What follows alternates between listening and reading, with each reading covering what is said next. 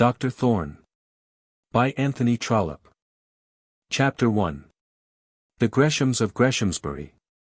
Before the reader is introduced to the modest country medical practitioner who is to be the chief personage of the following tale, it will be well that he should be made acquainted with some particulars as to the locality in which, and the neighbours among whom, our doctor followed his profession. There is a county in the west of England not so full of life, indeed, nor so widely spoken of as some of its manufacturing Leviathan brethren in the north, but which is, nevertheless, very dear to those who know it well. Its green pastures, its waving wheat, its deep and shady and, let us add, dirty lanes, its paths and stiles, its tawny-coloured, well-built rural churches, its avenues of beeches and frequent Tudor mansions, its constant county hunt, its social graces, and the general air of clanship which pervades it, has made it to its own inhabitants a favoured land of Goshen. It is purely agricultural in its produce, agricultural in its poor, and agricultural in its pleasures. There are towns in it, of course. Depots from whence are brought seeds and groceries, ribbons and fire shovels, in which markets are held and county balls are carried on, which return members to Parliament, generally, in spite of reform bills, past, present, and coming, in accordance with the dictates of some neighbouring land magnate, from whence emanate the country postmen, and where is located the supply of post-horses necessary for county visitings. But these towns add nothing to the importance of the county. They consist, with the exception of the assize town, of dull, all but death-like single streets. Each possesses 2 pumps, 3 hotels, 10 shops, 15 beer houses, a beadle, and a marketplace. Indeed, the town population of the county reckons for nothing when the importance of the county is discussed, with the exception, as before said, of the assize town, which is also a cathedral city. Herein is a clerical aristocracy, which is certainly not without its due weight. A resident bishop, a resident dean, an archdeacon, 3 or 4 resident prebendaries, and all their numerous chaplains, vicars, and ecclesiastical satellites, do make up a society sufficiently powerful to be counted as something by the county squirearchy. In other respects the greatness of Barsetshire depends wholly on the landed powers. Barsetshire, however, is not now so essentially one whole as it was before the Reform Bill divided it. There is in these days an East Barsetshire, and there is a West Barsetshire. And people conversant with Barsetshire doings declare that they can already decipher some difference of feeling, some division of interests. The eastern moiety of the county is more purely conservative than the western. There is, or was, a taint of Peelism in the latter. And then, too, the residence of 2 such great Whig magnates as the Duke of Omnium and the Earl de Courcy in that locality in some degree overshadows and renders less influential the gentlemen who live near them. It is to East Barsetshire that we are called. When the division above spoken of was first contemplated, in those stormy days in which gallant men were still combating reform ministers, if not with hope, still with spirit, the battle was fought by none more bravely than by John Newbold Gresham of Greshamsbury, the member for Barsetshire. Fate, however, and the Duke of Wellington were adverse, and in the following Parliament John Newbold Gresham was only member for East Barsetshire. Whether or not it was true, as stated at the time, that the aspect of the men with whom he was called on to associate at St. Stephen's broke his heart, it is not for us now to inquire. It is certainly true that he did not live to see the first year of the Reformed Parliament brought to a close. The then Mr. Gresham was not an old man at the time of his death, and his eldest son, Francis Newbold Gresham, was a very young man. But, notwithstanding his youth, and notwithstanding other grounds of objection which stood in the way of such preferment, and which must be explained, he was chosen in his father's place. The father's services had been too recent, too well appreciated, too thoroughly in unison with the feelings of those around him to allow of any other choice. And in this way young Frank Gresham found himself member for East Barsetshire, although the very men who elected him knew that they had but slender ground for trusting him with their suffrages. Frank Gresham, though then only 24 years of age, was a married man, and a father. He had already chosen a wife, and by his choice had given much ground of distrust to the men of East Barsetshire. He had married no other than Lady Arabella de Courcy, the sister of the great Whig earl who lived at Courcy Castle in the west. That earl who not only voted for the Reform Bill, but had been infamously active in bringing over other young peers so to vote. And whose name therefore stank in the nostrils of the staunch Tory squires of the county. Not only had Frank Gresham so wedded, but having thus improperly and unpatriotically chosen a wife, he had added to his sins by becoming recklessly intimate with his wife's relations. It is true that he still called himself a Tory, belonged to the club of which his father had been one of the most honoured members, and in the days of the great battle got his head broken in a row. On the right side. But, nevertheless, it was felt by the good men, true and blue, of East Barsetshire, that a constant sojourner at Courcy Castle could not be regarded as a consistent Tory. When, however, his father died, that broken head served him in good stead, his sufferings in the cause were made the most of. These, in unison with his father's merits, turned the scale, and it was accordingly decided, at a meeting held at the George and Dragon, at Barchester, that Frank Gresham should fill his father's shoes. But Frank Gresham could not fill his father's shoes, they were too big for him. He did become member for East Barsetshire, but he was such a member, so lukewarm, so indifferent, so prone to associate with the enemies of the good cause, so little willing to fight the good fight, that he soon disgusted those who most dearly loved the memory of the old squire. The Courcy Castle in those days had great allurements for a young man, and all those allurements were made the most of to win over young Gresham. His wife, who was a year or two older than himself, was a fashionable woman, with thorough Whig tastes and aspirations, such as became the daughter of a great Whig earl.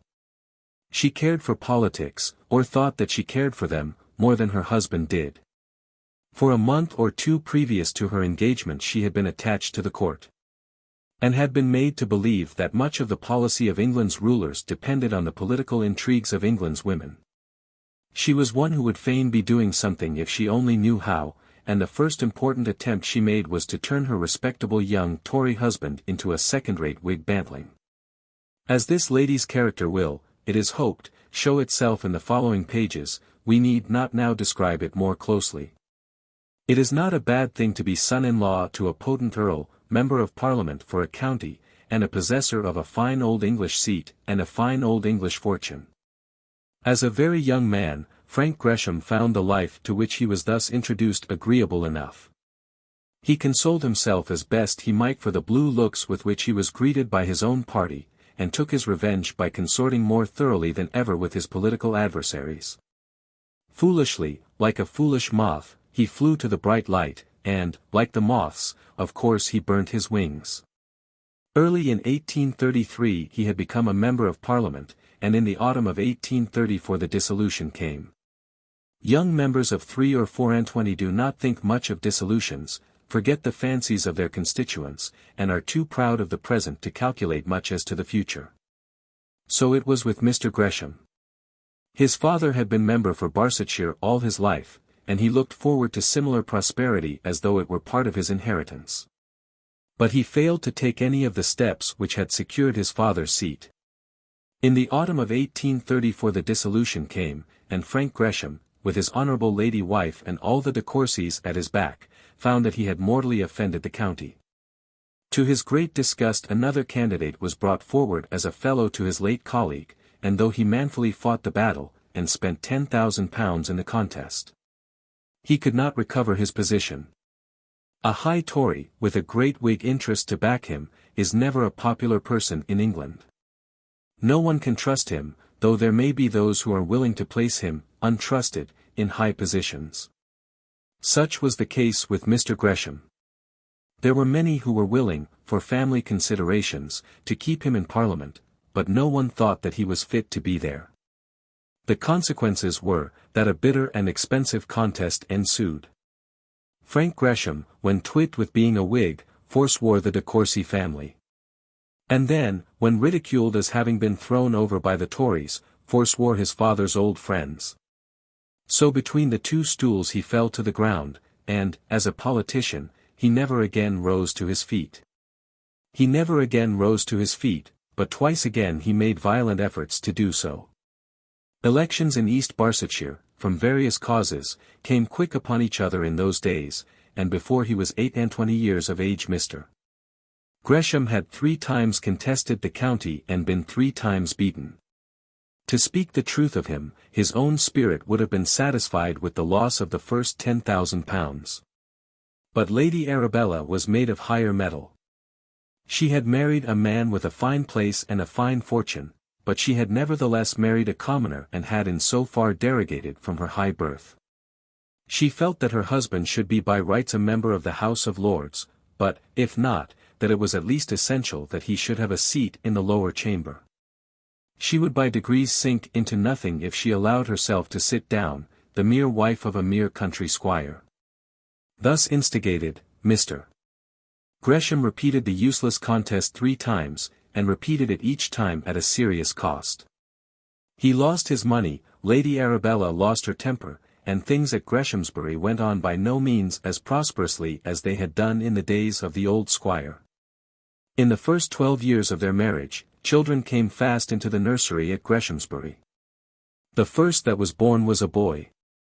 And in those happy halcyon days, when the old squire was still alive, great was the joy at the birth of an heir to Greshamsbury. Bonfires gleamed through the countryside, oxen were roasted whole, and the customary paraphernalia of joy, usual to rich Britons on such occasions, were gone through with wondrous eclat.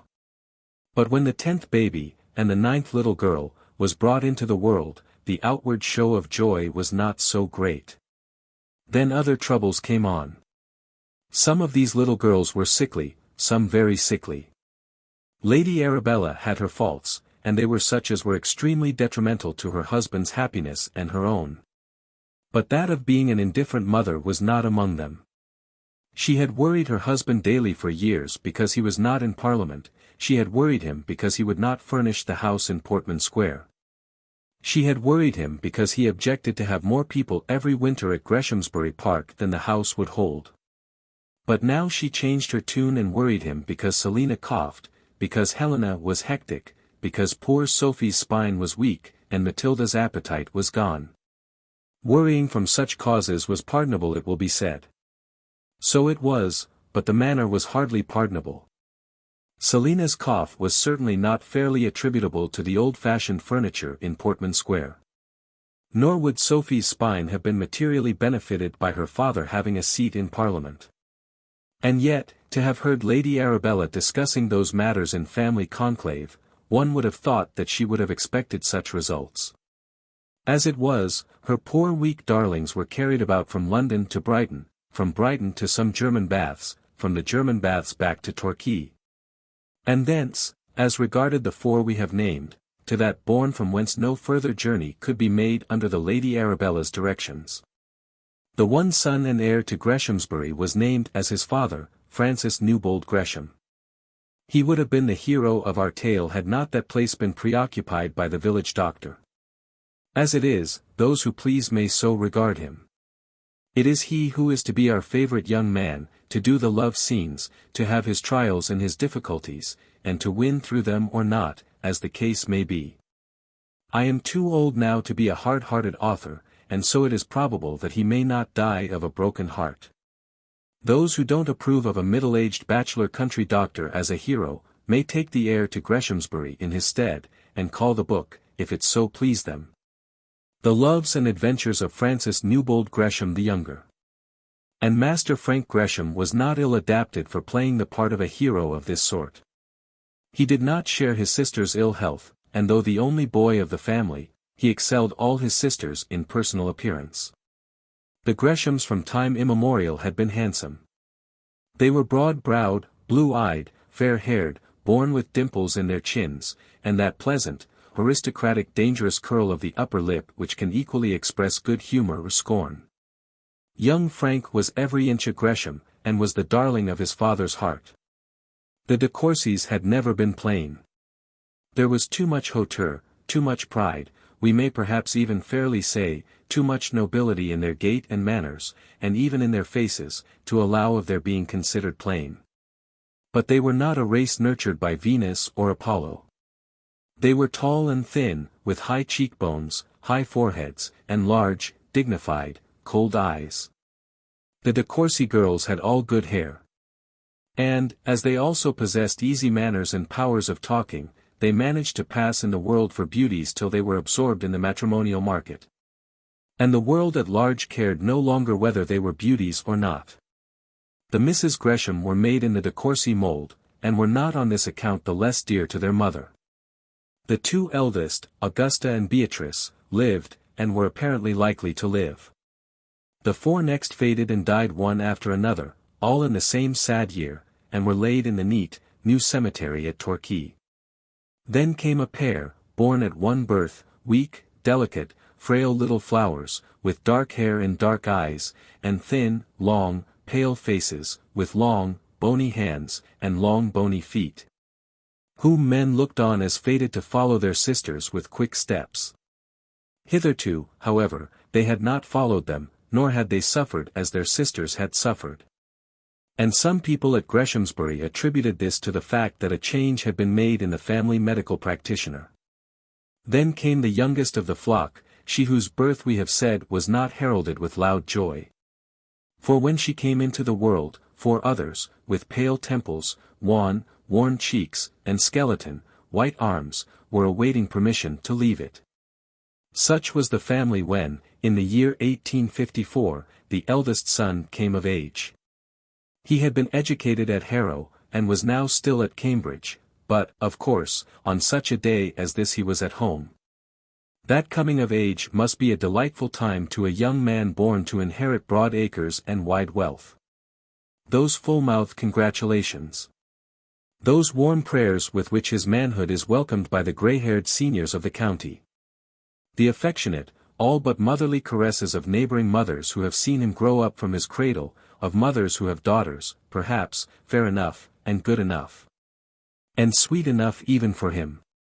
The soft-spoken, half-bashful, but tender greetings of the girls, who now, perhaps for the first time, call him by his stern family name. Instructed by instinct rather than precept, at the time has come when the familiar Charles or familiar John must by them be laid aside. The lucky dogs, and hints of silver spoons which are poured into his ears as each young compeer slaps his back and bids him live 1,000 years and then never die. The shouting of the tenantry, the good wishes of the old farmers who come up to wring his hand, the kisses which he gets from the farmers' wives, and the kisses which he gives to the farmers' daughters. All these things must make the 21st birthday pleasant enough to a young heir. To a youth, however, who feels that he is now liable to arrest, and that he inherits no other privilege, the pleasure may very possibly not be quite so keen. The case with young Frank Gresham may be supposed to much nearer the former than the latter. But yet the ceremony of his coming of age was by no means like that which fate had accorded to his father. Mr. Gresham was now an embarrassed man, and though the world did not know it, or, at any rate, did not know that he was deeply embarrassed, he had not the heart to throw open his mansion and receive the county with a free hand as though all things were going well with him. Nothing was going well with him. Lady Arabella would allow nothing near him or around him to be well. Everything with him now turned to vexation. He was no longer a joyous, happy man, and the people of East Barsetshire did not look for gala doings on a grand scale when young Gresham came of age. Gala doings, to a certain extent, there were there. It was in July, and tables were spread under the oaks for the tenants. Tables were spread, and meat, and beer, and wine were there, and Frank, as he walked round and shook his guests by the hand, expressed a hope that their relations with each other might be long, close, and mutually advantageous. We must say a few words now about the place itself. Greshamsbury Park was a fine old English gentleman's seat, was and is.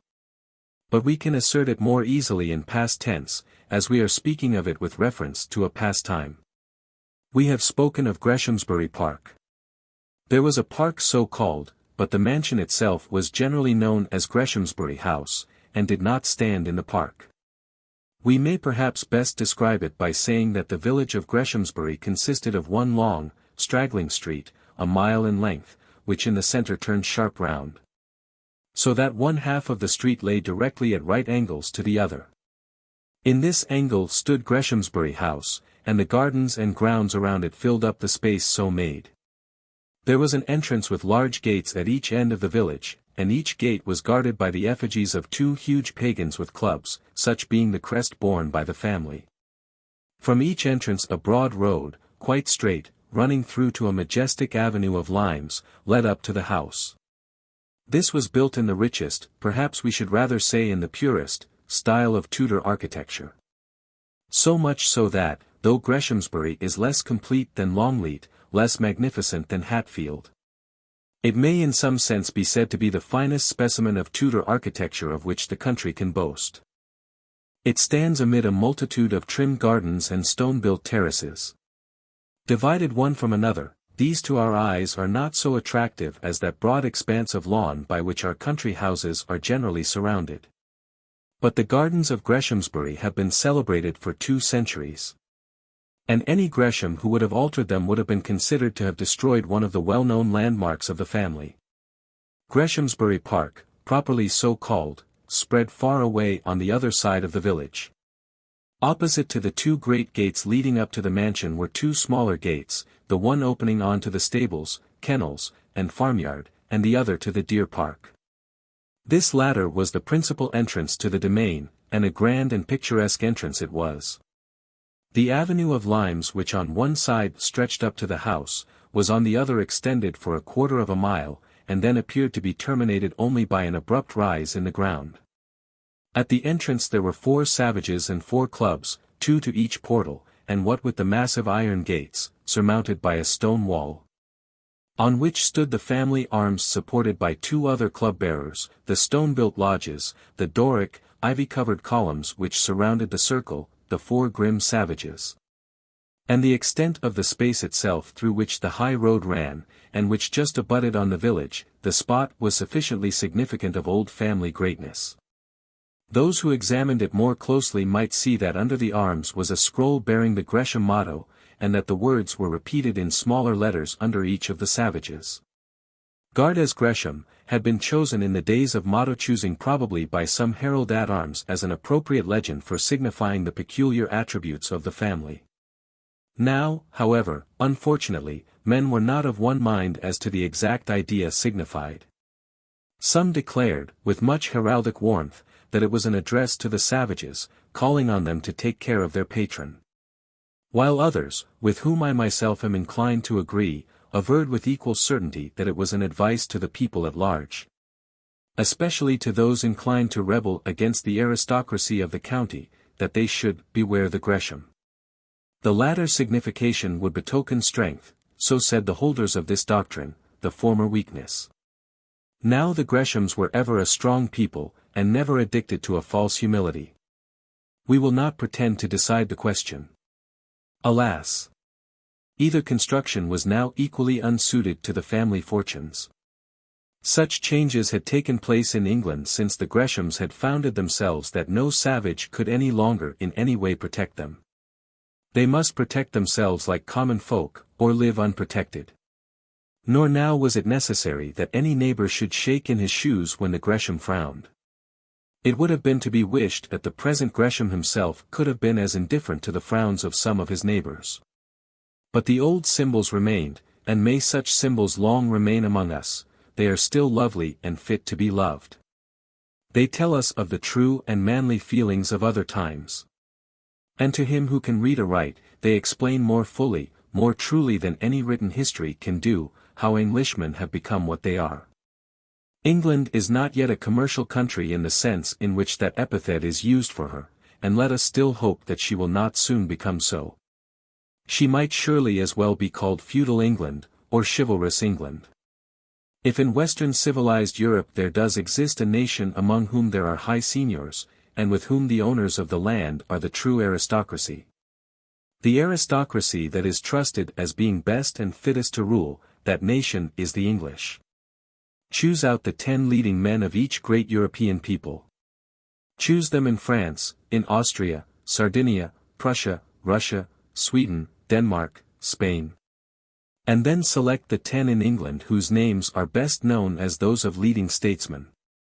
The result will show in which country there still exists the closest attachment to, the sincerest trust in, the old feudal and now so-called landed interests. England a commercial country. Yes. As Venice was. She may excel other nations in commerce, but yet it is not that in which she most prides herself, in which she most excels. Merchants as such are not the first men among us. Though it perhaps be open, barely open, to a merchant to become one of them. Buying and selling is good and necessary, it is very necessary, and may, possibly, be very good. But it cannot be the noblest work of man, and let us hope that it may not in our time be esteemed the noblest work of an Englishman. Greshamsbury Park was very large. It lay on the outside of the angle formed by the village street, and stretched away on two sides without apparent limit or boundaries visible from the village road or house. Indeed, the ground on this side was so broken up into abrupt hills, and conical-shaped, oak-covered excrescences, which were seen peeping up through and over each other, that the true extent of the park was much magnified to the eye. It was very possible for a stranger to get into it and to find some difficulty in getting out again by any of its known gates. And such was the beauty of the landscape, that a lover of scenery would be tempted thus to lose himself. I have said that on one side lay the kennels, and this will give me an opportunity of describing here one especial episode, a long episode, in the life of the existing squire. He had once represented his county in Parliament, and when he ceased to do so he still felt an ambition to be connected in some peculiar way with that county's greatness. He still desired that Gresham of Greshamsbury should be something more in East Barsetshire than Jackson of the Grange, or Baker of Mill Hill, or Bateson of Ansgrove. They were all his friends, and very respectable country gentlemen, but Mr. Gresham of Greshamsbury should be more than this, even he had enough of ambition to be aware of such a longing. Therefore, when an opportunity occurred he took to hunting the county. For this employment he was in every way well suited, unless it was in the matter of finance. Though he had in his very earliest manly years given such great offence by indifference to his family politics, and had in a certain degree fostered the ill feeling by contesting the county in opposition to the wishes of his brother squires, nevertheless, he bore a loved and popular name. Men regretted that he should not have been what they wished him to be, that he should not have been such as was the old squire. But when they found that such was the case, that he could not be great among them as a politician, they were still willing that he should be great in any other way if there were county greatness for which he was suited. Now he was known as an excellent horseman, as a thorough sportsman, as one knowing in dogs, and tender-hearted as a sucking mother to a litter of young foxes. He had ridden in the county since he was 15, had a fine voice for a view-hallo, knew every hound by name, and could wind a horn with sufficient music for all hunting purposes. Moreover, he had come to his property, as was well known through all Barsetshire, with a clear income of 14,000 a year. Thus, when some old worn-out master of hounds was run to ground, about a year after Mr. Gresham's last contest for the county, it seemed to all parties to be a pleasant and rational arrangement that the hounds should go to Greshamsbury. Pleasant, indeed, to all except the Lady Arabella. And rational, perhaps, to all except the squire himself. All this time he was already considerably encumbered. He had spent much more than he should have done, and so indeed had his wife, in those 2 splendid years in which they had figured as great among the great ones of the earth. 14,000 a year ought to have been enough to allow a member of Parliament with a young wife and 2 or 3 children to live in London and keep up their country family mansion. But then the de Courcys were very great people, and Lady Arabella chose to live as she had been accustomed to do. And as her sister-in-law the Countess lived, now Lord de Courcy had much more than 14,000 a year.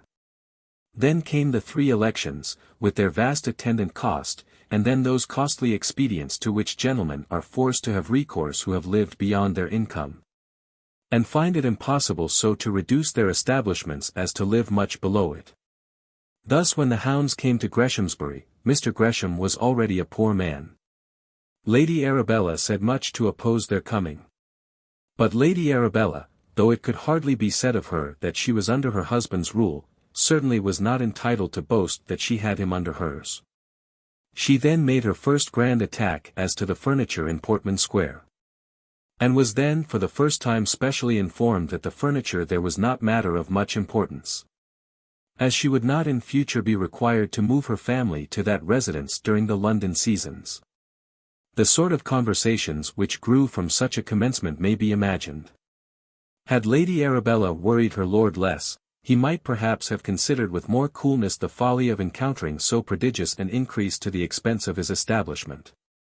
Had he not spent so much money in a pursuit which his wife did not enjoy, she might perhaps have been more sparing in her rebukes as to his indifference to her London pleasures. As it was, the hounds came to Greshamsbury, and Lady Arabella did go to London for some period in each year, and the family expenses were by no means lessened. The kennels, however, were now again empty.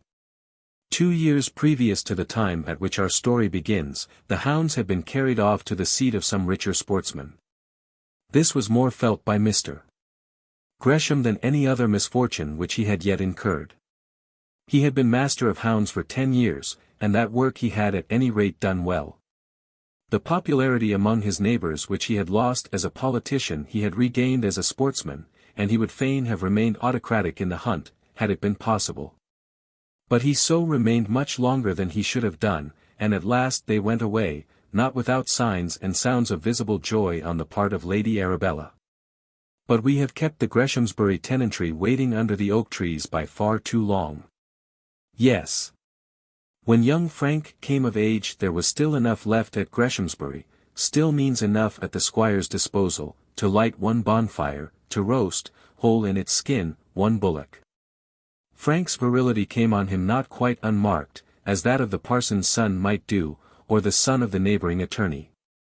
It could still be reported in the Barsetshire Conservative Standard that the beards wagged all at Greshamsbury, now as they had done for many centuries on similar festivals.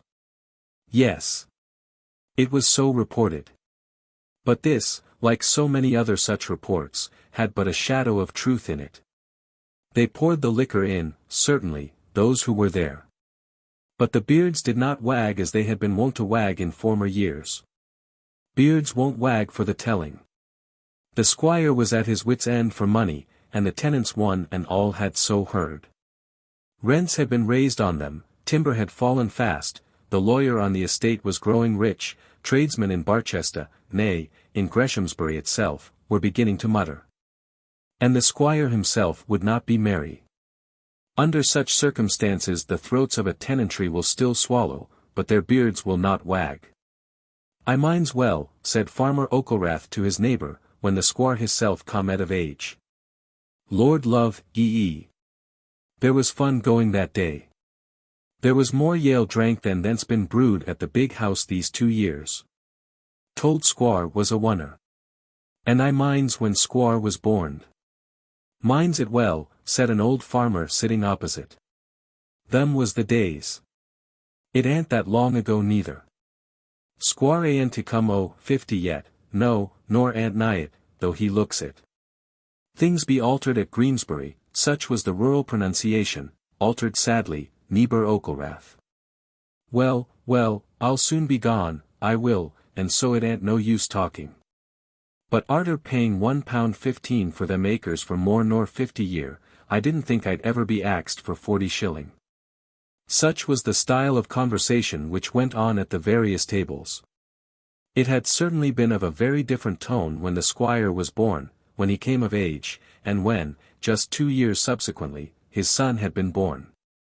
On each of these events similar rural fetes had been given, and the squire himself had on these occasions been frequent among his guests. On the first, he had been carried round by his father, a whole train of ladies and nurses following. On the second, he had himself mixed in all the sports, the gayest of the gay, and each tenant had squeezed his way up to the lawn to get a sight of the Lady Arabella, who, as was already known, was to come from Courcy Castle to Greshamsbury to be their mistress. It was little they any of them cared now for the Lady Arabella. On the third, he himself had borne his child in his arms as his father had before borne him. He was then in the zenith of his pride, and though the tenantry whispered that he was somewhat less familiar with them than of yore, that he had put on somewhat too much of the de Courcy airs, Still he was their squire, their master, the rich man in whose hand they lay. The old squire was then gone, and they were proud of the young member and his lady bride in spite of a little hauteur. None of them were proud of him now. He walked once round among the guests, and spoke a few words of welcome at each table. And as he did so the tenants got up and bowed and wished health to the old squire, happiness to the young one, and prosperity to Greshamsbury, but, nevertheless, it was but a tame affair. There were also other visitors, of the gentle sort, to do honour to the occasion. But not such swarms, not such a crowd at the mansion itself and at the houses of the neighbouring gentry as had always been collected on these former gala doings. Indeed, the party at Greshamsbury was not a large one, and consisted chiefly of Lady de Courcy and her suite. Lady Arabella still kept up, as far as she was able, her close connection with Courcy Castle. She was there as much as possible, to which Mr. Gresham never objected. And she took her daughters there whenever she could, though, as regarded the two elder girls, she was interfered with by Mr. Gresham, and not unfrequently by the girls themselves. Lady Arabella had a pride in her son, though he was by no means her favourite child. He was, however, the heir of Greshamsbury, of which fact she was disposed to make the most, and he was also a fine gainly open-hearted young man, who could not but be dear to any mother. Lady Arabella did love him dearly, though she felt a sort of disappointment in regard to him, seeing that he was not so much like a de Courcy as he should have been. She did love him dearly. And, therefore, when he came of age she got her sister-in-law and all the ladies Amelia, Rosina etc., to come to Greshamsbury.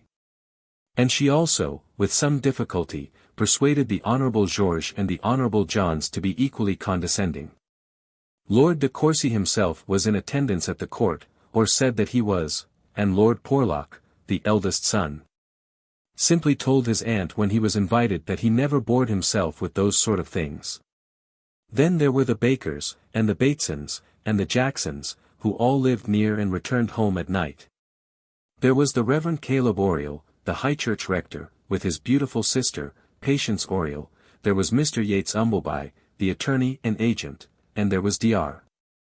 Thorne, and the doctor's modest, quiet-looking little niece, Miss Mary. How do you find this book? Any thoughts about the book or the author? Any suggestion for improvement? Please take a moment to share your thoughts in a comment. If you like it, share it with your friends who might enjoy it as well. Subscribe to keep in touch. Visit CompleteAudiobooks.com for more quality content. Chapter 2.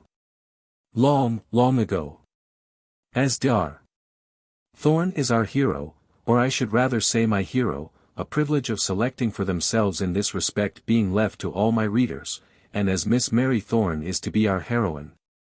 A point on which no choice whatsoever is left to anyone, it is necessary that they shall be introduced and explained and described in a proper, formal manner. I quite feel that an apology is due for beginning a novel with 2 long dull chapters full of description. I am perfectly aware of the danger of such a course. In so doing I sin against the golden rule which requires us all to put our best foot foremost, the wisdom of which is fully recognized by novelists, myself among the number. It can hardly be expected that anyone will consent to go through with a fiction that offers so little of allurement in its first pages, but twist it as I will I cannot do otherwise. I find that I cannot make poor Mr. Gresham hem and haw and turn himself uneasily in his armchair in a natural manner till I have said why he is uneasy. I cannot bring in my doctor speaking his mind freely among the bigwigs till I have explained that it is in accordance with his usual character to do so. This is unartistic on my part, and shows want of imagination as well as want of skill. Whether or not I can atone for these faults by straightforward, simple, plain storytelling, that, indeed, is very doubtful. Dr. Thorne belonged to a family in one sense as good, and at any rate as old, as that of Mr. Gresham, and much older, he was apt to boast, than that of the de Courcys. This trait in his character is mentioned first, as it was the weakness for which he was most conspicuous. He was second cousin to Mr. Thorne of Ullathorne, a Barsetshire squire living in the neighbourhood of Barchester, and who boasted that his estate had remained in his family, descending from thorn to thorn. Longer than had been the case with any other estate or any other family in the county. But Dr. Thorne was only a second cousin. And, therefore, though he was entitled to talk of the blood as belonging to some extent to himself, he had no right to lay claim to any position in the county other than such as he might win for himself if he chose to locate himself in it. This was a fact of which no one was more fully aware than our doctor himself. His father, who had been first cousin of a former Squire Thorne, had been a clerical dignitary in Barchester, but had been dead now many years. He had had 2 sons. One he had educated as a medical man, but the other, and the younger, whom he had intended for the bar, had not betaken himself in any satisfactory way to any calling. This son had been first rusticated from Oxford, and then expelled, and thence returning to Barchester, had been the cause to his father and brother of much suffering. Old Dr. Thorne, the clergyman, died when the 2 brothers were yet young men, and left behind him nothing but some household and other property of the value of about £2,000.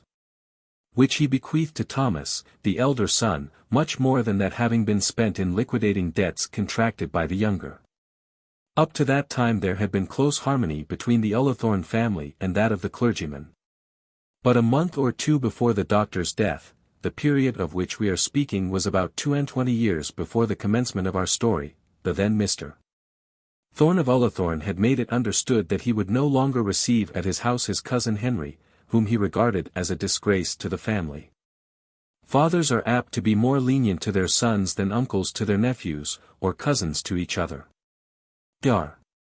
Thorne still hoped to reclaim his black sheep, and thought that the head of his family showed an unnecessary harshness in putting an obstacle in his way of doing so. And if the father was warm in support of his profligate son, the young medical aspirant was warmer in support of his profligate brother. Dr. Thorne, Jr., was no roué himself, but perhaps, as a young man, he had not sufficient abhorrence of his brother's vices. At any rate, he stuck to him manfully. And when it was signified in the close that Henry's company was not considered desirable at Ullathorne, Dr. Thomas Thorne sent word to the squire that under such circumstances his visits there would also cease. This was not very prudent, as the young Galen had elected to establish himself in Barchester, very mainly in expectation of the help which his Ullathorne connection would give him. This, however, in his anger he failed to consider. He was never known, either in early or in middle life, to consider in his anger those points which were probably best worth his consideration. This, perhaps, was of the less moment as his anger was of an unenduring kind, evaporating frequently with more celerity than he could get the angry words out of his mouth. With the Ullathorne people, however, he did establish a quarrel sufficiently permanent to be a vital injury to his medical prospects. And then the father died, and the 2 brothers were left living together with very little means between them. At this time there were living, in Barchester, people of the name of Scatcherd. Of that family, as then existing, we have only to do with 2, a brother and a sister. They were in a low rank of life, the one being a journeyman stonemason, and the other an apprentice to a straw bonnet maker, but they were, nevertheless, in some sort remarkable people. The sister was reputed in Barchester to be a model of female beauty of the strong and robuster caste, and had also a better reputation as being a girl of good character and honest, womanly conduct. Both of her beauty and of her reputation her brother was exceedingly proud, and he was the more so when he learnt that she had been asked in marriage by a decent master tradesman in the city. Roger Scatcherd had also a reputation, but not for beauty or propriety of conduct. He was known for the best stonemason in the 4 counties, and as the man who could, on occasion, drink the most alcohol in a given time in the same localities. As a workman, indeed, he had higher reputation even than this. He was not only a good and very quick stonemason, but he had also a capacity for turning other men into good stonemasons. He had a gift of knowing what a man could and should do. And, by degrees, he taught himself what 5, and 10, and 20, latterly, what 1,000 and 2,000 men might accomplish among them. This, also, he did with very little aid from pen and paper, with which he was not, and never became, very conversant. He had also other gifts and other propensities. He could talk in a manner dangerous to himself and others, he could persuade without knowing that he did so. And being himself an extreme demagogue, in those noisy times just prior to the Reform Bill, he created a hubbub in Barsetshire of which he himself had had no previous conception. Henry Thorne among his other bad qualities had one which his friends regarded as worse than all the others, and which perhaps justified the Ullathorne people in their severity. He loved to consort with low people. He not only drank, that might have been forgiven, but he drank in taprooms with vulgar drinkers, so said his friends, and so said his enemies. He denied the charge as being made in the plural number, and declared that his only low co-reveller was Roger Scatcherd. With Roger Scatcherd, at any rate, he associated, and became as democratic as Roger was himself. Now the Thornes of Ullathorne were of the very highest order of Tory excellence. Whether or not Mary Scatcherd at once accepted the offer of the respectable tradesman, I cannot say. After the occurrence of certain events which must here shortly be told, she declared that she never had done so. Her brother averred that she most positively had. The respectable tradesman himself refused to speak on the subject. It is certain, however, that Scatcherd, who had hitherto been silent enough about his sister in those social hours which he passed with his gentleman friend, boasted of the engagement when it was, as he said, made. And then boasted also of the girl's beauty. Scatcherd, in spite of his occasional intemperance, looked up in the world, and the coming marriage of his sister was, he thought, suitable to his own ambition for his family. Henry Thorne had already heard of, and already seen, Mary Scatcherd, but hitherto she had not fallen in the way of his wickedness. Now, however, when he heard that she was to be decently married, the devil tempted him to tempt her. It boots not to tell all the tale. It came out clearly enough when all was told, that he made her most distinct promises of marriage, he even gave her such in writing. And having in this way obtained from her company during some of her little holidays, her Sundays or summer evenings, he seduced her. Scatcherd accused him openly of having intoxicated her with drugs, and Thomas Thorne, who took up the case, ultimately believed the charge. It became known in Barchester that she was with child, and that the seducer was Henry Thorne. Roger Scatcherd, when the news first reached him, filled himself with drink, and then swore that he would kill them both. With manly wrath, however, he set forth, first against the man, and that with manly weapons. He took nothing with him but his fists and a big stick as he went in search of Henry Thorne. The two brothers were then lodging together at a farmhouse close abutting on the town. This was not an eligible abode for a medical practitioner. But the young doctor had not been able to settle himself eligibly since his father's death, and wishing to put what constraint he could upon his brother, had so located himself. To this farmhouse came Roger Scatcherd one sultry summer evening, his anger gleaming from his bloodshot eyes, and his rage heightened to madness by the rapid pace at which he had run from the city, and by the ardent spirits which were fermenting within him. At the very gate of the farmyard, standing placidly with his cigar in his mouth, he encountered Henry Thorne. He had thought of searching for him through the whole premises, of demanding his victim with loud exclamations, and making his way to him through all obstacles. In lieu of that, there stood the man before him. "Well, Roger, what's in the wind?" said Henry Thorne. They were the last words he ever spoke. He was answered by a blow from the blackthorn. A contest ensued, which ended in Scatcherd keeping his word, at any rate, as regarded the worst offender. How the fatal blow on the temple was struck was never exactly determined. One medical man said it might have been done in a fight with a heavy-headed stick. Another thought that a stone had been used, a third suggested a stonemason's hammer. It seemed, however, to be proved subsequently that no hammer was taken out, and Scatcherd himself persisted in declaring that he had taken in his hand no weapon but the stick. Scatcherd, however, was drunk, and even though he intended to tell the truth, may have been mistaken. There were, however, the facts that Thorne was dead. That Scatcherd had sworn to kill him about an hour previously, and that he had without delay accomplished his threat. He was arrested and tried for murder. All the distressing circumstances of the case came out on the trial. He was found guilty of manslaughter, and sentenced to be imprisoned for 6 months. Our readers will probably think that the punishment was too severe. Thomas Thorne and the farmer were on the spot soon after Henry Thorne had fallen. The brother was at first furious for vengeance against his brother's murderer. But, as the facts came out, as he learnt what had been the provocation given, what had been the feelings of Scatcherd when he left the city, determined to punish him who had ruined his sister. His heart was changed. Those were trying days for him. It behoved him to do what in him lay to cover his brother's memory from the obloquy which it deserved. It behoved him also to save, or to assist to save, from undue punishment the unfortunate man who had shed his brother's blood. And it behoved him also, at least so he thought, to look after that poor fallen one whose misfortunes were less merited than those either of his brother or of hers. And he was not the man to get through these things lightly, or with as much ease as he perhaps might conscientiously have done. He would pay for the defense of the prisoner.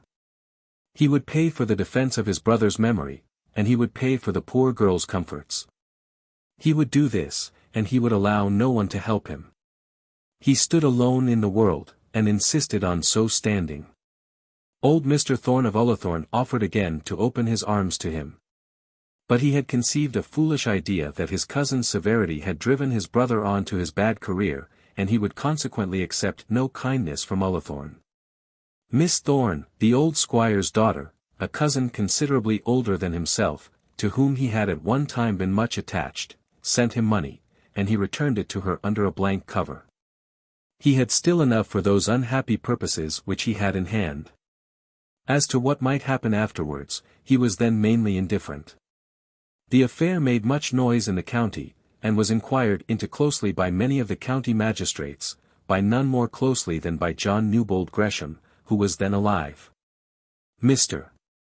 Gresham was greatly taken with the energy and justice shown by Dr. Thorne on the occasion, and when the trial was over, he invited him to Greshamsbury. The visit ended in the doctor establishing himself in that village. We must return for a moment to Mary Scatcherd. She was saved from the necessity of encountering her brother's wrath, for that brother was under arrest for murder before he could get at her. Her immediate lot, however, was a cruel one. Deep as was her cause for anger against the man who had so inhumanly used her, still it was natural that she should turn to him with love rather than with aversion.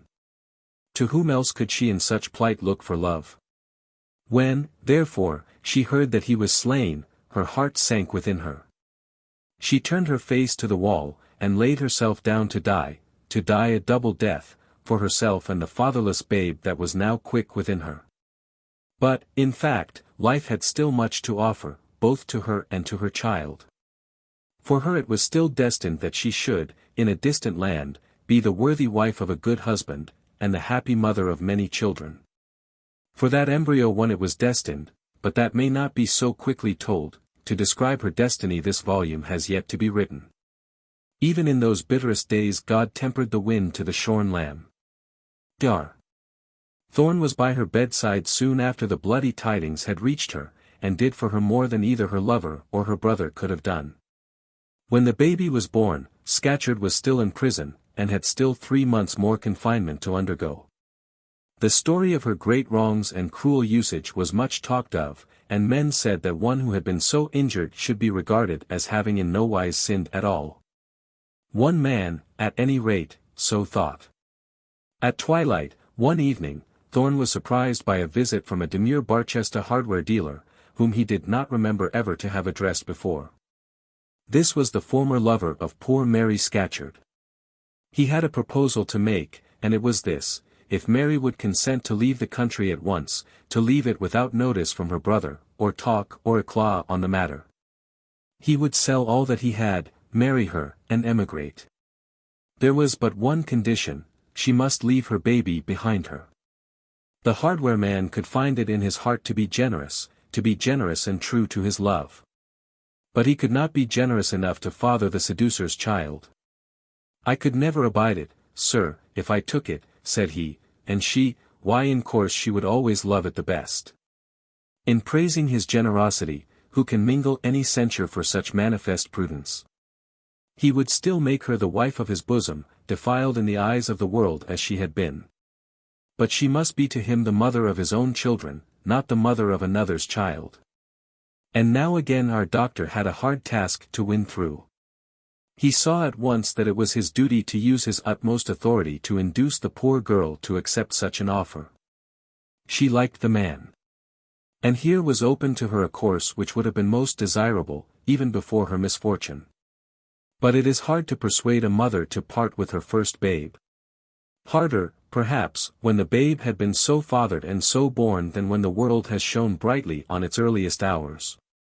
She at first refused stoutly. She sent 1,000 loves, 1,000 thanks, profusest acknowledgments for his generosity to the man who showed her that he loved her so well. But nature, she said, would not let her leave her child. "And what will you do for her here, Mary?" said the doctor. Poor Mary replied to him with a deluge of tears. "She is my niece," said the doctor, taking up the tiny infant in his huge hands. "She is already the nearest thing, the only thing that I have in this world. I am her uncle, Mary. If you will go with this man I will be father to her and mother to her. Of what bread I eat, she shall eat, of what cup I drink, she shall drink. See, Mary, here is the Bible." And he covered the book with his hand. "Leave her to me, and by this word she shall be my child." The mother consented at last, left her baby with the doctor, married, and went to America. All this was consummated before Roger Scatcherd was liberated from jail. Some conditions the doctor made. The first was, that Scatcherd should not know his sister's child was thus disposed of. Sir Thorne, in undertaking to bring up the baby, did not choose to encounter any tie with persons who might hereafter claim to be the girl's relations on the other side. Relations she would undoubtedly have had none had she been left to live or die as a workhouse bastard. But should the doctor succeed in life, should he ultimately be able to make this girl the darling of his own house, and then the darling of some other house? Should she live and win the heart of some man whom the doctor might delight to call his friend and nephew? Then relations might spring up whose ties would not be advantageous. No man plumed himself on good blood more than Dr. Thorne. No man had greater pride in his genealogical tree, and his 130 clearly proved descents from macadam. No man had a stronger theory as to the advantage held by men who have grandfathers over those who have none, or have none worth talking about.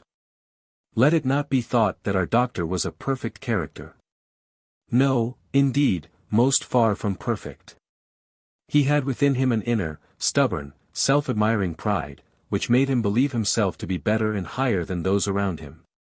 And this from some unknown cause which he could hardly explain to himself. He had a pride in being a poor man of a high family, he had a pride in repudiating the very family of which he was proud, and he had a special pride in keeping his pride silently to himself. His father had been a Thorne, and his mother a Thorold. There was no better blood to be had in England. It was in the possession of such properties as these that he condescended to rejoice. This man, with a man's heart, a man's courage, and a man's humanity. Other doctors round the county had ditch water in their veins. He could boast of a pure ichor, to which that of the great Omnium family was but a muddy puddle. It was thus that he loved to excel his brother practitioners, he who might have indulged in the pride of excelling them both in talent and in energy. We speak now of his early days. But even in his maturer life, the man, though mellowed, was the same. This was the man who now promised to take to his bosom as his own child a poor bastard whose father was already dead, and whose mother's family was such as the Scatcherds. It was necessary that the child's history should be known to none. Except to the mother's brother it was an object of interest to no one. The mother had for some short time been talked of. But now the 9 days' wonder was a wonder no longer. She went off to her faraway home, her husband's generosity was duly chronicled in the papers, and the babe was left untalked of and unknown. It was easy to explain to Scatcherd that the child had not lived. There was a parting interview between the brother and sister in the jail, during which, with real tears and unaffected sorrow, the mother thus accounted for the offspring of her shame. Then she started, fortunate in her coming fortunes, and the doctor took with him his charge to the new country in which they were both to live. There he found for her a fitting home till she should be old enough to sit at his table and live in his bachelor house, and no one but old Mr. Gresham knew who she was, or whence she had come. Then Roger Scatcherd, having completed his 6 months' confinement, came out of prison. Roger Scatcherd, though his hands were now red with blood, was to be pitied.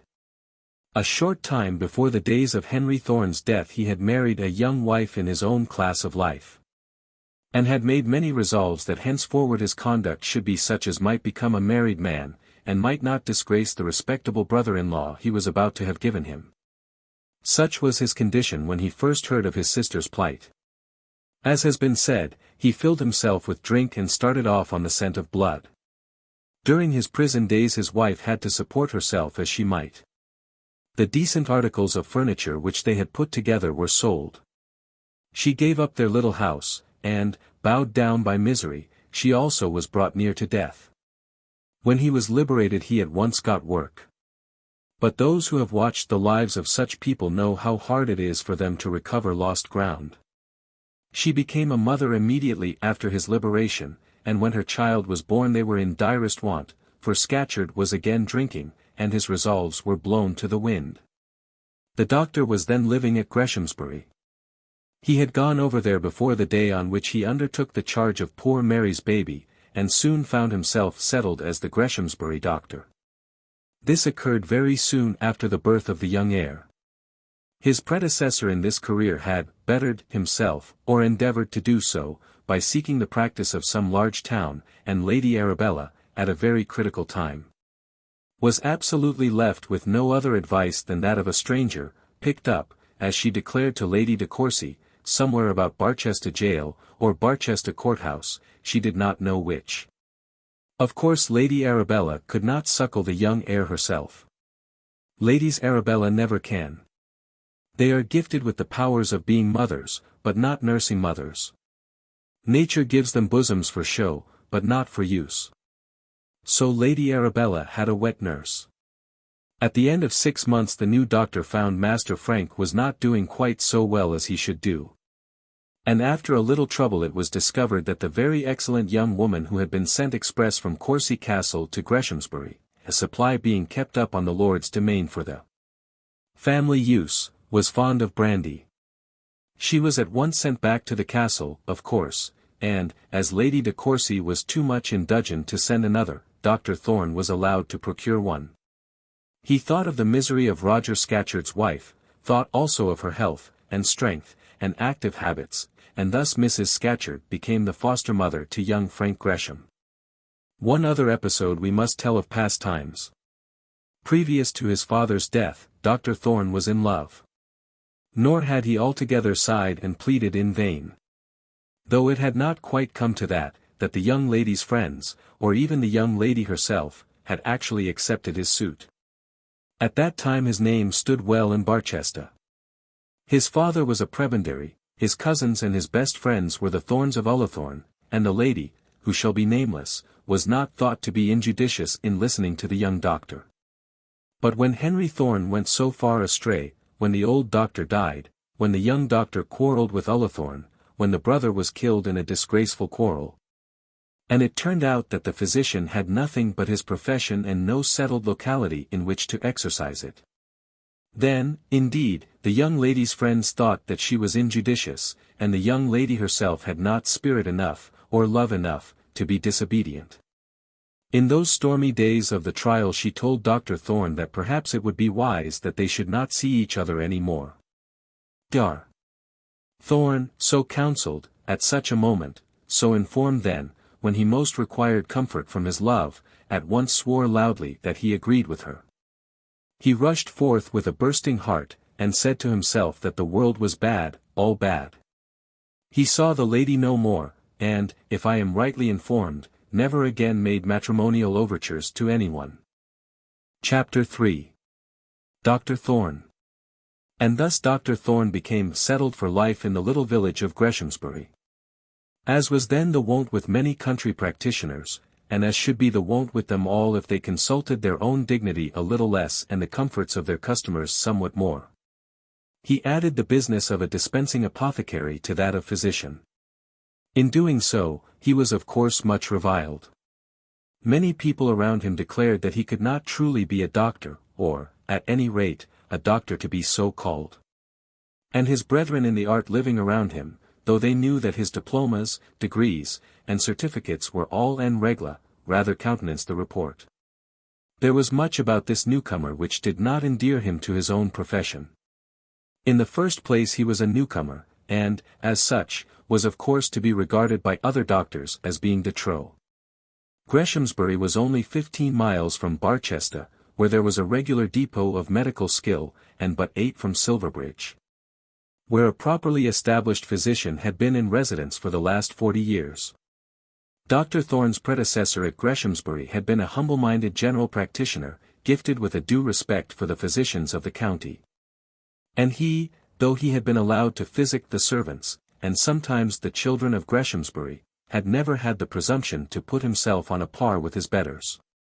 Then, also, Dr. Thorne, though a graduated physician, though entitled beyond all dispute to call himself a doctor, according to all the laws of all the colleges, made it known to the East Barsetshire world, very soon after he had seated himself at Greshamsbury, that his rate of pay was to be 7 and 6pence a visit within a circuit of 5 miles. With a proportionally increased charge at proportionally increased distances. Now there was something low, mean, unprofessional, and democratic in this, so, at least, said the children of Aesculapius gathered together in conclave at Barchester. In the first place, it showed that this Thorne was always thinking of his money, like an apothecary, as he was. Whereas, it would have behoved him, as a physician, had he had the feelings of a physician under his hat, to have regarded his own pursuits in a purely philosophical spirit. And to have taken any gain which might have accrued as an accidental adjunct to his station in life. A physician should take his fee without letting his left hand know what his right hand was doing, it should be taken without a thought, without a look, without a move of the facial muscles. The true physician should hardly be aware that the last friendly grasp of the hand had been made more precious by the touch of gold. Whereas, that fellow Thorne would lug out half a crown from his breeches pocket and give it in change for a 10-shilling piece. And then it was clear that this man had no appreciation of the dignity of a learned profession. He might constantly be seen compounding medicines in the shop, at the left hand of his front door.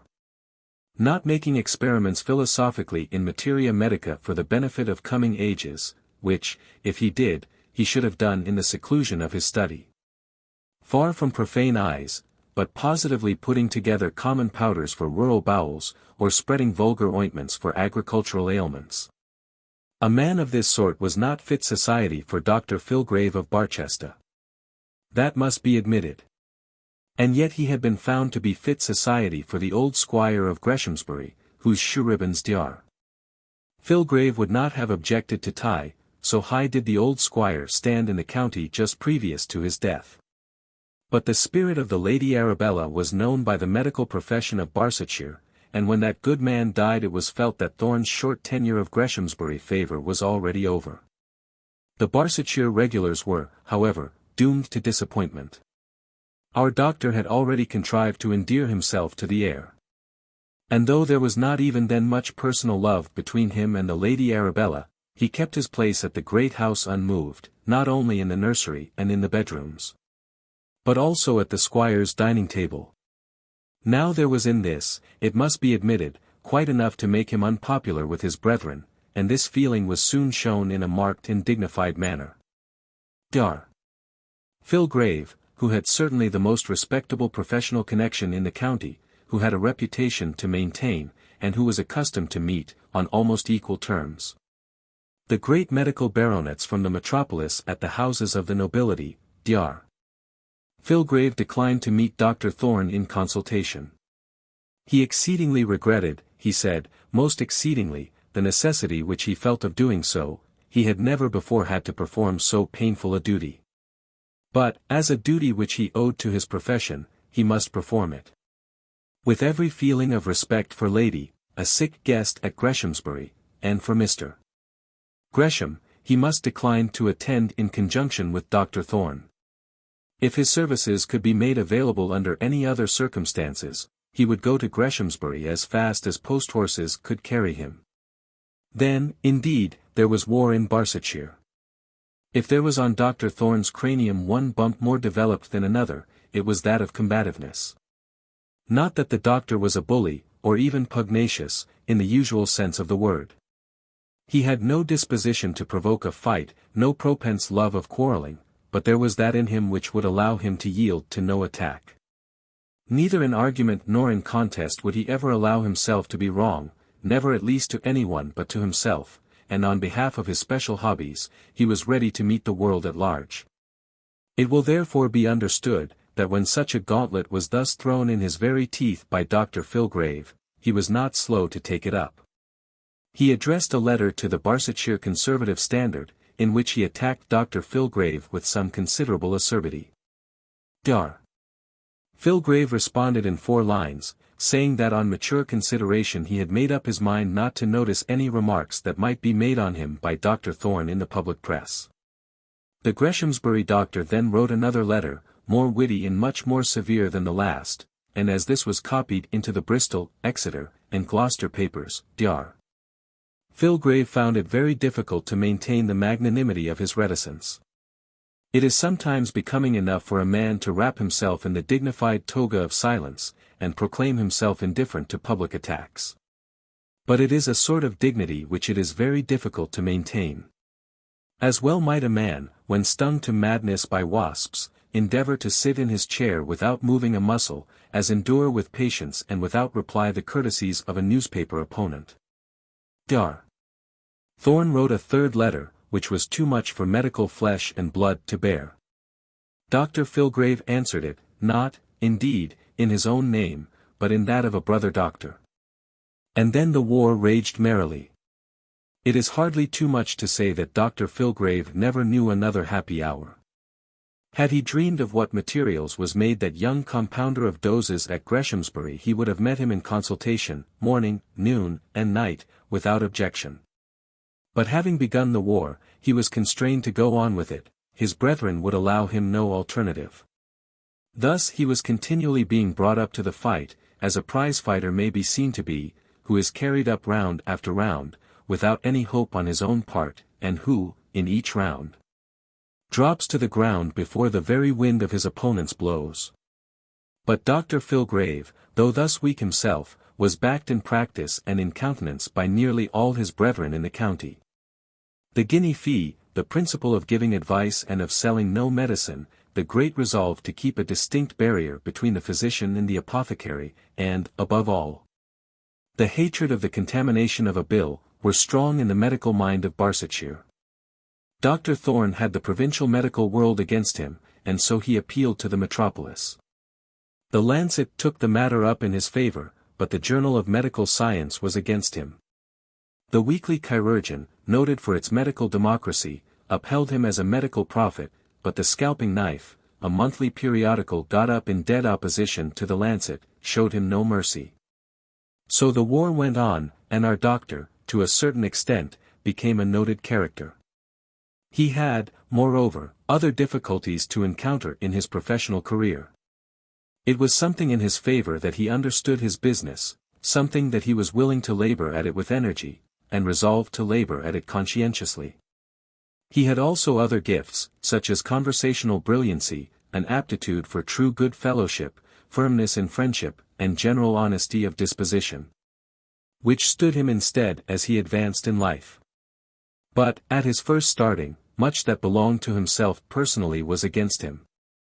Let him enter what house he would, he entered it with a conviction, often expressed to himself, that he was equal as a man to the proprietor, equal as a human being to the proprietress. To age he would allow deference, and to special recognized talent, at least so he said, to rank also, he would pay that respect which was its clear and recognized prerogative. He would let a lord walk out of a room before him if he did not happen to forget it, in speaking to a duke he would address him as his grace. And he would in no way assume a familiarity with bigger men than himself, allowing to the bigger man the privilege of making the first advances. But beyond this he would admit that no man should walk the earth with his head higher than his own. He did not talk of these things much, he offended no rank by boasts of his own equality. He did not absolutely tell the Earl de Courcy in words, that the privilege of dining at Courcy Castle was to him no greater than the privilege of dining at Courcy Parsonage. But there was that in his manner that told it. The feeling in itself was perhaps good, and was certainly much justified by the manner in which he bore himself to those below him in rank. But there was folly in the resolution to run counter to the world's recognized rules on such matters, and much absurdity in his mode of doing so, seeing that at heart he was a thorough conservative. It is hardly too much to say that he naturally hated a lord at first sight, but, nevertheless, he would have expended his means, his blood, and spirit, in fighting for the upper house of Parliament. Such a disposition, until it was thoroughly understood, did not tend to ingratiate him with the wives of the country gentlemen among whom he had to look for practice. And then, also, there was not much in his individual manner to recommend him to the favour of ladies. He was brusque, authoritative, given to contradiction, rough though never dirty in his personal belongings, and inclined to indulge in a sort of quiet raillery, which sometimes was not thoroughly understood.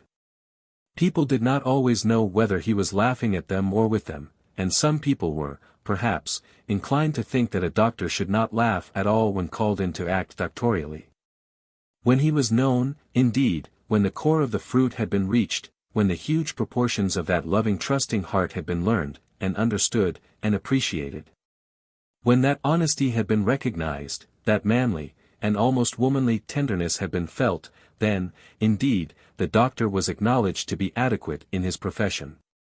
To trifling ailments he was too often brusque. Seeing that he accepted money for the cure of such, he should, we may say, have cured them without an offensive manner. So far he is without defense. But to real suffering no one found him brusque, no patient lying painfully on a bed of sickness ever thought him rough. Another misfortune was, that he was a bachelor. Ladies think, and I, for one, think that ladies are quite right in so thinking, that doctors should be married men. All the world feels that a man when married acquires some of the attributes of an old woman, he becomes, to a certain extent, a motherly sort of being. He acquires a conversance with women's ways and women's wants, and loses the wilder and offensive sparks of his virility. It must be easier to talk to such a one about Matilda's stomach, and the growing pains in Fanny's legs, than to a young bachelor. This impediment also stood much in Dr. Thorne's way during his first years at Greshamsbury. But his wants were not at first great, and though his ambition was perhaps high, it was not of an impatient nature. The world was his oyster. But, circumstanced as he was, he knew that it was not for him to open it with his lancet all at once. He had bread to earn, which he must earn wearily. He had a character to make, which must come slowly.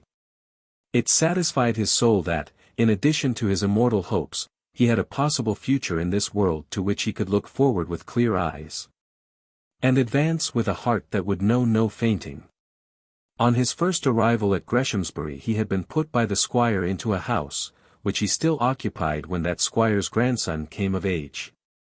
There were 2 decent, commodious, private houses in the village, always excepting the rectory, which stood grandly in its own grounds, and, therefore, was considered as ranking above the village residences. Of these 2 Dr.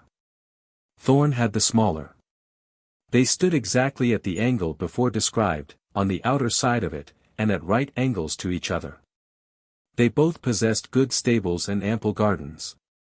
And it may be as well to specify, that Mr. Umbleby, the agent and lawyer to the estate, occupied the larger one. Here Dr. Thorne lived for 11 or 12 years, all alone. And then for 10 or 11 more with his niece, Mary Thorne. Mary was 13 when she came to take up permanent abode as mistress of the establishment, or, at any rate, to act as the only mistress which the establishment possessed. This advent greatly changed the tenor of the doctor's ways. He had been before pure bachelor, not a room in his house had been comfortably furnished. He at first commenced in a makeshift sort of way, because he had not at his command the means of commencing otherwise. And he had gone on in the same fashion, because the exact time had never come at which it was imperative in him to set his house in order. He had had no fixed hour for his meals, no fixed place for his books, no fixed wardrobe for his clothes. He had a few bottles of good wine in his cellar, and occasionally asked a brother bachelor to take a chop with him, but beyond this he had touched very little on the cares of housekeeping. A slop bowl full of strong tea, together with bread, and butter, and eggs, was produced for him in the morning, and he expected that at whatever hour he might arrive in the evening, some food should be presented to him wherewith to satisfy the cravings of nature. If, in addition to this, he had another slop bowl of tea in the evening, he got all that he ever required, or all, at least, that he ever demanded. But when Mary came, or rather, when she was about to come, things were altogether changed at the doctor's. People had hitherto wondered, and especially Mrs. Umbleby, how a gentleman like Dr. Thorne could continue to live in so slovenly a manner, and how people again wondered, and again especially Mrs. Umbleby, how the doctor could possibly think it necessary to put such a lot of furniture into a house because a little chit of a girl of 12 years of age was coming to live with him. Mrs. Umbleby had great scope for her wonder. The doctor made a thorough revolution in his household, and furnished his house from the ground to the roof completely. He painted, for the first time since the commencement of his tenancy, he papered, he carpeted, and curtained, and mirrored, and linened, and blanketed, as though a Mrs. Thorne with a good fortune were coming home tomorrow, and all for a girl of 12 years old. And how, said Mrs. Umbleby, to her friend Miss Gushing, how did he find out what to buy?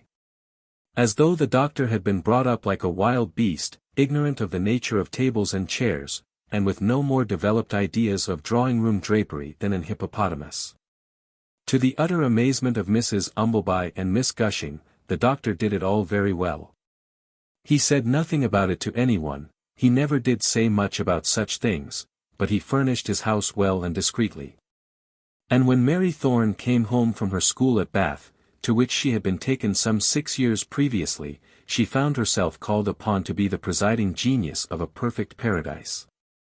It has been said that the doctor had managed to endear himself to the new squire before the old squire's death, and that, therefore, the change at Greshamsbury had had no professional ill effects upon him.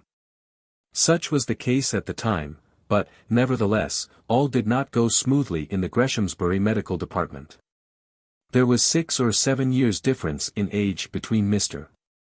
Gresham and the doctor, and, moreover, Mr. Gresham was young for his age, and the doctor old, but, nevertheless, there was a very close attachment between them early in life. This was never thoroughly sundered, and, backed by this, the doctor did maintain himself for some years before the fire of Lady Arabella's artillery. But drops falling, if they fall constantly, will bore through a stone. Dr. Thorne's pretensions, mixed with his subversive professional democratic tendencies, his 7 and 6 visits, added to his utter disregard of Lady Arabella's airs, were too much for her spirit. He brought Frank through his first troubles, and that at first ingratiated her. He was equally successful with the early dietary of Augusta and Beatrice. But, as his success was obtained in direct opposition to the Courcy Castle nursery principles, this hardly did much in his favour. When the third daughter was born, he at once declared that she was a very weakly flower, and sternly forbade the mother to go to London. The mother, loving her babe, obeyed, but did not the less hate the doctor for the order, which she firmly believed was given at the instance and express dictation of Mr. Gresham. Then another little girl came into the world, and the doctor was more imperative than ever as to the nursery rules and the excellence of country air. Quarrels were thus engendered, and Lady Arabella was taught to believe that this doctor of her husband's was after all no Solomon. In her husband's absence she sent for Dr. Filgrave, giving very express intimation that he would not have to wound either his eyes or dignity by encountering his enemy, and she found Dr. Filgrave a great comfort to her. Then Dr. Thorne gave Mr. Gresham to understand that, under such circumstances, he could not visit professionally at Greshamsbury any longer. The poor squire saw there was no help for it, and though he still maintained his friendly connection with his neighbour, the 7 and 6 visits were at an end. Dar. Filgrave from Barchester, and the gentleman at Silverbridge, divided the responsibility between them, and the nursery principles of Courcy Castle were again in vogue at Greshamsbury. So things went on for years, and those years were years of sorrow. We must not ascribe to our doctor's enemies the sufferings, and sickness, and deaths that occurred. The 4 frail little ones that died would probably have been taken had Lady Arabella been more tolerant of Dr. Thorne. But the fact was, that they did die. And that the mother's heart then got the better of the woman's pride, and Lady Arabella humbled herself before Dr. Thorne. She humbled herself, or would have done so, had the doctor permitted her. But he, with his eyes full of tears, stopped the utterance of her apology, took her 2 hands in his, pressed them warmly, and assured her that his joy in returning would be great. For the love that he bore to all that belonged to Greshamsbury. And so the 7 and 6-penny visits were recommenced, and the great triumph of Dr. Filgrave came to an end. Great was the joy in the Greshamsbury nursery when the second change took place. Among the doctor's attributes, not hitherto mentioned, was an aptitude for the society of children. He delighted to talk to children, and to play with them. He would carry them on his back, 3 or 4 at a time, roll with them on the ground, race with them in the garden, invent games for them. Contrive amusements in circumstances which seemed quite adverse to all manner of delight. And, above all, his physic was not nearly so nasty as that which came from Silverbridge. He had a great theory as to the happiness of children. And though he was not disposed altogether to throw over the precepts of Solomon, always bargaining that he should, under no circumstances, be himself the executioner, he argued that the principal duty which a parent owed to a child was to make him happy. Not only was the man to be made happy, the future man, if that might be possible, but the existing boy was to be treated with equal favor.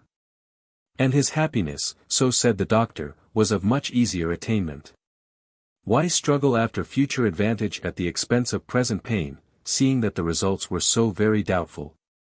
Many an opponent of the doctor had thought to catch him on the hip when so singular a doctrine was broached, but they were not always successful. What? Said his sensible enemies, is Johnny not to be taught to read because he does not like it? Johnny must read by all means, would the doctor answer, but is it necessary that he should not like it? If the preceptor have it in him, may not Johnny learn, not only to read, but to like to learn to read? But, would say his enemies, children must be controlled. And so must men also, would say the doctor. I must not steal your peaches, nor make love to your wife, nor libel your character. Much as I might wish through my natural depravity to indulge in such vices, I am debarred from them without pain, and I may almost say without unhappiness. And so the argument went on, neither party convincing the other. But, in the meantime, the children of the neighborhood became very fond of Dr. Thorne. Dr. Thorne and the squire were still fast friends, but circumstances had occurred, spreading themselves now over a period of many years, which almost made the poor squire uneasy in the doctor's company. Mr. Gresham owed a large sum of money, and he had, moreover, already sold a portion of his property. Unfortunately it had been the pride of the Greshams that their acres had descended from one to another without an entail. So that each possessor of Greshamsbury had had the full power to dispose of the property as he pleased. Any doubt as to its going to the male heir had never hitherto been felt. It had occasionally been encumbered by charges for younger children. But these charges had been liquidated, and the property had come down without any burden to the present squire. Now a portion of this had been sold, and it had been sold to a certain degree through the agency of Dr. Thorne. This made the squire an unhappy man. No man loved his family name and honor, his old family blazon in standing more thoroughly than he did, he was every whit a Gresham at heart. But his spirit had been weaker than that of his forefathers, and, in his days, for the first time, the Greshams were to go to the wall. 10 years before the beginning of our story it had been necessary to raise a large sum of money to meet and pay off pressing liabilities. And it was found that this could be done with more material advantage by selling a portion of the property than in any other way. A portion of it, about a third of the whole in value, was accordingly sold. Boxall Hill lay halfway between Greshamsbury and Barchester, and was known as having the best partridge shooting in the county. As having on it also a celebrated fox cover, Boxall Gorse, held in very high repute by Barsetshire sportsmen. There was no residence on the immediate estate, and it was altogether divided from the remainder of the Greshamsbury property. This, with many inward and outward groans, Mr. Gresham permitted to be sold. It was sold, and sold well, by private contract to a native of Barchester, who, having risen from the world's ranks, had made for himself great wealth. Somewhat of this man's character must hereafter be told. It will suffice to say that he relied for advice in money matters upon Dr. Thorne, and that at Dr. Thorne's suggestion he had purchased Boxall Hill, partridge shooting and gorse cover all included. He had not only bought Boxall Hill, but had subsequently lent the squire large sums of money on mortgage, in all which transactions the doctor had taken part. It had therefore come to pass that Mr. Gresham was not unfrequently called upon to discuss his money affairs with Dr. Thorne, and occasionally to submit to lectures and advice which might perhaps as well have been omitted. So much for Dr. Thorne. A few words must still be said about Miss Mary before we rush into our story. The crust will then have been broken, and the pie will be open to the guests. Little Miss Mary was kept at a farmhouse till she was 6, she was then sent to school at Bath, and transplanted to the doctor's newly furnished house a little more than 6 years after that. It must not be supposed that he had lost sight of his charge during her earlier years. He was much too well aware of the nature of the promise which he had made to the departing mother to do that. He had constantly visited his little niece, and long before the first 12 years of her life were over had lost all consciousness of his promise, and of his duty to the mother. In the stronger ties of downright personal love for the only creature that belonged to him. When Mary came home the doctor was like a child in his glee. He prepared surprises for her with as much forethought and trouble as though he were contriving mines to blow up an enemy. He took her first into the shop, and then into the kitchen, thence to the dining rooms, after that to his and her bedrooms, and so on till he came to the full glory of the new drawing-room. Enhancing the pleasure by little jokes, and telling her that he should never dare to come into the last paradise without her permission, and not then till he had taken off his boots. Child as she was, she understood the joke, and carried it on like a little queen, and so they soon became the firmest of friends. But though Mary was a queen, it was still necessary that she should be educated. Those were the earlier days in which Lady Arabella had humbled herself, and to show her humility she invited Mary to share the music lessons of Augusta and Beatrice at the great house. A music master from Barchester came over 3 times a week, and remained for 3 hours, and if the doctor chose to send his girl over, she could pick up what was going on without doing any harm. So said the Lady Arabella. The doctor with many thanks and with no hesitation, accepted the offer, merely adding, that he had perhaps better settle separately with Signor Cantabile, the music master. He was very much obliged to Lady Arabella for giving his little girl permission to join her lessons to those of the Miss Greshams.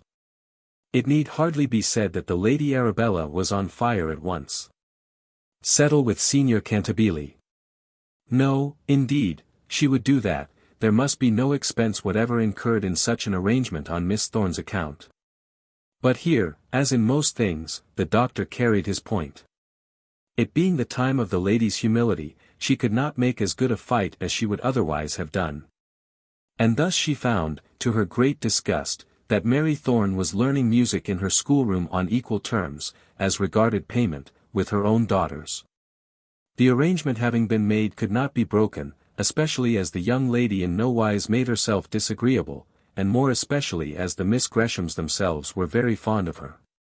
And so Mary Thorne learnt music at Greshamsbury, and with her music she learnt other things also, how to behave herself among girls of her own age, how to speak and talk as other young ladies do, how to dress herself, and how to move and walk.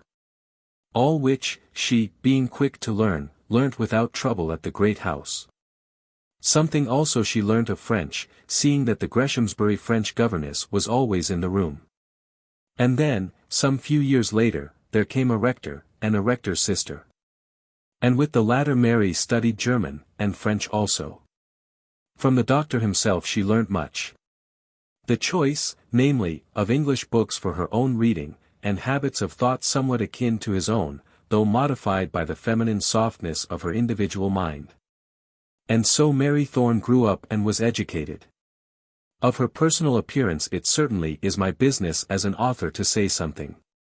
She is my heroine, and, as such, must necessarily be very beautiful, but, in truth, her mind and inner qualities are more clearly distinct to my brain than her outward form and features. I know that she was far from being tall, and far from being showy, that her feet and hands were small and delicate. That her eyes were bright when looked at, but not brilliant so as to make their brilliancy palpably visible to all around her. Her hair was dark brown, and worn very plainly brushed from her forehead.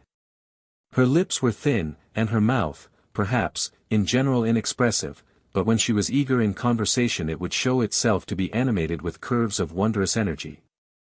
And, quiet as she was in manner, sober and demure as was her usual settled appearance, she could talk, when the fit came on her, with an energy which in truth surprised those who did not know her. Ay, and sometimes those who did. Energy. Nay, it was occasionally a concentration of passion, which left her for the moment perfectly unconscious of all other cares but solicitude for that subject which she might then be advocating. All her friends, including the doctor, had at times been made unhappy by this vehemence of character, but yet it was to that very vehemence that she owed it that all her friends so loved her.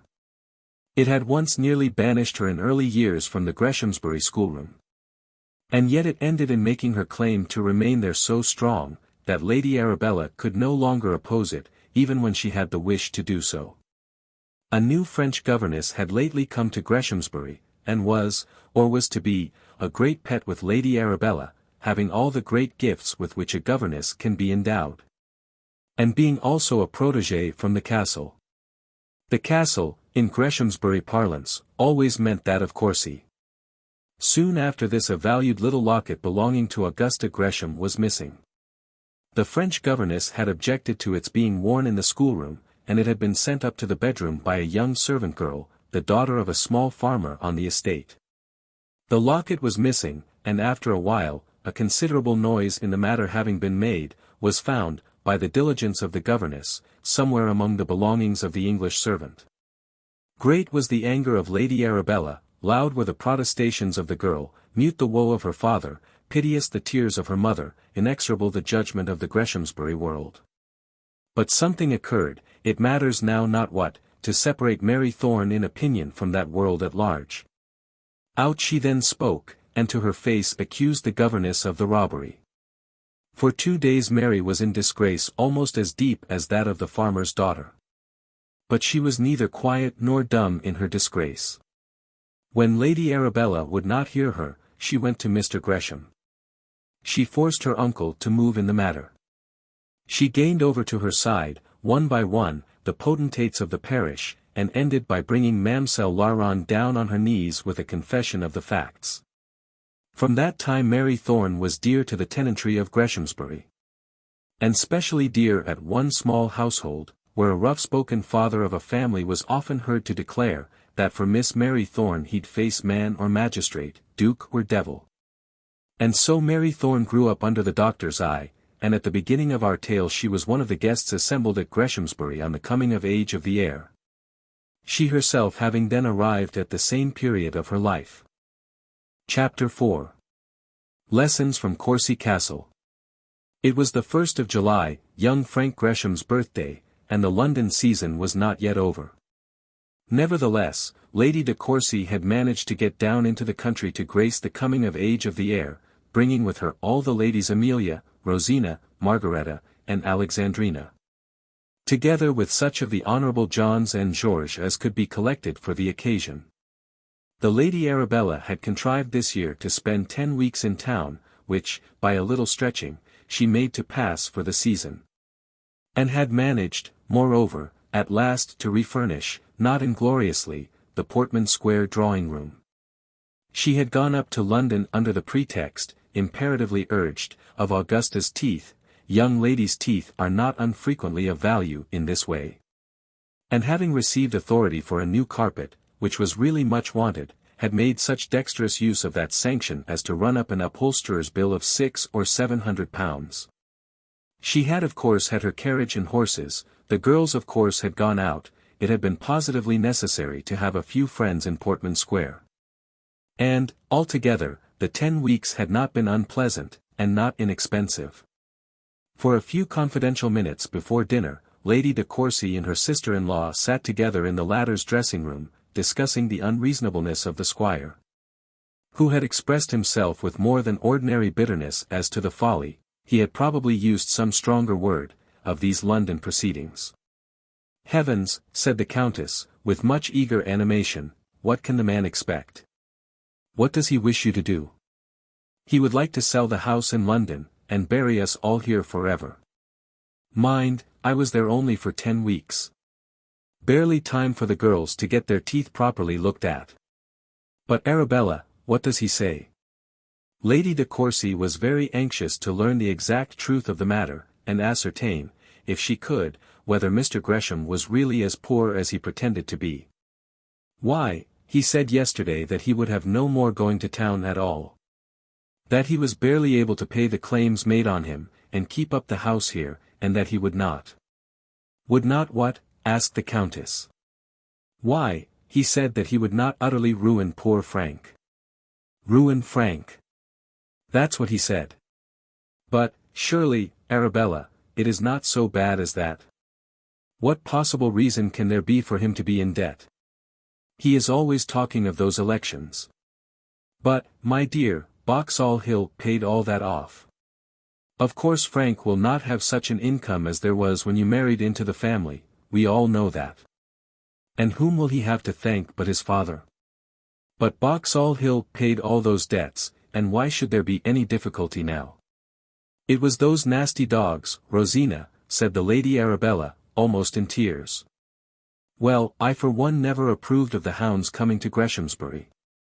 When a man has once involved his property he should not incur any expenses that are not absolutely necessary. That is a golden rule which Mr. Gresham ought to have remembered. Indeed, I put it to him nearly in those very words, but Mr. Gresham never did, and never will receive with common civility anything that comes from me." "I know, Rosina, he never did, and yet where would he have been but for the de Courcys?" So exclaimed, in her gratitude, the Lady Arabella, to speak the truth, however, but for the de Courcys, Mr.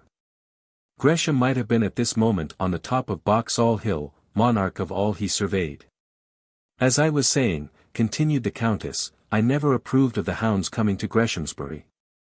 But yet, my dear, the hounds can't have eaten up everything.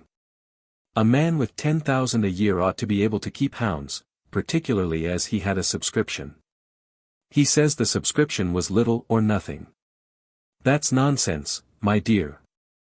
Now, Arabella, what does he do with his money? That's the question. Does he gamble?" "Well," said Lady Arabella, very slowly, "I don't think he does.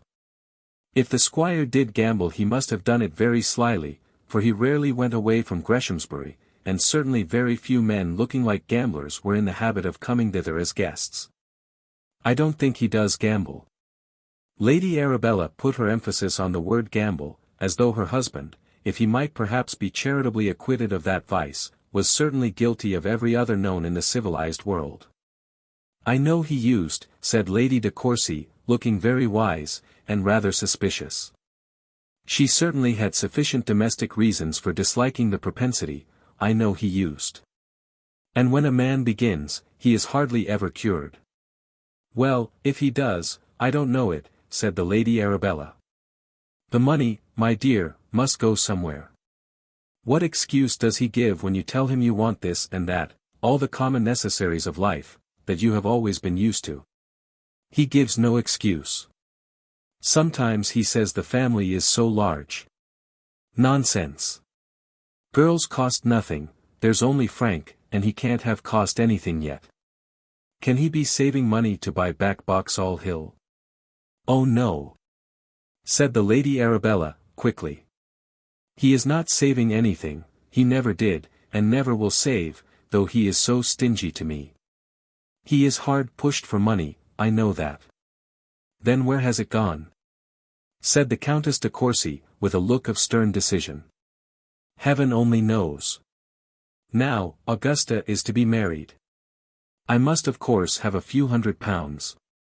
You should have heard how he groaned when I asked him for it. Heaven only knows where the money goes. And the injured wife wiped a piteous tear from her eye with her fine dress cambric handkerchief. I have all the sufferings and privations of a poor man's wife, but I have none of the consolations. He has no confidence in me, he never tells me anything, he never talks to me about his affairs. If he talks to anyone it is to that horrid doctor. What, Dr. Thorne? Now the Countess de Courcy hated Dr. Thorne with a holy hatred. Yes, Dr. Thorne. I believe that he knows everything.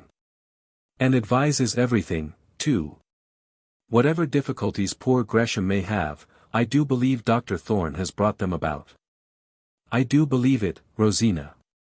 Well, that is surprising. Mr. Gresham, with all his faults, is a gentleman, and how he can talk about his affairs with a low apothecary like that, I, for one, cannot imagine.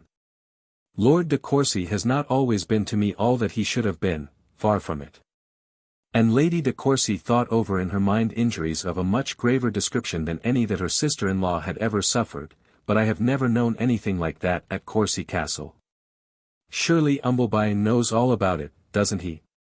Not half so much as the doctor, said Lady Arabella.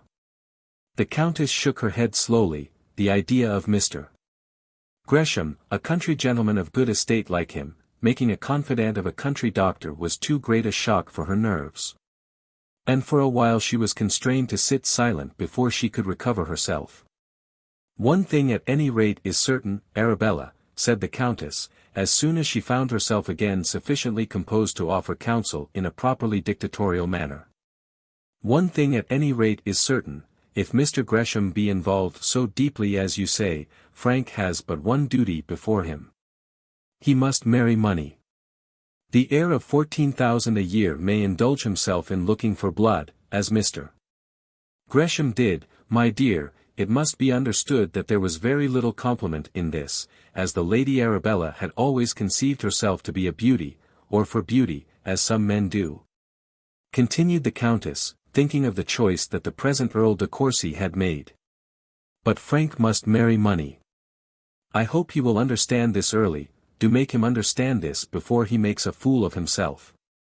When a man thoroughly understands this, when he knows what his circumstances require, why, the matter becomes easy to him. I hope that Frank understands that he has no alternative. In his position he must marry money. But, alas! Alas! Frank Gresham had already made a fool of himself. Well, my boy, I wish you joy with all my heart, said the Honourable John, slapping his cousin on the back, as he walked round to the stable-yard with him before dinner, to inspect a setter puppy of peculiarly fine breed which had been sent to Frank as a birthday present. I wish I were an elder son, but we can't all have that luck. Who wouldn't sooner be the younger son of an earl than the eldest son of a plain squire? Said Frank, wishing to say something civil in return for his cousin's civility. I wouldn't for one, said the Honourable John. What chance have I? There's Porlock as strong as a horse. And then George comes next. And the governor's good for these 20 years. And the young man sighed as he reflected what small hope there was that all those who were nearest and dearest to him should die out of his way, and leave him to the sweet enjoyment of an earl's coronet and fortune. Now, you're sure of your game some day, and as you've no brothers, I suppose the squire let you do pretty well what you like. Besides, he's not so strong as my governor, though he's younger. Frank had never looked at his fortune in this light before, and was so slow and green that he was not much delighted at the prospect now that it was offered to him. He had always, however, been taught to look to his cousins, the de Courcys, as men with whom it would be very expedient that he should be intimate. He therefore showed no offence, but changed the conversation. Shall you hunt with the Barsetshire this season, John? I hope you will. I shall. Well, I don't know. It's very slow. It's all tillage here, or else woodland.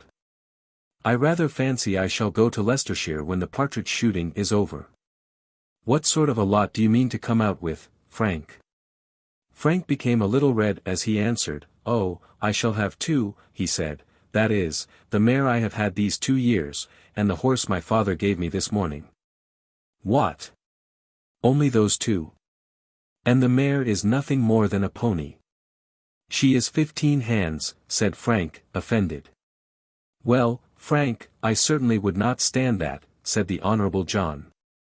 "What, go out before the county with one untrained horse and a pony, and you the heir to Greshamsbury?" "I'll have him so trained before November," said Frank, "that nothing in Barsetshire shall stop him.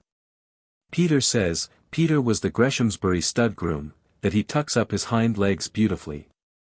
But who the deuce would think of going to work with one horse, or two either, if you insist on calling the old pony a huntress? I'll put you up to a trick, my lad, if you stand that you'll stand anything, and if you don't mean to go in leading strings all your life, now is the time to show it. There's young Baker, Harry Baker, you know, he came of age last year, and he has as pretty a string of nags as anyone would wish to set eyes on, 4 hunters and a hack. Now, if old Baker has 4,000 a year, it's every shilling he has got." This was true, and Frank Gresham, who in the morning had been made so happy by his father's present of a horse, began to feel that hardly enough had been done for him. It was true that Mr. Baker had only 4,000 a year, but it was also true that he had no other child than Harry Baker, that he had no great establishment to keep up, that he owed a shilling to no one. And, also, that he was a great fool in encouraging a mere boy to ape all the caprices of a man of wealth. Nevertheless, for a moment, Frank Gresham did feel that, considering his position, he was being treated rather unworthily. "Take the matter in your own hands, Frank," said the Honourable John, seeing the impression that he had made. "Of course the governor knows very well that you won't put up with such a stable as that. Lord bless you! I have heard that when he married my aunt, and that was when he was about your age, he had the best stud in the whole county, and then he was in Parliament before he was 23. His father, you know, died when he was very young," said Frank. "Yes, I know he had a stroke of luck that doesn't fall to everyone, but—" Young Frank's face grew dark now instead of red. When his cousin submitted to him the necessity of having more than 2 horses for his own use, he could listen to him. But when the same monitor talked of the chance of a father's death as a stroke of luck, Frank was too much disgusted to be able to pretend to pass it over with indifference. What? Was he thus to think of his father, whose face was always lighted up with pleasure when his boy came near to him, and so rarely bright at any other time? Frank had watched his father closely enough to be aware of this. He knew how his father delighted in him. He had had cause to guess that his father had many troubles, and that he strove hard to banish the memory of them when his son was with him. He loved his father truly, purely, and thoroughly, liked to be with him, and would be proud to be his confidant. Could he then listen quietly while his cousin spoke of the chance of his father's death as a stroke of luck? "I shouldn't think it a stroke of luck, John. I should think it the greatest misfortune in the world. It is so difficult for a young man to enumerate sententiously a principle of morality, or even an expression of ordinary good feeling, without giving himself something of a ridiculous air. Without assuming something of a mock grandeur." "Oh, of course, my dear fellow," said the Honourable John, laughing, "that's a matter of course. We all understand that without saying it. Porlock, of course, would feel exactly the same about the governor, but if the governor were to walk, I think Porlock would console himself with the 30,000 a year. I don't know what Porlock would do, he's always quarrelling with my uncle, I know. I only spoke of myself, I never quarrelled with my father, and I hope I never shall. All right, my lad of wax, all right. I dare say you won't be tried, but if you are, you'll find before 6 months are over, that it's a very nice thing to master of Greshamsbury. I'm sure I shouldn't find anything of the kind." "Very well, so be it. You wouldn't do as young Hatherley did, at Hatherley Court, in Gloucestershire, when his father kicked the bucket. You know Hatherley, don't you? No, I never saw him. He's Sir Frederick now, and has, or had, one of the finest fortunes in England, for a commoner, the most of it is gone now. Well, when he heard of his governor's death, he was in Paris, but he went off to Hatherley as fast as special train and post horses would carry him, and got there just in time for the funeral. As he came back to Hatherley Court from the church, they were putting up the hatchment over the door, and Master Fred saw that the undertakers had put at the bottom resurgam. You know what that means?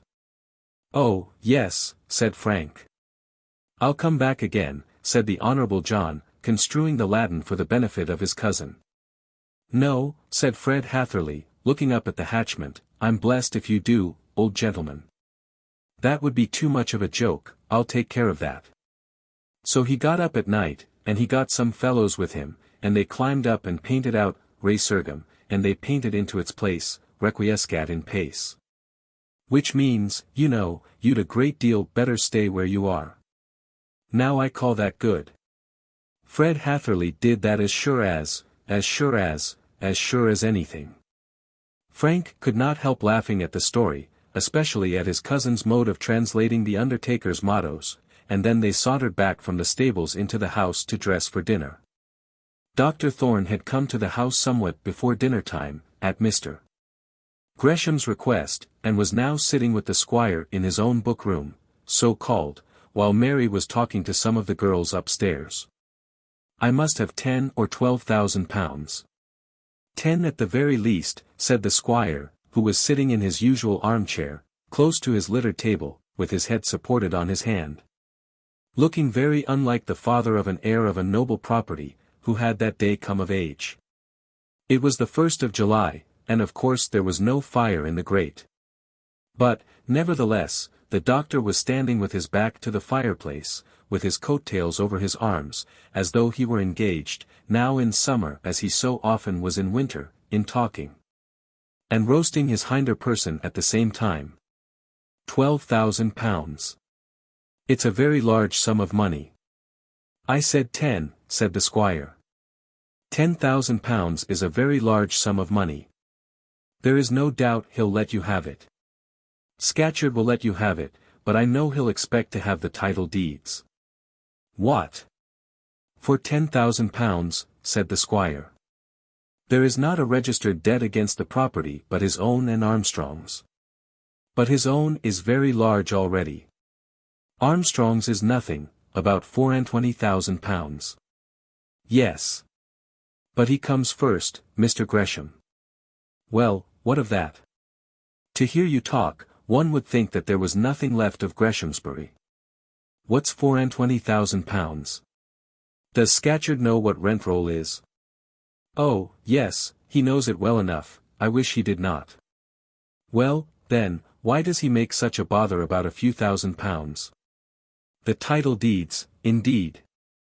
What he means is, that he must have ample security to cover what he has already advanced before he goes on. I wish to goodness you had no further need to borrow. I did think that things were settled last year. Oh, if there's any difficulty, Umbleby will get it for me. Yes, and what will you have to pay for it? I'd sooner pay double than be talked to in this way, said the squire, angrily, and, as he spoke, he got up hurriedly from his chair, thrust his hands into his trousers pockets, walked quickly to the window, and immediately walking back again, threw himself once more into his chair. There are some things a man cannot bear, doctor, said he, beating the devil's tattoo on the floor with one of his feet, though God knows I ought to be patient now. For I am made to bear a good many things. You had better tell Scatcherd that I am obliged to him for his offer, but that I will not trouble him. The doctor during this little outburst had stood quite silent with his back to the fireplace and his coat-tails hanging over his arms, but though his voice said nothing, his face said much. He was very unhappy, he was greatly grieved to find that the squire was so soon again in want of money, and greatly grieved also to find that this want had made him so bitter and unjust. Mr. Gresham had attacked him, but as he was determined not to quarrel with Mr. Gresham, he refrained from answering. The squire also remained silent for a few minutes. But he was not endowed with the gift of silence, and was soon, as it were, compelled to speak again. "Poor Frank," said he. "I could yet be easy about everything if it were not for the injury I have done him. Poor Frank." The doctor advanced a few paces from off the rug, and taking his hand out of his pocket, he laid it gently on the squire's shoulder. "Frank will do very well yet," said he. "It is not absolutely necessary that a man should have £14,000 a year to be happy. My father left me the property entire, and I should leave it entire to my son. But you don't understand this." The doctor did understand the feeling fully. The fact, on the other hand, was that, long as he had known him, the squire did not understand the doctor. "I would you could, Mr. Gresham," said the doctor, "so that your mind might be happier. But that cannot be, and, therefore, I say again, that Frank will do very well yet, although he will not inherit £14,000 a year, and I would have you say the same thing to yourself." "Ah! You don't understand it," persisted the squire. "You don't know how a man feels when he, well. It's no use my troubling you with what cannot be mended. I wonder whether Umbleby is about the place anywhere." The doctor was again standing with his back against the chimney-piece, and with his hands in his pockets.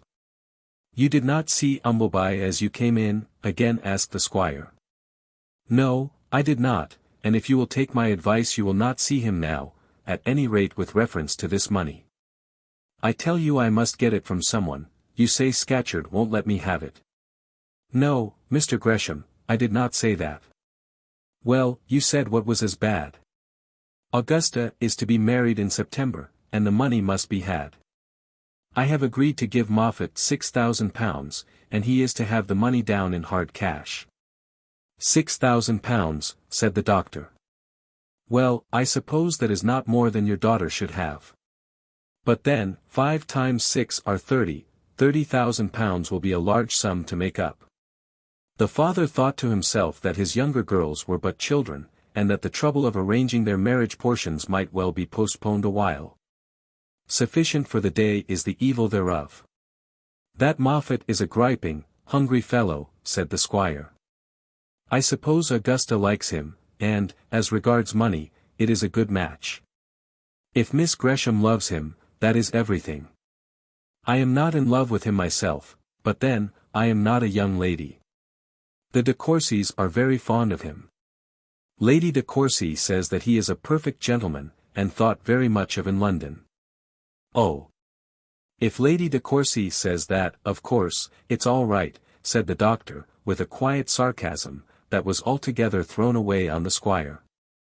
The squire did not like any of the de Courcys. Especially, he did not like Lady de Courcy, but still he was accessible to a certain amount of gratification in the near connection which he had with the Earl and Countess. And when he wanted to support his family greatness, would sometimes weakly fall back upon the grandeur of Courcy Castle. It was only when talking to his wife that he invariably snubbed the pretensions of his noble relatives.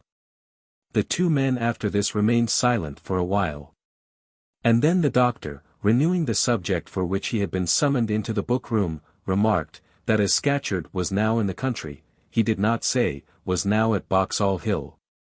As he did not wish to wound the squire's ears, perhaps he had better go and see him, and ascertain in what way this affair of the money might be arranged. There was no doubt, he said, that Scatcherd would supply the sum required at a lower rate of interest than that at which it could be procured through Umbleby's means. "Very well," said the squire. "I'll leave it in your hands, then. I think £10,000 will do. And now I'll dress for dinner." And then the doctor left him. Perhaps the reader will suppose after this that the doctor had some pecuniary interest of his own in arranging the squire's loans. Or, at any rate, he will think that the squire must have so thought. Not in the least, neither had he any such interest, nor did the squire think that he had any. What Dar Thorne did in this matter the squire well knew was done for love. But the squire of Greshamsbury was a great man at Greshamsbury. And it behoved him to maintain the greatness of his squirehood when discussing his affairs with the village doctor. So much he had at any rate learnt from his contact with the de Courcys. And the doctor, proud, arrogant, contradictory, headstrong as he was, why did he bear to be thus snubbed? Because he knew that the squire of Greshamsbury, when struggling with debt and poverty, required an indulgence for his weakness. Had Mr. Gresham been in easy circumstances, the doctor would by no means have stood so placidly with his hands in his pockets, and have had Mr. Umbleby thus thrown in his teeth. The doctor loved the squire, loved him as his own oldest friend, but he loved him 10 times better as being in adversity than he could ever have done had things gone well at Greshamsbury in his time. While this was going on downstairs, Mary was sitting upstairs with Beatrice Gresham in the schoolroom. The old schoolroom, so called, was now a sitting room, devoted to the use of the grown-up young ladies of the family, whereas one of the old nurseries was now the modern schoolroom. Mary well knew her way to the sanctum, and, without asking any questions, walked up to it when her uncle went to the squire. On entering the room she found that Augusta and the Lady Alexandrina were also there, and she hesitated for a moment at the door. "Come in, Mary," said Beatrice, "you know my cousin Alexandrina." Mary came in, and having shaken hands with her 2 friends, was bowing to the lady, when the lady condescended, put out her noble hand, and touched Miss Thorne's fingers. Beatrice was Mary's friend, and many heartburnings and much mental solicitude did that young lady give to her mother by indulging in such a friendship. But Beatrice, with some faults, was true at heart, and she persisted in loving Mary Thorne in spite of the hints which her mother so frequently gave as to the impropriety of such an affection. Nor had Augusta any objection to the society of Miss Thorne. Augusta was a strong-minded girl, with much of the de Courcy arrogance, but quite as well inclined to show it in opposition to her mother as in any other form. To her alone in the house did Lady Arabella show much deference. She was now going to make a suitable match with a man of large fortune, who had been procured for her as an eligible part won by her aunt, the Countess. She did not pretend, had never pretended, that she loved Mr. Moffat, but she knew, she said, that in the present state of her father's affairs such a match was expedient. Mr. Moffat was a young man of very large fortune, in Parliament, inclined to business, and in every way recommendable. He was not a man of birth, to be sure, that was to be lamented. In confessing that Mr. Moffat was not a man of birth, Augusta did not go so far as to admit that he was the son of a tailor. Such, however, was the rigid truth in this matter, he was not a man of birth, that was to be lamented. But in the present state of affairs at Greshamsbury, she understood well that it was her duty to postpone her own feelings in some respect. Mr. Moffat would bring fortune. She would bring blood and connection. And as she so said, her bosom glowed with strong pride to think that she would be able to contribute so much more towards the proposed future partnership than her husband would do.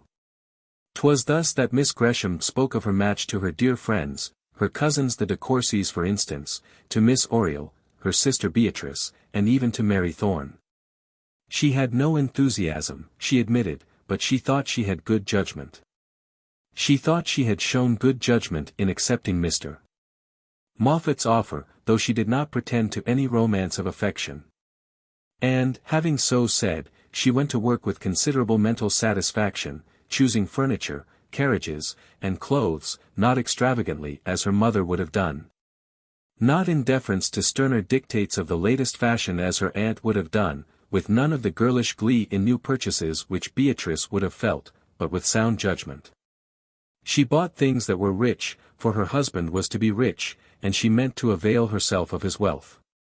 She bought things that were fashionable, for she meant to live in the fashionable world, but she bought what was good, and strong, and lasting, and worth its money. Augusta Gresham had perceived early in life that she could not obtain success either as an heiress, or as a beauty, nor could she shine as a wit. She therefore fell back on such qualities as she had, and determined to win the world as a strong-minded, useful woman. That which she had of her own was blood. Having that, she would in all ways do what in her lay to enhance its value. Had she not possessed it, it would to her mind have been the vainest of pretenses. When Mary came in, the wedding preparations were being discussed. The number and names of the bridesmaids were being settled, the dresses were on the tapis, the invitations to be given were talked over. Sensible as Augusta was, she was not above such feminine cares. She was, indeed, rather anxious that the wedding should go off well.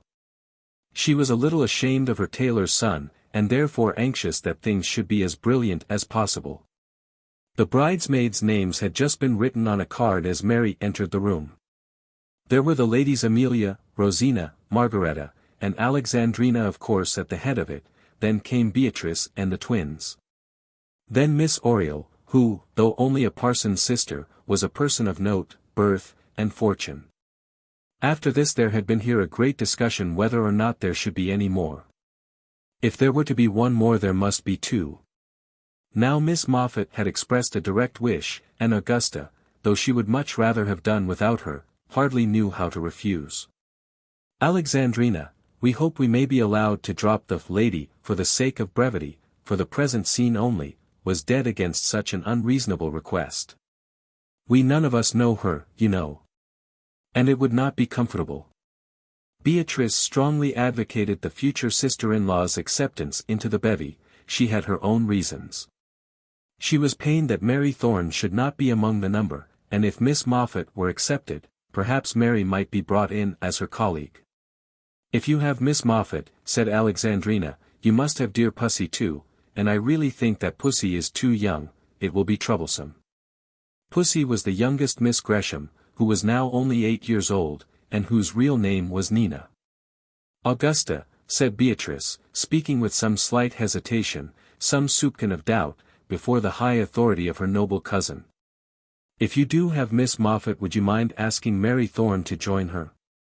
I think Mary would like it, because, you see, Patience Oriel is to be one, and we have known Mary much longer than we have known Patience. Then out and spake the Lady Alexandrina. Beatrice, dear, if you think of what you are asking, I am sure you will see that it would not do at all. Miss Thorne is a very nice girl, I am sure. And, indeed, what little I have seen of her I highly approve. But, after all, who is she? Mamma, I know, thinks that Aunt Arabella has been wrong to let her be here so much, but... Beatrice became rather red in the face, and, in spite of the dignity of her cousin, was preparing to defend her friend. Mind, I am not saying a word against Miss Thorne. If I am married before her, she shall be one of my bridesmaids, said Beatrice. That will probably depend on circumstances, said the Lady Alexandrina. I find that I cannot bring my courteous pen to drop the title. But Augusta is very peculiarly situated. Mr. Moffat is, you see, not of the very highest birth, and, therefore, she should take care that on her side everyone about her is well born. Then you cannot have Miss Moffat, said Beatrice. No. I would not if I could help it, said the cousin. But the Thornes are as good a family as the Greshams, said Beatrice. She had not quite the courage to say, as good as the de Courcys. I dare say they are, and if this was Miss Thorne of Ullathorne, Augusta probably would not object to her. But can you tell me who Miss Mary Thorne is? She is Dr. Thorne's niece. You mean that she is called so, but do you know who her father was, or who her mother was? I, for one, must own I do not. Mamma, I believe, does, but... At this moment the door opened gently and Mary Thorne entered the room. It may easily be conceived, that while Mary was making her salutations the three other young ladies were a little cast aback.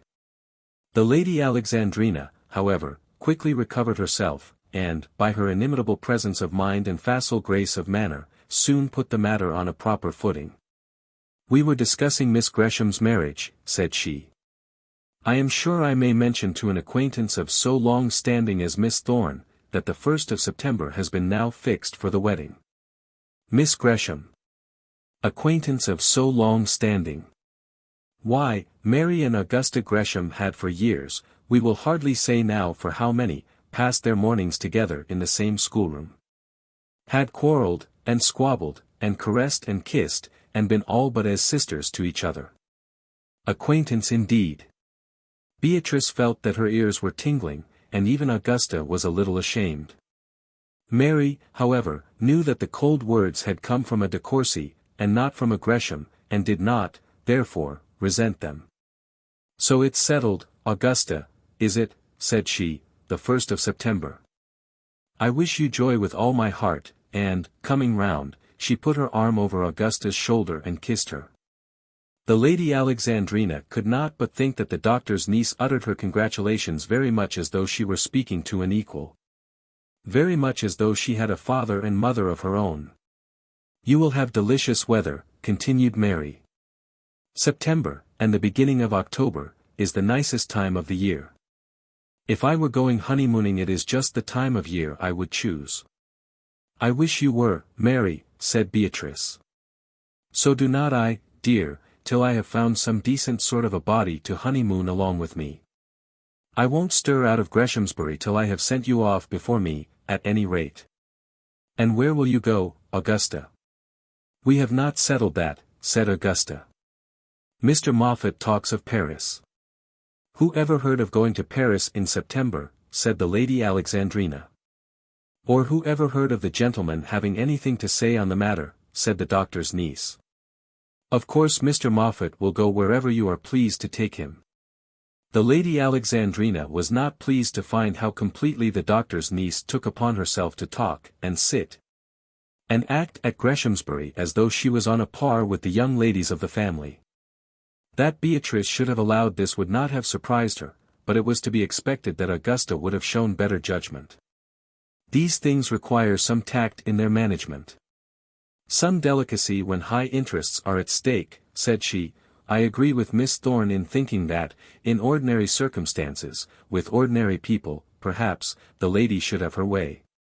Rank, however, has its drawbacks, Miss Thorne, as well as its privileges." "I should not object to the drawbacks," said the doctor's niece, presuming them to be of some use. "But I fear I might fail in getting on so well with the privileges." The Lady Alexandrina looked at her as though not fully aware whether she intended to be pert. In truth, the Lady Alexandrina was rather in the dark on the subject. It was almost impossible, it was incredible, that a fatherless, motherless, doctor's niece should be pert to an earl's daughter at Greshamsbury. Seeing that that earl's daughter was the cousin of the Miss Greshams. And yet the Lady Alexandrina hardly knew what other construction to put on the words she had just heard. It was at any rate clear to her that it was not becoming that she should just then stay any longer in that room. Whether she intended to be pert or not, Miss Mary Thorne was, to say the least, very free. The de Courcy ladies knew what was due to them, no ladies better. And, therefore, the Lady Alexandrina made up her mind at once to go to her own bedroom. "Augusta," she said, rising slowly from her chair with much stately composure, "it is nearly time to dress. Will you come with me? We have a great deal to settle, you know." So she swam out of the room, and Augusta, telling Mary that she would see her again at dinner, tried to swim, after her.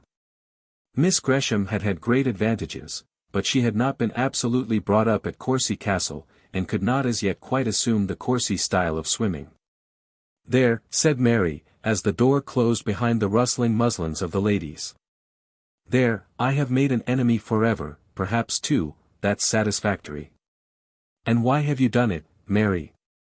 When I am fighting your battles behind your back, why do you come and upset it all by making the whole family of the de Courcys dislike you?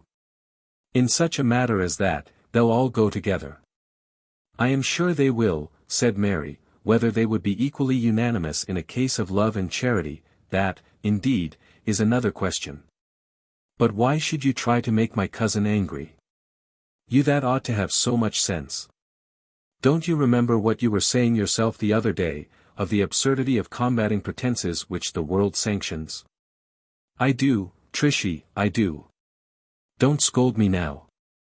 It is so much easier to preach than to practice. I do so wish I was a clergyman. But you have done so much harm, Mary." "Have I?" said Mary, kneeling down on the ground at her friend's feet. If I humble myself very low, if I kneel through the whole evening in a corner. If I put my neck down and let all your cousins trample on it, and then your aunt, would not that make atonement? I would not object to wearing sackcloth, either. And I'd eat a little ashes, or, at any rate, I'd try. I know you're clever, Mary, but still I think you're a fool. I do, indeed. I am a fool, Trishie, I do confess it, and am not a bit clever. But don't scold me, you see how humble I am, not only humble but humble, which I look upon to be the comparative, or, indeed, superlative degree. Or perhaps there are 4 degrees. Humble, humble, stumble, tumble, and then, when one is absolutely in the dirt at their feet, perhaps these big people won't wish one to stoop any further. Oh, Mary! And, oh, Trishie! You don't mean to say I mayn't speak out before you? There, perhaps you'd like to put your foot on my neck. And then she put her head down to the footstool and kissed Beatrice's feet. I'd like, if I dared, to put my hand on your cheek and give you a good slap for being such a goose. Do, Trishie, you shall tread on me, or slap me, or kiss me, whichever you like. I can't tell you how vexed I am, said Beatrice, I wanted to arrange something. Arrange something? What? Arrange what? I love arranging. I fancy myself qualified to be an arranger general in female matters. I mean pots and pans, and such like. Of course I don't allude to extraordinary people and extraordinary circumstances that require tact, and delicacy, and drawbacks, and that sort of thing. Very well, Mary. But it's not very well. It's very bad if you look like that. Well, my pet, there I won't. I won't allude to the noble blood of your noble relatives either in joke or in earnest. What is it you want to arrange, Trishie? I want you to be one of Augusta's bridesmaids. Good heavens, Beatrice! Are you mad? What? Put me, even for a morning, into the same category of finery as the noble blood from Courcy Castle. Patience is to be one. But that is no reason why impatience should be another, and I should be very impatient under such honors. No, Trishie, joking apart, do not think of it. Even if Augusta wished it I should refuse. I should be obliged to refuse. I, too, suffer from pride. A pride quite as unpardonable as that of others. I could not stand with your 4 lady cousins behind your sister at the altar. In such a galaxy they would be the stars and I. Why, Mary, all the world knows that you are prettier than any of them. I am all the world's very humble servant. But, Trishie, I should not object if I were as ugly as the veiled prophet and they all as beautiful as Zuleika. The glory of that galaxy will be held to depend not on its beauty, but on its birth.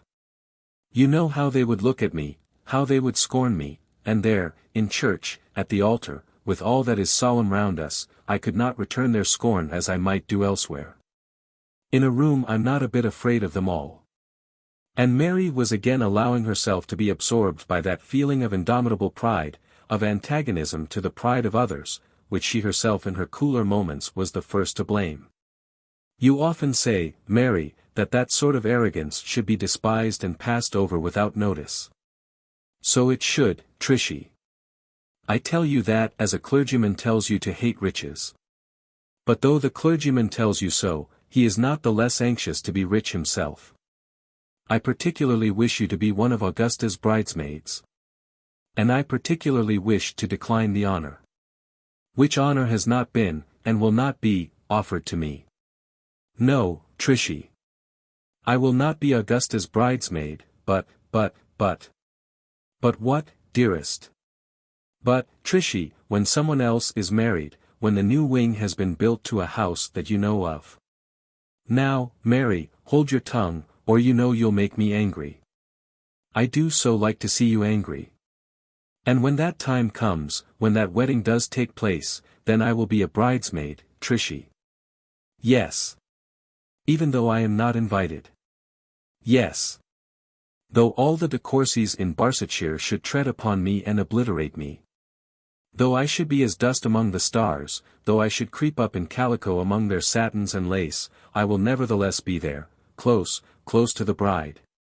To hold something for her, to touch her dress, to feel that I am near to her, and she threw her arms round her companion, and kissed her over and over again. No, Trishy. I won't be Augusta's bridesmaid, I'll bide my time for bridesmaiding. What protestations Beatrice made against the probability of such an event as foreshadowed in her friend's promise we will not repeat. The afternoon was advancing, and the ladies also had to dress for dinner, to do honor to the young heir. Chapter 5. Frank Gresham's first speech. We have said, that over and above those assembled in the house, there came to the Greshamsbury dinner on Frank's birthday the Jacksons of the Grange. Consisting of Mr. and Mrs. Jackson, the Batesons from Ansgrove, viz., Mr. and Mrs. Bateson, and Miss Bateson, their daughter, an unmarried lady of about 50, the Bakers of Mill Hill, father and son, and Mr. Caleb Oriel, the rector, with his beautiful sister, Patience. Dr. Thorne, and his niece Mary, we count among those already assembled at Greshamsbury. There was nothing very magnificent in the number of the guests thus brought together to do honor to young Frank. But he, perhaps, was called on to take a more prominent part in the proceedings, to be made more of a hero than would have been the case had half the county been there. In that case the importance of the guests would have been so great that Frank would have got off with a half-muttered speech or two. But now he had to make a separate oration to every one, and very weary work he found it. The Batesons, Bakers, and Jacksons were very civil. No doubt the more so from an unconscious feeling on their part, that as the squire was known to be a little out at elbows as regards money, any deficiency on their part might be considered as owing to the present state of affairs at Greshamsbury. 14,000 a year will receive honor, in that case there is no doubt, and the man absolutely possessing it is not apt to be suspicious as to the treatment he may receive. But the ghost of 14,000 a year is not always so self-assured. Mr. Baker, with his moderate income, was a very much richer man than the squire. And, therefore, he was peculiarly forward in congratulating Frank on the brilliancy of his prospects. Poor Frank had hardly anticipated what there would be to do, and before dinner was announced he was very tired of it. He had no warmer feeling for any of the grand cousins than a very ordinary cousinly love. And he had resolved, forgetful of birth and blood, and all those gigantic considerations which, now that manhood had come upon him, he was bound always to bear in mind, he had resolved to sneak out to dinner comfortably with Mary Thorne if possible. And if not with Mary, then with his other love, Patience Oriel. Great, therefore, was his consternation at finding that, after being kept continually in the foreground for half an hour before dinner, he had to walk out to the dining room with his aunt the Countess, and take his father's place for the day at the bottom of the table. It will now depend altogether upon yourself, Frank, whether you maintain or lose that high position in the county which has been held by the Greshams for so many years, said the Countess, as she walked through the spacious hall, resolving to lose no time in teaching to her nephew that great lesson which it was so imperative that he should learn. Frank took this as an ordinary lecture, meant to inculcate general good conduct, such as old bores of aunts are apt to inflict on youthful victims in the shape of nephews and nieces. Yes, said Frank, I suppose so, and I mean to go along all square, aunt, and no mistake. When I get back to Cambridge, I'll read like bricks. His aunt did not care two straws about his reading. It was not by reading that the Greshams of Greshamsbury had held their heads up in the county, but by having high blood and plenty of money. The blood had come naturally to this young man. But it behoved him to look for the money in a great measure himself. She, Lady de Courcy, could doubtless help him. She might probably be able to fit him with a wife who would bring her money onto his birth. His reading was a matter in which she could in no way assist him. Whether his taste might lead him to prefer books or pictures, or dogs and horses, or turnips in drills, or old Italian plates and dishes, was a matter which did not much signify. With which it was not at all necessary that his noble aunt should trouble herself. Oh! You are going to Cambridge again, are you? Well, if your father wishes it. Though very little is ever gained now by a university connection. I am to take my degree in October, aunt, and I am determined, at any rate, that I won't be plucked. Plucked? No. I won't be plucked. Baker was plucked last year, and all because he got into the wrong set at John's. He's an excellent fellow if you knew him. He got among a set of men who did nothing but smoke and drink beer. Malthusians, we call them. Malthusians. Malt, you know, and use, meaning that they drink beer. So poor Harry Baker got plucked. I don't know that a fellow's any the worse, however, I won't get plucked. By this time the party had taken their place round the long board, Mr. Gresham sitting at the top, in the place usually occupied by Lady Arabella. She, on the present occasion, sat next to her son on the one side, as the Countess did on the other. If, therefore, Frank now went astray, it would not be from want of proper leading. "Aunt, will you have some beef?" said he, as soon as the soup and fish had been disposed of, anxious to perform the rites of hospitality now for the first time committed to his charge. "Do not be in a hurry, Frank," said his mother, "the servants will." "Oh. Ah. I forgot, there are cutlets and those sort of things. My hand is not in yet for this work, aunt. Well, as I was saying about Cambridge. Is Frank to go back to Cambridge, Arabella?" said the Countess to her sister-in-law, speaking across her nephew. "So his father seems to say." "Is it not a waste of time?" asked the Countess.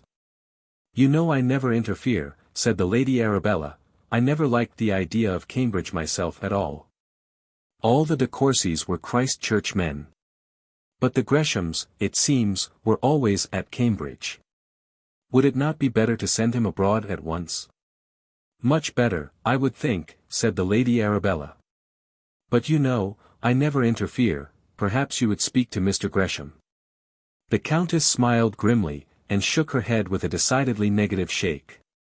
Had she said out loud to the young man, "Your father is such an obstinate, pig-headed, ignorant fool, that it is no use speaking to him. It would be wasting fragrance on the desert air," she could not have spoken more plainly. The effect on Frank was this, that he said to himself, speaking quite as plainly as Lady de Courcy had spoken by her shake of the face, "My mother and aunt are always down on the governor, always. But the more they are down on him the more I'll stick to him. I certainly will take my degree, I will read like bricks, and I'll begin tomorrow. Now will you take some beef, aunt?" This was said out loud. The Countess de Courcy was very anxious to go on with her lesson without loss of time. But she could not, while surrounded by guests and servants, enunciate the great secret: "You must marry money, Frank, that is your one great duty. That is the matter to be borne steadfastly in your mind."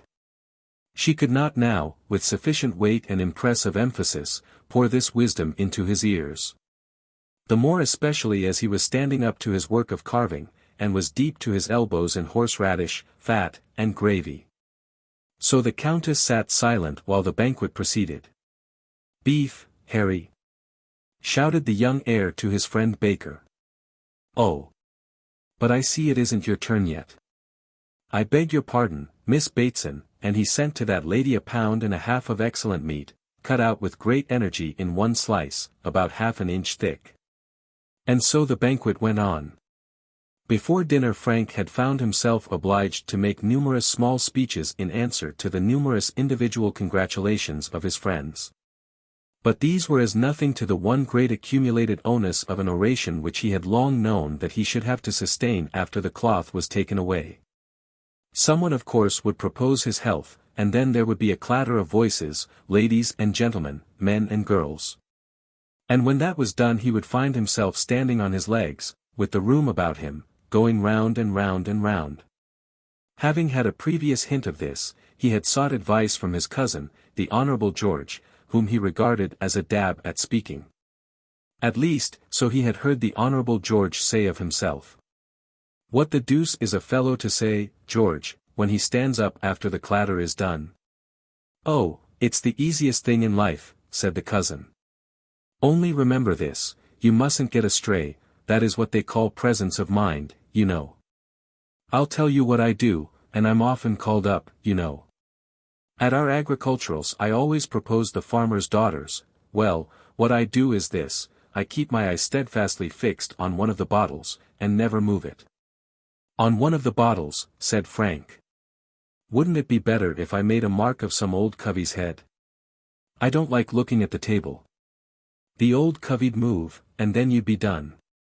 Besides, there isn't the least use in the world in looking up.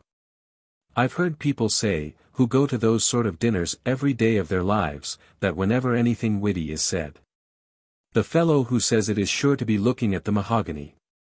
Oh, you know I shan't say anything witty, I'll be quite the other way. But there's no reason you shouldn't learn the manner. That's the way I succeeded.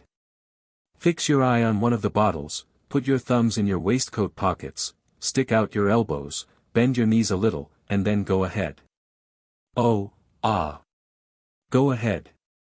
That's all very well, but you can't go ahead if you haven't got any steam. A very little does it. There can be nothing so easy as your speech. When one has to say something new every year about the farmers' daughters, why one has to use one's brains a bit.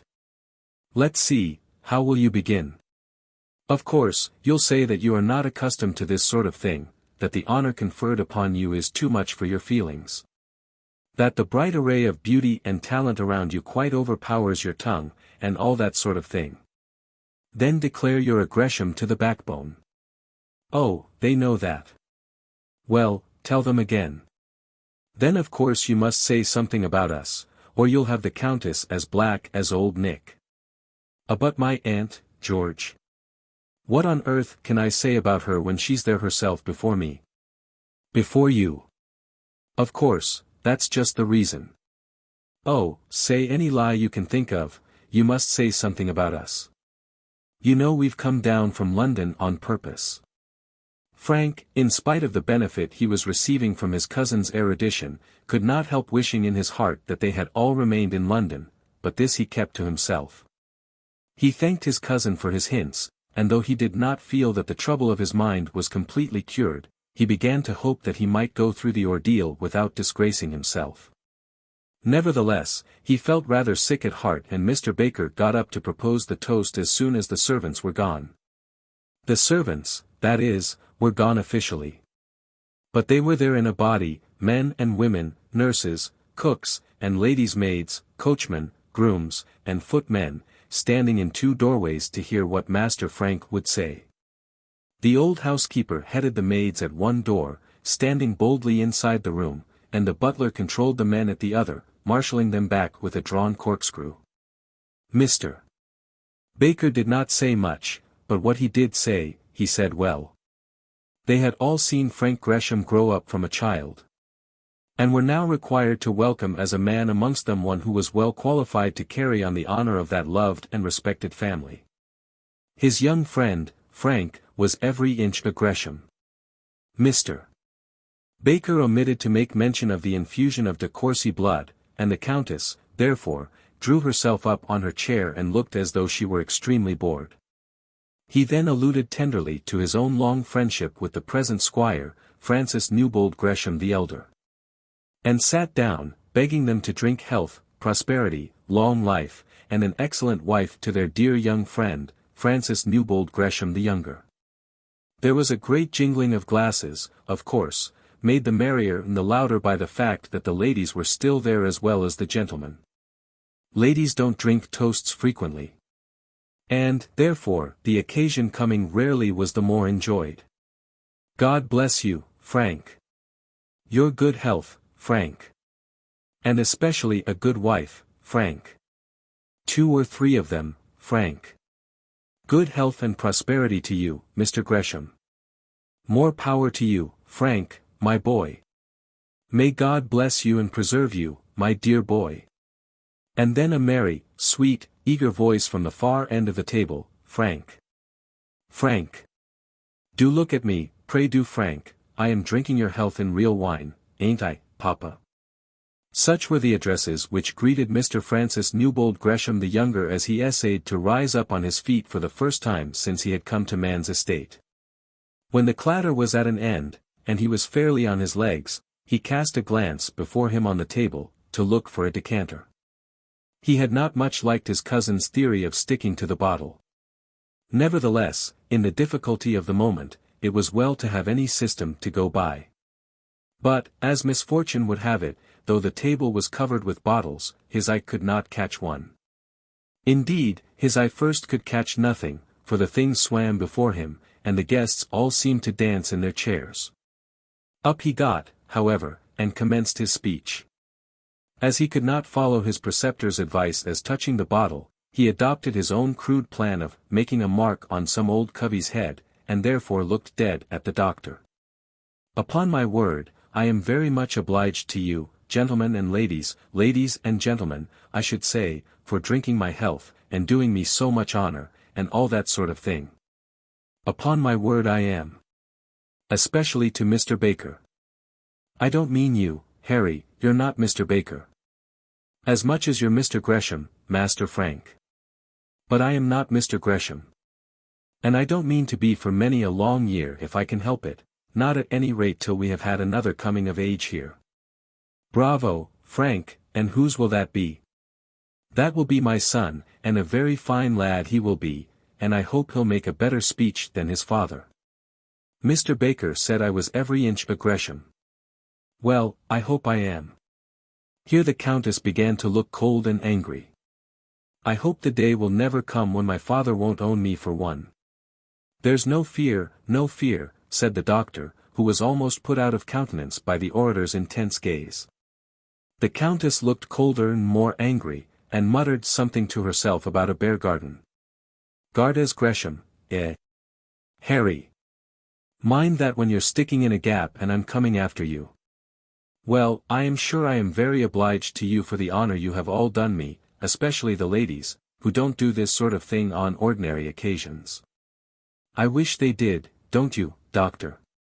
And talking of the ladies, my aunt and cousins have come all the way from London to hear me make this speech, which certainly is not worth the trouble. But, all the same I am very much obliged to them." And he looked round and made a little bow at the Countess. "And so I am to Mr. and Mrs. Jackson, and Mr. and Mrs. and Miss Bateson, and Mr. Baker, I'm not at all obliged to you, Harry, and to Mr. Oriel and Miss Oriel, and to Mr. Umbleby, and to Dr. Thorne, and to Mary, I beg her pardon, I mean Miss Thorne." And then he sat down, amid the loud plaudits of the company, and a string of blessings which came from the servants behind him. After this the ladies rose and departed. As she went, Lady Arabella kissed her son's forehead, and then his sisters kissed him, and one or two of his lady cousins, and then Miss Bateson shook him by the hand. "Oh, Miss Bateson," said he, "I thought the kissing was to go all round." So Miss Bateson laughed and went her way. And Patience Oriel nodded at him, but Mary Thorne, as she quietly left the room, almost hidden among the extensive draperies of the grander ladies, hardly allowed her eyes to meet his. He got up to hold the door for them as they passed, and as they went, he managed to take Patience by the hand. He took her hand and pressed it for a moment, but dropped it quickly, in order that he might go through the same ceremony with Mary, but Mary was too quick for him. "Frank," said Mr. Gresham, as soon as the door was closed, "bring your glass here, my boy," and the father made room for his son close beside himself. "The ceremony is now over, so you may have your place of dignity." Frank sat himself down where he was told, and Mr. Gresham put his hand on his son's shoulder and half caressed him, while the tears stood in his eyes. "I think the doctor is right, Baker, I think he'll never make us ashamed of him." "I am sure he never will," said Mr. Baker. "I don't think he ever will," said Dr. Thorne. The tones of the men's voices were very different. Mr. Baker did not care a straw about it, why should he? He had an heir of his own as well as the squire, one also who was the apple of his eye. But the doctor, he did care, he had a niece, to be sure, whom he loved, perhaps as well as these men loved their sons, but there was room in his heart also for young Frank Gresham. After this small exposé of feeling they sat silent for a moment or two. But silence was not dear to the heart of the Honourable John, and so he took up the running. "That's a nice-ish nag you gave Frank this morning," he said to his uncle. "I was looking at him before dinner. He is a monsoon, isn't he?" "Well, I can't say I know how he was bred," said the squire. "He shows a good deal of breeding." "He's a monsoon, I'm sure," said the Honourable John. "They've all those ears, and that peculiar dip in the back. I suppose you gave a goodish figure for him?" "Not so very much," said the squire.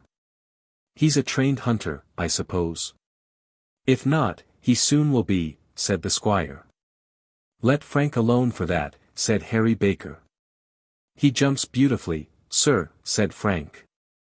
"I haven't tried him myself, but Peter made him go over the bar 2 or 3 times this morning." The Honourable John was determined to give his cousin a helping hand, as he considered it. He thought that Frank was very ill-used in being put off with so incomplete a stud, and thinking also that the son had not spirit enough to attack his father himself on the subject. The Honourable John determined to do it for him. "He's the making of a very nice horse, I don't doubt. I wish you had a string like him, Frank." Frank felt the blood rush to his face. He would not for worlds have his father think that he was discontented, or otherwise than pleased with the present he had received that morning. He was heartily ashamed of himself in that he had listened with a certain degree of complacency to his cousin's tempting.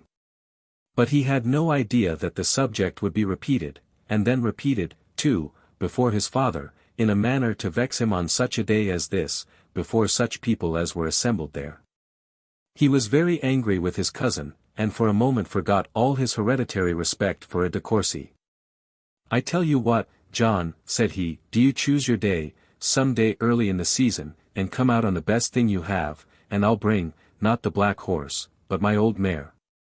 And then do you try and keep near me. If I don't leave you at the back of Godspeed before long, I'll give you the mare and the horse too." The Honourable John was not known in Barsetshire as one of the most forward of its riders. He was a man much addicted to hunting, as far as the get-up of the thing was concerned. He was great in boots and breeches, wondrously conversant with bits and bridles, he had quite a collection of saddles, and patronized every newest invention for carrying spare shoes, sandwiches, and flasks of sherry. He was prominent at the cover side. Some people, including the master of hounds, thought him perhaps a little too loudly prominent. He affected a familiarity with the dogs, and was on speaking acquaintance with every man's horse. But when the work was cut out, when the pace began to be sharp, when it behoved a man either to ride or visibly to decline to ride, then, so at least said they who had not the de Courcy interest quite closely at heart, then, in those heart-stirring moments, the Honourable John was too often found deficient. There was, therefore, a considerable laugh at his expense when Frank, instigated to his innocent boast by a desire to save his father, challenged his cousin to a trial of prowess. The Honourable John was not, perhaps, as much accustomed to the ready use of his tongue as was his honourable brother. Seeing that it was not his annual business to depict the glories of the farmer's daughters. At any rate, on this occasion he seemed to be at some loss for words. He shut up, as the slang phrase goes, and made no further allusion to the necessity of supplying young Gresham with a proper string of hunters. But the old squire had understood it all.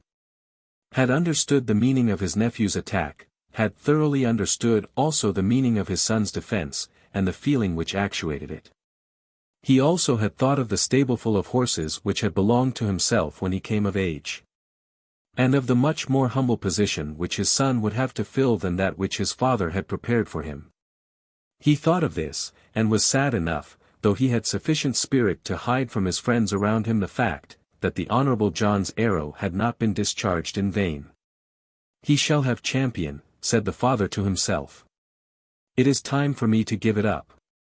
Now Champion was one of the 2 fine old hunters which the squire kept for his own use.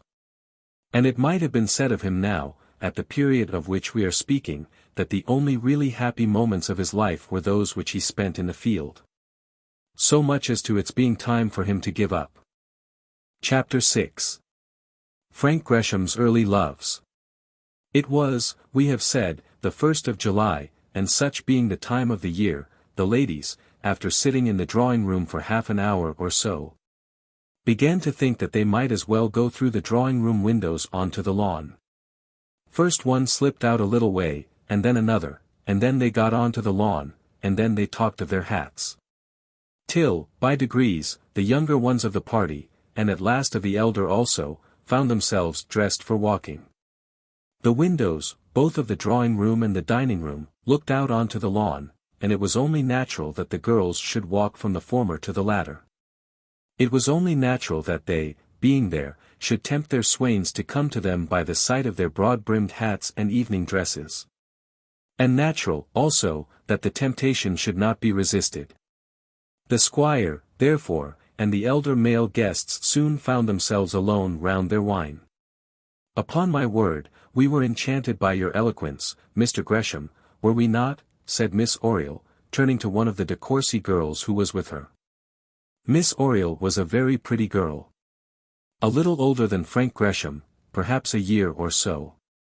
She had dark hair, large round dark eyes, a nose a little too broad, a pretty mouth, a beautiful chin, and, as we have said before, a large fortune. That is, moderately large, let us say £20,000, there or thereabouts.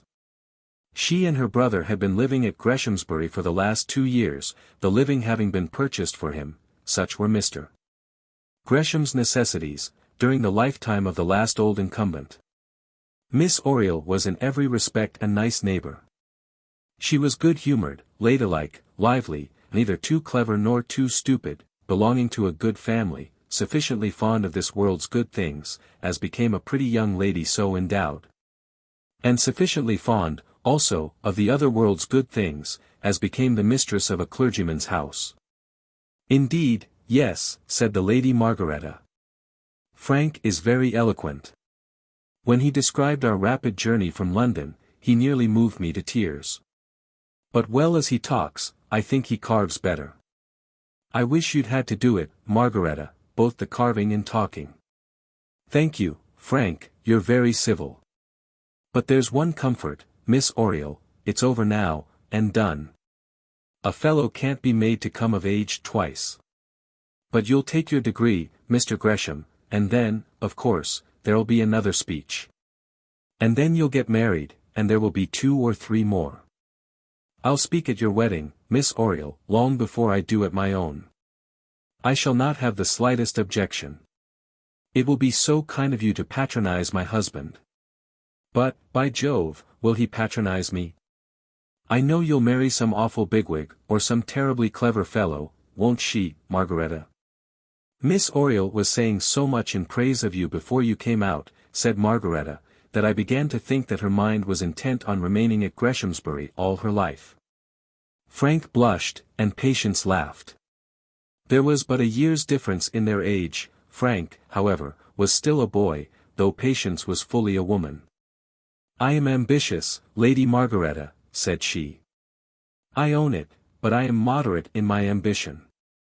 I do love Greshamsbury, and if Mr. Gresham had a younger brother, perhaps, you know." "Another just like myself, I suppose," said Frank. "Oh, yes. I could not possibly wish for any change." "Just as eloquent as you are, Frank," said the Lady Margaretta. "And as good a carver," said Patience. "Miss Bateson has lost her heart to him forever, because of his carving," said the Lady Margaretta. "But perfection never repeats itself," said Patience. "Well, you see, I have not got any brothers," said Frank, "so all I can do is to sacrifice myself. Upon my word, Mr. Gresham, I am under more than ordinary obligations to you." "I am indeed," and Miss Oriel stood still in the path, and made a very graceful curtsy. "Dear me! Only think, Lady Margaretta, that I should be honoured with an offer from the heir the very moment he is legally entitled to make one. And done with so much true gallantry, too," said the other. "Expressing himself quite willing to postpone any views of his own or your advantage." "Yes," said Patience. "That's what I value so much, had he loved me now, there would have been no merit on his part. But a sacrifice, you know. Yes, ladies are so fond of such sacrifices, Frank, upon my word, I had no idea you were so very excellent at making speeches. Well, said Frank, I shouldn't have said sacrifice, that was a slip, what I meant was. Oh, dear me, said Patience, wait a minute, now we are going to have a regular declaration. Lady Margaretta, you haven't got a scent bottle, have you? And if I should faint, where's the garden chair? Oh, but I'm not going to make a declaration at all, said Frank. Are you not? Oh. Now, Lady Margaretta, I appeal to you, did you not understand him to say something very particular? Certainly, I thought nothing could be plainer, said the Lady Margaretta. And so, Mr. Gresham, I am to be told, that after all it means nothing, said Patience, putting her handkerchief up to her eyes. It means that you are an excellent hand at quizzing a fellow like me. Quizzing? No, but you are an excellent hand at deceiving a poor girl like me. Well, remember I have got a witness, here is Lady Margaretta, who heard it all. What a pity it is that my brother is a clergyman. You calculated on that, I know, or you would never had served me so. She said so just as her brother joined them, or rather just as he had joined Lady Margaretta de Courcy, for her ladyship and Mr. Oriel walked on in advance by themselves. Lady Margaretta had found it rather dull work, making a third in Miss Oriel's flirtation with her cousin. The more so as she was quite accustomed to take a principal part herself in all such transactions. She therefore not unwillingly walked on with Mr. Oriel. Mr. Oriel, it must be conceived, was not a common, everyday parson, but had points about him which made him quite fit to associate with an earl's daughter. And as it was known that he was not a marrying man, having very exalted ideas on that point connected with his profession, the Lady Margaretta, of course, had the less objection to trust herself alone with him. But directly she was gone, Miss Oriel's tone of banter ceased. It was very well making a fool of a lad of 21 when others were by. But there might be danger in it when they were alone together. I don't know any position on earth more enviable than yours, Mr. Gresham, said she, quite soberly and earnestly. How happy you ought to be. What, in being laughed at by you, Miss Oriel, for pretending to be a man, when you choose to make out that I am only a boy. I can bear to be laughed at pretty well generally, but I can't say that your laughing at me makes me feel so happy as you say I ought to be. Frank was evidently of an opinion totally different from that of Miss Oriel. Miss Oriel, when she found herself tête-à-tête with him, thought it was time to give over flirting. Frank, however, imagined that it was just the moment for him to begin. So he spoke and looked very languishing, and put on him quite the airs of an Orlando. Oh, Mr. Gresham, such good friends as you and I may laugh at each other, may we not? You may do what you like, Miss Oriel, beautiful women I believe always may. But you remember what the spider said to the fly, that which is sport to you, may be death to me. Anyone looking at Frank's face as he said this, might well have imagined that he was breaking his very heart for love of Miss Oriel. Oh, Master Frank! Master Frank! If you act thus in the green leaf, what will you do in the dry? While Frank Gresham was thus misbehaving himself, and going on as though to him belonged the privilege of falling in love with pretty faces, as it does to ploughboys and other ordinary people, his great interests were not forgotten by those guardian saints who were so anxious to shower down on his head all manner of temporal blessings. Another conversation had taken place in the Greshamsbury gardens, in which nothing light had been allowed to present itself, nothing frivolous had been spoken. The Countess, the Lady Arabella, and Miss Gresham had been talking over Greshamsbury affairs, and they had latterly been assisted by the Lady Amelia, than whom no de Courcy ever born was more wise, more solemn, more prudent, or more proud. The ponderosity of her qualifications for nobility was sometimes too much even for her mother, and her devotion to the peerage was such that she would certainly have declined a seat in heaven if offered to her without the promise that it should be in the upper house. The subject first discussed had been Augusta's prospects. Mr. Moffat had been invited to Courcy Castle, and Augusta had been taken thither to meet him, with the express intention on the part of the Countess, that they should be man and wife. The Countess had been careful to make it intelligible to her sister-in-law and niece, that though Mr. Moffat would do excellently well for a daughter of Greshamsbury, he could not be allowed to raise his eyes to a female scion of Courcy Castle. "Not that we personally dislike him," said the Lady Amelia, "but rank has its drawbacks, Augusta." As the Lady Amelia was now somewhat nearer 40 than 30, and was still allowed to walk in maiden meditation, fancy-free, it may be presumed that in her case rank had been found to have serious drawbacks. To this Augusta said nothing in objection. Whether desirable by a de Courcy or not, the match was to be hers, and there was no doubt whatever as to the wealth of the man whose name she was to take. The offer had been made, not to her, but to her aunt. The acceptance had been expressed, not by her, but by her aunt. Had she thought of recapitulating in her memory all that had ever passed between Mr. Moffat and herself, she would have found that it did not amount to more than the most ordinary conversation between chance partners in a ballroom. Nevertheless, she was to be Mrs. Moffat. All that Mr. Gresham knew of him was, that when he met the young man for the first and only time in his life, he found him extremely hard to deal with in the matter of money. He had insisted on having £10,000 with his wife, and at last refused to go on with the match unless he got £6,000. This latter sum the poor squire had undertaken to pay him. Mr. Moffat had been for a year or two MP for Barsetshire, having been assisted in his views on that ancient city by all the de Courcy interest. He was a Whig, of course. Not only had Barsetshire, departing from the light of other days, returned a Whig member of Parliament, but it was declared, that at the next election, now near at hand, a Radical would be sent up. A man pledged to the ballot, to economies of all sorts, one who would carry out Barsetshire politics in all their abrupt, obnoxious, pestilent virulence. This was one Scatcherd, a great railway contractor, a man who was a native of Barsetshire, who had bought property in the neighbourhood, and who had achieved a sort of popularity there and elsewhere by the violence of his democratic opposition to the aristocracy. According to this man's political tenets, the Conservatives should be laughed at as fools, but the Whigs should be hated as knaves. Mr.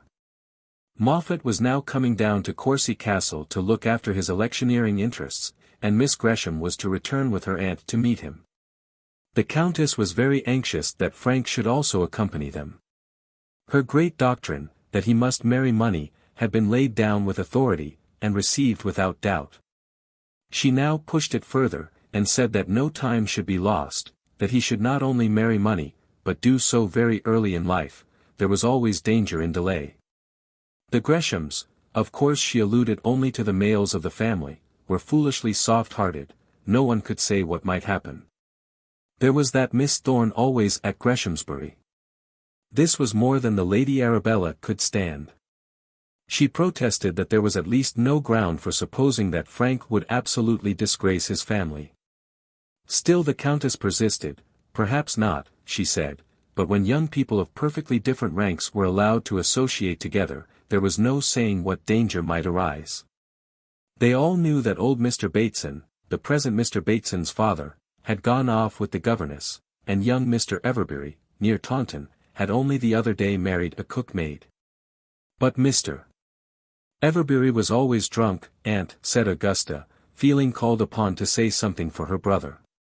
Never mind, my dear, these things do happen, and they are very dreadful. Horrible, said the Lady Amelia, diluting the best blood of the country, and paving the way for revolutions. This was very grand. But, nevertheless, Augusta could not but feel that she perhaps might be about to dilute the blood of her coming children in marrying the tailor's son. She consoled herself by trusting that, at any rate, she paved the way for no revolutions. When a thing is so necessary, said the Countess, it cannot be done too soon. Now, Arabella, I don't say that anything will come of it, but it may. Miss Dunstable is coming down to us next week. Now, we all know that when old Dunstable died last year, he left over 200,000 to his daughter.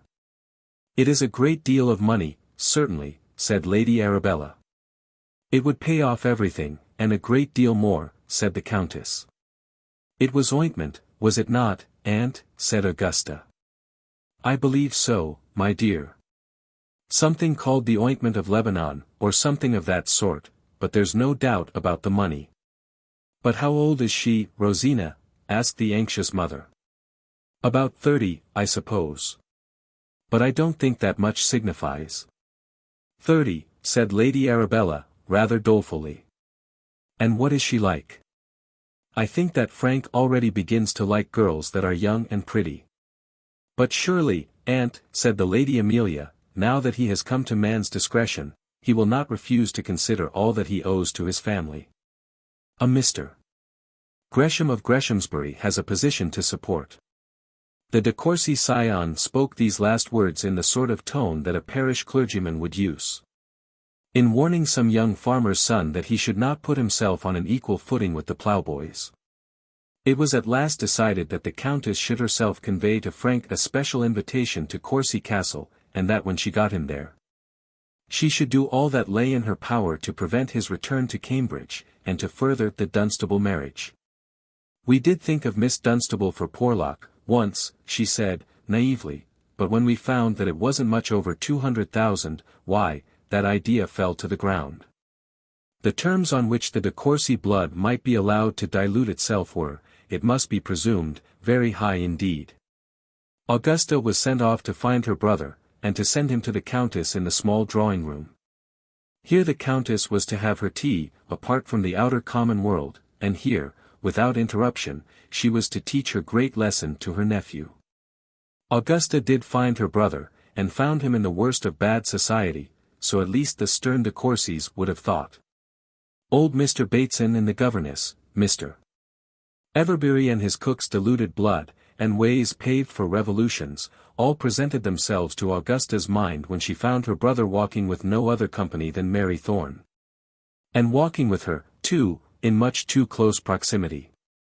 How he had contrived to be off with the old love and so soon on with the new, or rather, to be off with the new love and again on with the old, we will not stop to inquire. Had Lady Arabella, in truth, known all her son's doings in this way, could she have guessed how very nigh he had approached the iniquity of old Mr. Bateson, and to the folly of young Mr. Everbury, she would in truth have been in a hurry to send him off to Courcy Castle and Miss Dunstable. Some days before the commencement of our story, young Frank had sworn in sober earnest, in what he intended for his most sober earnest, his most earnest sobriety, that he loved Mary Thorne with a love for which words could find no sufficient expression, with a love that could never die, never grow dim, never become less. Which no opposition on the part of others could extinguish, which no opposition on her part could repel. That he might, could, would, and should have her for his wife, and that if she told him she didn't love him, he would. Oh, oh. Mary, do you love me? Don't you love me? Won't you love me? Say you will. Oh, Mary, dearest Mary, will you? Won't you? Do you? Don't you? Come now, you have a right to give a fellow an answer. With such eloquence had the heir of Greshamsbury, when not yet 21 years of age, attempted to possess himself of the affections of the doctor's niece. And yet 3 days afterwards he was quite ready to flirt with Miss Oriel. If such things are done in the green wood, what will be done in the dry? And what had Mary said when these fervent protestations of an undying love had been thrown at her feet? Mary, it must be remembered, was very nearly of the same age as Frank. But, as I and others have so often said before, women grow on the sunny side of the wall. Though Frank was only a boy, it behoved Mary to be something more than a girl. Frank might be allowed, without laying himself open to much just reproach, to throw all of what he believed to be his heart into a protestation of what he believed to be love. But Mary was in duty bound to be more thoughtful, more reticent, more aware of the facts of their position, more careful of her own feelings, and more careful also of his. And yet she could not put him down as another young lady might put down another young gentleman. It is very seldom that a young man, unless he be tipsy, assumes an unwelcome familiarity in his early acquaintance with any girl. But when acquaintance has been long and intimate, familiarity must follow as a matter of course. Frank and Mary had been so much together in his holidays, had so constantly consorted together as boys and girls, that, as regarded her, he had not that innate fear of a woman which represses a young man's tongue. And she was so used to his good humor, his fun, and high jovial spirits, and was, withal, so fond of them and him, that it was very difficult for her to mark with accurate feeling, and stop with reserved brow, the shade of change from a boy's liking to a man's love. And Beatrice, too, had done harm in this matter. With a spirit painfully unequal to that of her grand relatives, she had quizzed Mary and Frank about their early flirtations. This she had done, but had instinctively avoided doing so before her mother and sister, and had thus made a secret of it, as it were, between herself, Mary, and her brother. Had given currency, as it were, to the idea that there might be something serious between the two. Not that Beatrice had ever wished to promote a marriage between them, or had even thought of such a thing. She was girlish, thoughtless, imprudent, inartistic, and very unlike a de Courcy. Very unlike a de Courcy she was in all that. But, nevertheless, she had the de Courcy veneration for blood, and, more than that, she had the Gresham feeling joined to that of the de Courcys. The Lady Amelia would not for worlds have had the de Courcy blood defiled, but gold she thought could not defile. Now Beatrice was ashamed of her sister's marriage, and had often declared, within her own heart, that nothing could have made her marry a Mr. Moffat. She had said so also to Mary, and Mary had told her that she was right. Mary also was proud of blood, was proud of her uncle's blood, and the two girls talked together in all the warmth of girlish confidence, of the great glories of family traditions and family honors. Beatrice had talked in utter ignorance as to her friend's birth, and Mary, poor Mary, she had talked, being as ignorant. But not without a strong suspicion that, at some future time, a day of sorrow would tell her some fearful truth. On one point Mary's mind was strongly made up. No wealth, no mere worldly advantage could make anyone her superior. If she were born a gentlewoman, then was she fit to match with any gentleman. Let the most wealthy man in Europe pour all his wealth at her feet, she could, if so inclined, give him back at any rate more than that. That offered at her feet she knew she would never tempt her to yield up the fortress of her heart, the guardianship of her soul, the possession of her mind. Not that alone, nor that, even, as any possible slightest fraction of a makeweight. If she were born a gentlewoman. And then came to her mind those curious questions: what makes a gentleman? What makes a gentlewoman? What is the inner reality, the spiritualized quintessence of that privilege in the world which men call rank, which forces the thousands and hundreds of thousands to bow down before the few elect? What gives, or can give it, or should give it? And she answered the question. Absolute, intrinsic, acknowledged, individual merit must give it to its possessor, let him be whom, and what, and whence he might. So far the spirit of democracy was strong with her. Beyond this it could be had but by inheritance, received as it were second-hand, or 22nd-hand. And so far the spirit of aristocracy was strong within her. All this she had, as may be imagined, learnt in early years from her uncle, and all this she was at great pains to teach Beatrice Gresham, the chosen of her heart. When Frank declared that Mary had a right to give him an answer, he meant that he had a right to expect one. Mary acknowledged this right, and gave it to him. "Mr. Gresham," she said. "Oh, Mary. Mr. Gresham." "Yes, Mr. Gresham. It must be Mr. Gresham after that.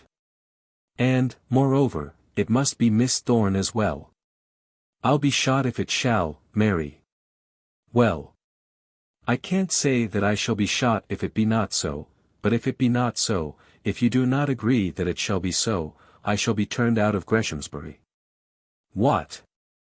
You mean my mother?" said Frank. "Indeed, I mean no such thing," said Mary, with a flash from her eye that made Frank almost start. "I mean no such thing. I mean you, not your mother." I am not in the least afraid of Lady Arabella. But I am afraid of you. Afraid of me, Mary. Miss Thorne, pray, remember. It must be Miss Thorne. Do not turn me out of Greshamsbury. Do not separate me from Beatrice. It is you that will drive me out, no one else. I could stand my ground against your mother, I feel I could. But I cannot stand against you if you treat me otherwise than. Otherwise than what? I want to treat you as the girl I have chosen from all the world as my wife. I am sorry you should so soon have found it necessary to make a choice. But, Mr. Gresham, we must not joke about this at present. I am sure you would not willingly injure me. But if you speak to me, or of me, again in that way, you will injure me so much that I shall be forced to leave Greshamsbury in my own defence. I know you are too generous to drive me to that. And so the interview had ended. Frank, of course, went upstairs to see if his new pocket pistols were all ready, properly cleaned, loaded, and capped, should he find, after a few days' experience, that prolonged existence was unendurable. However, he managed to live through the subsequent period, doubtless with a view of preventing any disappointment to his father's guests. Chapter 7. The Doctor's Garden. Mary had contrived to quiet her lover with considerable propriety of demeanour. Then came on her the somewhat harder task of quieting herself. Young ladies, on the whole, are perhaps quite as susceptible of the softer feelings as young gentlemen are. Now Frank Gresham was handsome, amiable, by no means a fool in intellect, excellent in heart, and he was, moreover, a gentleman, being the son of Mr. Gresham of Greshamsbury. Mary had been, as it were, brought up to love him. Had aught but good happened to him, she would have cried as for a brother. It must not therefore be supposed that when Frank Gresham told her that he loved her, she had heard it altogether unconcerned. He had not, perhaps, made his declaration with that propriety of language in which such scenes are generally described as being carried on. Ladies may perhaps think that Mary should have been deterred, by the very boyishness of his manner, from thinking at all seriously on the subject. His, will you, won't you, do you, don't you, does not sound like the poetic raptures of a highly inspired lover. But, nevertheless, there had been warmth, and a reality in it not in itself repulsive, and Mary's anger. No, not anger, her objections to the declarations were probably not based on the absurdity of her lover's language. We are inclined to think that these matters are not always discussed by mortal lovers in the poetically passionate phraseology which is generally thought to be appropriate for their description. A man cannot well describe that which he has never seen nor heard, but the absolute words and acts of one such scene did once come to the author's knowledge. The couple were by no means plebeian, or below the proper standard of high bearing and high breeding. They were a handsome pair, living among educated people, sufficiently given to mental pursuits, and in every way what a pair of polite lovers ought to be. The all-important conversation passed in this wise. The site of the passionate scene was the seashore, on which they were walking, in autumn. Gentlemen. Well, miss, the long and short of it is this, here I am, you can take me or leave me. Lady, scratching a gutter on the sand with her parasol, so as to allow a little salt water to run out of one hole into another. Of course, I know that's all nonsense. Gentlemen. Nonsense.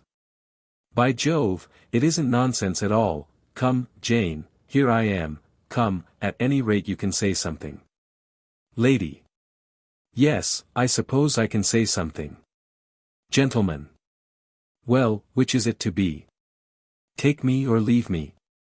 Lady, very slowly, and with a voice perhaps hardly articulate, carrying on, at the same time, her engineering works on a wider scale. Well, I don't exactly want to leave you. And so the matter was settled with much propriety and satisfaction. And both the lady and gentleman would have thought, had they ever thought about the matter at all, that this, the sweetest moment of their lives, had been graced by all the poetry by which such moments ought to be hallowed. When Mary had, as she thought, properly subdued young Frank, the offer of whose love she, at any rate, knew was, at such a period of his life, an utter absurdity. Then she found it necessary to subdue herself. What happiness on earth could be greater than the possession of such a love, had the true possession been justly and honestly within her reach? What man could be more lovable than such a man as would grow from such a boy? And then, did she not love him already, without waiting for any change? Did she not feel that there was that about him and about herself, too, which might so well fit them for each other? It would be so sweet to be the sister of Beatrice, the daughter of the squire, to belong to Greshamsbury as a part and parcel of itself. But though she could not restrain these thoughts, it never for a moment occurred to her to take Frank's offer in earnest. Though she was a grown woman, he was still a boy. He would have to see the world before he settled in it, and would change his mind about woman half a score of times before he married.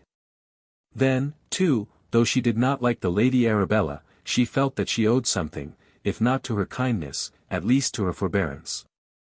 And she felt inwardly certain, that she would be doing wrong, that the world would say she was doing wrong, that her uncle would think her wrong, if she endeavored to take advantage of what had passed. She had not for an instant doubted, not for a moment had she contemplated it as possible that she should ever become Mrs. Gresham because Frank had offered to make her so. But, nevertheless, she could not help thinking of what had occurred, of thinking of it, most probably much more than Frank did himself. A day or two afterwards, on the evening before Frank's birthday, she was alone with her uncle, walking in the garden behind their house, and she then essayed to question him, with the object of learning if she were fitted by her birth to be the wife of such a one as Frank Gresham. They were in the habit of walking there together when he happened to be at home of a summer's evening. This was not often the case, for his hours of labor extended much beyond those usual to the upper working world, the hours, namely, between breakfast and dinner. But those minutes that they did thus pass together, the doctor regarded as perhaps the pleasantest of his life. "Uncle," said she, after a while, "what do you think of this marriage of Miss Gresham's?" "Well, Minnie," such was his name of endearment for her, "I can't say I have thought much about it, and I don't suppose anybody else has either." "She must think about it, of course. And so must he, I suppose." "I'm not so sure of that. Some folks would never get married if they had to trouble themselves with thinking about it." "I suppose that's why you never got married, uncle." "Either that, or thinking of it too much. One is as bad as the other." Mary had not contrived to get at all near her point as yet. So she had to draw off, and after a while begin again. "Well, I have been thinking about it, at any rate, uncle." "That's very good of you, that will save me the trouble. And perhaps save Miss Gresham too. If you have thought it over thoroughly, that will do for all. I believe Mr. Moffat is a man of no family. He'll mend in that point, no doubt, when he has got a wife." "Uncle, you're a goose, and what is worse, a very provoking goose." "Niece, you're a gander, and what is worse, a very silly gander. What is Mr. Moffat's family to you and me? Mr. Moffat has that which ranks above family honors. He is a very rich man." "Yes," said Mary, "I know he is rich. And a rich man I suppose can buy anything, except a woman that is worth having." "A rich man can buy anything," said the doctor, "not that I meant to say that Mr. Moffat has bought Miss Gresham. I have no doubt that they will suit each other very well," he added with an air of decisive authority, as though he had finished the subject. But his niece was determined not to let him pass so. "Now, uncle," said she, "you know you are pretending to a great deal of worldly wisdom, which, after all, is not wisdom at all in your eyes." "Am I?" "You know you are, and as for the impropriety of discussing Miss Gresham's marriage, I did not say it was improper." "Oh, yes, you did, of course such things must be discussed. How is one to have an opinion if one does not get it by looking at the things which happen around us?" "Now I am going to be blown up," said Dr. Thorne. "Dear uncle, do be serious with me." "Well, then, seriously, I hope Miss Gresham will be very happy as Mrs. Moffat." "Of course you do, so do I." I hope it as much as I can hope what I don't at all see ground for expecting. People constantly hope without any such ground. Well, then, I'll hope in this case. But, uncle. Well, my dear. I want your opinion, truly and really. If you were a girl. I am perfectly unable to give any opinion founded on so strange an hypothesis. Well, but if you were a marrying man. The hypothesis is quite as much out of my way. But, uncle, I am a girl, and perhaps I may marry, or at any rate think of marrying some day. The latter alternative is certainly possible enough.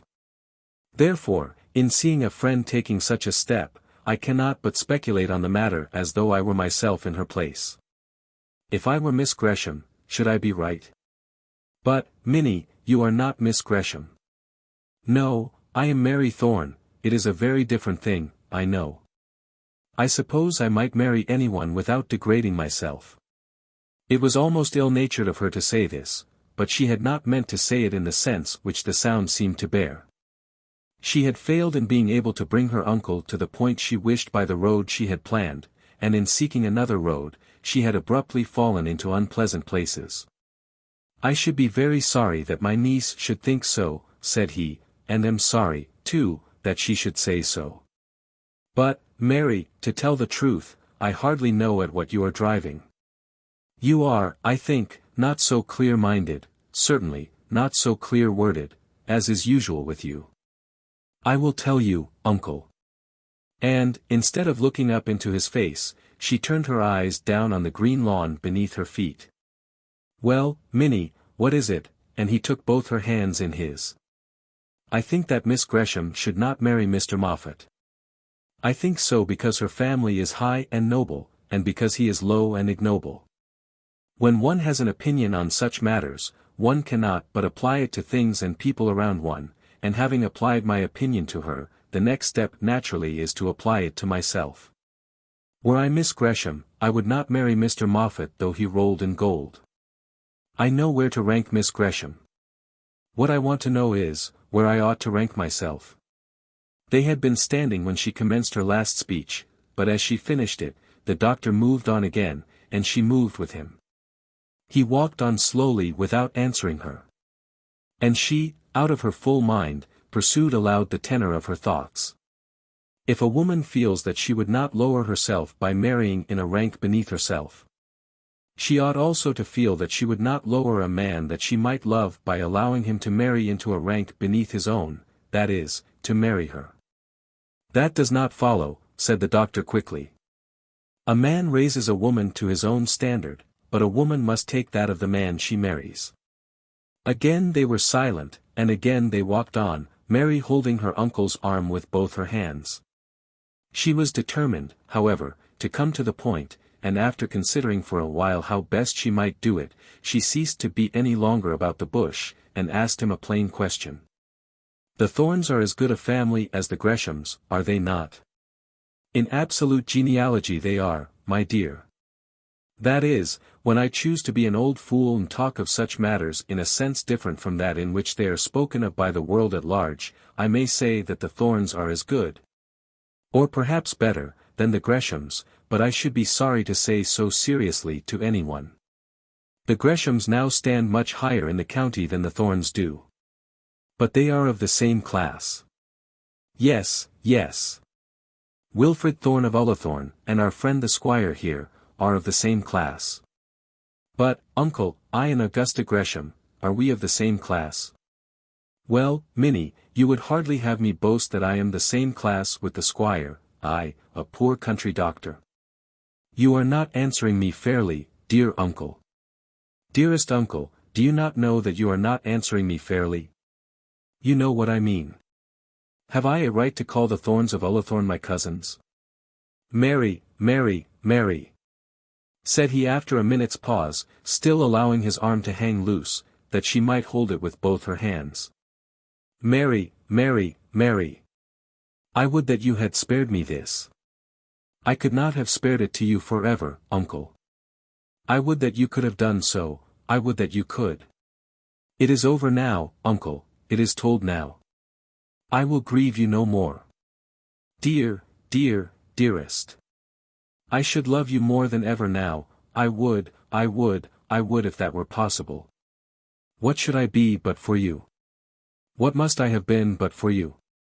And she threw herself on his breast, and clinging with her arms round his neck, kissed his forehead, cheeks, and lips. There was nothing more said then on the subject between them. Mary asked no further question, nor did the doctor volunteer further information. She would have been most anxious to ask about her mother's history had she dared to do so. But she did not dare to ask. She could not bear to be told that her mother had been, perhaps was, a worthless woman. That she was truly a daughter of a brother of the doctor, that she did know. Little as she had heard of her relatives in her early youth, few as had been the words which had fallen from her uncle in her hearing as to her parentage, she did know this. That she was the daughter of Henry Thorne, a brother of the doctor, and a son of the old prebendary.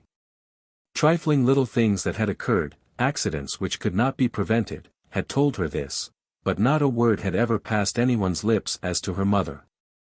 The doctor, when speaking of his youth, had spoken of her father, but no one had spoken of her mother. She had long known that she was the child of a Thorne.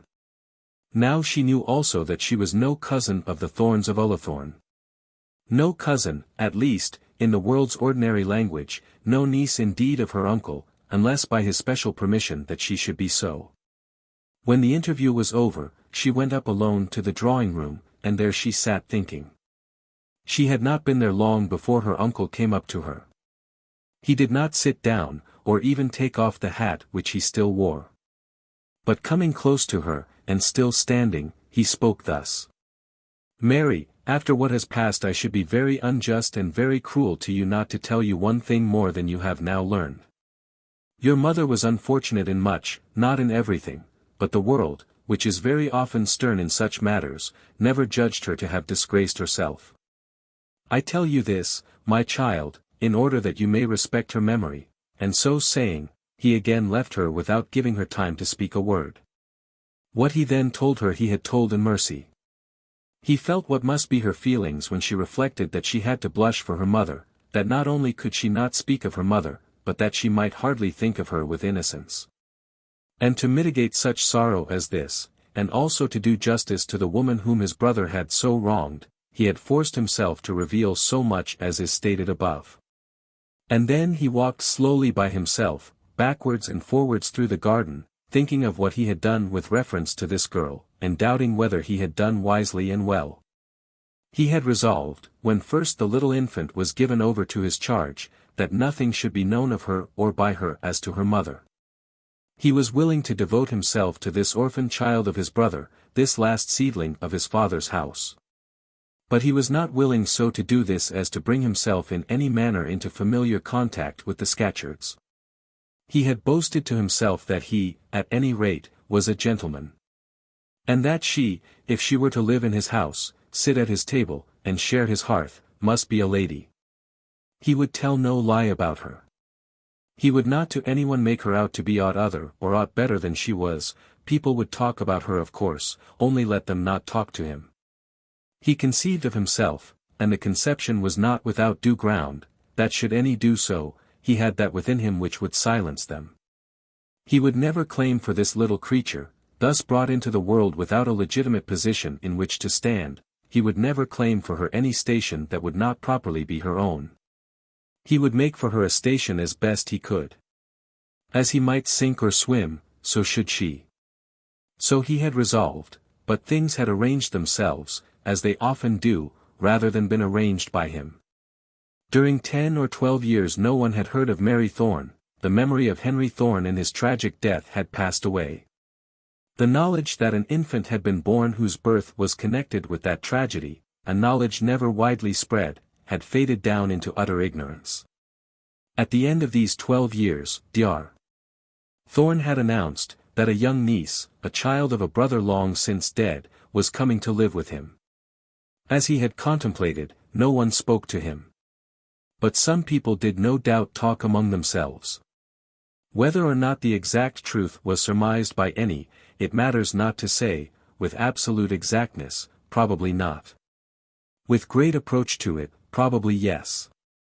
By one person, at any rate, no guess whatever was made, no thought relative to Dr. Thorne's niece ever troubled him. No idea that Mary Scatcherd had left a child in England ever occurred to him, and that person was Roger Scatcherd, Mary's brother. To one friend, and only one, did the doctor tell the whole truth, and that was to the old squire.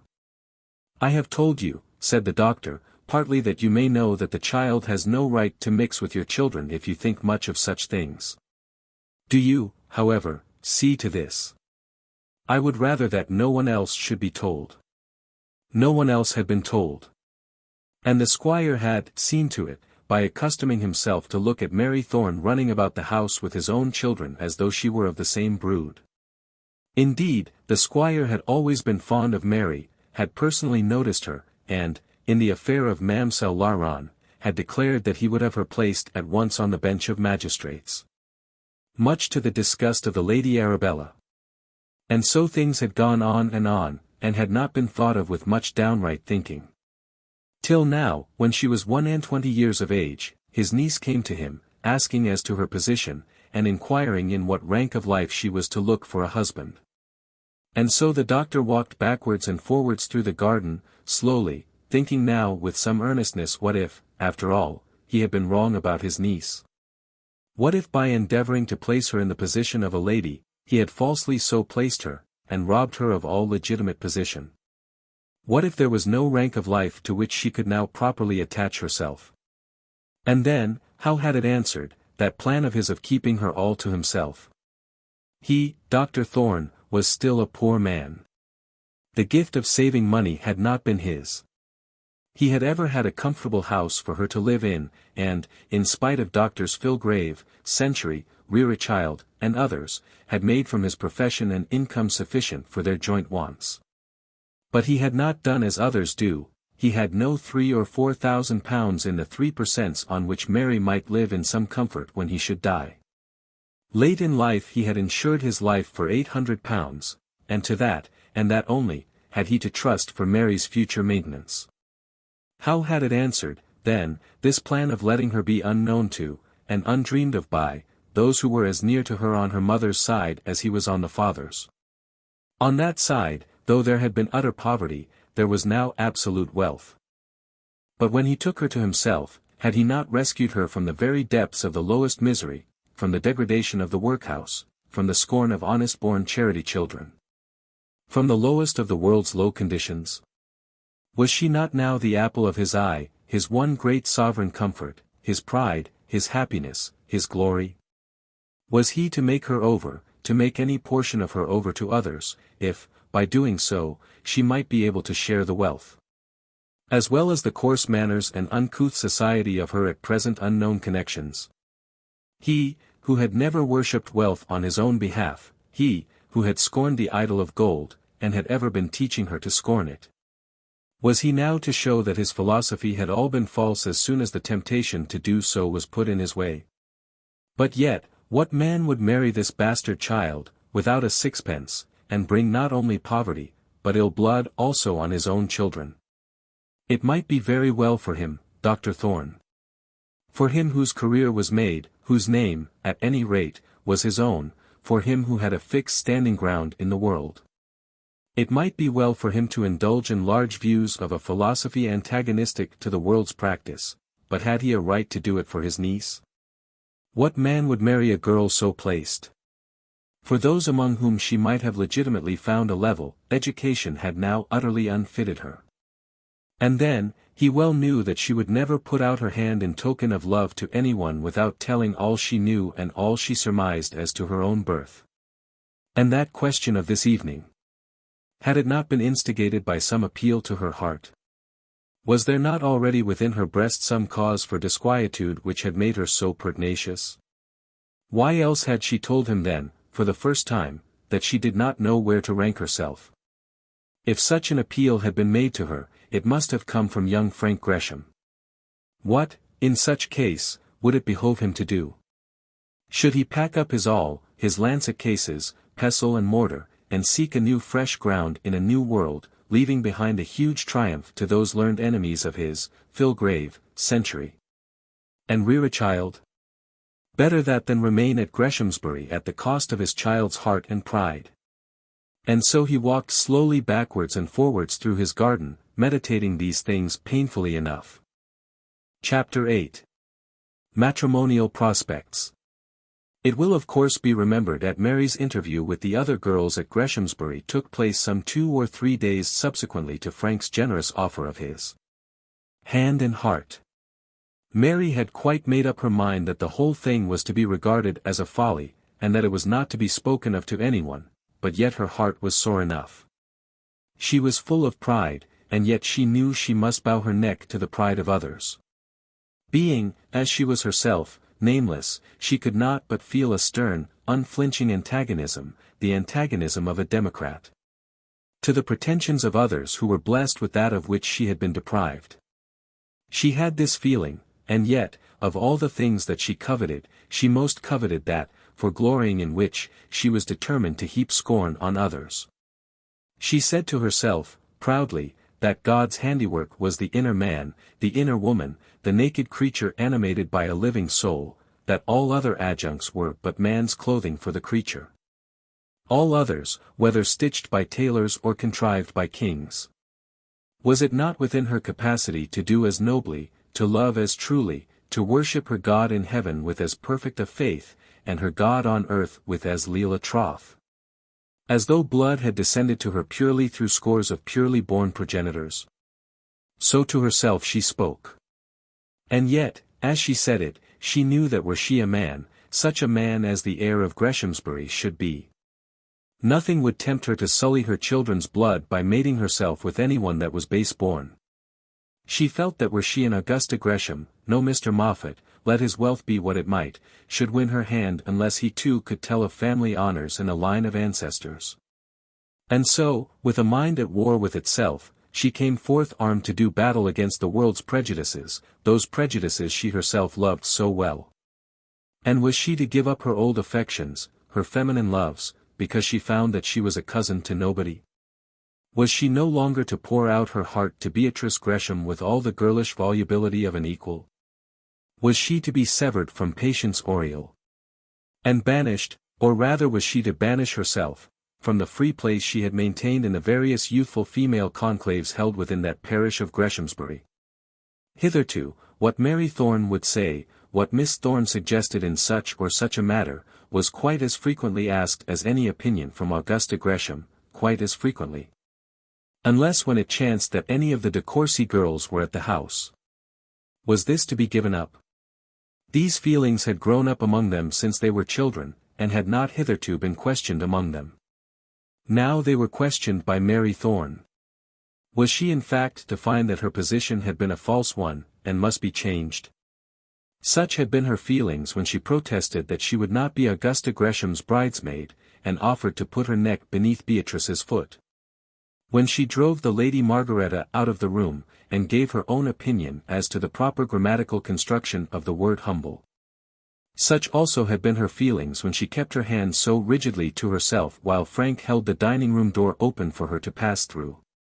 Patience Oriel, said she to herself, can talk to him of her father and mother, let Patience take his hand, let her talk to him. And then, not long afterwards, she saw that Patience did talk to him. And seeing it, she walked along silent, among some of the old people, and with much effort did prevent a tear from falling down her cheek.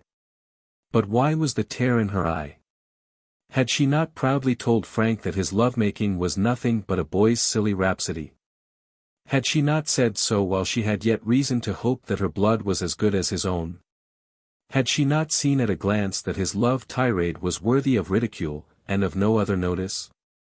And yet there was a tear now in her eye because this boy, whom she had scolded from her, whose hand, offered in pure friendship, she had just refused, because he, so rebuffed by her, had carried his fun and gallantry to one who would be less cross to him.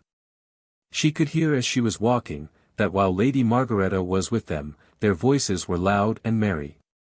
And her sharp ear could also hear, when Lady Margaretta left them, that Frank's voice became low and tender. So she walked on, saying nothing, looking straight before her, and by degrees separating herself from all the others. The Greshamsbury grounds were on one side somewhat too closely hemmed in by the village. On this side was a path running the length of one of the streets of the village. And far down the path, near to the extremity of the gardens, and near also to a wicket gate which led out into the village, and which could be opened from the inside, was a seat. Under a big yew tree, from which, through a breach in the houses, might be seen the parish church, standing in the park on the other side.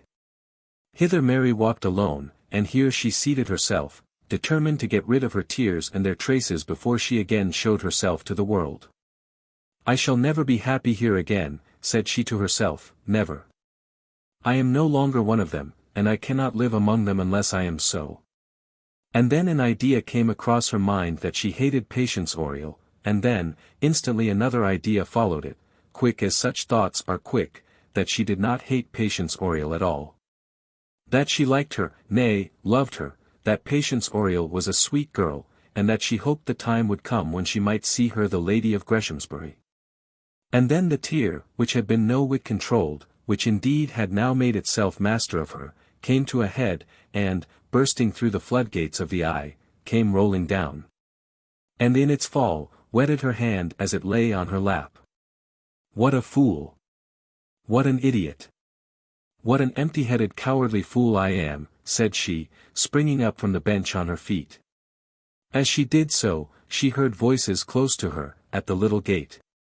They were those of her uncle and Frank Gresham. "God bless you, Frank," said the doctor, as he passed out of the grounds. "You will excuse a lecture, won't you, from so old a friend? Though you are a man now, and discreet, of course, by Act of Parliament." "Indeed I will, doctor," said Frank. "I will excuse a longer lecture than that from you." "At any rate it won't be tonight," said the doctor, as he disappeared. "And if you see Mary, tell her that I am obliged to go, and that I will send Janet down to fetch her." Now Janet was the doctor's ancient maidservant. Mary could not move on without being perceived. She therefore stood still till she heard the click of the door, and then began walking rapidly back to the house by the path which had brought her thither. The moment, however, that she did so, she found that she was followed, and in a very few moments Frank was alongside of her. "Oh, Mary!" said he, calling to her, but not loudly, before he quite overtook her, "how odd that I should come across you just when I have a message for you. And why are you all alone?" Mary's first impulse was to reiterate her command to him to call her no more by her Christian name. But her second impulse told her that such an injunction at the present moment would not be prudent on her part. The traces of her tears were still there. And she well knew that a very little, the slightest show of tenderness on his part, the slightest effort on her own to appear indifferent, would bring down more than one other such intruder. It would, moreover, be better for her to drop all outward sign that she remembered what had taken place. So long, then, as he and she were at Greshamsbury together, he should call her Mary if he pleased. He would soon be gone, and while he remained, she would keep out of his way. "Your uncle has been obliged to go away to see an old woman at Silverbridge." "At Silverbridge? Why, he won't be back all night. Why could not the old woman send for Dr. Century?" I suppose she thought two old women could not get on well together. Mary could not help smiling. She did not like her uncle going off so late on such a journey. But it was always felt as a triumph when he was invited into the strongholds of his enemies. "And Janet is to come over for you."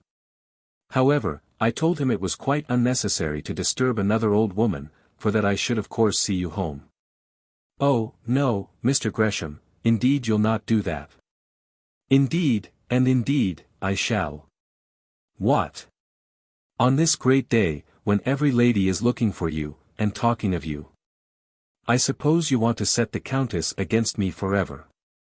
Think, too, how angry Lady Arabella will be if you are absent on such an errand as this. To hear you talk, Mary, one would think that you were going to Silverbridge yourself." "Perhaps I am. If I did not go with you, some of the other fellows would. John, or George. Good gracious, Frank. Fancy either of the Mr. de Courcys walking home with me. She had forgotten herself, and the strict propriety on which she had resolved, in the impossibility of foregoing her little joke against the de Courcy grandeur.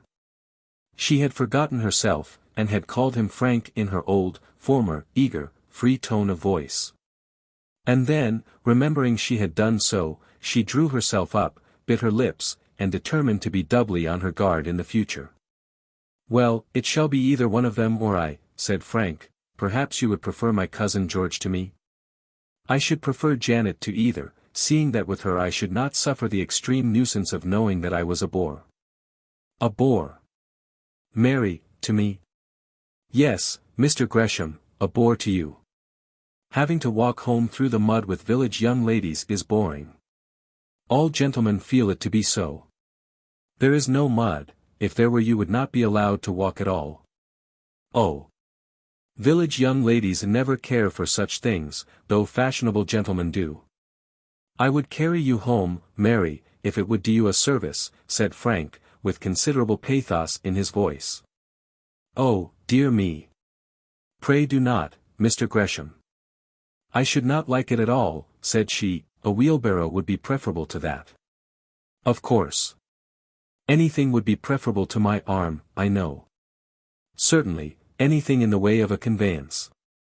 If I were to act baby, and you were to act nurse, it really would not be comfortable for either of us."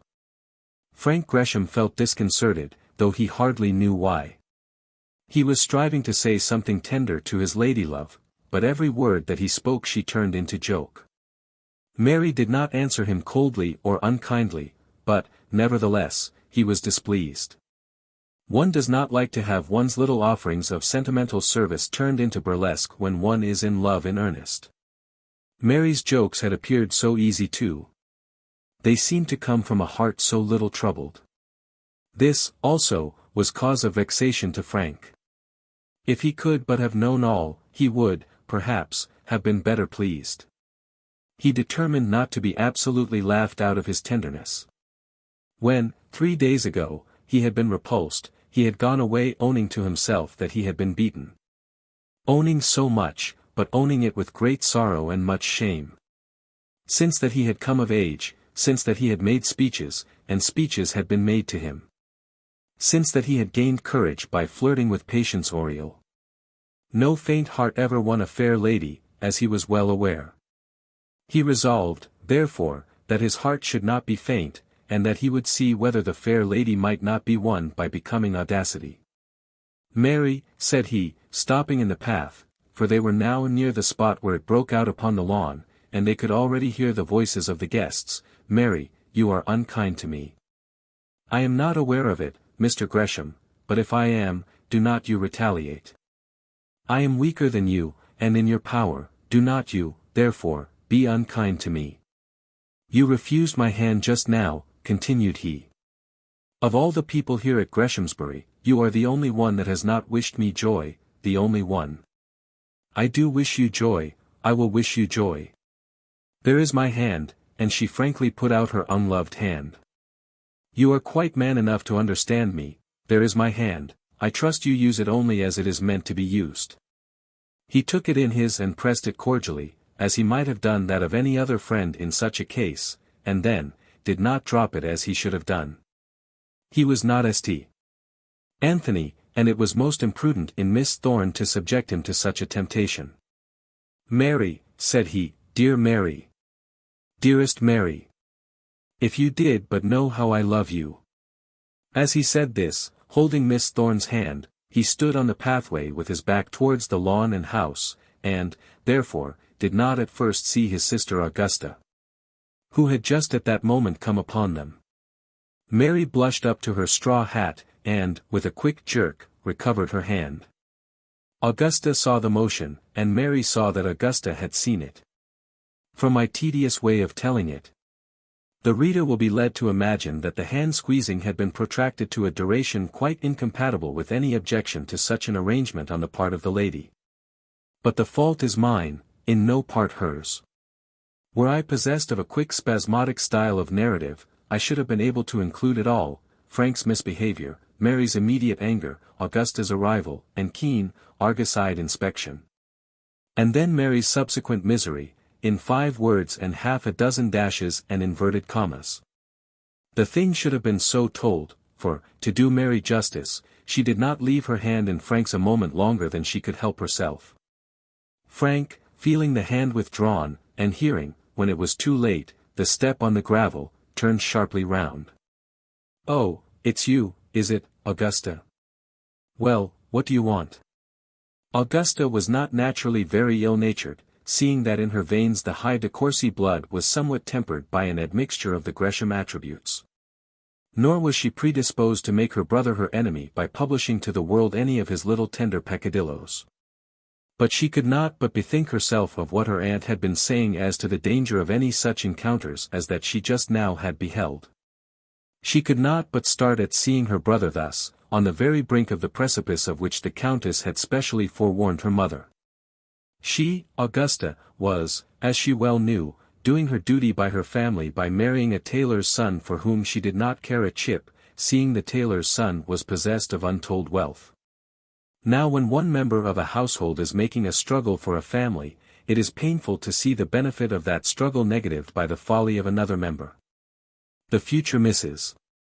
Moffat did feel aggrieved by the fatuity of the young heir, and, consequently, took upon herself to look as much like her Aunt de Courcy as she could do. "Well, what is it?" said Frank, looking rather disgusted. "What makes you stick your chin up and look in that way?" Frank had hitherto been rather a despot among his sisters, and forgot that the eldest of them was now passing altogether from under his sway to that of the tailor's son. "Frank," said Augusta, in a tone of voice which did honor to the great lessons she had lately received, "Aunt de Courcy wants to see you immediately in the small drawing-room." And, as she said so, she resolved to say a few words of advice to Miss Thorne as soon as her brother should have left them. "In the small drawing-room, does she? Well, Mary, we may as well go together, for I suppose it is tea-time now." "You had better go at once, Frank," said Augusta. "The Countess will be angry if you keep her waiting. She has been expecting you these 20 minutes. Mary Thorne and I can return together." There was something in the tone in which the words, "Mary Thorne," were uttered, which made Mary at once draw herself up. "I hope," said she, "that Mary Thorne will never be any hindrance to either of you." Frank's ear had also perceived that there was something in the tone of his sister's voice not boding comfort to Mary. He perceived that the de Courcy blood in Augusta's veins was already rebelling against the doctor's niece on his part, though it had condescended to submit itself to the tailor's son on her own part. "Well, I am going," said he, "but look here, Augusta, if you say one word of Mary—" "Oh, Frank! Frank! You boy, you very boy! You goose, you silly goose! Is that the way you make love, desiring one girl not to tell of another, as though you were 3 children, tearing your frocks and trousers in getting through the same hedge together? Oh, Frank! Frank! You, the full-blown heir of Greshamsbury? You, a man already endowed with a man's discretion? You, the forward rider, that did but now threaten young Harry Baker and the Honourable John to eclipse them by prowess in the field? You, of age? Why, thou canst not as yet have left thy mother's apron-string. If you say one word of Mary—" So far had he got in his injunction to his sister, but further than that, in such a case, was he never destined to proceed. Mary's indignation flashed upon him, striking him dumb long before the sound of her voice reached his ears, and yet she spoke as quick as the words would come to her call, and somewhat loudly too. "Say one word of Mary, Mr. Gresham." And why should she not say as many words of Mary as she may please? "I must tell you all now, Augusta. And I must also beg you not to be silent for my sake. As far as I am concerned, tell it to whom you please. This was the second time your brother—" "Mary, Mary," said Frank, deprecating her loquacity. "I beg your pardon, Mr. Gresham. You have made it necessary that I should tell your sister all. He has now twice thought it well to amuse himself by saying to me words which it was ill-natured in him to speak, and—" "Ill-natured, Mary!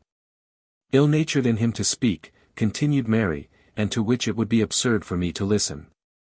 He probably does the same to others, she added, being unable in heart to forget that sharpest of her wounds, that flirtation of his with Patience Oriel, but to me it is almost cruel. Another girl might laugh at him, or listen to him, as she would choose, but I can do neither. I shall now keep away from Greshamsbury, at any rate till he has left it. And, Augusta, I can only beg you to understand, that, as far as I am concerned, there is nothing which may not be told to all the world. And, so saying, she walked on a little in advance of them, as proud as a queen. Had Lady de Courcy herself met her at this moment, she would almost have felt herself forced to shrink out of the pathway. Not say a word of me, she repeated to herself, but still out loud. No word need be left unsaid on my account, none, none. Augusta followed her, dumbfounded at her indignation, and Frank also followed, but not in silence. When his first surprise at Mary's great anger was over, he felt himself called upon to say some word that might tend to exonerate his ladylove. And some word also of protestation as to his own purpose. There is nothing to be told, nothing, at least of Mary, he said, speaking to his sister. But of me, you may tell this, if you choose to disoblige your brother, that I love Mary Thorne with all my heart, and that I will never love anyone else. By this time they had reached the lawn, and Mary was able to turn away from the path which led up to the house. As she left them she said in a voice, now low enough, I cannot prevent him from talking nonsense, Augusta, but you will bear me witness, that I do not willingly hear it. And, so saying, she started off almost in a run towards the distant part of the gardens, in which she saw Beatrice. Frank, as he walked up to the house with his sister, endeavored to induce her to give him a promise that she would tell no tales as to what she had heard and seen. Of course, Frank, it must be all nonsense, she had said, and you shouldn't amuse yourself in such a way. Well, but, Gus, come, we have always been friends. Don't let us quarrel just when you are going to be married. But Augusta would make no promise. Frank, when he reached the house, found the Countess waiting for him, sitting in the little drawing-room by herself, somewhat impatiently. As he entered he became aware that there was some peculiar gravity attached to the coming interview. 3 persons, his mother, one of his younger sisters, and the Lady Amelia, each stopped him to let him know that the Countess was waiting. And he perceived that a sort of guard was kept upon the door to save her ladyship from any undesirable intrusion. The Countess frowned at the moment of his entrance, but soon smoothed her brow, and invited him to take a chair ready prepared for him opposite to the elbow of the sofa on which she was leaning. She had a small table before her, on which was her teacup, so that she was able to preach at him nearly as well as though she had been ensconced in a pulpit. My dear Frank, said she, in a voice thoroughly suitable to the importance of the communication, you have today come of age. Frank remarked that he understood that such was the case, and added that that was the reason for all the fuss. Yes, you have today come of age. Perhaps I should have been glad to see such an occasion noticed at Greshamsbury with some more suitable signs of rejoicing. Oh, aunt! I think we did it all very well. Greshamsbury, Frank, is, or at any rate ought to be, the seat of the first commoner in Barsetshire. Well, so it is. I am quite sure there isn't a better fellow than father anywhere in the county. The Countess sighed. Her opinion of the poor squire was very different from Frank's. It is no use now, said she, looking back to that which cannot be cured.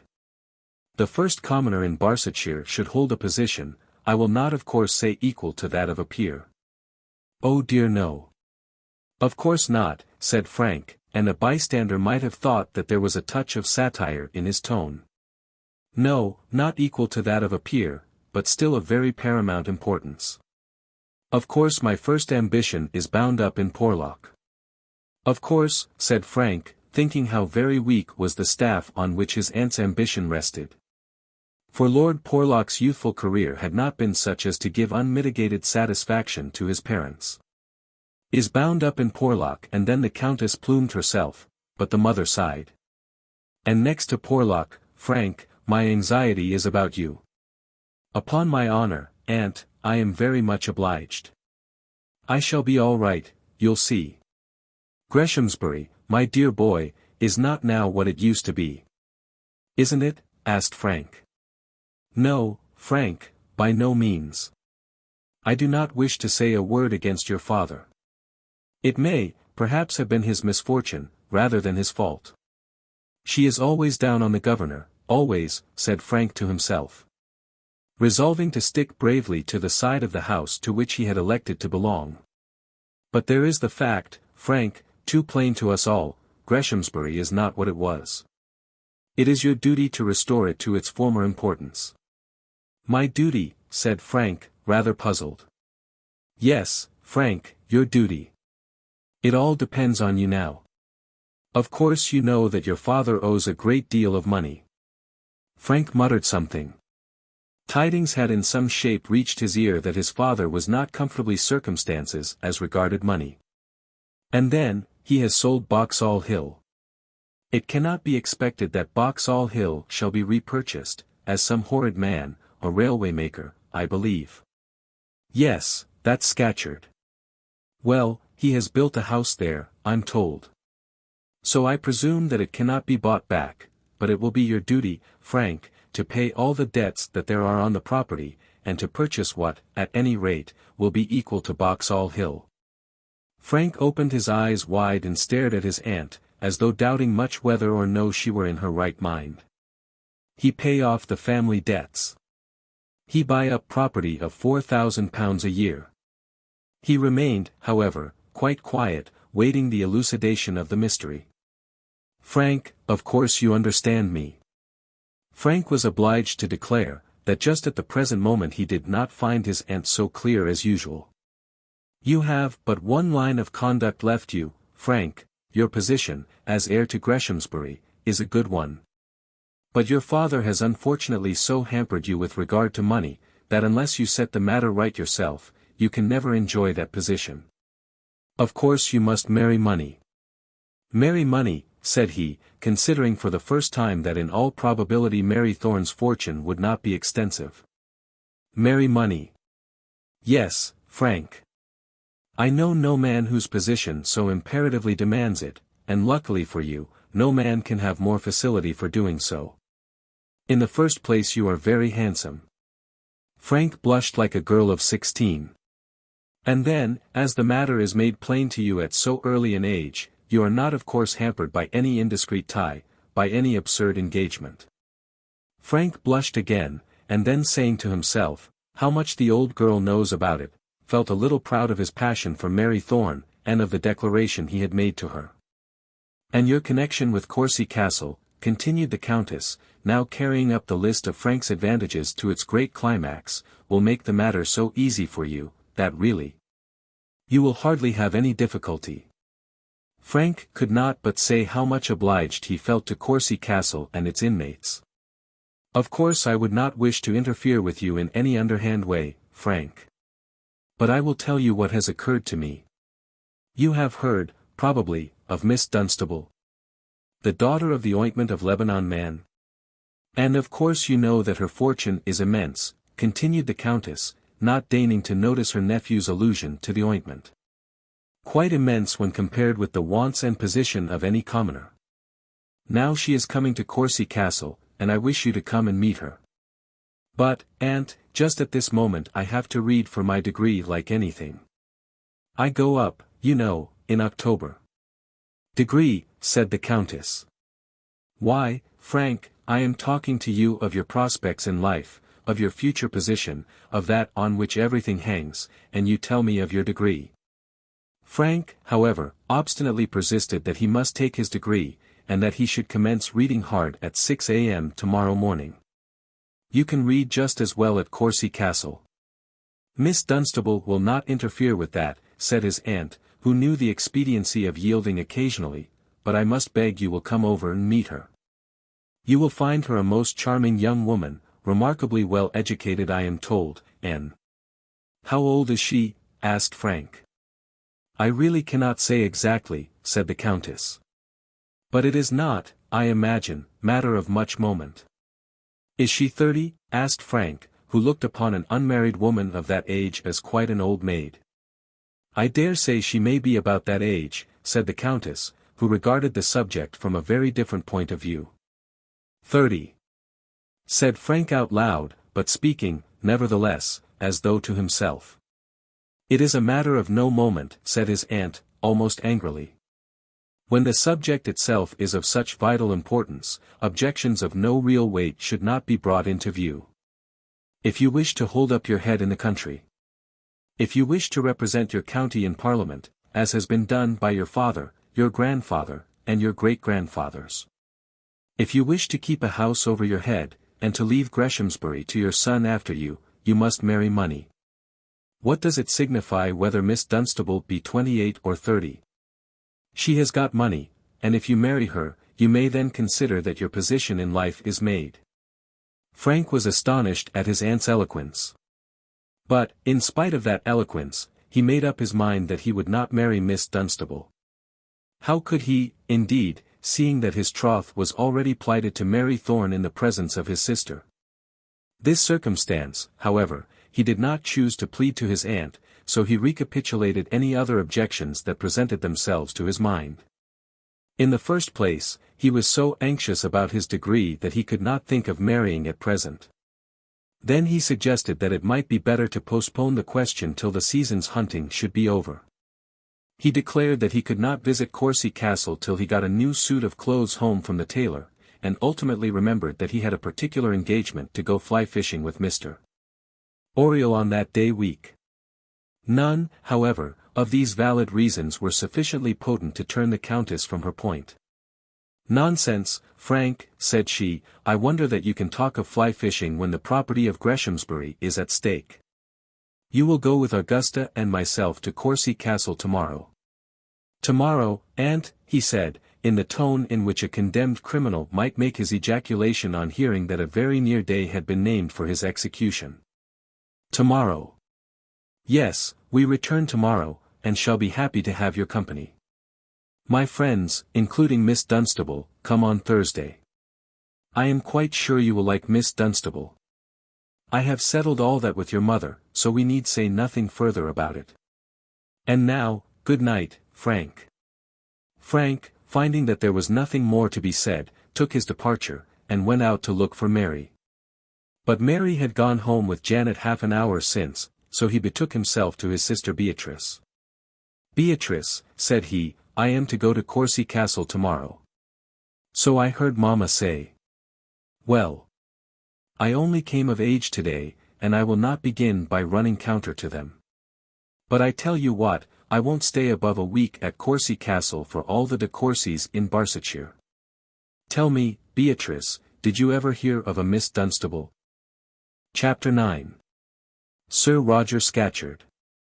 Enough has been said in this narrative to explain to the reader that Roger Scatcherd, who was whilom a drunken stonemason in Barchester, and who had been so prompt to avenge the injury done to his sister, had become a great man in the world.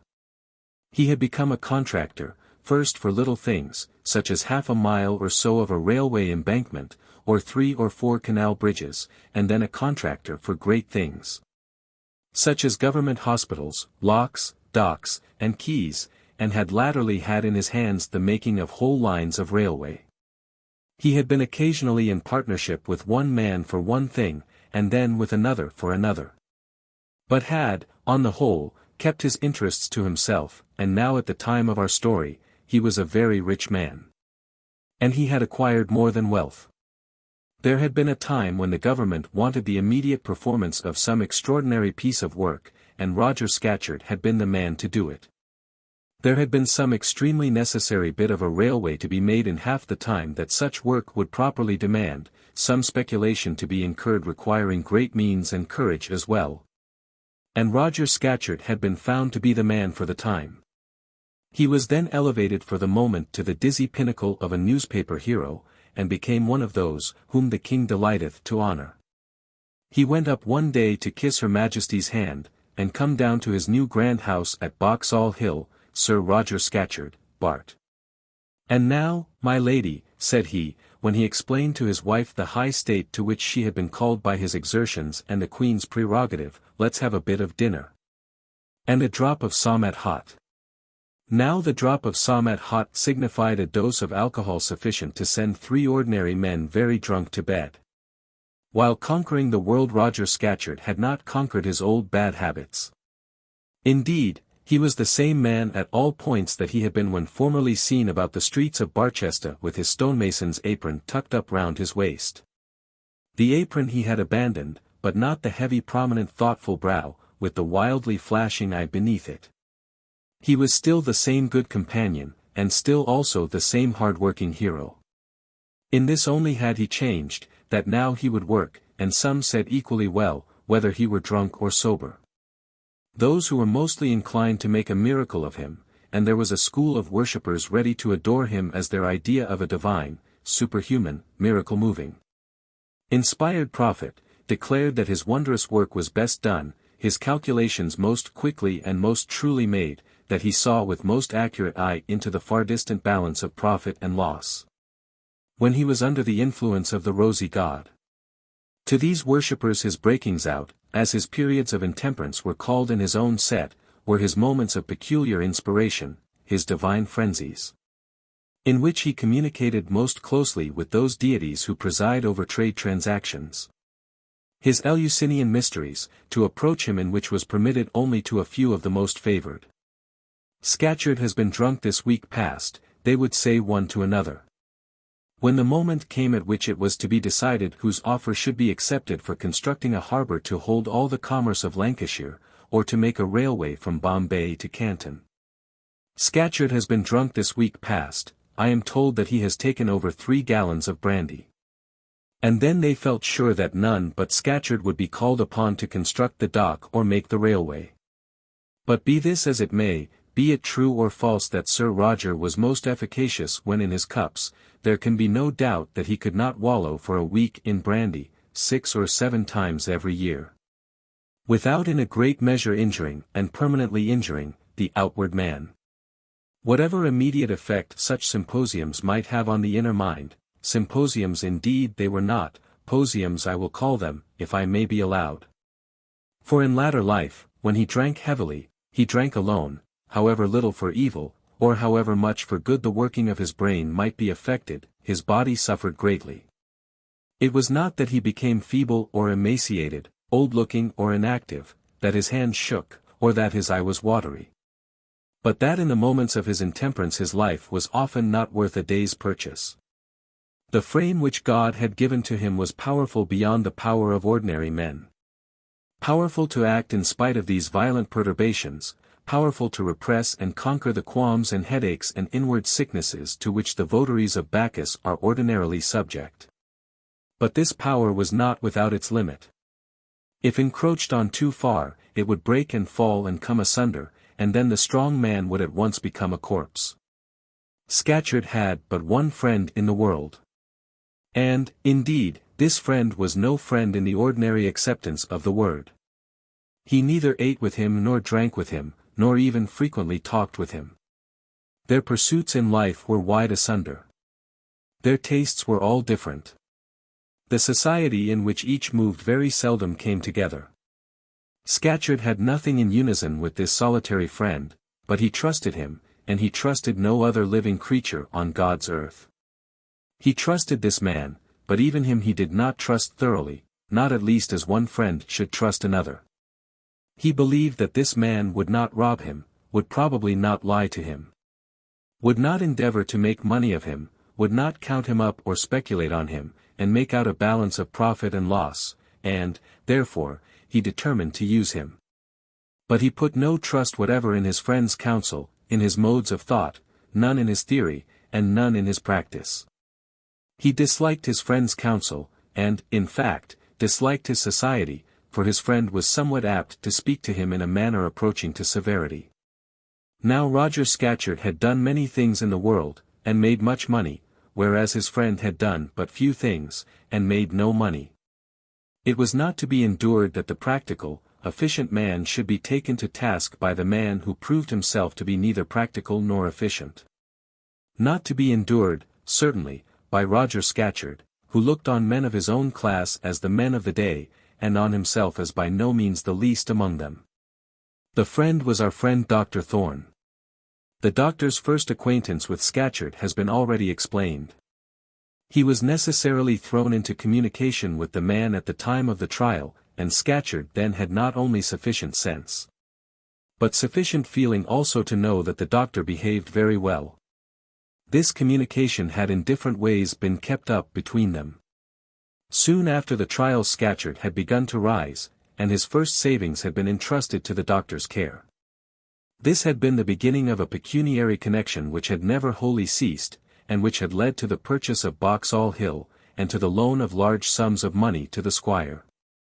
In another way also there had been a close alliance between them, and one not always of a very pleasant description. The doctor was, and long had been, Sir Roger's medical attendant, and, in his unceasing attempts to rescue the drunkard from the fate which was so much to be dreaded, he not unfrequently was driven into a quarrel with his patient. One thing further must be told of Sir Roger. In politics he was as violent a radical as ever, and was very anxious to obtain a position in which he could bring his violence to bear. With this view he was about to contest his native borough of Barchester, in the hope of being returned in opposition to the de Courcy candidate. And with this object he had now come down to Boxall Hill. Nor were his claims to sit for Barchester such as could be despised. If money were to be of avail, he had plenty of it, and was prepared to spend it, whereas, rumour said that Mr. Moffat was equally determined to do nothing so foolish. Then again, Sir Roger had a sort of rough eloquence, and was able to address the men of Barchester in language that would come home to their hearts. In words that would endear him to one party while they made him offensively odious to the other. But Mr. Moffat could make neither friends nor enemies by his eloquence. The Barchester roughs called him a dumb dog that could not bark, and sometimes sarcastically added that neither could he bite. The de Courcy interest, however, was at his back, and he had also the advantage of possession. Sir Roger, therefore, knew that the battle was not to be won without a struggle. Sir Thorne got safely back from Silverbridge that evening, and found Mary waiting to give him his tea. He had been called there to a consultation with Dr. Century, that amiable old gentleman having so far fallen away from the high Filgrave tenets as to consent to the occasional endurance of such degradation. The next morning he breakfasted early, and, having mounted his strong iron grey cob, started for Boxall Hill. Not only had he there to negotiate the squire's further loan, but also to exercise his medical skill. Sir Roger having been declared contractor for cutting a canal from sea to sea, through the Isthmus of Panama, had been making a week of it. And the result was that Lady Scatcherd had written rather peremptorily to her husband's medical friend.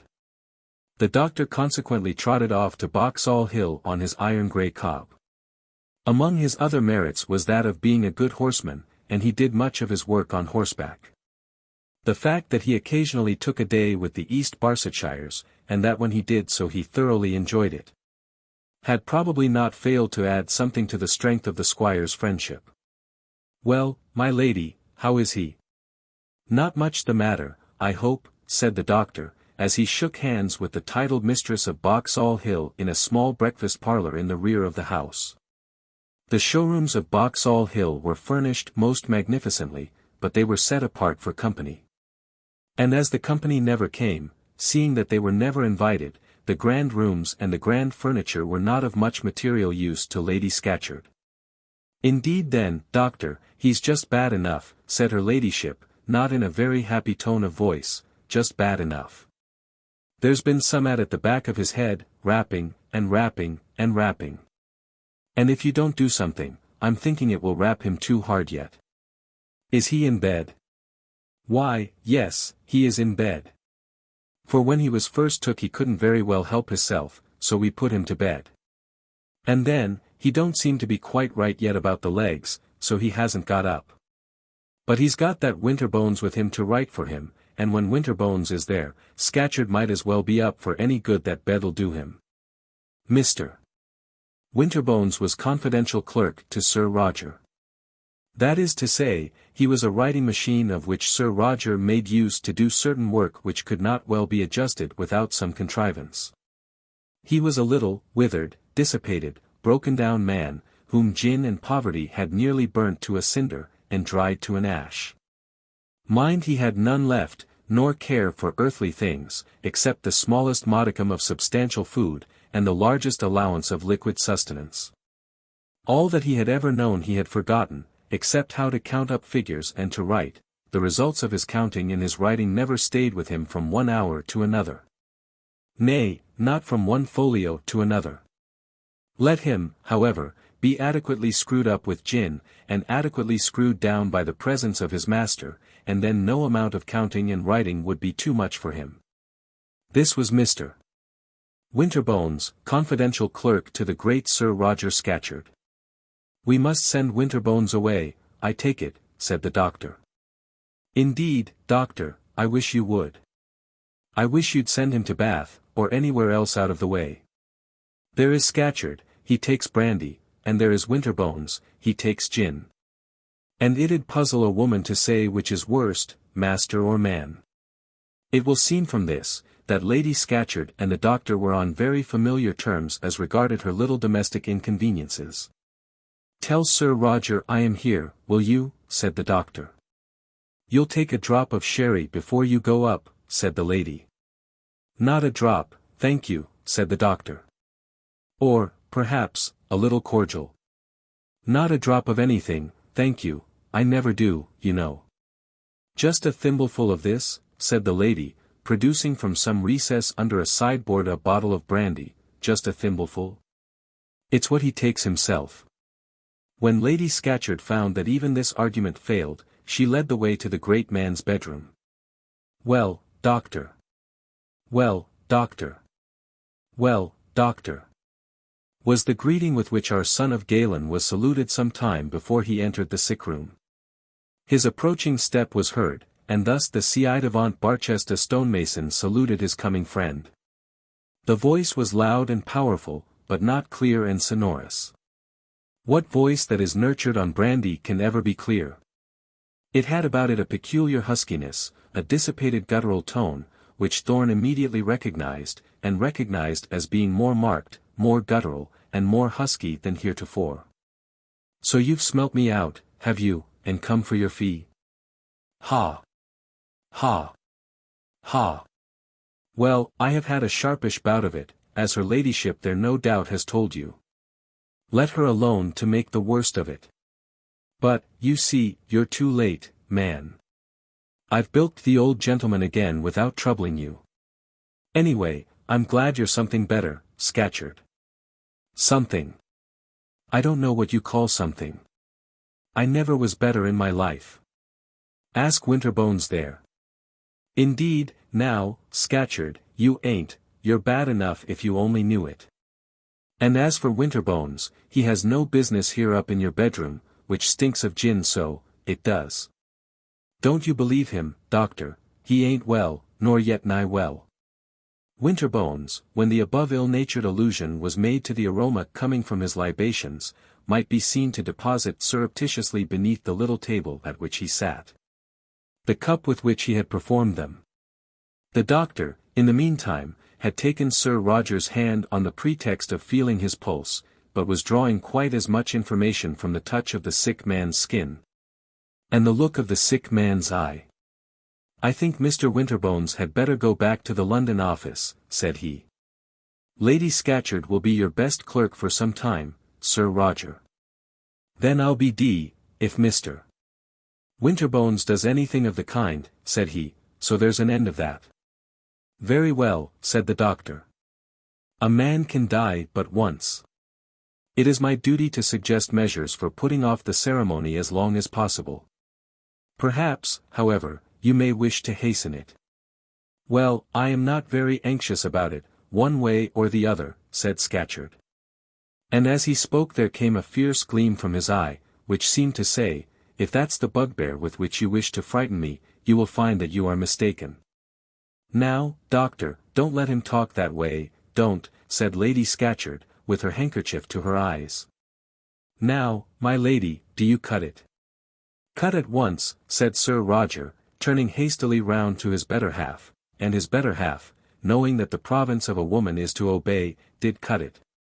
But as she went she gave the doctor a pull by the coat sleeve, so that thereby his healing faculties might be sharpened to the very utmost. "The best woman in the world, doctor." "The very best," said he, as the door closed behind the wife of his bosom.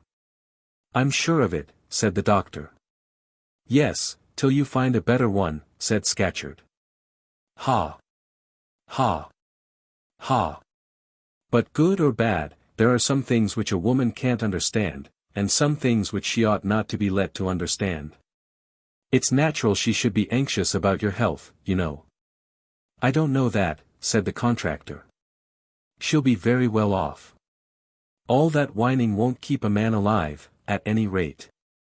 There was a pause, during which the doctor continued his medical examination. To this the patient submitted with a bad grace, but still he did submit. "We must turn over a new leaf, Sir Roger." "Indeed we must." "Bother," said Sir Roger. "Well, Scatcherd, I must do my duty to you, whether you like it or not. That is to say, I am to pay you for trying to frighten me. No human nature can stand such shocks as these much longer." "Winterbones," said the contractor, turning to his clerk, go down, I say, but don't be out of the way. If you go to the public house, by G, you may stay there for me. When I take a drop, that is if I ever do, it does not stand in the way of work. So Mr. Winterbones, picking up his cup again, and concealing it in some way beneath his coat flap, retreated out of the room, and the two friends were alone.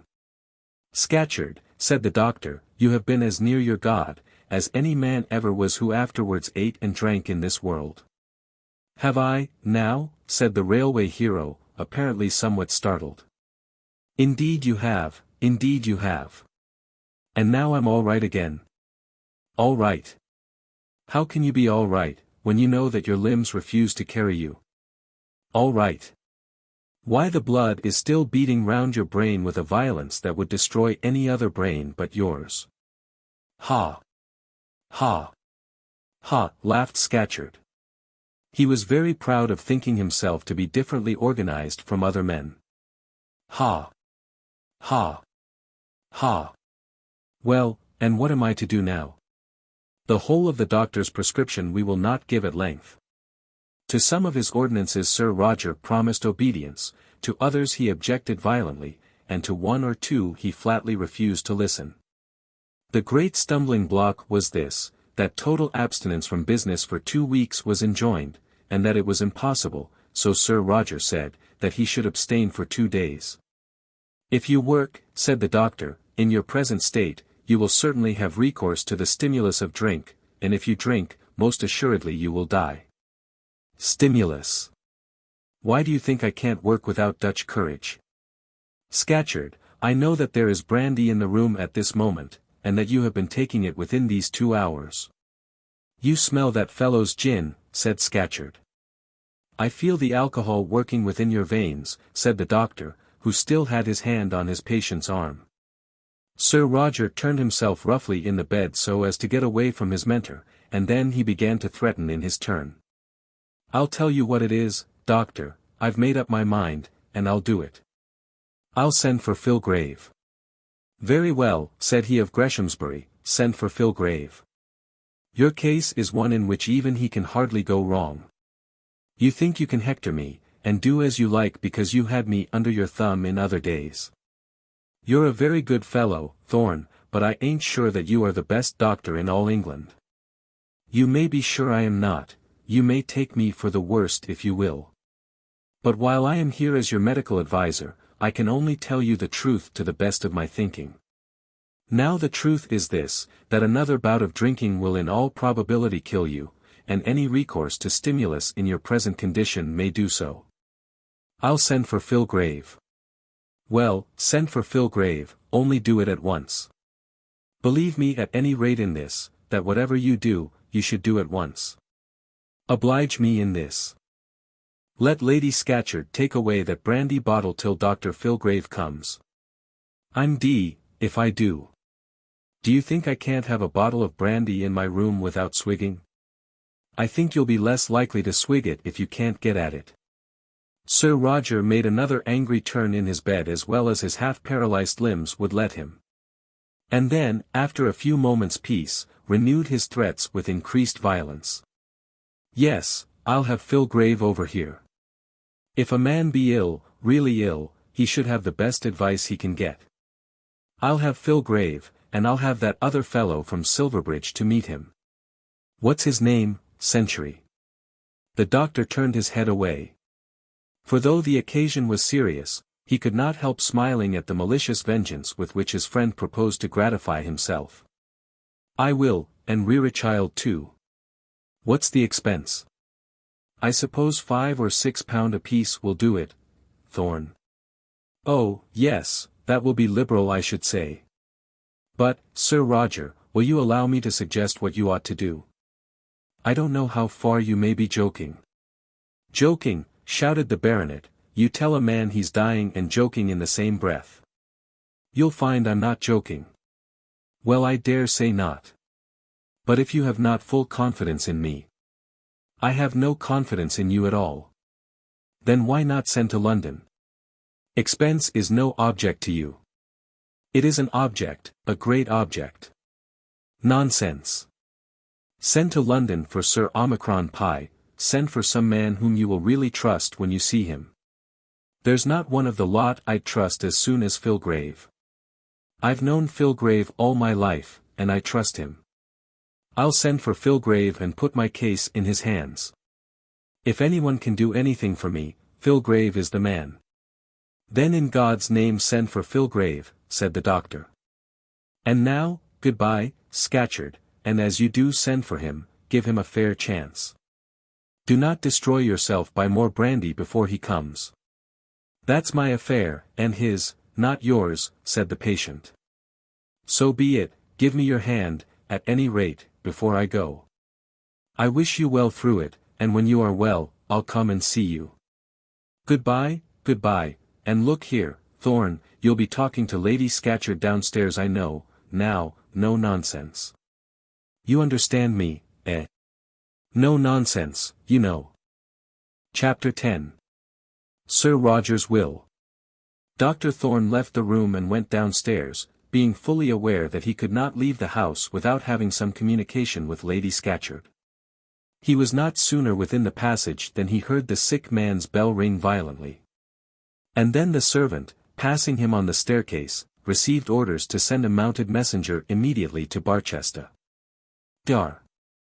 Philgrave was to be summoned to come as quickly as possible to the sick man's room, and Mr. Winterbones was to be sent up to write the note. Sir Roger was quite right in supposing that there would be some words between the doctor and her ladyship.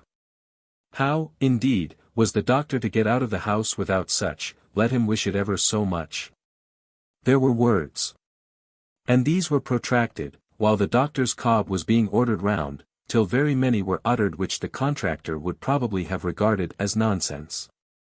Lady Scatcherd was no fit associate for the wives of English baronets, was no doubt by education and manners much better fitted to sit in their servants' halls. But not on that account was she a bad wife or a bad woman. She was painfully, fearfully, anxious for that husband of hers, whom she honoured and worshipped, as it behoved her to do, above all other men. She was fearfully anxious as to his life, and faithfully believed, that if any man could prolong it, it was that old and faithful friend whom she had known to be true to her lord since their early married troubles. When, therefore, she found that he had been dismissed, and that a stranger was to be sent for in his place, her heart sank low within her. "But, doctor," she said, with her apron up to her eyes, "you ain't going to leave him, are you?" Dar. Thorne did not find it easy to explain to her ladyship that medical etiquette would not permit him to remain in attendance on her husband after he had been dismissed and another physician called in his place. "Etiquette," said she, crying. "What's etiquette to do with it when a man is killing hisself with brandy? Philgrave will forbid that quite as strongly as I can do." "Philgrave," said she. "Fiddlesticks. Philgrave, indeed." Dar. Thorne could almost have embraced her for the strong feeling of thorough confidence on the one side, and thorough distrust on the other, which she contrived to throw into those few words. "I'll tell you what, doctor, I won't let the messenger go. I'll bear the brunt of it. He can't do much now he ain't up, you know. I'll stop the boy, we won't have no Filgraves here." This, however, was a step to which Dr. Thorne would not assent. He endeavored to explain to the anxious wife, that after what had passed he could not tender his medical services till they were again asked for. "But you can slip in as a friend, you know. And then by degrees you can come round him, eh? Can't you now, doctor? And as to the payment." All that Dr. Thorne said on the subject may easily be imagined.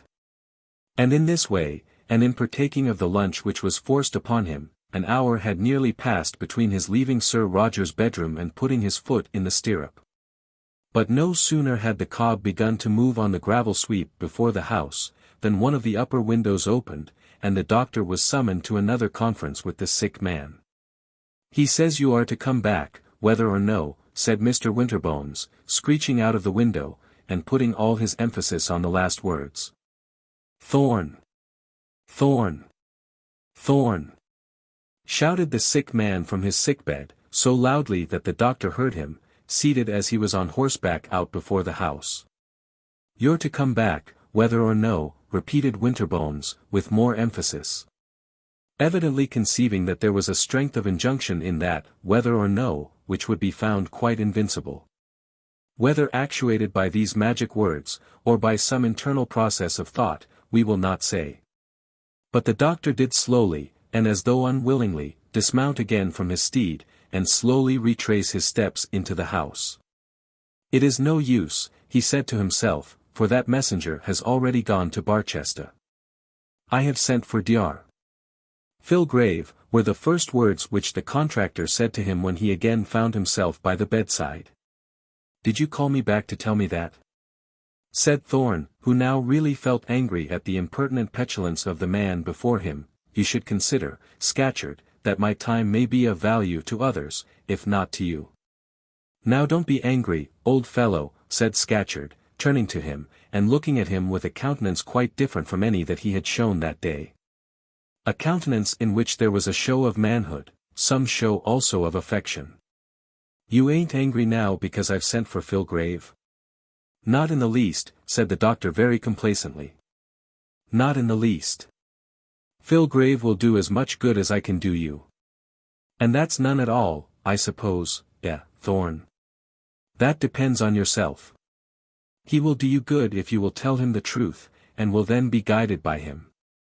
Your wife, your servant, anyone can be as good a doctor to you as either he or I. As good, that is, in the main point. But you have sent for Filgrave now, and of course you must see him. I have much to do, and you must let me go." Scatcherd, however, would not let him go, but held his hand fast. "Thorne," said he, "if you like it, I'll make them put Filgrave under the pump directly he comes here. I will indeed, and pay all the damage myself." This was another proposition to which the doctor could not consent, but he was utterly unable to refrain from laughing. There was an earnest look of entreaty about Sir Roger's face as he made the suggestion. And, joined to this, there was a gleam of comic satisfaction in his eye which seemed to promise, that if he received the least encouragement he would put his threat into execution. Now our doctor was not inclined to taking any steps towards subjecting his learned brother to pump discipline, but he could not but admit to himself that the idea was not a bad one. "I'll have it done, I will, by heavens. If you'll only say the word," protested Sir Roger. But the doctor did not say the word, and so the idea was passed off. "You shouldn't be so testy with a man when he is ill," said Scatcherd, still holding the doctor's hand, of which he had again got possession, "specially not an old friend. And specially again when you've been blowing of him up." It was not worth the doctor's while to aver that the testiness had all been on the other side, and that he had never lost his good humour. So he merely smiled, and asked Sir Roger if he could do anything further for him. "Indeed you can, doctor, and that's why I sent for you yesterday. Get out of the room, Winterbones," he then said, gruffly, as though he were dismissing from his chamber a dirty dog. Winterbones, not a whit offended, again hid his cup under his coat-tail and vanished. "Sit down, Thorne, sit down," said the contractor, speaking quite in a different manner from any that he had yet assumed. "I know you're in a hurry, but you must give me half an hour. I may be dead before you can give me another, who knows?" The doctor of course declared that he hoped to have many a half-hour's chat with him for many a year to come. "Well, that's as may be. You must stop now, at any rate. You can make the cob pay for it, you know." The doctor took a chair and sat down. Thus entreated to stop, he had hardly any alternative but to do so. "It wasn't because I'm ill that I sent for you, or rather let her ladyship send for you. Lord bless you, Thorne, do you think I don't know what it is that makes me like this? When I see that poor wretch, Winterbones, killing himself with gin, do you think I don't know what's coming to myself as well as him? Why do you take it then? Why do you do it? Your life is not like his. Oh, Scatcherd. Scatcherd," and the doctor prepared to pour out the flood of his eloquence in beseeching this singular man to abstain from his well-known poison. "Is that all you know of human nature, doctor? Abstain. Can you abstain from breathing, and live like a fish does under water? But nature has not ordered you to drink, Scatcherd. Habit is second nature, man, and a stronger nature than the first. And why should I not drink? What else has the world given me for all that I have done for it? What other resource have I? What other gratification? Oh, my God! Have you not unbounded wealth? Can you not do anything you wish? Be anything you choose? No," and the sick man shrieked with an energy that made him audible all through the house. "I can do nothing that I would choose to do, be nothing that I would wish to be. What can I do? What can I be? What gratification can I have except the brandy bottle?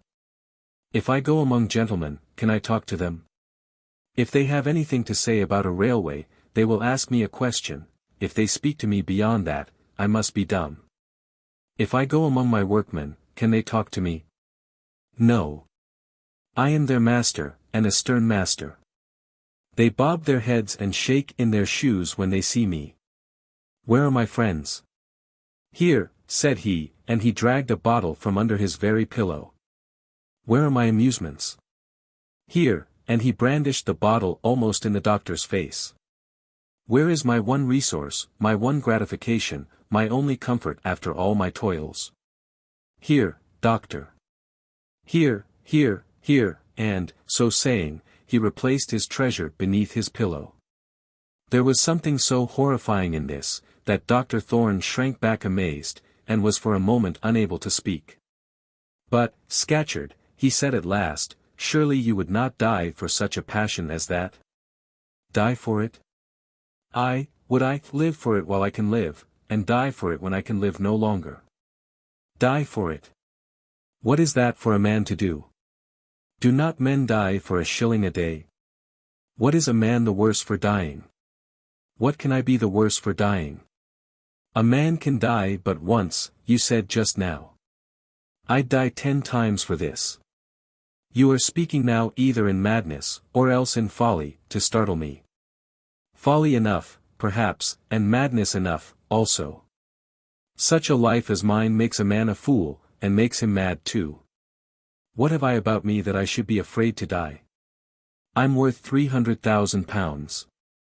And I'd give it all to be able to go to work tomorrow with a hod and mortar, and have a fellow clap his hand upon my shoulder, and say, "Well, Roger, shall us have that other half-pint this morning?" I'll tell you what, Thorne, when a man has made 300,000 pounds, there's nothing left for him but to die. It's all he's good for then. When money's been made, the next thing is to spend it. Now the man who makes it has not the heart to do that. The doctor, of course, in hearing all this, said something of a tendency to comfort and console the mind of his patient. Not that anything he could say would comfort or console the man. But that it was impossible to sit there and hear such fearful truths, for as regarded Scatcherd they were truths, without making some answer. "This is as good as a play, isn't, doctor?" said the baronet. You didn't know how I could come out like one of those actor fellows. Well, now, come, at last I'll tell you why I have sent for you. Before that last burst of mine I made my will. You had a will made before that. Yes, I had. That will is destroyed. I burnt it with my own hand, so that there should be no mistake about it. In that will I had named 2 executors, you and Jackson. I was then partner with Jackson in the York and Yeovil Grand Central. I thought a deal of Jackson then. He's not worth a shilling now. Well, I'm exactly in the same category. No, you're not. Jackson is nothing without money, but money'll never make you. No, nor I shan't make money, said the doctor. No, you never will. Nevertheless, there's my other will, there, under that desk there, and I've put you in as sole executor. You must alter that, Scatcherd, you must indeed. With £300,000 to be disposed of, the trust is far too much for any one man, besides you must name a younger man, you and I are of the same age, and I may die the first. Now, doctor, no humbug, let's have no humbug from you. Remember this, if you're not true, you're nothing. Well, but, Scatcherd. Well, but doctor, there's the will, it's already made. I don't want to consult you about that. You are named as executor, and if you have the heart to refuse to act when I'm dead, why, of course, you can do so. The doctor was no lawyer, and hardly knew whether he had any means of extricating himself from this position in which his friend was determined to place him. You'll have to see that we'll carried out, Thorne. Now I'll tell you what I have done. You're not going to tell me how you have disposed of your property? Not exactly, at least not all of it. 100,000 I've left in legacies, including, you know, what Lady Scatcherd will have. Have you not left the house to Lady Scatcherd? No. What the devil would she do with a house like this? She doesn't know how to live in it now she has got it. I have provided for her, it matters not how. The house and the estate, and the remainder of my money, I have left to Louis Philippe. What? £200,000, said the doctor. And why shouldn't I leave £200,000 to my son, even to my eldest son if I had more than one? Does not Mr. Gresham leave all his property to his heir? Why should not I make an eldest son as well as Lord de Courcy or the Duke of Omnium? I suppose a railway contractor ought not to be allowed an eldest son by Act of Parliament. Won't my son have a title to keep up? And that's more than the Greshams have among them. The doctor explained away what he said as well as he could. He could not explain that what he had really meant was this, that Sir Roger Scatcherd's son was not a man fit to be trusted with the entire control of an enormous fortune. Sir Roger Scatcherd had but one child. That child which had been born in the days of his early troubles, and had been dismissed from his mother's breast in order that the mother's milk might nourish the young heir of Greshamsbury. The boy had grown up, but had become strong neither in mind nor body. His father had determined to make a gentleman of him, and had sent him to Eton and to Cambridge. But even this receipt, generally as it is recognized, will not make a gentleman. It is hard, indeed, to define what receipt will do so, though people do have in their own minds some certain undefined, but yet tolerably correct ideas on the subject. Be that as it may, 2 years at Eton, and 3 terms at Cambridge, did not make a gentleman of Louis Philippe Scatcherd. Yes, he was christened Louis Philippe, after the King of the French. If one wishes to look out in the world for royal nomenclature, to find children who have been christened after kings and queens, or the uncles and aunts of kings and queens, the search should be made in the families of democrats. None have so servile a deference for the very nail-parings of royalty, none feel so wondering an awe at the exaltation of a crowned head. None are so anxious to secure themselves some shred or fragment that has been consecrated by the royal touch. It is the distance which they feel to exist between themselves and the throne which makes them covet the crumbs of majesty, the odds and ends and chance splinters of royalty. There was nothing royal about Louis Philippe Scatcherd but his name. He had now come to man's estate, and his father, finding the Cambridge receipt to be inefficacious, had sent him abroad to travel with a tutor. The doctor had from time to time heard tidings of this youth. He knew that he had already shown symptoms of his father's vices, but no symptoms of his father's talents. He knew that he had begun life by being dissipated, without being generous, and that at the age of 21 he had already suffered from delirium tremens. It was on this account that he had expressed disapprobation, rather than surprise. When he heard that his father intended to bequeath the bulk of his large fortune to the uncontrolled will of this unfortunate boy. "I have toiled for my money hard, and I have a right to do as I like with it. What other satisfaction can it give me?" The doctor assured him that he did not at all mean to dispute this. "Louis Philippe will do well enough, you'll find," continued the baronet, understanding what was passing within his companion's breast. "Let a young fellow sow his wild oats while he is young, and he'll be steady enough when he grows old." "But what if he never lives to get through the sowing?" thought the doctor to himself. "What if the wild oats operation is carried on in so violent a manner as to leave no strength in the soil for the product of a more valuable crop?" It was of no use saying this, however, so he allowed Scatcherd to continue. "If I'd had a free fling when I was a youngster, I shouldn't have been so fond of the brandy bottle now. But anyway, my son shall be my heir. I've had the gumption to make the money, but I haven't the gumption to spend it. My son, however, shall be able to ruffle it with the best of them. I'll go bail he shall hold his head higher than ever young Gresham will be able to hold his. They are much of the same age, as well I have cause to remember, and so has her ladyship there." Now the fact was, that Sir Roger Scatcherd felt in his heart no special love for young Gresham. But with her ladyship it might almost be a question whether she did not love the youth whom she had nursed almost as well as that other one who was her own proper offspring. "And will you not put any check on thoughtless expenditure? If you live 10 or 20 years, as we hope you may, it will become unnecessary. But in making a will, a man should always remember he may go off suddenly. Especially if he goes to bed with a brandy bottle under his head, doctor. But, mind, that's a medical secret, you know, not a word of that out of the bedroom." Dr. Thorne could but sigh.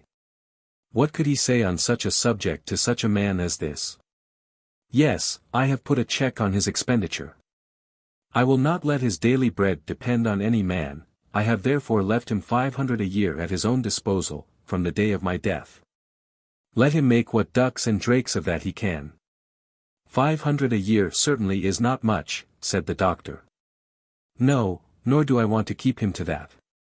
Let him have whatever he wants if he sets about spending it properly. But the bulk of the property, this estate of Boxall Hill, and the Greshamsbury mortgage, and those other mortgages, I have tied up in this way, they shall be all his at 25. And up to that age it shall be in your power to give him what he wants. If he shall die without children before he shall be 25 years of age, they are all to go to Mary's eldest child." Now Mary was Sir Roger's sister, the mother, therefore, of Miss Thorne, and, consequently, the wife of the respectable ironmonger who went to America, and the mother of a family there. "Mary's eldest child," said the doctor, feeling that the perspiration had nearly broken out on his forehead, and that he could hardly control his feelings. "Mary's eldest child.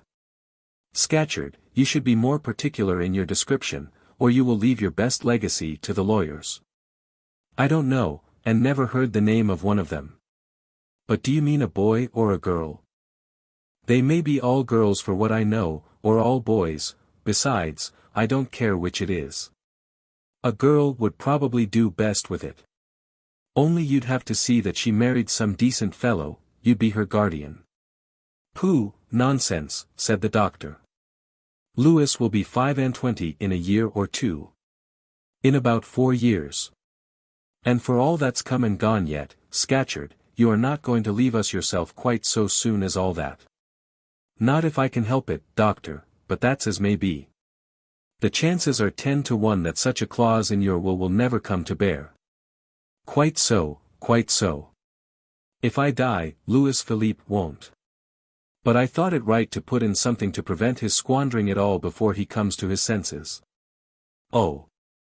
Quite right, quite right. I think I would have named a later age than 25.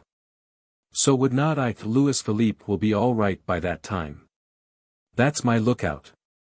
And now, doctor, you know my will, and if I die tomorrow, you will know what I want you to do for me. You have merely said the eldest child, Scatcherd. That's all. Give it here, and I'll read it to you. No, no, never mind. The eldest child. You should be more particular, Scatcherd. You should, indeed. Consider what an enormous interest may have to depend on those words. Why, what the devil could I say? I don't know their names, never even heard them. But the eldest is the eldest, all the world over. Perhaps I ought to say the youngest, seeing that I am only a railway contractor. Scatcherd began to think that the doctor might now as well go away and leave him to the society of Winterbones and the brandy. But, much as our friend had before expressed himself in a hurry, he now seemed inclined to move very leisurely. He sat there by the bedside, resting his hands on his knees and gazing unconsciously at the counterpane. At last he gave a deep sigh, and then he said, Scatcherd, you must be more particular in this. If I am to have anything to do with it, you must, indeed, be more explicit. Why, how the deuce can I be more explicit? Isn't her eldest living child plain enough, whether he be Jack, or she be Gill? What did your lawyer say to this, Scatcherd? Lawyer. You don't suppose I let my lawyer know what I was putting? No, I got the form and the paper, and all that from him, and had him here, in one room, while Winterbones and I did it in another. It's all right enough. Though Winterbones wrote it, he did it in such a way he did not know what he was writing. The doctor sat a while longer, still looking at the counterpane, and then got up to depart. I'll see you again soon, said he, tomorrow, probably. Tomorrow, said Sir Roger, not at all understanding why Dr. Thorne should talk of returning so soon. Tomorrow. Why, I ain't so bad as that, man, am I? If you come so often as that you'll ruin me. Oh, not as a medical man, not as that, but about this will, Scatcherd. I must think if over, I must, indeed. You need not give yourself the least trouble in the world about my will till I'm dead, not the least. And who knows, maybe, I may be settling your affairs yet, doctor. Looking after your niece when you're dead and gone, and getting a husband for her, Ha! Ha! Ha! And then, without further speech, the doctor went his way. Chapter 11. The doctor drinks his tea. The doctor got on his cob and went his way, returning duly to Greshamsbury. But, in truth, as he went he hardly knew whither he was going, or what he was doing. Sir Roger had hinted that the cob would be compelled to make up for lost time by extra exertion on the road. But the cob had never been permitted to have his own way as to pace more satisfactorily than on the present occasion. The doctor, indeed, hardly knew that he was on horseback, so completely was he enveloped in the cloud of his own thoughts. In the first place, that alternative which it had become him to put before the baronet as one unlikely to occur, that of the speedy death of both father and son, was one which he felt in his heart of hearts might very probably come to pass. The chances are 10 to 1 that such a clause will never be brought to bear. This he had said partly to himself, so as to ease the thoughts which came crowding on his brain. Partly, also, in pity for the patient and the father. But now that he thought the matter over, he felt that there were no such odds. Were not the odds the other way? Was it not almost probable that both these men might be gathered to their long account within the next 4 years? One, the elder, was a strong man, indeed. One who might yet live for years to come if he would but give himself fair play. But then, he himself protested, and protested with a truth too surely grounded, that fair play to himself was beyond his own power to give. The other, the younger, had everything against him. Not only was he a poor, puny creature, without physical strength, one of whose life a friend could never feel sure under any circumstances, but he also was already addicted to his father's vices. He also was already killing himself with alcohol. And then, if these two men did die within the prescribed period, if this clause in Sir Roger's will were brought to bear, if it should become his, Dr. Thorne's, duty to see that clause carried out, how would he be bound to act? That woman's eldest child was his own niece, his adopted bairn, his darling, the pride of his heart, the cynosure of his eye, his child also, his own Mary. Of all his duties on this earth, next to that one great duty to his God and conscience, was his duty to her. What, under these circumstances, did his duty to her require of him? But then, that one great duty, that duty which she would be the first to expect from him, what did that demand of him? Had Scatcherd made his will without saying what its clauses were, it seemed to Thorne that Mary must have been the heiress, should that clause become necessarily operative. Whether she were so or not would at any rate be for lawyers to decide. But now the case was very different. This rich man had confided in him, and would it not be a breach of confidence, an act of absolute dishonesty, an act of dishonesty both to Scatcherd and to that far distant American family? To that father, who, in former days, had behaved so nobly, and to that eldest child of his. Would it not be gross dishonesty to them all if he allowed this man to leave a will by which his property might go to a person never intended to be his heir? Long before he had arrived at Greshamsbury his mind on this point had been made up. Indeed, it had been made up while sitting there by Scatcherd's bedside. It had not been difficult to make up his mind to so much, but then, his way out of this dishonesty was not so easy for him to find. How should he set this matter right so as to inflict no injury on his niece, and no sorrow to himself, if that indeed could be avoided? And then other thoughts crowded on his brain.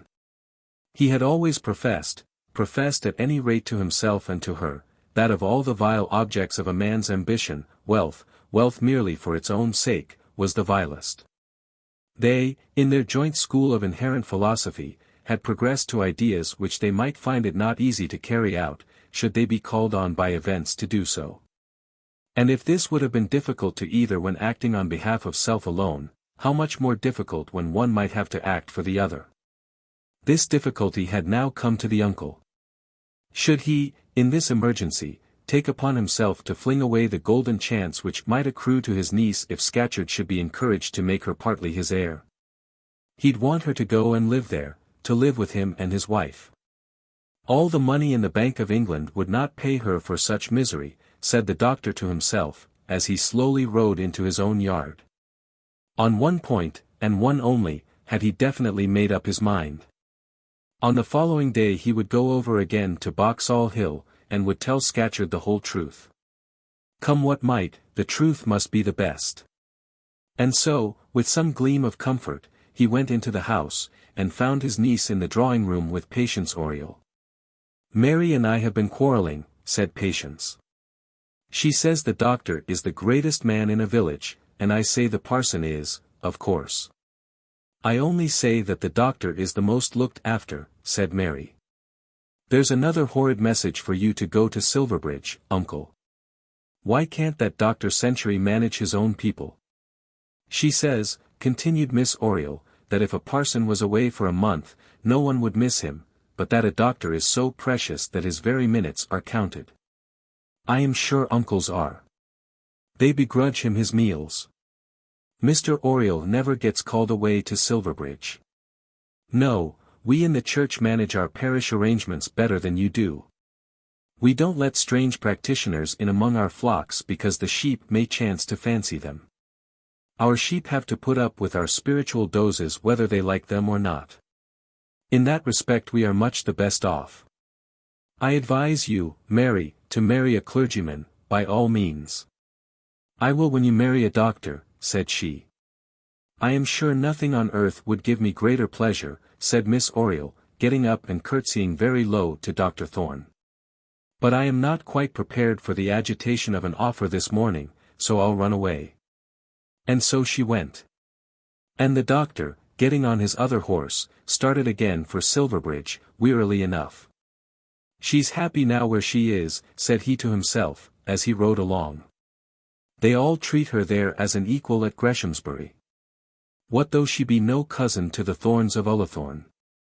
She has found her place there among them all, and keeps it on equal terms with the best of them.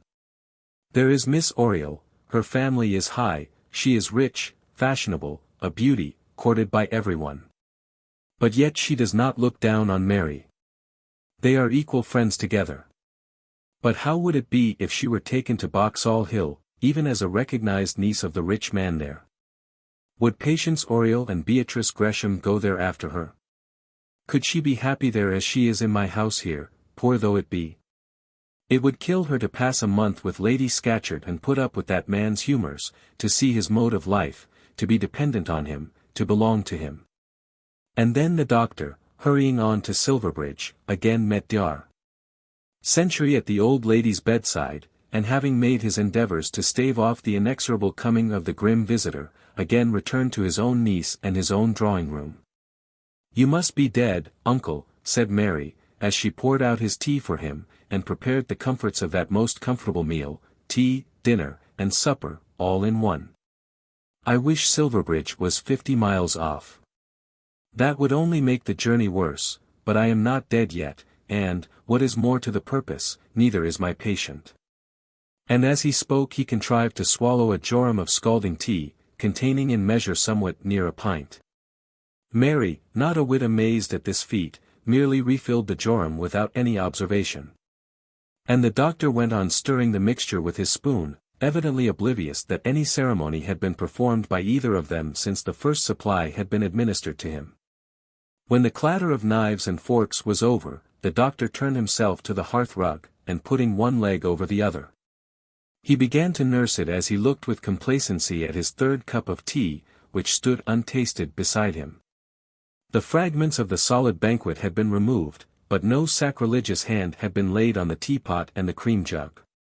"Mary," said he, "suppose you were to find out tomorrow morning that, by some accident, you had become a great heiress, would you be able to suppress your exultation?"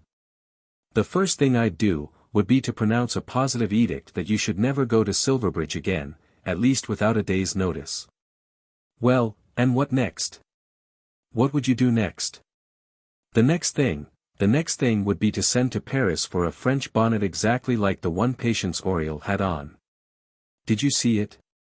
"Well, I can't say I did, bonnets are invisible now. Besides, I never remark anybody's clothes, except yours." "Oh. Do look at Miss Oriel's bonnet the next time you see her." "I cannot understand why it should be so, but I am sure of this, no English fingers could put together such a bonnet as that, and I am nearly sure that no French fingers could do it in England." "But you don't care so much about bonnets, Mary." This the doctor said as an assertion, but there was, nevertheless, somewhat of a question involved in it. "Don't I, though?" said she. "I do care very much about bonnets, especially since I saw Patience this morning. I asked how much it cost, guess." "Oh. I don't know, £1. £1, uncle." "What? A great deal more. £10. "Oh, uncle." "What? More than £10? Then I don't think even Patience Oriel ought to give it." "No, of course she would not, but, uncle, it really cost 100 francs. "Oh.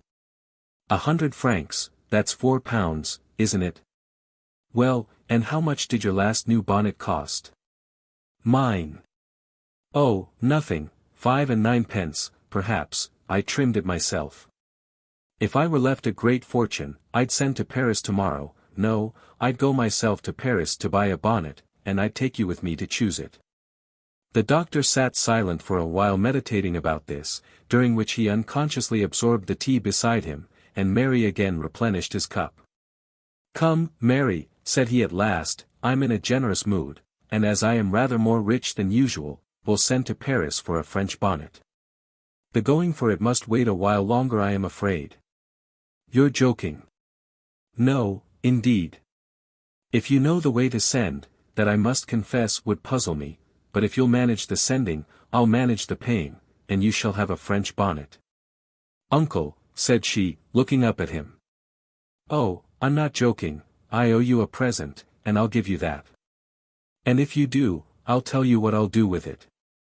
I'll cut it into fragments, and burn them before your face. Why, uncle, what do you take me for? You're not a bit nice tonight to make such an offer as that to me, not a bit, not a bit. And then she came over from her seat at the tea-tray and sat down on a footstool close at his knee. Because I'd have a French bonnet if I had a large fortune, is that a reason why I should like one now? If you were to pay £4 for a bonnet for me, it would scorch my head every time I put it on. I don't see that, £4 would not ruin me. However, I don't think you'd look a bit better if you had it, and, certainly, I should not like to scorch these locks, and putting his hand upon her shoulders, he played with her hair. Patience has a pony phaeton, and I'd have one if I were rich, and I'd have all my books bound as she does, and, perhaps, I'd give 50 guineas for a dressing case. 50 guineas. Patience did not tell me, but so Beatrice says. Patience showed it to me once, and it is a darling. I think I'd have the dressing case before the bonnet. But, uncle. Well. You don't suppose I want such things? Not improperly. I am sure you do not. Not properly, or improperly, not much, or little. I covet many things, but nothing of that sort. You know, or should know, that I do not. Why did you talk of buying a French bonnet for me? Dr. Thorne did not answer this question, but went on nursing his leg. After all, said he, money is a fine thing. Very fine, when it is well come by, she answered, that is, without detriment to the heart or soul. I should be a happier man if you were provided for as is Miss Oriel. Suppose, now, I could give you up to a rich man who would be able to insure you against all wants. Insure me against all wants. Oh, that would be a man. That would be selling me, wouldn't it, uncle? Yes, selling me. And the price you would receive would be freedom from future apprehensions as regards me. It would be a cowardly sale for you to make, and then, as to me the victim. No, uncle. You must bear the misery of having to provide for me, bonnets and all. We are in the same boat, and you shan't turn me overboard. But if I were to die, what would you do then? And if I were to die, what would you do? People must be bound together. They must depend on each other. Of course, misfortunes may come, but it is cowardly to be afraid of them beforehand. You and I are bound together, uncle, and though you say these things to tease me, I know you do not wish to get rid of me. Well, well, we shall win through, doubtless. If not in one way, then in another. Win through. Of course we shall, who doubts our winning? But, uncle. But, Mary. Well. You haven't got another cup of tea, have you? Oh, uncle. You have had 5. No, my dear. Not 5, only 4, I assure you, I have been very particular to count. I had one while I was 5, uncle, indeed and indeed. Well, then, as I hate the prejudice which attaches luck to an odd number, I'll have a 6th to show that I am not superstitious. While Mary was preparing the 6th jorum, there came a knock at the door. Those late summonses were hateful to Mary's ear, for they were usually the forerunners of a midnight ride through the dark lanes to some farmer's house. The doctor had been in the saddle all day, and, as Janet brought the note into the room, Mary stood up as though to defend her uncle from any further invasion on his rest. A note from the house, miss, said Janet. Now, the house, in Greshamsbury parlance, always meant the squire's mansion. No one ill at the house, I hope, said the doctor, taking the note from Mary's hand. Oh, yes, it's from the squire, there's nobody ill. Wait a minute, Janet, and I'll write a line. Mary, lend me your desk. The squire, anxious as usual for money, had written to ask what success the doctor had had in negotiating the new loan with Sir Roger. The fact, however, was, that in his visit at Boxall Hill, the doctor had been altogether unable to bring on the carpet the matter of this loan. Subjects had crowded themselves in too quickly during that interview, those 2 interviews at Sir Roger's bedside, and he had been obliged to leave without even alluding to the question. "I must at any rate go back now," said he to himself. So he wrote to the squire, saying that he was to be at Boxall Hill again on the following day, and that he would call at the house on his return. "That's settled, at any rate," said he. "What's settled?" said Mary. "Why, I must go to Boxall Hill again tomorrow. I must go early, too, so we'd better both be off to bed. Tell Janet I must breakfast at 7:30. You couldn't take me, could you? I should so like to see that Sir Roger." "To see Sir Roger? Why, he's ill in bed." "That's an objection, certainly. But some day, when he's well, could not you take me over? I have the greatest desire to see a man like that. A man who began with nothing and now has more than enough to buy the whole parish of Greshamsbury. I don't think you'd like him at all." "Why not?" "I am sure I should. I am sure I should like him, and Lady Scatcherd, too. I've heard you say that she is an excellent woman." "Yes, in her way, and he, too, is good in his way. But they are neither of them in your way, they are extremely vulgar." "Oh. I don't mind that, that would make them more amusing, one doesn't go to those sort of people for polished manners." "I don't think you'd find the Scatcherds pleasant acquaintances at all," said the doctor, taking his bed candle, and kissing his niece's forehead as he left the room. Chapter 12. When Greek meets Greek, then comes the tug of war. The doctor, that is our doctor, had thought nothing more of the message which had been sent to that other doctor, Dr. Filgrave. Nor in truth did the baronet. Lady Scatcherd had thought of it, but her husband during the rest of the day was not in a humour which allowed her to remind him that he would soon have a new physician on his hands. So she left the difficulty to arrange itself, waiting in some little trepidation till Dr. Filgrave should show himself. It was well that Sir Roger was not dying for want of his assistance, for when the message reached Barchester, Dr. Filgrave was some 5 or 6 miles out of town, at Plumstead. And as he did not get back till late in the evening, he felt himself necessitated to put off his visit to Boxall Hill till next morning. Had he chanced to have been made acquainted with that little conversation about the pump, he would probably have postponed it even yet a while longer. He was, however, by no means sorry to be summoned to the bedside of Sir Roger Scatcherd.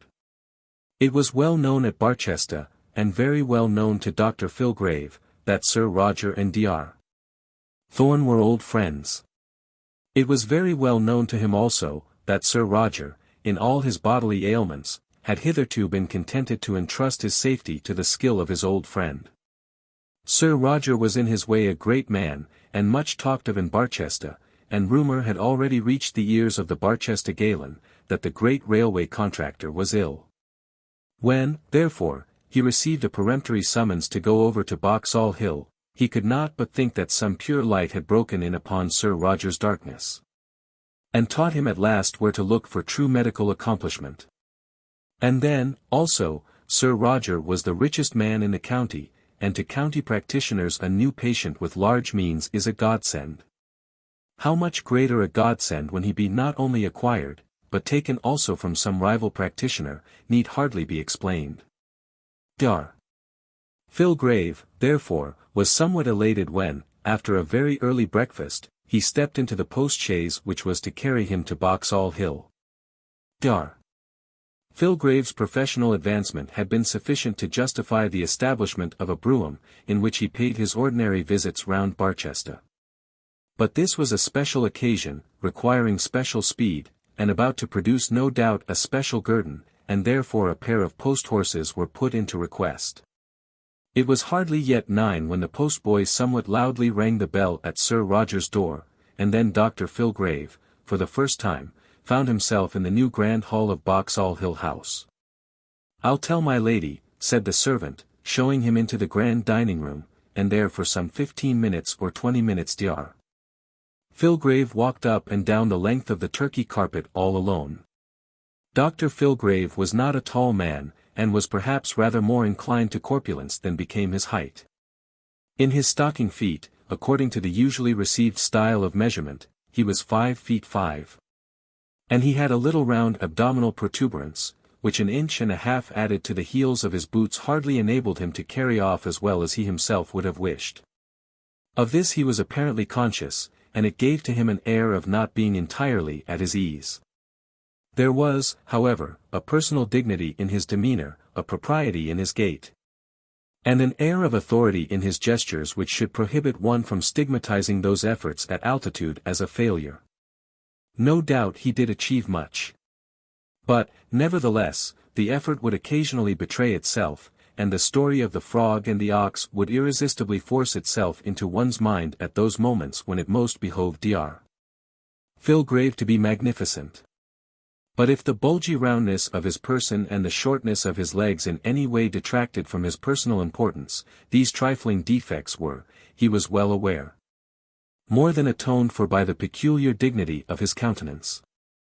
If his legs were short, his face was not; if there was any undue preponderance below the waistcoat, all was in due symmetry above the necktie.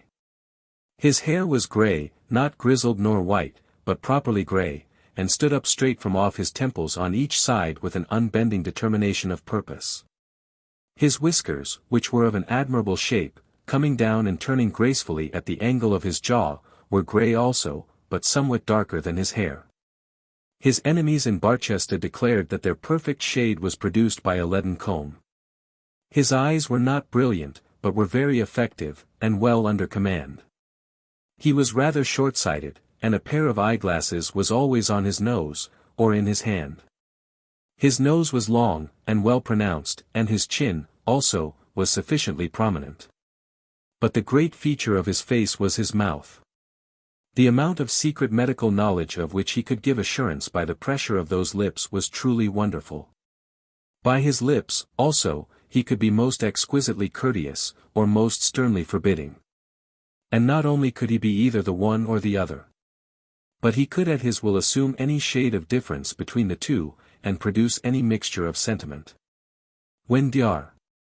Filgrave was first shown into Sir Roger's dining-room, he walked up and down the room for a while with easy, jaunty step, with his hands joined together behind his back, calculating the price of the furniture, and counting the heads which might be adequately entertained in a room of such noble proportions.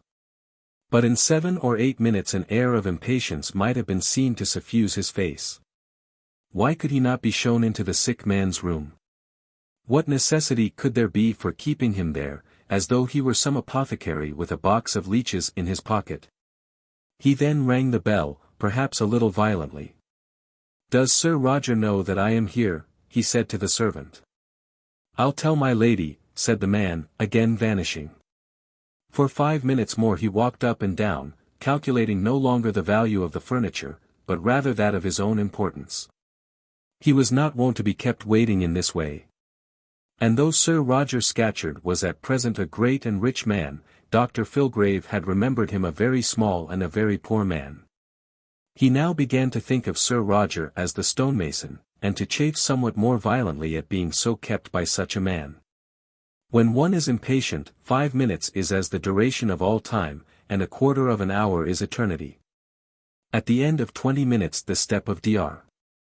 Filgrave up and down the room had become very quick, and he had just made up his mind that he would not stay there all day, to the serious detriment, perhaps fatal injury, of his other expectant patients. His hand was again on the bell, and was about to be used with vigor, when the door opened and Lady Scatcherd entered. The door opened and Lady Scatcherd entered. But she did so very slowly, as though she were afraid to come into her own dining-room. We must go back a little and see how she had been employed during those 20 minutes. "Oh, laws!" Such had been her first exclamation on hearing that the doctor was in the dining-room. She was standing at the time with her housekeeper in a small room in which she kept her linen and jam, and in which, in company with the same housekeeper, she spent the happiest moments of her life. "Oh laws! Now, Hannah, what shall we do?" "Send Un up at once to master, my lady. Let John take Un up. There'll be such a row in the house, Hannah, I know there will. But sure why didn't he send for Un? Let the master have the row himself, then." "That's what I'd do, my lady, added Hannah, seeing that her ladyship still stood trembling in doubt, biting her thumbnail. You couldn't go up to the master yourself, could you now, Hannah? Said Lady Scatcherd in her most persuasive tone. Why no, said Hannah, after a little deliberation, no, I'm afeard I couldn't. Then I must just face it myself. And up went the wife to tell her lord that the physician for whom he had sent had come to attend his bidding. In the interview which then took place the baronet had not indeed been violent, but he had been very determined. Nothing on earth, he said, should induce him to see Dr. Filgrave and offend his dear old friend Dr. Thorne. But Roger, said her ladyship, half crying, or rather pretending to cry in her vexation, what shall I do with the man? How shall I get him out of the house? Put him under the pump, said the baronet. And he laughed his peculiar low guttural laugh, which told so plainly of the havoc which brandy had made in his throat. That's nonsense, Roger, you know I can't put him under the pump. Now you are ill, and you'd better see him just for 5 minutes. I'll make it all right with Dr. Thorne. I'll be d— if I do, my lady. All the people about Boxall Hill called poor Lady Scatcherd my lady, as if there was some excellent joke in it, and, so, indeed, there was. You know you needn't mind nothing he says, nor yet take nothing he sends, and I'll tell him not to come no more. Now do see him, Roger. But there was no coaxing Roger over now, or indeed ever. He was a wilful, headstrong, masterful man, a tyrant always though never a cruel one. And accustomed to rule his wife and household as despotically as he did his gangs of workmen. Such men it is not easy to coax over. You go down and tell him I don't want him, and won't see him, and that's an end of it. If he chose to earn his money, why didn't he come yesterday when he was sent for? I'm well now, and don't want him, and what's more, I won't have him. Winterbones, lock the door. So Winterbones, who during this interview had been at work at his little table, got up to lock the door. And Lady Scatcherd had no alternative but to pass through it before the last edict was obeyed. Lady Scatcherd, with slow step, went downstairs and again sought counsel with Hannah, and the two, putting their heads together, agreed that the only cure for the present evil was to be found in a good fee. So Lady Scatcherd, with a £5 note in her hand, and trembling in every limb, went forth to encounter the august presence of Dr. Filgrave. As the door opened, Dr. Filgrave dropped the bell-rope which was in his hand, and bowed low to the lady. Those who knew the doctor well, would have known from his bow that he was not well pleased. It was as much as though he said, Lady Scatcherd, I am your most obedient humble servant, at any rate it appears that it is your pleasure to treat me as such. Lady Scatcherd did not understand all this, but she perceived at once that the man was angry. I hope Sir Roger does not find himself worse, said the doctor. The morning is getting on. Shall I step up and see him? Hem. Ha. Oh. Why, you see, Dr. Filgrave, Sir Roger finds hisself vastly better this morning, vastly so. I'm very glad to hear it. But as the morning is getting on, shall I step up to see Sir Roger? Why, Dr. Filgrave, sir, you see, he finds hisself so much hisself this morning, that he a'most thinks it would be a shame to trouble you. A shame to trouble me. This was the sort of shame which Dr. Filgrave did not at all comprehend. A shame to trouble me. Why Lady Scatcherd? Lady Scatcherd saw that she had nothing for it but to make the whole matter intelligible. Moreover, seeing that she appreciated more thoroughly the smallness of Dr. Filgrave's person than she did the peculiar greatness of his demeanour, she began to be a shade less afraid of him than she had thought she should have been. Yes, Dr. Filgrave. You see, when a man like he gets well, he can't abide the idea of doctors. Now, yesterday, he was all for sending for you, but today he comes to hisself and don't seem to want no doctor at all. Then did Dr. Filgrave seem to grow out of his boots, so suddenly did he take upon himself sundry modes of expansive attitude. To grow out of his boots and to swell upwards, till his angry eyes almost looked down on Lady Scatcherd, and each erect hair bristled up towards the heavens. "This is very singular, Lady Scatcherd, very singular, indeed, very singular, quite unusual. I have come here from Barchester, at some considerable inconvenience, at some very considerable inconvenience, I may say, to my regular patients. Anne, I don't know that anything so very singular ever occurred to me before." And then Dr. Filgrave, with a compression of his lips which almost made the poor woman sink into the ground, moved towards the door. Then Lady Scatcherd bethought her of her great panacea. "It isn't about the money, you know, doctor," said she. "Of course Sir Roger don't expect you to come here with post-horses for nothing." In this, by the by, Lady Scatcherd did not stick quite close to veracity, for Sir Roger, had he known it, would by no means have assented to any payment. And the note which her ladyship held in her hand was taken from her own private purse. "It ain't at all about the money, doctor." And then she tendered the banknote, which she thought would immediately make all things smooth. Now Dr. Filgrave dearly loved a £5 fee. What physician is so unnatural as not to love it? He dearly loved a £5 fee, but he loved his dignity better. He was angry also, and like all angry men, he loved his grievance. He felt that he had been badly treated. But if he took the money he would throw away his right to indulge in any such feeling. At that moment his outraged dignity and his cherished anger were worth more than a £5 note. He looked at it with wishful but still averted eyes, and then sternly refused the tender. "No, madam," said he, "no, no." And with his right hand raised with his eyeglasses in it, he motioned away the tempting paper. "No. I should have been happy to have given Sir Roger the benefit of any medical skill I may have, seeing that I was specially called in. But, doctor, if the man's well, you know." "Oh, of course. If he's well, and does not choose to see me, there's an end of it. Should he have any relapse, as my time is valuable, he will perhaps oblige me by sending elsewhere. Madam, good morning.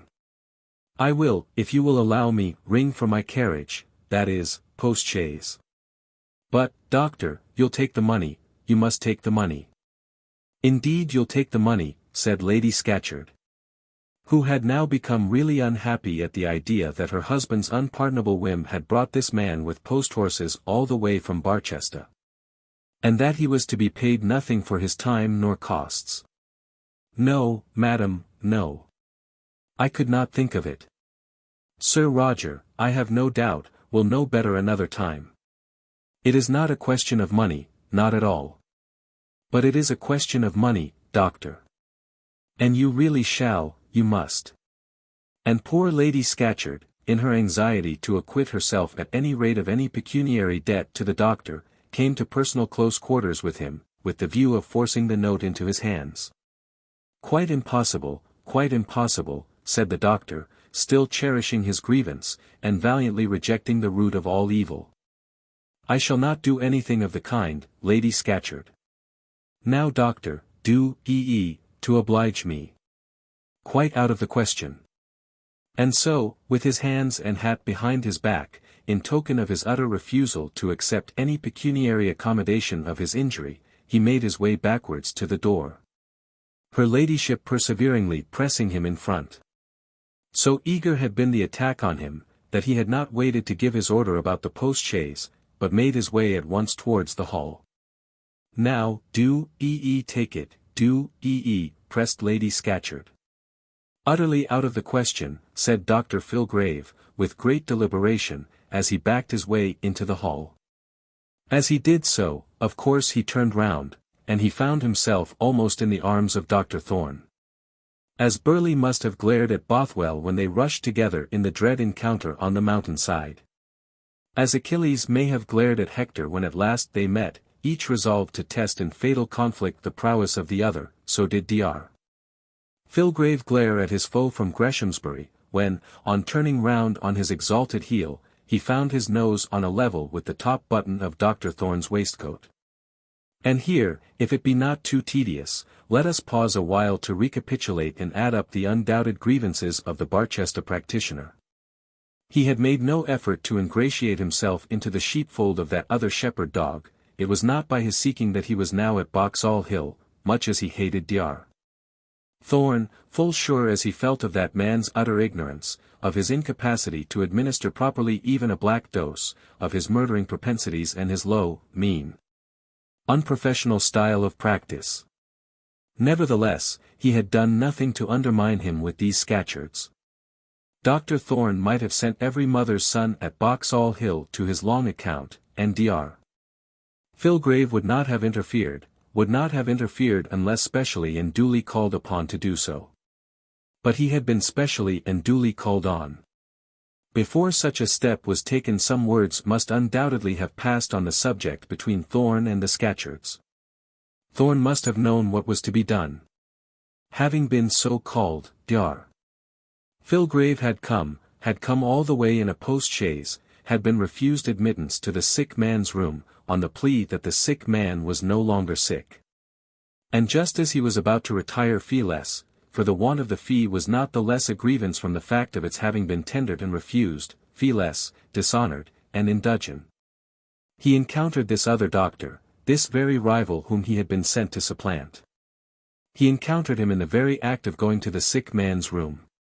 What mad fanatic Burleigh, what God-succoured insolent Achilles, ever had such cause to swell with wrath as at that moment had Dr. Filgrave? Had I the pen of Molière, I could fitly tell of such medical anger, but with no other pen can it be fitly told. He did swell, and when the huge bulk of his wrath was added to his natural proportions, he loomed gigantic before the eyes of the surrounding followers of Sir Roger. Dr. Thorne stepped back 3 steps and took his hat from his head, having, in the passage from the hall door to the dining-room, hitherto omitted to do so. It must be borne in mind that he had no conception whatever that Sir Roger had declined to see the physician for whom he had sent. None whatever that the physician was now about to return, feeless, to Barchester. Dr. Thorne and Dr. Filgrave were doubtless well-known enemies.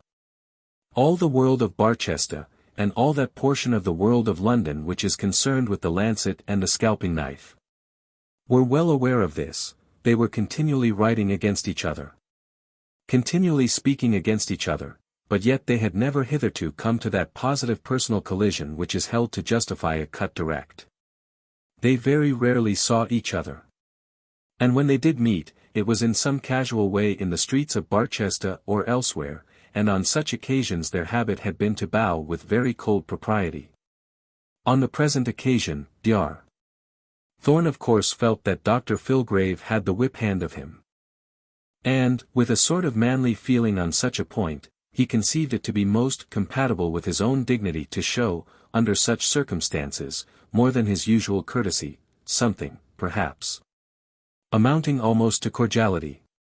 He had been supplanted, quoth Doctor, in the house of this rich, eccentric, railway baronet, and he would show that he bore no malice on that account. So he smiled blandly as he took off his hat, and in a civil speech he expressed a hope that Dr. Filgrave had not found his patient to be in any very unfavourable state. Here was an aggravation to the already lacerated feelings of the injured man. He had been brought thither to be scoffed at and scorned at, that he might be a laughingstock to his enemies, and food for mirth to the vile-minded. He swelled with noble anger till he would have burst, had it not been for the opportune patting of his frock-coat. "Sir," said he. "Sir," and he could hardly get his lips open to give vent to the tumult of his heart. Perhaps he was not wrong, for it may be that his lips were more eloquent than would have been his words. "What's the matter?" said Dr. Thorne, opening his eyes wide, and addressing Lady Scatcherd over the head and across the hairs of the irritated man below him. "What on earth is the matter? Is anything wrong with Sir Roger?" "Oh, laws, doctor," said her ladyship. "Oh, laws, I'm sure it ain't my fault. Here's Dr. Filgrave in a taking, and I'm quite ready to pay him, quite. If a man gets paid, what more can he want?" And she again held out the £5 note over Dr. Filgrave's head. "What more, indeed, Lady Scatcherd, can any of us want, if only we could keep our tempers and feelings a little in abeyance. Dr. Filgrave, however, could not so keep his. And, therefore, he did want something more, though at the present moment he could have hardly said what. Lady Scatcherd's courage was somewhat resuscitated by the presence of her ancient trusty ally. And, moreover, she began to conceive that the little man before her was unreasonable beyond all conscience in his anger. Seeing that that for which he was ready to work had been offered to him without any work at all. "Madam," said he, again turning round at Lady Scatcherd, "I was never before treated in such a way in any house in Barchester, never, never." "Good heavens, Dr. Filgrave," said he of Greshamsbury, "what is the matter?" "I'll let you know what is the matter, sir," said he, turning round again as quickly as before. "I'll let you know what is the matter. I'll publish this, sir, to the medical world," and as he shrieked out the words of the threat, he stood on tiptoes and brandished his eyeglasses up almost into his enemy's face. "Don't be angry with Dr. Thorne," said Lady Scatcherd. "Anyways, you needn't be angry with him. If you must be angry with anybody." "I shall be angry with him, madam," ejaculated Dr. Filgrave, making another sudden demi-pirouette. "I am angry with him, or, rather, I despise him," and completing the circle, Dr. Filgrave again brought himself round in full front of his foe. Dr. Thorne raised his eyebrows and looked inquiringly at Lady Scatcherd, but there was a quiet sarcastic motion round his mouth which by no means had the effect of throwing oil on the troubled waters. "I'll publish the whole of this transaction to the medical world, Dr. Thorne, the whole of it. And if that has not the effect of rescuing the people of Greshamsbury out of your hands, then, I don't know what will. Is my carriage, that is, post-chaise there, and Dr. Filgrave, speaking very loudly, turned majestically to one of the servants. "What have I done to you, Dr. Filgrave," said Dr. Thorne, now absolutely laughing, "that you should determine to take my bread out of my mouth? I am not interfering with your patient. I have come here simply with reference to money matters appertaining to Sir Roger." "Money matters. Very well, money matters. That is your idea of medical practice. Very well. Is my post-chaise at the door? I'll publish it all to the medical world, every word of it. Publish what, you unreasonable man? Man. Sir, whom do you call a man? I'll let you know whether I'm a man, post-chaise there. Don't call him names now, doctor, don't pray don't said Lady Scatcherd. By this time they had all got somewhere nearer the hall door, but the Scatcherd retainers were too fond of the row to absent themselves willingly at Dr. Filgrave's bidding, and it did not appear that anyone went in search of the post-chaise. Man. Sir, I'll let you know what it is to speak to me in that style. I think, sir, you hardly know who I am. All that I know of you at present is, that you are my friend Sir Roger's physician, and I cannot conceive what has occurred to make you so angry. And as he spoke, Dr. Thorne looked carefully at him to see whether that pump discipline had in truth been applied. There were no signs whatever that cold water had been thrown upon Dr. Filgrave. My post-chaise, is my post-chaise there? The medical world shall know all, you may be sure, sir, the medical world shall know it all, and thus, ordering his post-chaise, and threatening Dr. Thorne with the medical world, Dr. Filgrave made his way to the door. But the moment he put on his hat he returned. No, madam, said he. No. It is quite out of the question, such an affair is not to be arranged by such means. I'll publish it all to the medical world, post-chaise there. And then, using all his force, he flung as far as he could into the hall a light bit of paper. It fell at Dr. Thorne's feet, who, raising it, found that it was a £5 note. I put it into his hat just while he was in his tantrum, said Lady Scatcherd. And I thought that perhaps he would not find it till he got to Barchester. Well, I wish he'd been paid, certainly, although Sir Roger wouldn't see him, and in this manner Dr. Thorne got some glimpse of understanding into the cause of the great offence. "I wonder whether Sir Roger will see me," said he, laughing. Chapter 13.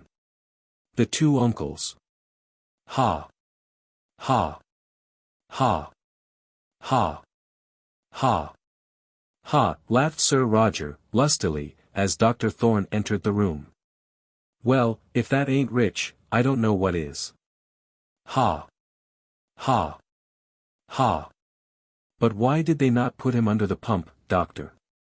The doctor, however, had too much tact, and too many things of importance to say, to allow of his giving up much time to the discussion of Dr. Filgrave's wrath.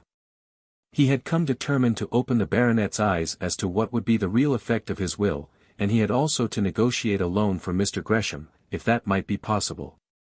Dr. Thorne therefore began about the loan, that being the easier subject, and found that Sir Roger was quite clear-headed as to his money concerns, in spite of his illness.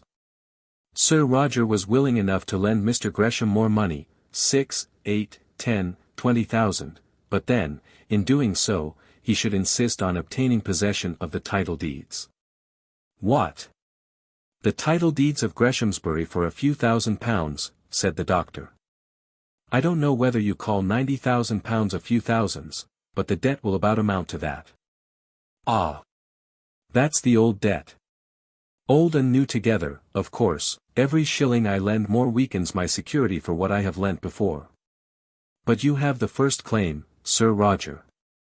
It ought to be first and last to cover such a debt as that. If he wants further accommodation, he must part with his deeds, doctor." The point was argued backwards and forwards for some time without avail, and the doctor then thought it well to introduce the other subject. "Well, Sir Roger, you're a hard man." "No, I ain't," said Sir Roger, "not a bit hard, that is, not a bit too hard. Money is always hard. I know I found it hard to come by. And there is no reason why Squire Gresham should expect to find me so very soft. Very well, there is an end of that. I thought you would have done as much to oblige me, that is all." "What? Take bad security to oblige you? Well, there's an end of that. I'll tell you what, I'll do as much to oblige a friend as anyone. I'll lend you £5,000, you yourself, without security at all, if you want it. But you know I don't want it, or, at any rate, shan't take it. But to ask me to go on lending money to a third party, and he over head and ears in debt, by way of obliging you, why, it's a little too much. Well, there's an end of it. Now I've something to say to you about that will of yours." "Oh. That's settled." "No, Scatcherd, it isn't settled. It must be a great deal more settled before we have done with it, as you'll find when you hear what I have to tell you." "What you have to tell me," said Sir Roger, sitting up in bed. "And what have you to tell me?" "Your will says your sister's eldest child." "Yes, but that's only in the event of Louis Philippe dying before he is 25. "Exactly. And now I know something about your sister's eldest child, and, therefore, I have come to tell you." "You know something about Mary's eldest child?" "I do, Scatcherd. It is a strange story, and maybe it will make you angry. I cannot help it if it does so. I should not tell you this if I could avoid it. But as I do tell you, for your sake, as you will see, and not for my own, I must implore you not to tell my secret to others." Sir Roger now looked at him with an altered countenance. There was something in his voice of the authoritative tone of other days. Something in the doctor's look which had on the baronet the same effect which in former days it had sometimes had on the stonemason. "Can you give me a promise, Scatcherd, that what I am about to tell you shall not be repeated?" "A promise? Well, I don't know what it's about, you know. I don't like promises in the dark." "Then I must leave it to your honor, for what I have to say must be said. You remember my brother, Scatcherd?" "Remember his brother?" thought the rich man to himself. The name of the doctor's brother had not been alluded to between them since the days of that trial, but still it was impossible but that Scatcherd should well remember him. Yes, Yes, certainly. I remember your brother, said he. I remember him well, there's no doubt about that. Well, Scatcherd, and, as he spoke, the doctor laid his hand with kindness on the other's arm. Mary's eldest child was my brother's child as well. But there is no such child living, said Sir Roger. And, in his violence, as he spoke he threw from off him the bedclothes, and tried to stand upon the floor.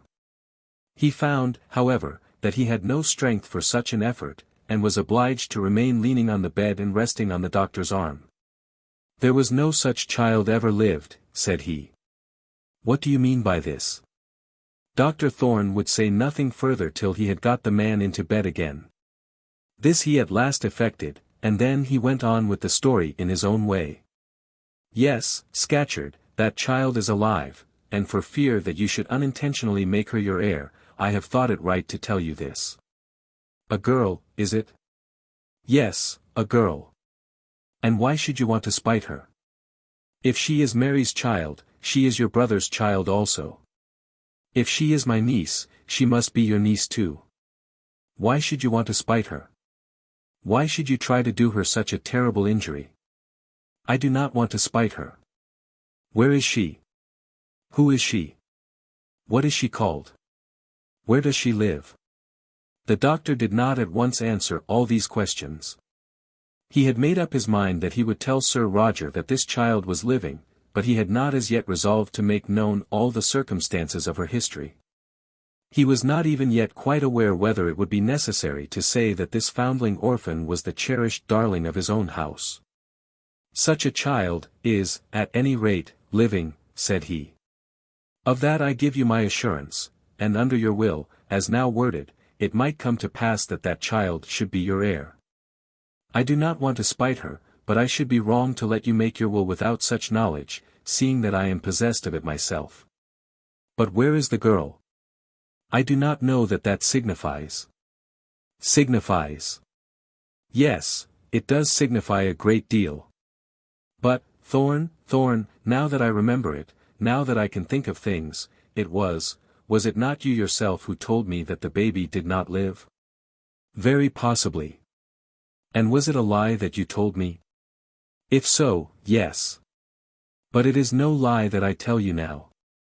I believed you then, Thorne.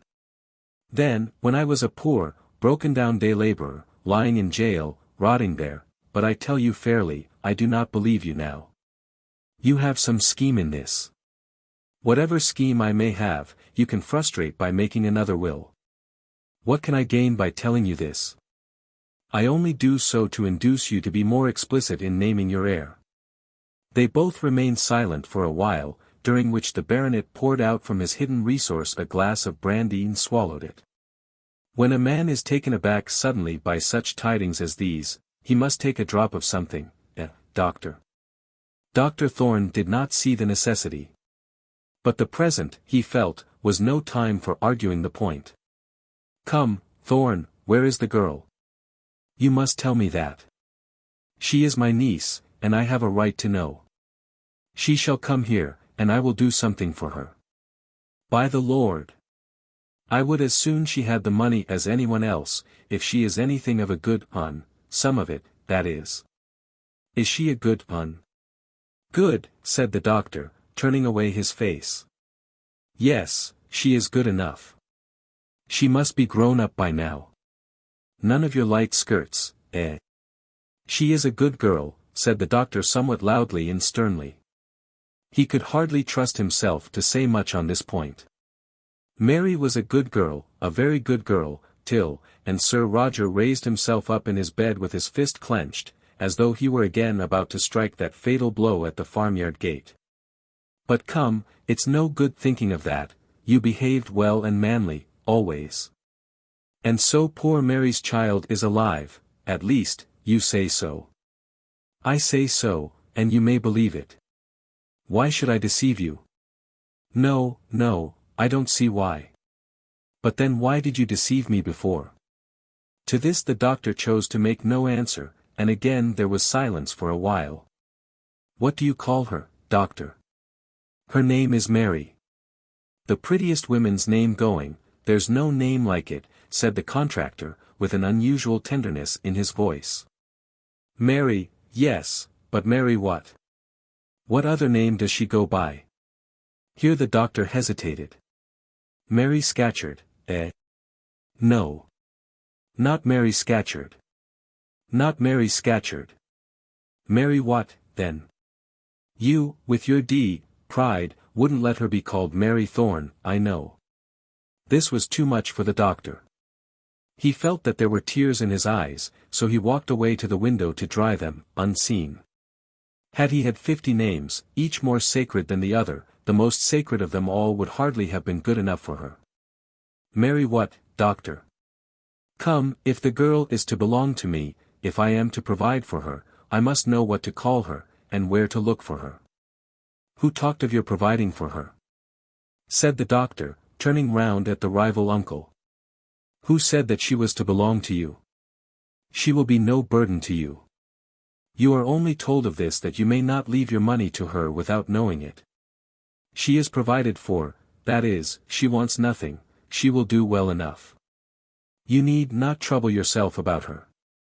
But if she's Mary's child in real truth, I will trouble myself about her. Who else should do so? For the matter of that, I'd as soon say her as any of those others in America. What do I care about blood? I shan't mind her being a bastard.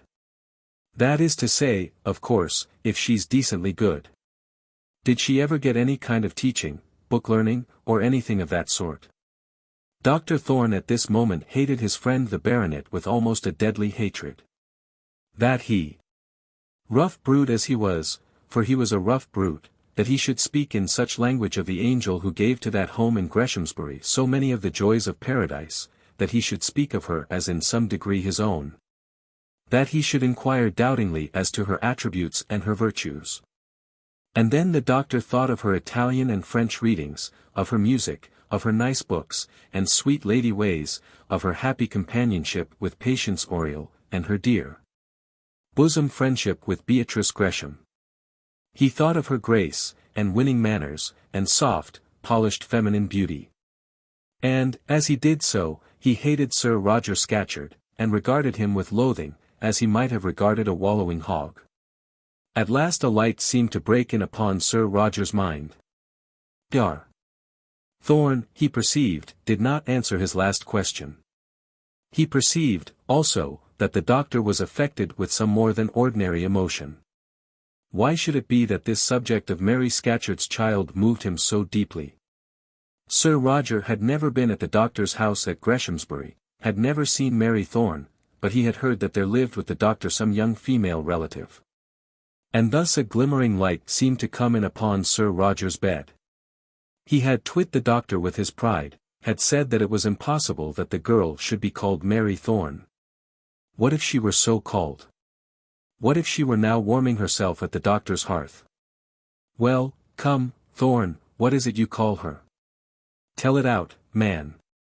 And, look you, if it's your name she bears, I shall think more of you, a deal more than ever I did yet.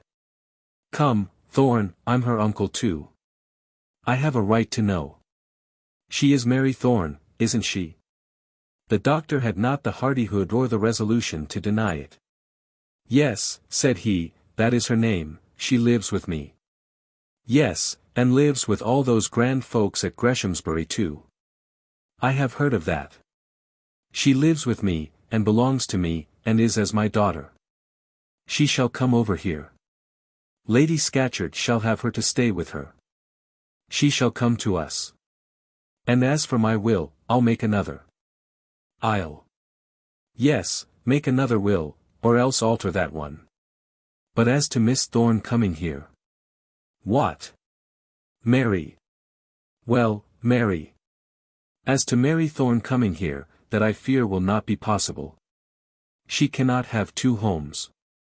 She has cast her lot with one of her uncles, and she must remain with him now." "Do you mean to say that she must never have any relation but one? But one such as I am?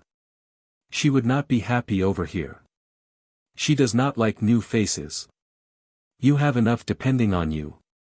I have but her. Enough. Why, I have only Louis Philippe. I could provide for a dozen girls. Well, well, well, we will not talk about that. Ah. But, Thorne, you have told me of this girl now, and I cannot but talk of her.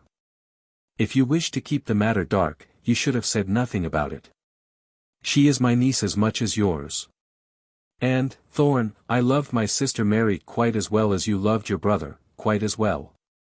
Anyone who might now have heard and seen the contractor would have hardly thought him to be the same man who, a few hours before, was urging that the Barchester physician should be put under the pump. You have your son, Scatcherd. I have no one but that girl. I don't want to take her from you. I don't want to take her, but surely there can be no harm in her coming here to see us. I can provide for her, Thorne, remember that. I can provide for her without reference to Louis Philippe. What are 10 or 15,000 pounds to me?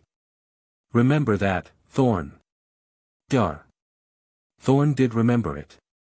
In that interview he remembered many things, and much passed through his mind on which he felt himself compelled to resolve somewhat too suddenly.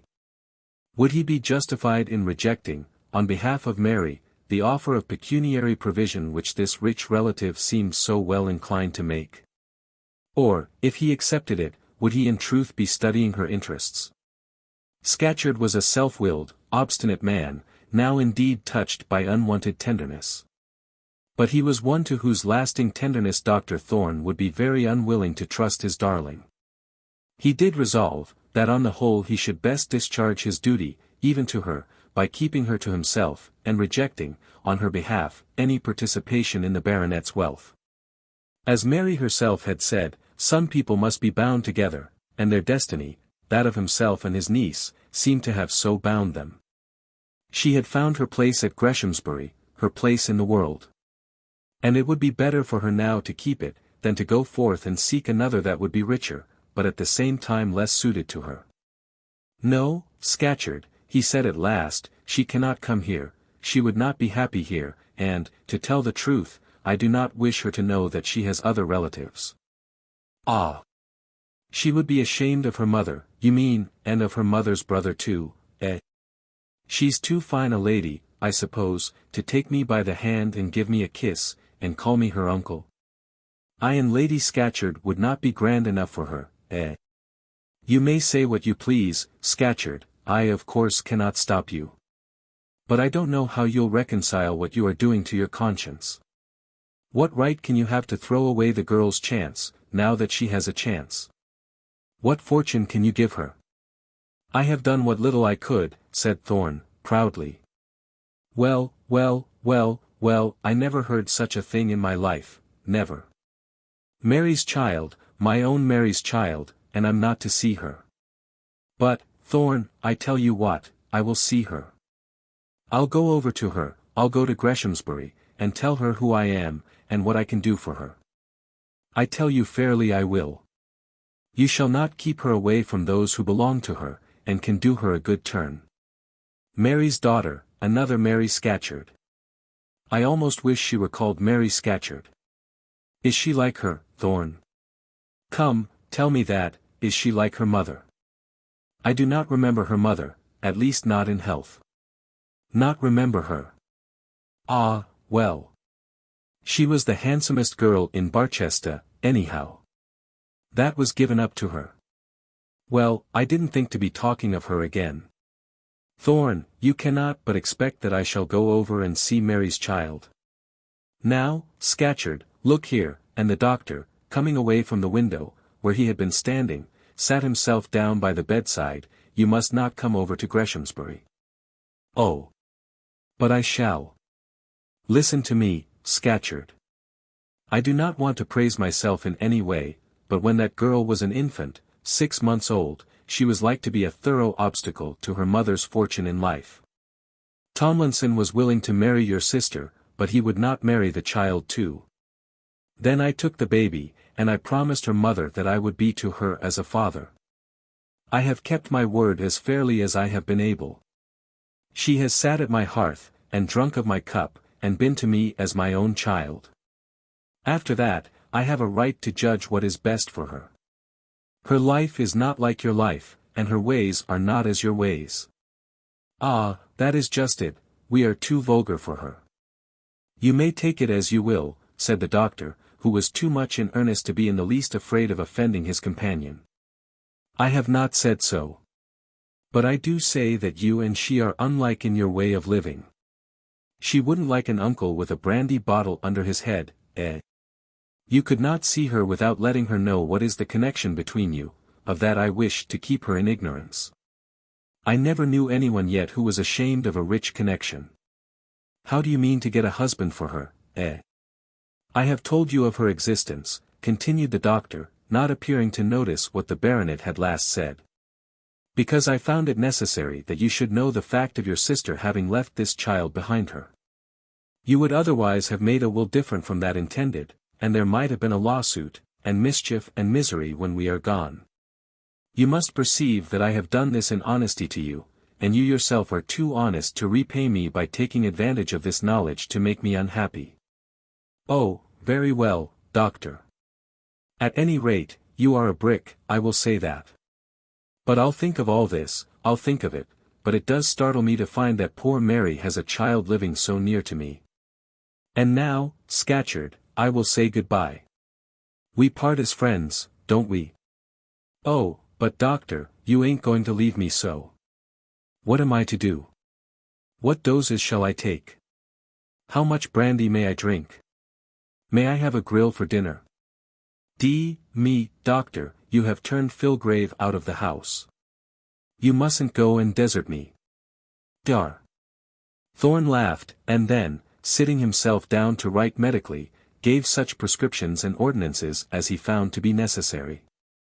They amounted but to this, that the man was to drink, if possible, no brandy, and if that were not possible, then as little as might be.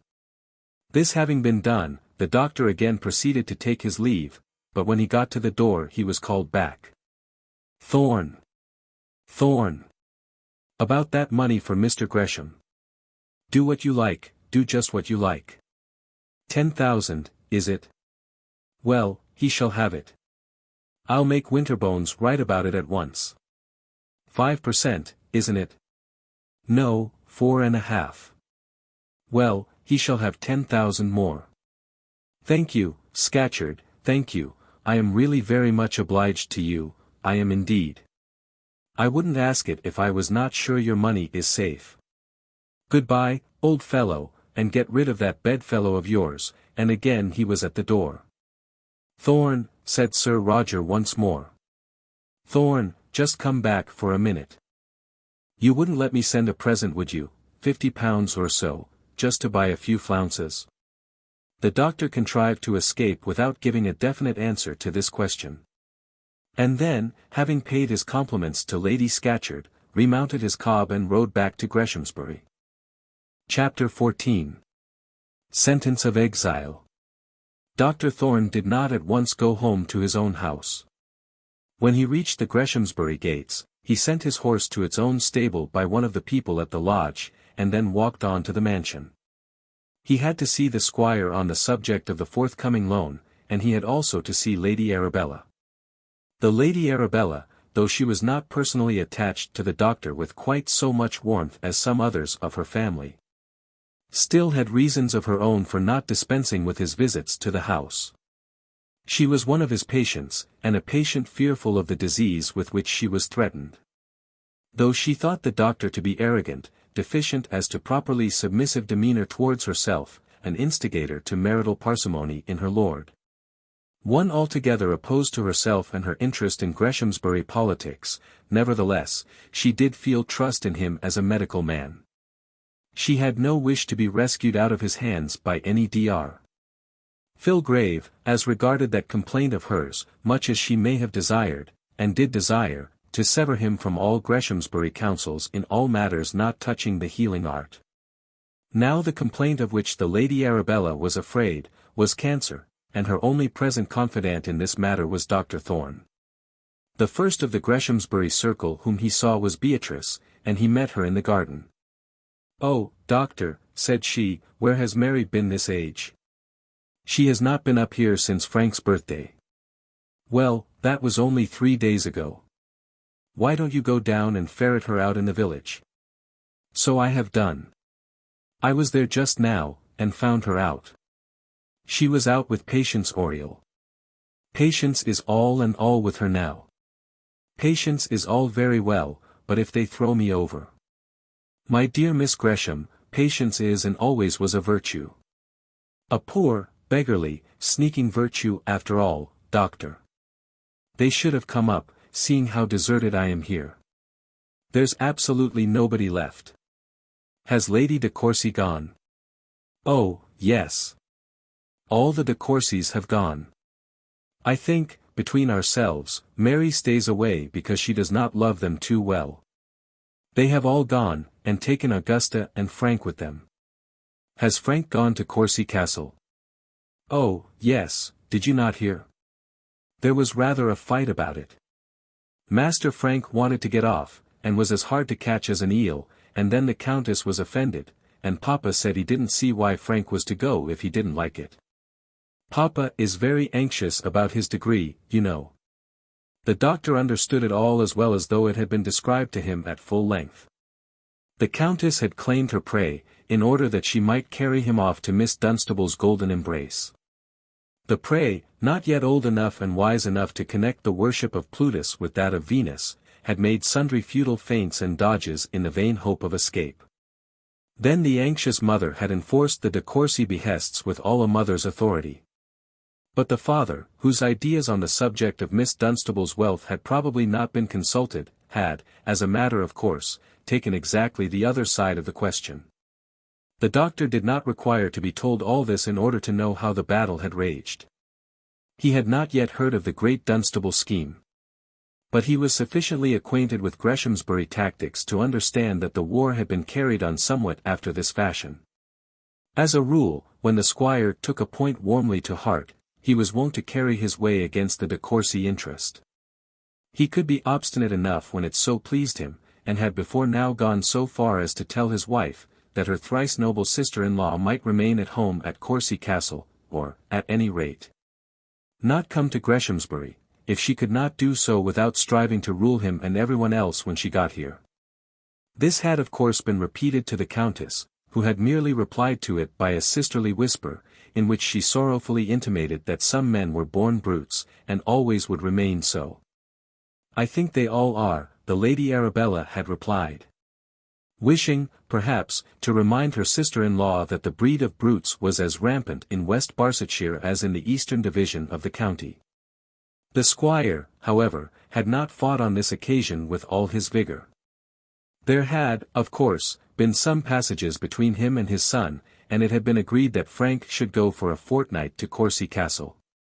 We mustn't quarrel with them, you know, if we can help it, said the father, and, therefore, you must go sooner or later. Well, I suppose so, but you don't know how dull it is, governor. Don't I, said Gresham. There's a Miss Dunstable to be there, did you ever hear of her, sir? No, never. She's a girl whose father used to make ointment, or something of that sort. Oh, yes, to be sure, the ointment of Lebanon. He used to cover all the walls in London. I haven't heard of him this year past. No, that's because he's dead. Well, she carries on the ointment now, I believe, at any rate, she has got all the money. I wonder what she's like. You'd better go and see, said the father, who now began to have some inkling of an idea why the two ladies were so anxious to carry his son off to Courcy Castle at this exact time. And so Frank had packed up his best clothes, given a last fond look at the new black horse, repeated his last special injunctions to Peter, and had then made one of the stately cortege which proceeded through the county from Greshamsbury to Courcy Castle. I am very glad of that, very, said the squire, when he heard that the money was to be forthcoming. I shall get it on easier terms from him than elsewhere. And it kills me to have continual bother about such things. And Mr. Gresham, feeling that that difficulty was tided over for a time, and that the immediate pressure of little debts would be abated, stretched himself on his easy chair as though he were quite comfortable. One may say almost elated. How frequent it is that men on their road to ruin feel elation such as this. A man signs away a moiety of his substance, nay, that were nothing. But a moiety of the substance of his children, he puts his pen to the paper that ruins him and them. But in doing so he frees himself from a score of immediate little pestering, stinging troubles, and, therefore, feels as though fortune has been almost kind to him. The doctor felt angry with himself for what he had done when he saw how easily the squire adapted himself to this new loan. "It will make Scatcherd's claim upon you very heavy," said he.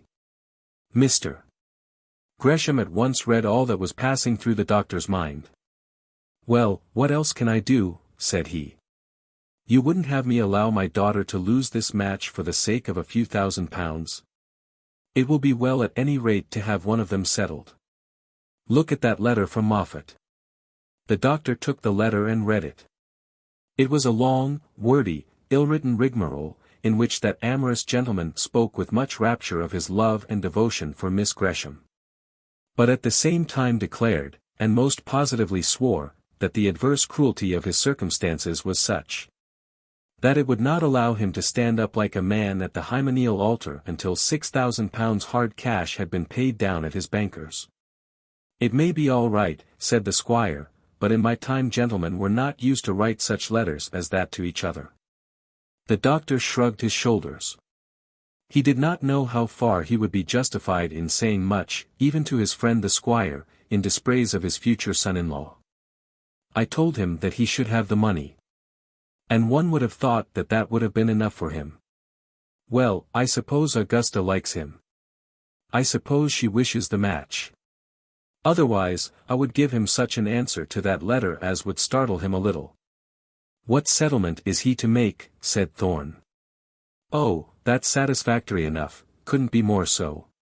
1,000 a year and the house at Wimbledon for her, that's all very well. But such a lie, you know, Thorne. He's rolling in money, and yet he talks of this beggarly sum as though he couldn't possibly stir without it."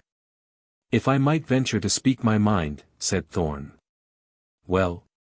said the squire, looking at him earnestly. "I should be inclined to say that Mr. Moffat wants to cry off, himself." "Oh, impossible, quite impossible. In the first place, he was so very anxious for the match. In the next place, it is such a great thing for him.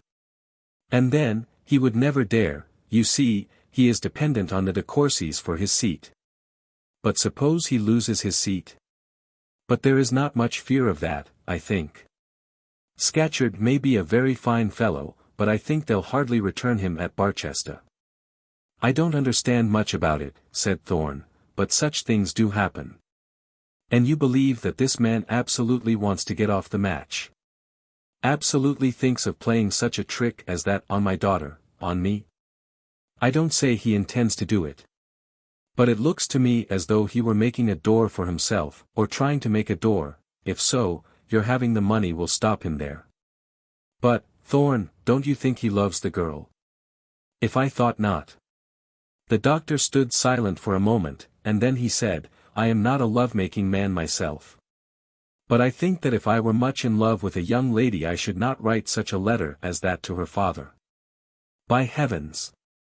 If I thought so," said the squire, "but, Thorne, we can't judge of those fellows as one does of gentlemen. They are so used to making money, and seeing money made, that they have an eye to business in everything." Perhaps so," muttered the doctor, showing evidently that he still doubted the warmth of Mr. Moffat's affection. "The match was none of my making, and I cannot interfere now to break it off. It will give her a good position in the world. For, after all, money goes a great way, and it is something to be in Parliament. I can only hope she likes him. I do truly hope she likes him." And the squire also showed by the tone of his voice that, though he might hope that his daughter was in love with her intended husband, he hardly conceived it to be possible that she should be so. And what was the truth of the matter? Miss Gresham was no more in love with Mr. Moffat than you are, oh, sweet, young, blooming beauty. Not a whit more. Not, at least, in your sense of the word, nor in mine. She had by no means resolved within her heart that of all the men whom she had ever seen, or ever could see, he was far away the nicest and best. That is what you will do when you are in love, if you be good for anything. She had no longing to sit near to him, the nearer the better. She had no thought of his taste and his choice when she bought her ribbons and bonnets, she had no indescribable desire that all her female friends should be ever talking to her about him. When she wrote to him, she did not copy her letters again and again, so that she might be, as it were, ever speaking to him. She took no special pride in herself because he had chosen her to be his life's partner. In point of fact, she did not care one straw about him. And yet she thought she loved him. Was, indeed, quite confident that she did so, told her mother that she was sure Gustavus would wish this, she knew Gustavus would like that, and so on. But as for Gustavus himself, she did not care a chip for him. She was in love with her match just as farmers are in love with wheat at 80 shillings a quarter. Or shareholders, innocent gudgeons, with 7.5% interest on their paid-up capital. 80 shillings a quarter, and 7.5% interest, such were the returns which she had been taught to look for in exchange for her young heart. And, having obtained them, or being thus about to obtain them, why should not her young heart be satisfied? Had she not sat herself down obediently at the feet of her Lady Gamaliel, and should she not be rewarded? Yes, indeed, she shall be rewarded. And then the doctor went to the lady. On their medical secrets we will not intrude, but there were other matters bearing on the course of our narrative, as to which Lady Arabella found it necessary to say a word or so to the doctor. And it is essential that we should know what was the tenor of those few words so spoken.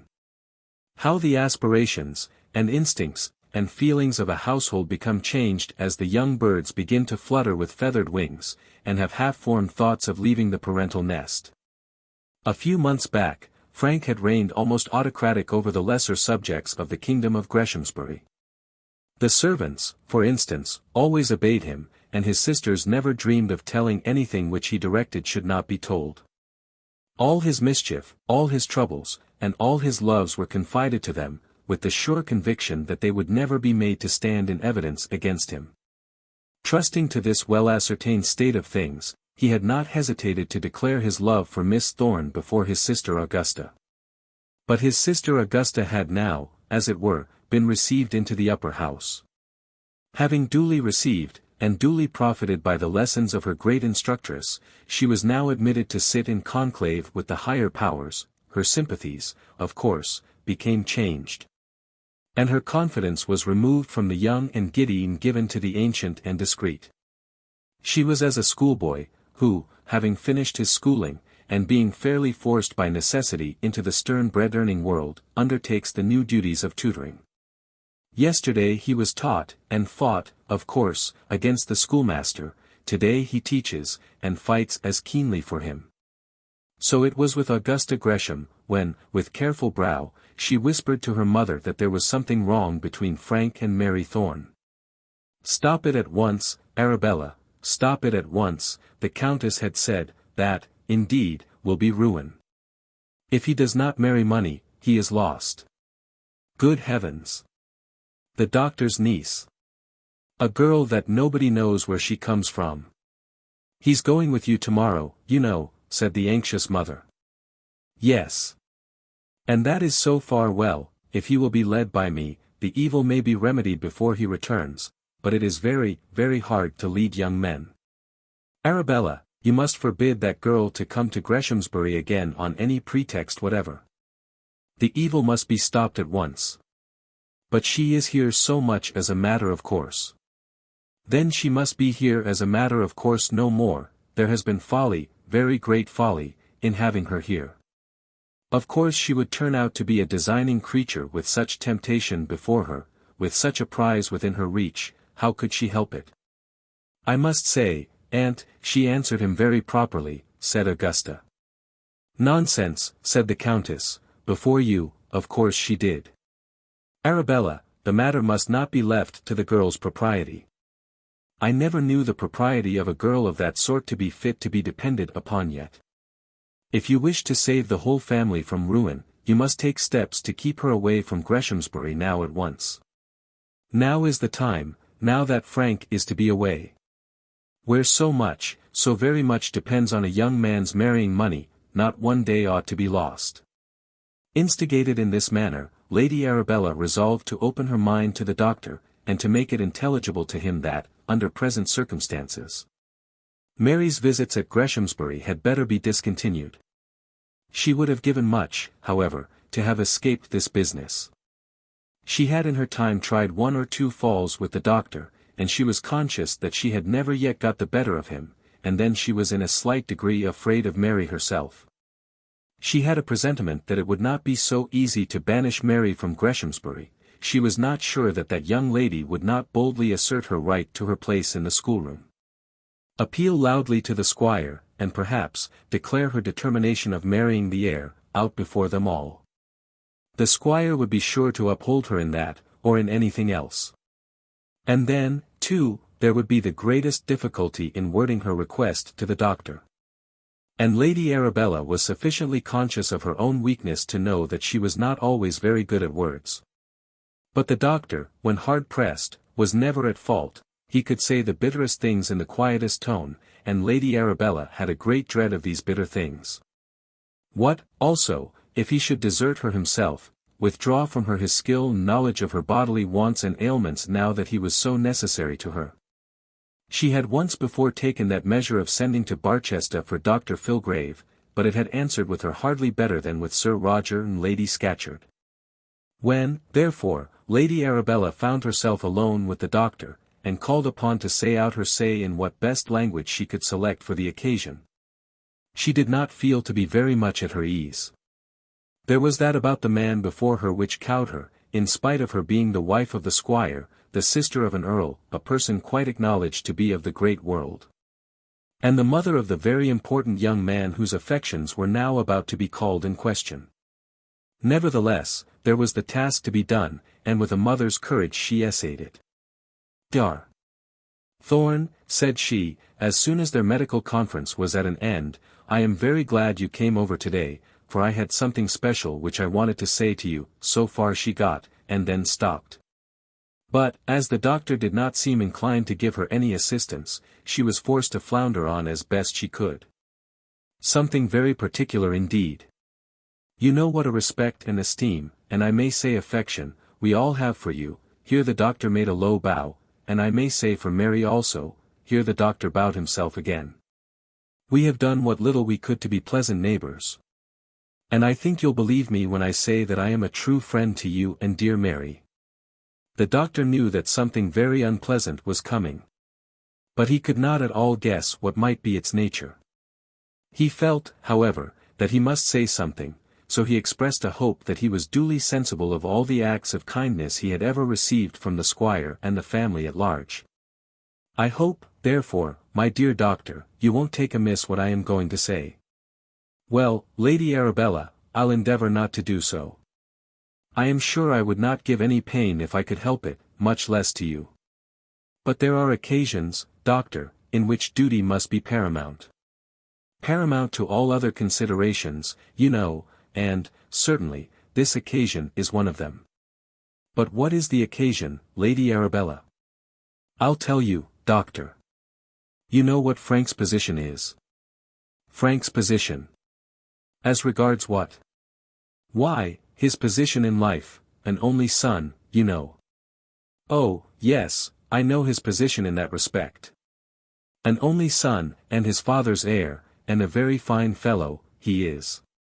You have but one son, Lady Arabella, and you may well be proud of him.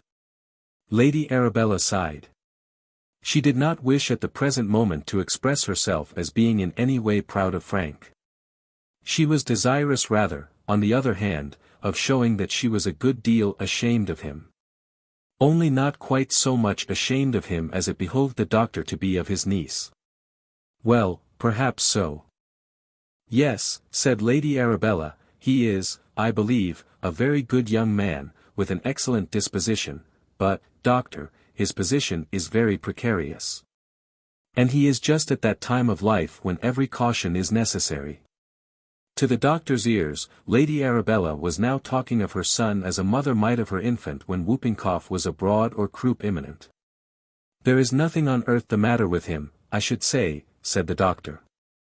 "He has every possible sign of perfect health." "Oh yes, his health. Yes, thank God, his health is good.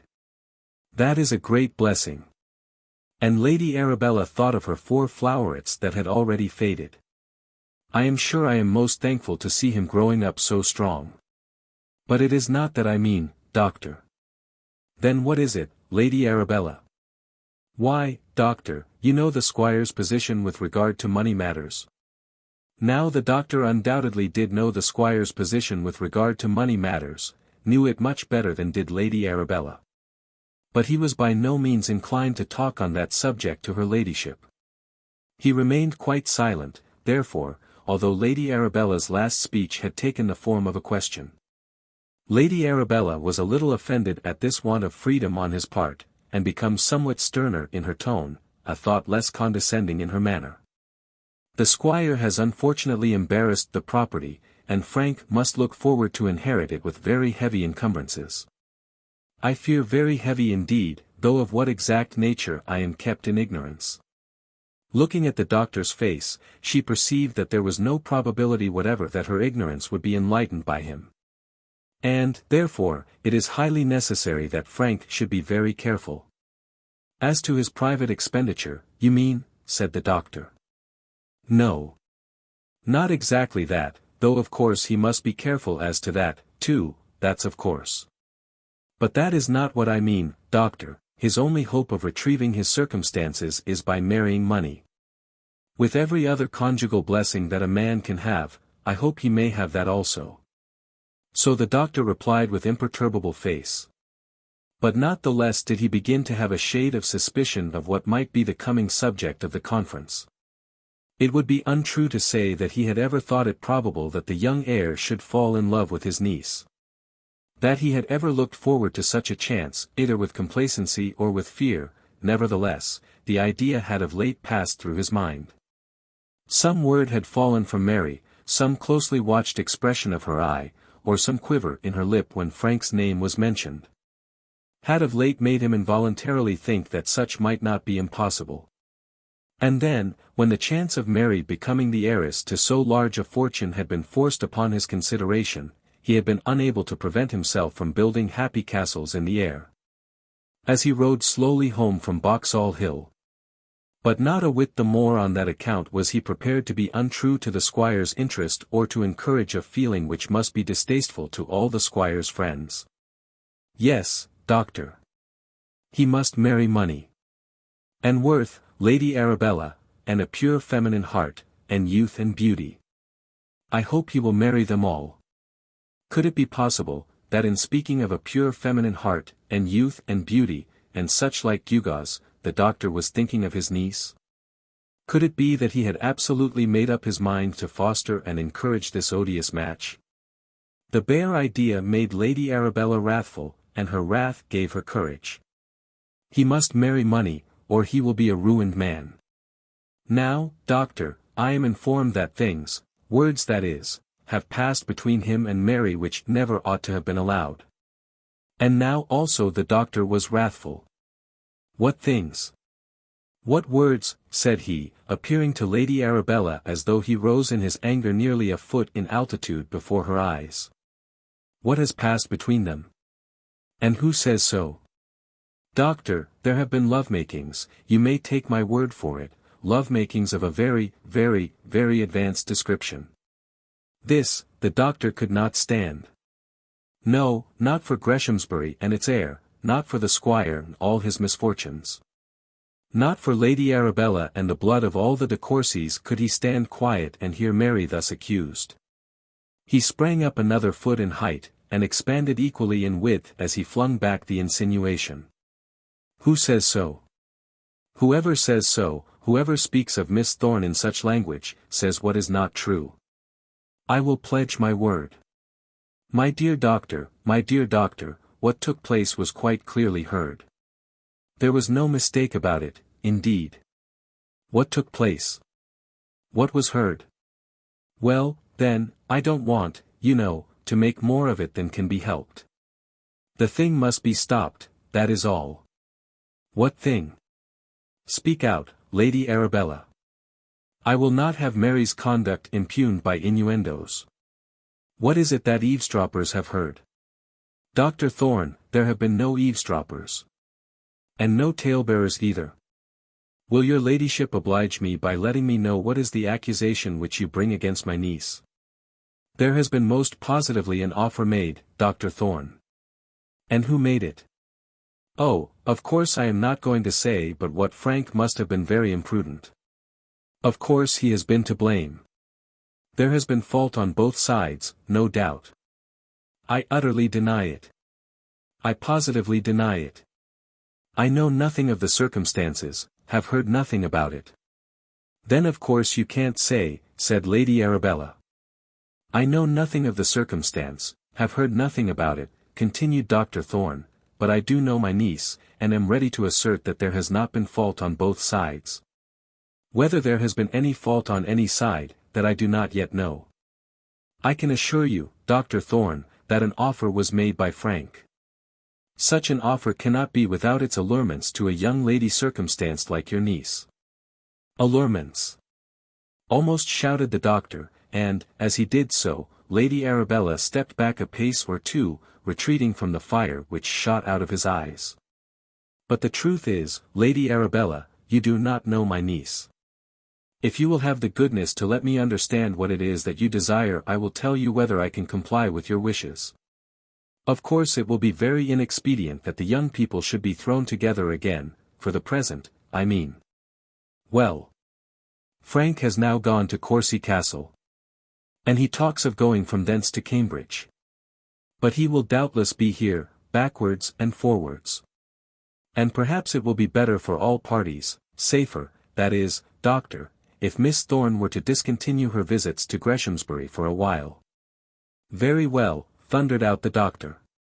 Her visits to Greshamsbury shall be discontinued. Of course, Doctor, this won't change the intercourse between us, between you and the family. Not change it, said he.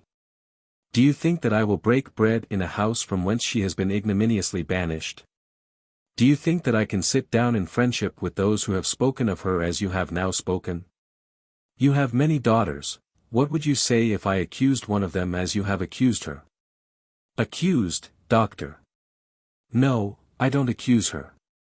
But prudence, does sometimes require us. Very well, prudence requires you to look after those who belong to you. And prudence requires me to look after my one lamb. Good morning, Lady Arabella.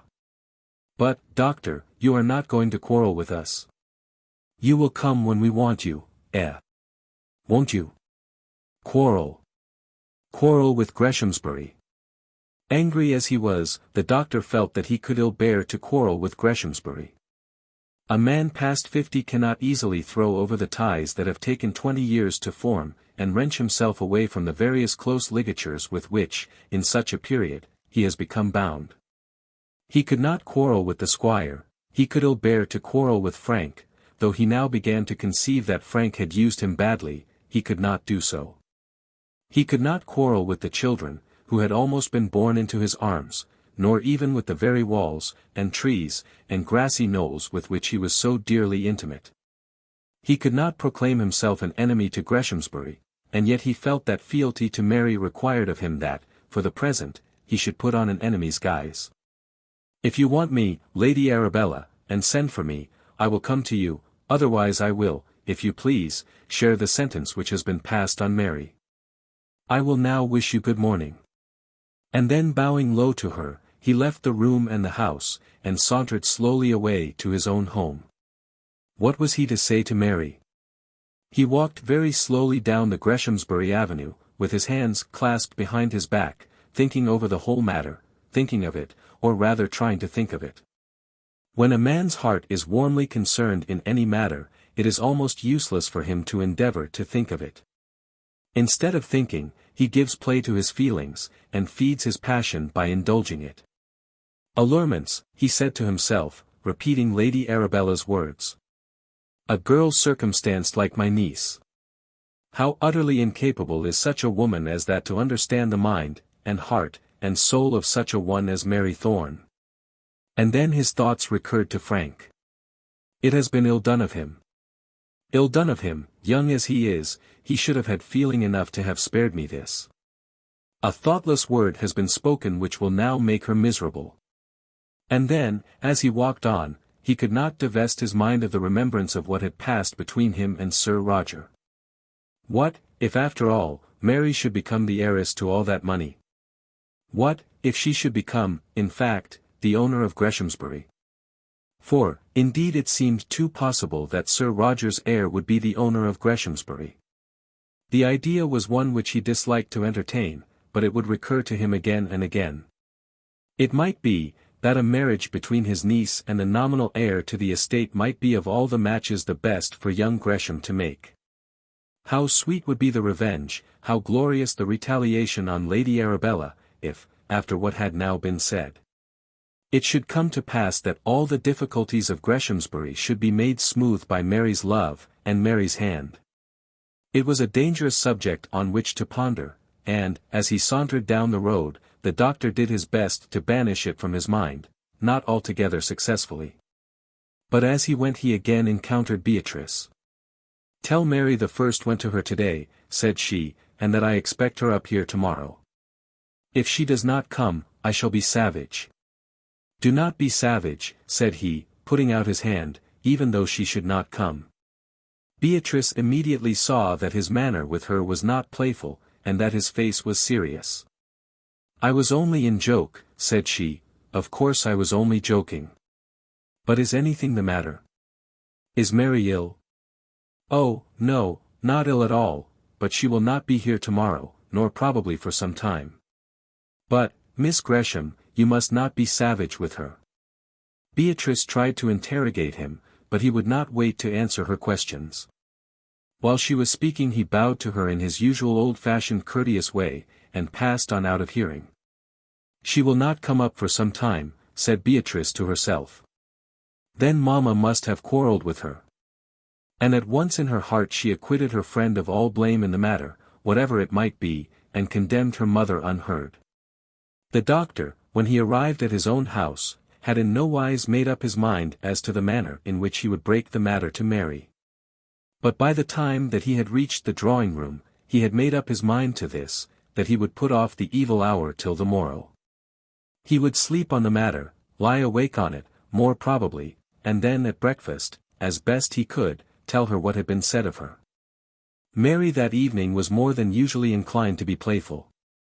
She had not been quite certain till the morning, whether Frank had absolutely left Greshamsbury, and had, therefore, preferred the company of Miss Oriel to going up to the house.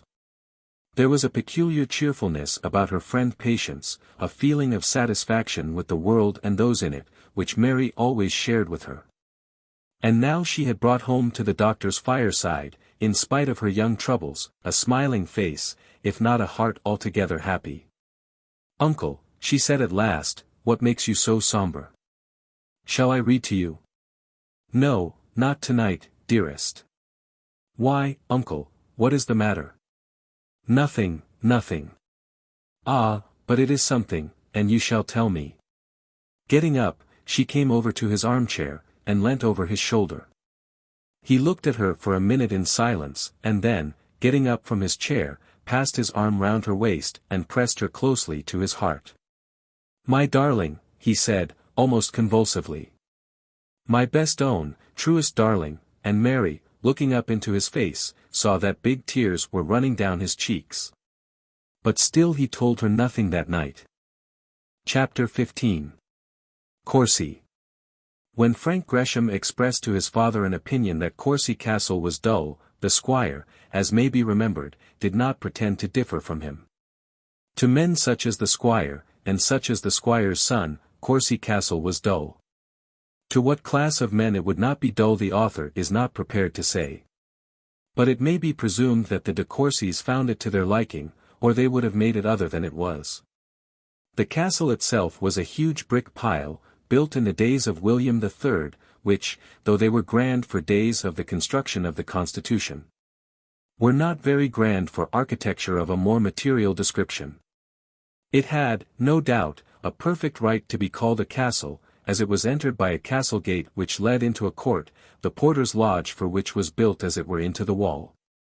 There were attached to it also two round, stumpy adjuncts, which were, perhaps properly, called towers, though they did not do much in the way of towering. And, moreover, along one side of the house, over what would otherwise have been the cornice, there ran a castellated parapet, through the assistance of which the imagination no doubt was intended to supply the muzzles of defiant artillery. But any artillery which would have so presented its muzzle must have been very small, and it may be doubted whether even a bowman could have obtained shelter there. The grounds about the castle were not very inviting, nor, as grounds, very extensive. Though, no doubt, the entire domain was such as suited the importance of so puissant a nobleman as Earl de Courcy. What, indeed, should have been the park was divided out into various large paddocks. The surface was flat and unbroken.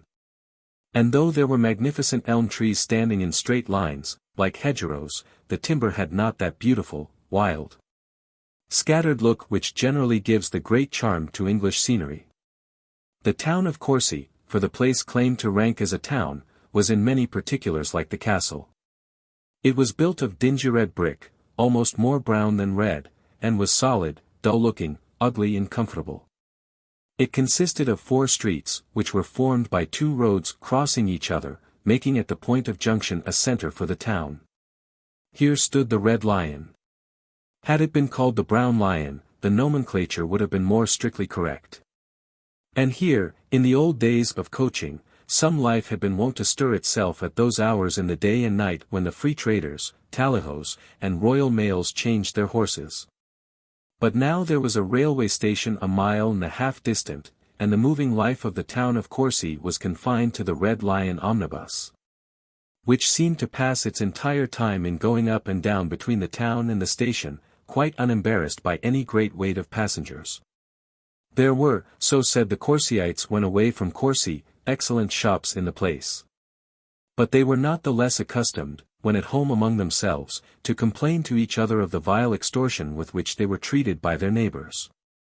The ironmonger, therefore, though he loudly asserted that he could beat Bristol in the quality of his wares in one direction, and undersell Gloucester in another, bought his tea and sugar on the sly in one of those larger towns.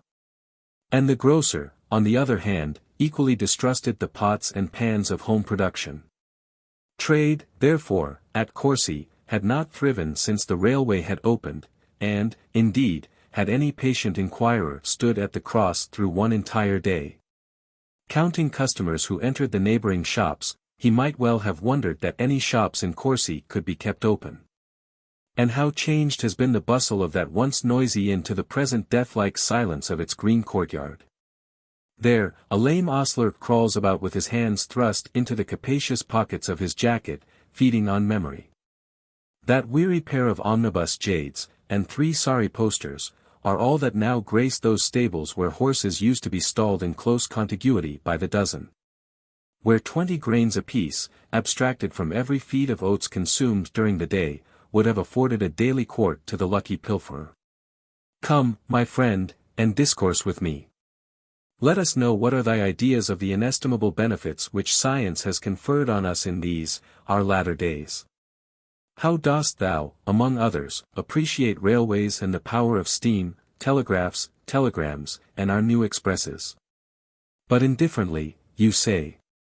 Time was I've zeed 15 pair o' Aussies go out of this air yard in 20 hour, and now there bean't 15, no, not 10, in 20 days. There was the Duke, not this He bean't no good, but this un's vather, why, when he'd come down the road, the cattle did be going, 4 days and eend. Here'd be the tutor and the young gentlemen, and the governess and the young leddies. And then the servants, they'd be allies the grandest folk of all, and then the Duke and the Duchess, Lord love, zur. The money did fly in them days. But now, and the feeling of scorn and contempt which the lame ostler was enabled by his native talent to throw into the word, now. was quite as eloquent against the power of steam as anything that has been spoken at dinners, or written in pamphlets by the keenest admirers of latter-day lights. Why, look at this 'ere town, continued he of the sieve, the grass be growing in the very streets, that can't be no good. Why, look here, zur. I do be standing at this 'ere gateway, just this way, hour arter hour, and my haze is hopin' mostly, I sees who's coming and who's going. Nobody's coming and nobody's going. That can't be no good. Look at that there omnibus. Why, darn me, and now, in his eloquence at this peculiar point, my friend became more loud and powerful than ever. Why, darn me. If Maister Harn's enough with that there bus to put hiren on them bossies' feet, I'll be blowed. And as he uttered this hypothetical denunciation on himself, he spoke very slowly, bringing out every word as it were separately, and lowering himself at his knees at every sound, moving at the same time his right hand up and down. When he had finished, he fixed his eyes upon the ground, pointing downwards, as if there was to be the sight of his doom if the curse that he had called down upon himself should ever come to pass. And then, waiting no further converse, he hobbled away, melancholy, to his deserted stables. Oh, my friend! My poor lame friend! It will avail nothing to tell thee of Liverpool and Manchester. Of the glories of Glasgow, with her flourishing banks, of London, with its 3 millions of inhabitants, of the great things which commerce is doing for this nation of thine. What is commerce to thee, unless it be commerce in posting on that worn-out, all but useless Great Western Turnpike road? There is nothing left for thee but to be carted away as rubbish, for thee and for many of us in these now prosperous days, oh, my melancholy, care-ridden friend. Courcy Castle was certainly a dull place to look at, and Frank, in his former visits, had found that the appearance did not belie the reality. He had been but little there when the Earl had been at Courcy. And as he had always felt from his childhood a peculiar distaste to the governance of his aunt the Countess, this perhaps may have added to his feeling of dislike. Now, however, the castle was to be fuller than he had ever before known it, the Earl was to be at home, there was some talk of the Duke of Omnium coming for a day or two, though that seemed doubtful. There was some faint doubt of Lord Porlock, Mr. Moffat, intent on the coming election, and also, let us hope, on his coming bliss, was to be one of the guests. And there was also to be the great Miss Dunstable. Frank, however, found that those grandees were not expected quite immediately. I might go back to Greshamsbury for 3 or 4 days as she is not to be here, he said naively to his aunt, expressing, with tolerable perspicuity, his feeling that he regarded his visit to Courcy Castle quite as a matter of business. But the Countess would hear of no such arrangement. Now that she had got him, she was not going to let him fall back into the perils of Miss Thorne's intrigues, or even of Miss Thorne's propriety. It is quite essential, she said, that you should be here a few days before her, so that she may see that you are at home. Frank did not understand the reasoning. But he felt himself unable to rebel, and he therefore, remained there, comforting himself, as best he might, with the eloquence of the Honourable George, and the sporting humours of the Honourable John. Mr. Moffat's was the earliest arrival of any importance. Frank had not hitherto made the acquaintance of his future brother-in-law, and there was, therefore, some little interest in the first interview. Mr. Moffat was shown into the drawing-room before the ladies had gone up to dress, and it so happened that Frank was there also. As no one else was in the room but his sister and 2 of his cousins, he had expected to see the lovers rush into each other's arms. But Mr. Moffat restrained his ardor, and Miss Gresham seemed contented that he should do so. He was a nice, dapper man, rather above the middle height, and good-looking enough had he had a little more expression in his face. He had dark hair, very nicely brushed, small black whiskers, and a small black moustache. His boots were excellently well made, and his hands were very white. He simpered gently as he took hold of Augusta's fingers, and expressed a hope that she had been quite well since last he had the pleasure of seeing her. Then he touched the hands of the Lady Rosina and the Lady Margaretta. "Mr. Moffat, allow me to introduce you to my brother." Most happy, I'm sure, said Mr. Moffat, again putting out his hand, and allowing it to slip through Frank's grasp, as he spoke in a pretty, mincing voice. Lady Arabella quite well, and your father and sisters? Very warm, isn't it? Quite hot in town, I do assure you. I hope Augusta likes him, said Frank to himself, arguing on the subject exactly as his father had done. But for an engaged lover he seems to me to have a very queer way with him.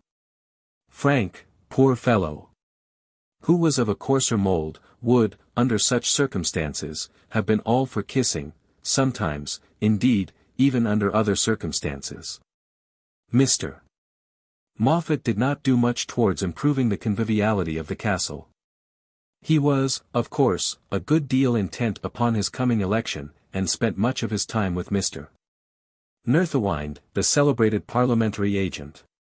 It behoved him to be a good deal at Barchester, canvassing the electors and undermining, by Mr. Nerthawind's aid, the mines for blowing him out of his seat, which were daily being contrived by Mr. Closerstill, on behalf of Sir Roger. The battle was to be fought on the internecine principle, no quarter being given or taken on either side, and of course this gave Mr. Moffat as much as he knew how to do. Mr. Closerstill was well known to be the sharpest man at his business in all England, unless the palm should be given to his great rival Mr. Nerthawind. And in this instance he was to be assisted in the battle by a very clever young barrister, Mr. Romer, who was an admirer of Sir Roger's career in life. Some people in Barchester, when they saw Sir Roger, Closerstill and Mr. Romer saunter down the High Street, arm in arm, declared that it was all up with poor Moffat. But others, in whose head the bump of veneration was strongly pronounced, whispered to each other that great shibboleth, the name of the Duke of Omnium, and mildly asserted it to be impossible that the Duke's nominee should be thrown out. Our poor friend the squire did not take much interest in the matter, except in so far that he liked his son-in-law to be in Parliament. Both the candidates were in his eye equally wrong in their opinions. He had long since recanted those errors of his early youth, which had cost him his seat for the county, and had abjured the de Courcy politics. He was staunch enough as a Tory now that his being so would no longer be of the slightest use to him, but the Duke of Omnium, and Lord de Courcy, and Mr. Moffat were all Whigs. Whigs, however, differing altogether in politics from Sir Roger, who belonged to the Manchester school, and whose pretensions, through some of those inscrutable twists in modern politics which are quite unintelligible to the minds of ordinary men outside the circle, were on this occasion secretly favoured by the high Conservative party. How Mr. Moffat, who had been brought into the political world by Lord de Courcy, obtained all the weight of the Duke's interest I never could exactly learn. For the Duke and the Earl did not generally act as twin brothers on such occasions. There is a great difference in Whigs. Lord de Courcy was a court Whig, following the fortunes, and enjoying, when he could get it, the sunshine of the throne. He was a sojourner at Windsor, and a visitor at Balmoral. He delighted in gold sticks, and was never so happy as when holding some cap of maintenance or spur of precedence with due dignity and acknowledged grace in the presence of all the court. His means had been somewhat embarrassed by early extravagance, and, therefore, as it was to his taste to shine, it suited him to shine at the cost of the court rather than at his own. The Duke of Omnium was a Whig of a very different calibre. He rarely went near the presence of majesty, and when he did do so, he did it merely as a disagreeable duty incident to his position. He was very willing that the Queen should be Queen so long as he was allowed to be Duke of Omnium. Nor had he begrudged Prince Albert any of his honours till he was called Prince Consort. Then, indeed, he had, to his own intimate friends, made some remark in 3 words, not flattering to the discretion of the Prime Minister. The Queen might be Queen so long as he was Duke of Omnium. Their revenues were about the same, with the exception, that the Duke's were his own, and he could do what he liked with them. This remembrance did not unfrequently present itself to the Duke's mind. In person, he was a plain, thin man, tall, but undistinguished in appearance, except that there was a gleam of pride in his eye which seemed every moment to be saying, "I am the Duke of Omnium." He was unmarried, and, if report said true, a great debauchee. But if so, he had always kept his debaucheries decently away from the eyes of the world, and was not, therefore, open to that loud condemnation which should fall like a hailstorm round the ears of some more open sinners. Why these two mighty nobles put their heads together in order that the tailor's son should represent Barchester in Parliament, I cannot explain. Mr. Moffat was, as has been said, Lord de Courcy's friend. And it may be that Lord de Courcy was able to repay the Duke for his kindness, as touching Barchester, with some little assistance in the county representation. The next arrival was that of the Bishop of Barchester, a meek, good, worthy man, much attached to his wife, and somewhat addicted to his ease. She, apparently, was made in a different mould, and by her energy and diligence atoned for any want in those qualities which might be observed in the bishop himself. When asked his opinion, his lordship would generally reply by saying, "Mrs. Proudie and I think so and so." But before that opinion was given, Mrs. Proudie would take up the tale, and she, in her more concise manner, was not wont to quote the bishop as having at all assisted in the consideration of the subject. It was well known in Barsetshire that no married pair consorted more closely or more tenderly together. And the example of such conjugal affection among persons in the upper classes is worth mentioning, as it is believed by those below them, and too often with truth. That the sweet bliss of connubial reciprocity is not so common as it should be among the magnates of the earth. But the arrival even of the bishop and his wife did not make the place cheerful to Frank Gresham, and he began to long for Miss Dunstable, in order that he might have something to do. He could not get on at all with Mr. Moffat. He had expected that the man would at once have called him Frank, and that he would have called the man Gustavus, but they did not even get beyond Mr. Moffat and Mr. Gresham. Very hot in Barchester today, very, was the nearest approach to conversation which Frank could attain with him. And as far as he, Frank, could see, Augusta never got much beyond it. There might be tête-à-tête meetings between them, but, if so, Frank could not detect when they took place. And so, opening his heart at last to the Honourable George, for the want of a better confidant, he expressed his opinion that his future brother-in-law was a muff. "A muff, I believe you too. What do you think now? I have been with him and Nerthawind in Barchester these 3 days past, looking up the electors' wives and daughters, and that kind of thing. I say, if there is any fun in it you might as well take me with you." "Oh, there is not much fun, they are mostly so slobbered and dirty. A sharp fellow in Nerthawind, and knows what he is about well." "Does he look up the wives and daughters too?" "Oh, he goes on every tack, just as it's wanted. But there was Moffat, yesterday, in a room behind the milliner's shop near Cuthbert's Gate. I was with him. The woman's husband is one of the choristers and an elector, you know, and Moffat went to look for his vote.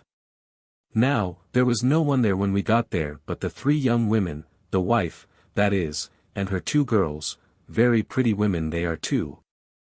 I say, George, I'll go and get the chorister's vote for Moffat. I ought to do it as he's to be my brother-in-law." But what do you think Moffat said to the women? Can't guess. He didn't kiss any of them, did he? Kiss any of them? No. But he begged to give them his positive assurance as a gentleman, that if he was returned to Parliament he would vote for an extension of the franchise. And the admission of the Jews into Parliament. "Well, he is a muff," said Frank. Chapter 16. Miss Dunstable. At last the great Miss Dunstable came. Frank, when he heard that the heiress had arrived, felt some slight palpitation at his heart. He had not the remotest idea in the world of marrying her. Indeed, during the last week past, absence had so heightened his love for Mary Thorne that he was more than ever resolved that he would never marry anyone but her. He knew that he had made her a formal offer for her hand, and that it behoved him to keep to it, let the charms of Miss Dunstable be what they might. But, nevertheless, he was prepared to go through a certain amount of courtship, in obedience to his aunt's behests, and he felt a little nervous at being brought up in that way, face to face. To do battle with £200,000. "Miss Dunstable has arrived," said his aunt to him, with great complacency. On his return from an electioneering visit to the beauties of Barsetshire which he made with his cousin George on the day after the conversation which was repeated at the end of the last chapter. She has arrived, and is looking remarkably well. She has quite a distingué air, and will grace any circle to which she may be introduced. I will introduce you before dinner, and you can take her out. I couldn't propose to her tonight, I suppose, said Frank, maliciously. Don't talk nonsense, Frank, said the Countess, angrily.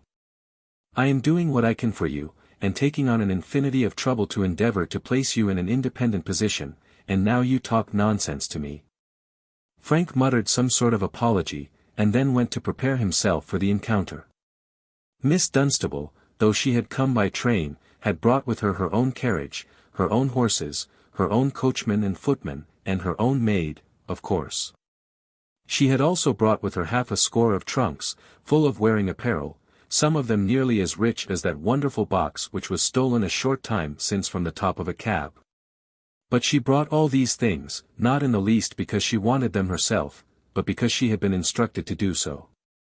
Frank was a little more than ordinarily careful in dressing. He spoilt a couple of white neckties before he was satisfied, and was rather fastidious as the set of his hair. There was not much of the dandy about him in the ordinary meaning of the word. But he felt that it was incumbent on him to look his best, seeing what it was expected that he should now do. He certainly did not mean to marry Miss Dunstable. But as he was to have a flirtation with her, it was well that he should do so under the best possible auspices. When he entered the drawing-room he perceived at once that the lady was there. She was seated between the Countess and Mrs. Proudie, and Mammon, in her person, was receiving worship from the temporalities and spiritualities of the land. He tried to look unconcerned, and remained in the farther part of the room, talking with some of his cousins, but he could not keep his eye off the future possible Mrs. Frank Gresham. And it seemed as though she was as much constrained to scrutinize him as he felt to scrutinize her. Lady de Courcy had declared that she was looking extremely well, and had particularly alluded to her distingué appearance. Frank at once felt that he could not altogether go along with his aunt in this opinion. Miss Dunstable might be very well. But her style of beauty was one which did not quite meet with his warmest admiration. In age she was about 30. But Frank, who was no great judge in these matters, and who was accustomed to have very young girls round him, at once put her down as being 10 years older. She had a very high color, very red cheeks, a large mouth, big white teeth, a broad nose, and bright, small, black eyes. Her hair also was black and bright, but very crisp, and strong, and was combed close round her face in small crisp black ringlets. Since she had been brought out into the fashionable world some one of her instructors in fashion had given her to understand that curls were not the thing. They'll always pass muster, Miss Dunstable had replied, when they are done up with banknotes. It may therefore be presumed that Miss Dunstable had a will of her own. Frank, said the Countess, in the most natural and unpremeditated way, as soon as she caught her nephew's eye, come here. I want to introduce you to Miss Dunstable. The introduction was then made. Mrs. Proudie, would you excuse me? I must positively go and say a few words to Mrs. Barlow, or the poor woman will feel herself huffed. And, so saying, she moved off, leaving the coast clear for Master Frank. He of course slipped into his aunt's place, and expressed a hope that Miss Dunstable was not fatigued by her journey. Fatigued, said she, in a voice rather loud, but very good-humoured, and not altogether unpleasing, I am not to be fatigued by such a thing as that. Why, in May we came through all the way from Rome to Paris without sleeping, that is, without sleeping in a bed, and we were upset 3 times out of the sledges coming over the Simplon. It was such fun. Why, I wasn't to say tired even then. All the way from Rome to Paris, said Mrs. Proudie, in a tone of astonishment, meant to flatter the heiress, and what made you in such a hurry? Something about money matters, said Miss Dunstable, speaking rather louder than usual. Something to do with the ointment. I was selling the business just then. Mrs. Proudie bowed, and immediately changed the conversation. Idolatry is, I believe, more rampant than ever in Rome, said she, and I fear there is no such thing at all as Sabbath observance. Oh, not in the least, said Miss Dunstable, with rather a joyous air, Sundays and weekdays are all the same there. How very frightful, said Mrs. Proudie. But it's a delicious place. I do like Rome, I must say. And as for the Pope, if he wasn't quite so fat he would be the nicest old fellow in the world. Have you been in Rome, Mrs. Proudie? Mrs. Proudie sighed as she replied in the negative, and declared her belief that danger was to be apprehended from such visits. Oh, the malaria, of course, yes, if you go at the wrong time. But nobody is such a fool as that now. I was thinking of the soul, Miss Dunstable, said the Lady Bishop, in her peculiar, grave tone. A place where there are no Sabbath observances. And have you been in Rome, Mr. Gresham? Said the young lady, turning almost abruptly round to Frank, and giving a somewhat uncivilly cold shoulder to Mrs. Proudie's exhortation. She, poor lady, was forced to finish her speech to the Honourable George, who was standing near to her. He having an idea that bishops and all their belongings, like other things appertaining to religion, should, if possible, be avoided. But if that were not possible, should be treated with much assumed gravity, immediately put on a long face. And remarked that, it was a deuced shame, for his part he always liked to see people go quiet on Sundays. The parsons had only 1 day out of 7, and he thought they were fully entitled to that. Satisfied with which, or not satisfied, Mrs. Proudie had to remain silent till dinner time. No, said Frank, I never was in Rome. I was in Paris once, and that's all. And then, feeling a not unnatural anxiety as to the present state of Miss Dunstable's worldly concerns, he took an opportunity of falling back on that part of the conversation which Mrs. Proudie had exercised so much tact in avoiding. And was it sold? Said he. Sold? What sold? You were saying about the business, that you came back without going to bed because of selling the business. Oh, the ointment. No, it was not sold.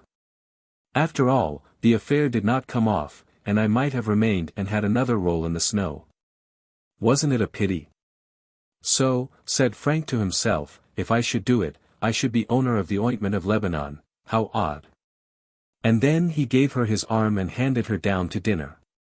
He certainly found that the dinner was less dull than any other he had sat down to at Courcy Castle.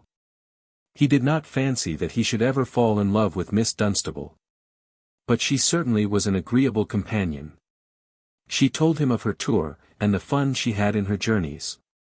How she took a physician with her for the benefit of her health, whom she generally was forced to nurse, of the trouble it was to her to look after and wait upon her numerous servants. Of the tricks she played to bamboozle people who came to stare at her. And, lastly, she told him of a lover who followed her from country to country, and was now in hot pursuit of her, having arrived in London the evening before she left. A lover? Said Frank, somewhat startled by the suddenness of the confidence. A lover, yes, Mr. Gresham, why should I not have a lover? Oh, no, of course not. I dare say you have a good many. Only 3 or 4, upon my word, that is, only 3 or 4 that I favor. One is not bound to reckon the others, you know. No, they'd be too numerous. And so you have 3 whom you favor, Miss Dunstable, and Frank sighed, as though he intended to say that the number was too many for his peace of mind. Is not that quite enough? But of course I change them sometimes, and she smiled on him very good-naturedly. It would be very dull if I were always to keep the same. Very dull indeed, said Frank, who did not quite know what to say. Do you think the Countess would mind my having 1 or 2 of them here if I were to ask her? I am quite sure she would, said Frank, very briskly. She would not approve of it at all, nor should I. You, why, what have you to do with it? A great deal, so much so that I positively forbid it, but, Miss Dunstable. Well, Mr. Gresham? We will contrive to make up for the deficiency as well as possible, if you will permit us to do so. Now for myself. Well, for yourself. At this moment the Countess gleamed her accomplished eye round the table, and Miss Dunstable rose from her chair as Frank was preparing his attack, and accompanied the other ladies into the drawing-room. His aunt, as she passed him, touched his arm lightly with her fan, so lightly that the action was perceived by no one else. But Frank well understood the meaning of the touch, and appreciated the approbation which it conveyed. He merely blushed, however, at his own dissimulation. For he felt more certain than ever that he would never marry Miss Dunstable, and he felt nearly equally sure that Miss Dunstable would never marry him. Lord de Courcy was now at home. But his presence did not add much hilarity to the claret cup. The young men, however, were very keen about the election, and Mr.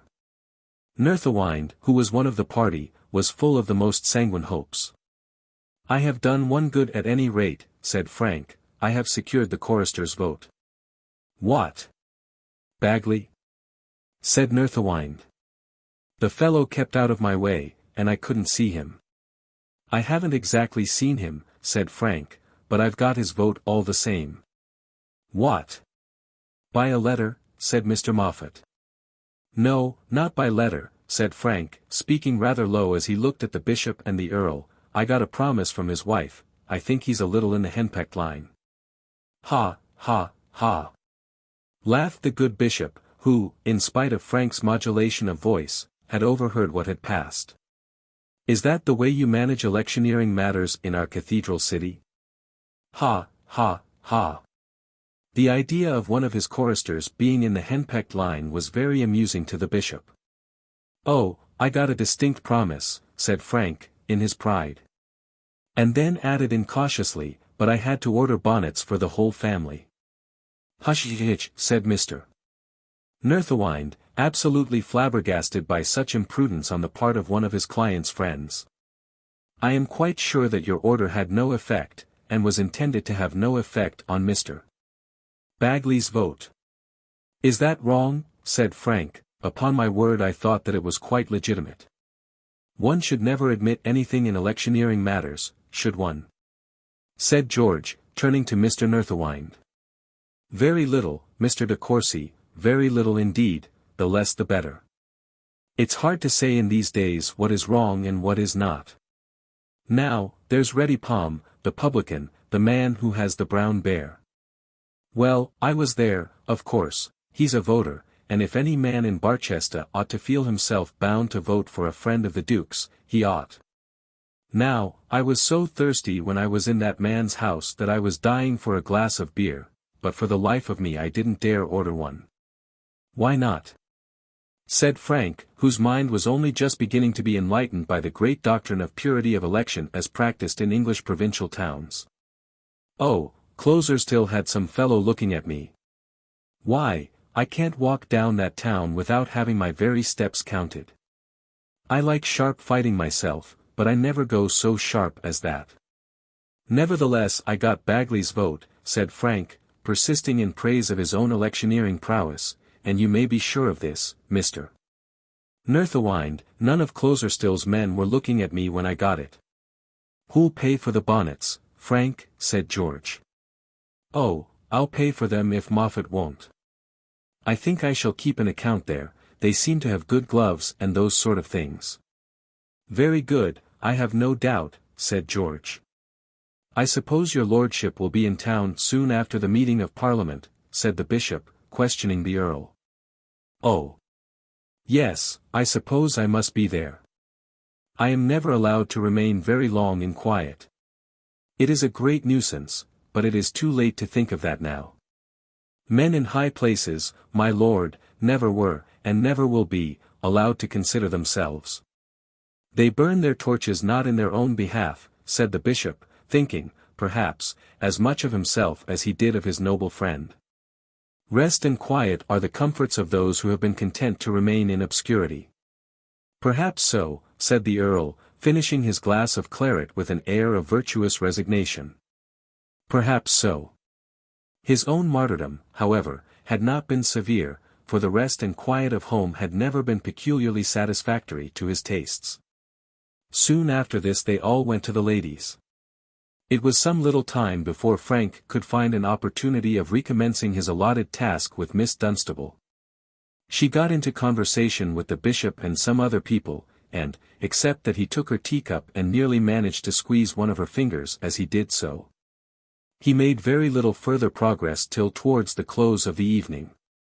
At last he found her so nearly alone as to admit of his speaking to her in his low confidential voice. "Have you managed that matter with my aunt?" "What matter?" said Miss Dunstable. And her voice was not low, nor particularly confidential.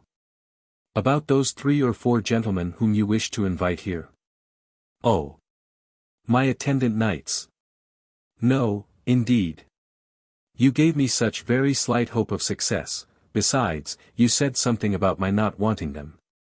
"Yes, I did. I really think they'd be quite unnecessary. If you should want anyone to defend you. At these coming elections, for instance. Then, or at any other time, there are plenty here who will be ready to stand up for you." "Plenty. I don't want plenty. One good lance in the olden days was always worth more than a score of ordinary men-at-arms." "But you talked about 3 or 4. "Yes, but then you see, Mr. Gresham, I have never yet found the one good lance, at least, not good enough to suit my ideas of true prowess." What could Frank do but declare that he was ready to lay his own and rest, now and always in her behalf? His aunt had been quite angry with him, and had thought that he turned her into ridicule, when he spoke of making an offer to her guest that very evening. And yet here he was so placed that he had hardly an alternative. Let his inward resolution to abjure the heiress be ever so strong, he was now in a position which allowed him no choice in the matter. Even Mary Thorne could hardly have blamed him for saying, that so far as his own prowess went, it was quite at Miss Dunstable's service.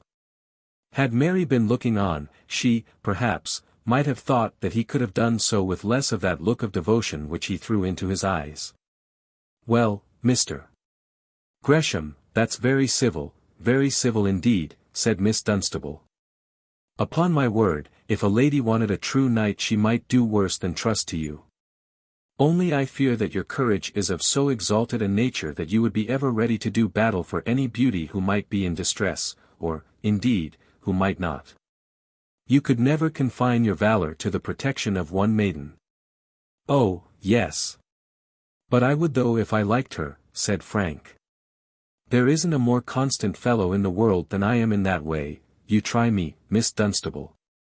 When young ladies make such trials as that, they sometimes find it too late to go back if the trial doesn't succeed, Mr. Gresham. "Oh, of course there's always some risk. It's like hunting. There would be no fun if there was no danger.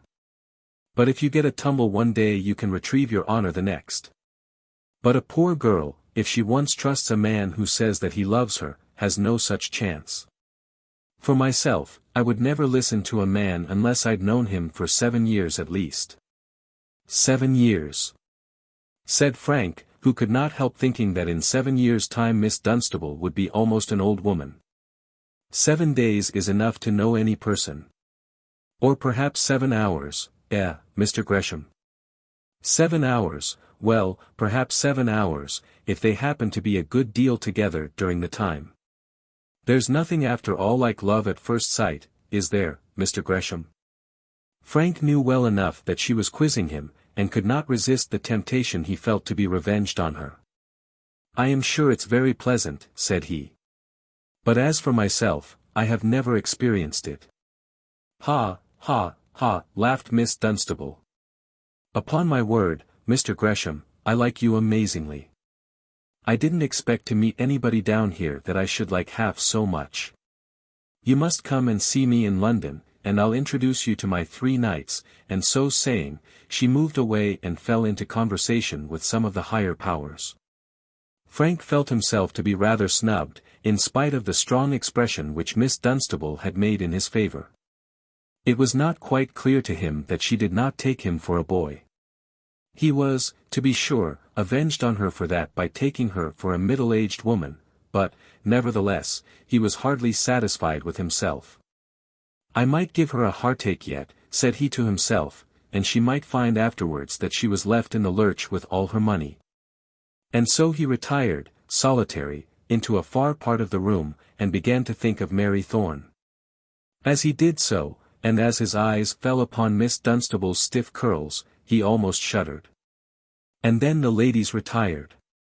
His aunt, with a good-natured smile on her face, come to him as she was leaving the room, the last of the bevy, and putting her hand on his arm, led him out into a small unoccupied chamber which opened from the grand saloon. "Upon my word, Master Frank," said she, "you seem to be losing no time with the heiress. You have quite made an impression already." "I don't know much about that, aunt," said he, looking rather sheepish. "Oh, I declare you have, but, Frank, my dear boy, you should not precipitate these sort of things too much. It is well to take a little more time, it is more valued, and perhaps, you know, on the whole." Perhaps Frank might know. But it was clear that Lady de Courcy did not, at any rate, she did not know how to express herself. Had she set out her mind plainly, she would probably have spoken thus: "I want you to make love to Miss Dunstable, certainly, or at any rate to make an offer to her. But you need not make a show of yourself and of her, too, by doing it so openly as all that." The Countess, however, did not want to reprimand her obedient nephew, and therefore did not speak out her thoughts. "Well," said Frank, looking up into her face. "Take a little more time, that is all, my dear boy, slow and sure, you know." So the Countess again patted his arm and went away to bed. "Old fool!" muttered Frank to himself, as he returned to the room where the men were still standing. He was right in this: she was an old fool, or she would have seen that there was no chance whatever that her nephew and Miss Dunstable should become man and wife. "Well, Frank," said the Honourable John, "so you're after the heiress already." "He won't give any of us a chance," said the Honourable George. "If he goes on in that way she'll be Mrs. Gresham before a month is over." "But, Frank, what will she say of your manner of looking for Barchester votes?" "Mr. Gresham is certainly an excellent hand at canvassing," said Mr. Nerthawind. "Only a little too open in his manner of proceeding." "I got that chorister for you at any rate," said Frank. "And you would never have had him without me." "I don't think half so much of the chorister's vote as that of Miss Dunstable," said the Honourable George. "That's the interest that is really worth looking after." "But, surely," said Mr. Moffat, "Miss Dunstable has no property in Barchester." Poor man! His heart was so intent on his election that he had not a moment to devote to the claims of love. Chapter 17. The Election. And now the important day of the election had arrived, and some men's hearts beat quickly enough. To be or not to be a member of the British Parliament is a question of very considerable moment in a man's mind. Much is often said of the great penalties which the ambitious pay for enjoying this honour, of the tremendous expenses of elections, of the long, tedious hours of unpaid labour, of the weary days passed in the House.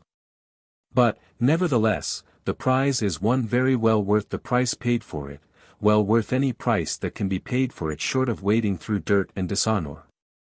No other great European nation has anything like it to offer to the ambition of its citizens.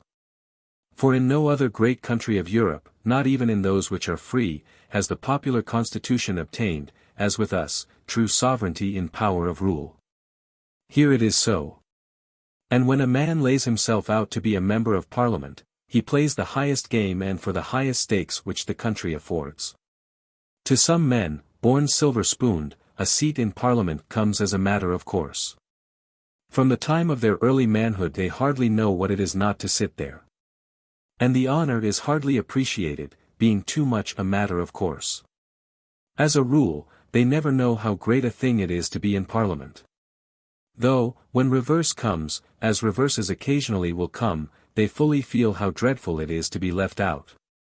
But to men aspiring to be members, or to those who having been once fortunate have again to fight the battle without assurance of success, the coming election must be matter of dread concern.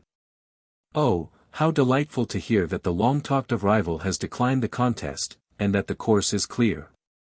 Or to find by a short canvass that one's majority is safe, and the pleasures of crowing over an unlucky, friendless foe quite secured. No such gratification as this filled the bosom of Mr. Moffat on the morning of the Barchester election. To him had been brought no positive assurance of success by his indefatigable agent, Mr. Nerthawind.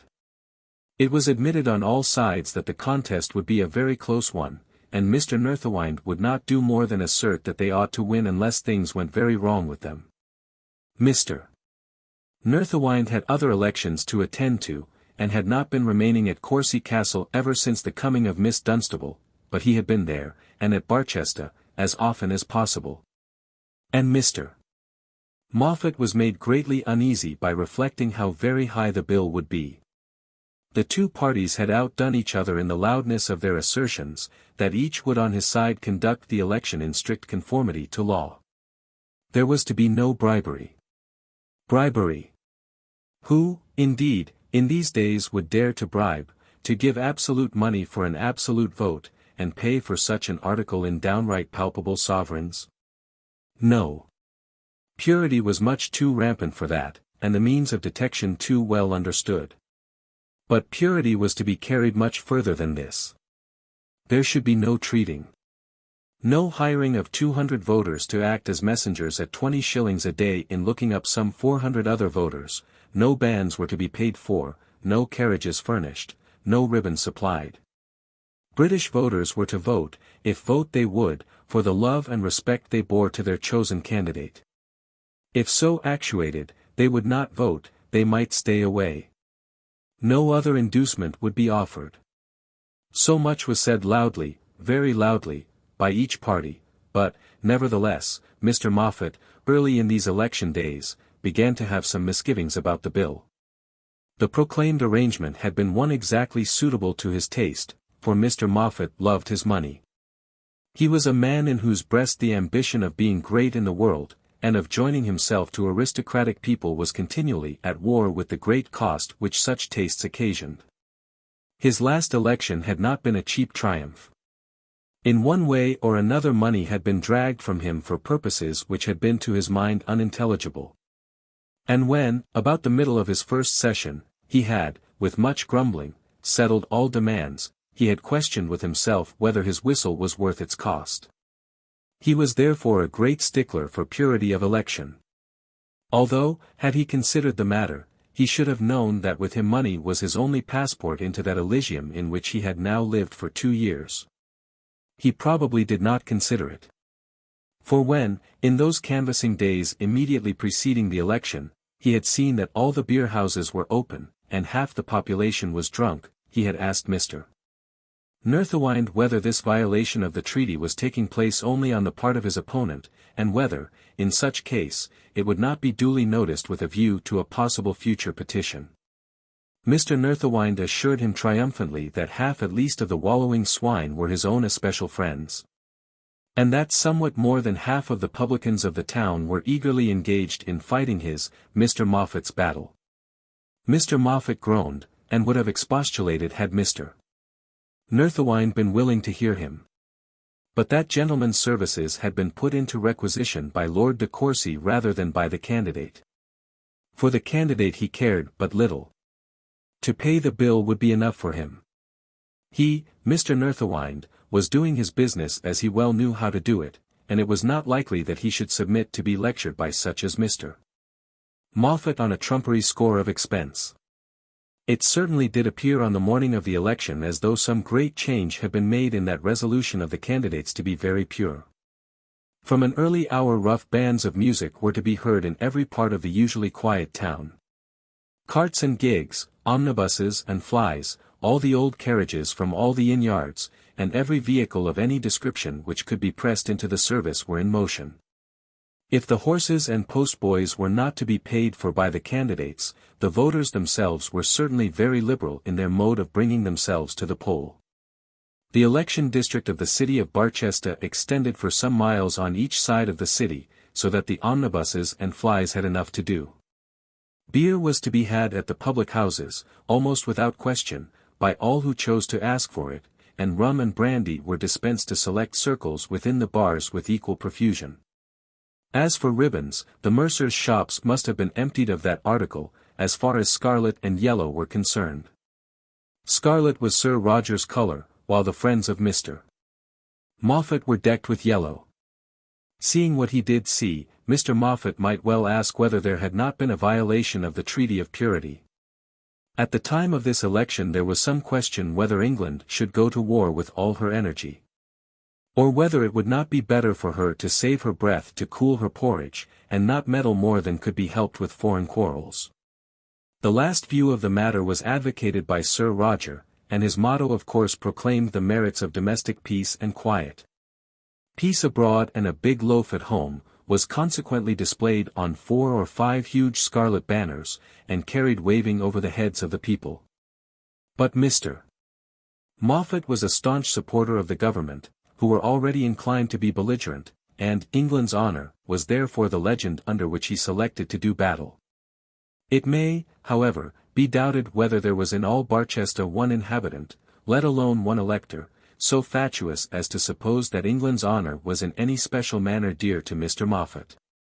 Or that he would be a whit more sure of a big loaf than he was now, should Sir Roger happily become a member of the legislature. And then the fine arts were resorted to, seeing that language fell short in telling all that was found necessary to be told. Poor Sir Roger's failing as regards the bottle was too well known. And it was also known that, in acquiring his title, he had not quite laid aside the rough mode of speech which he had used in his early years.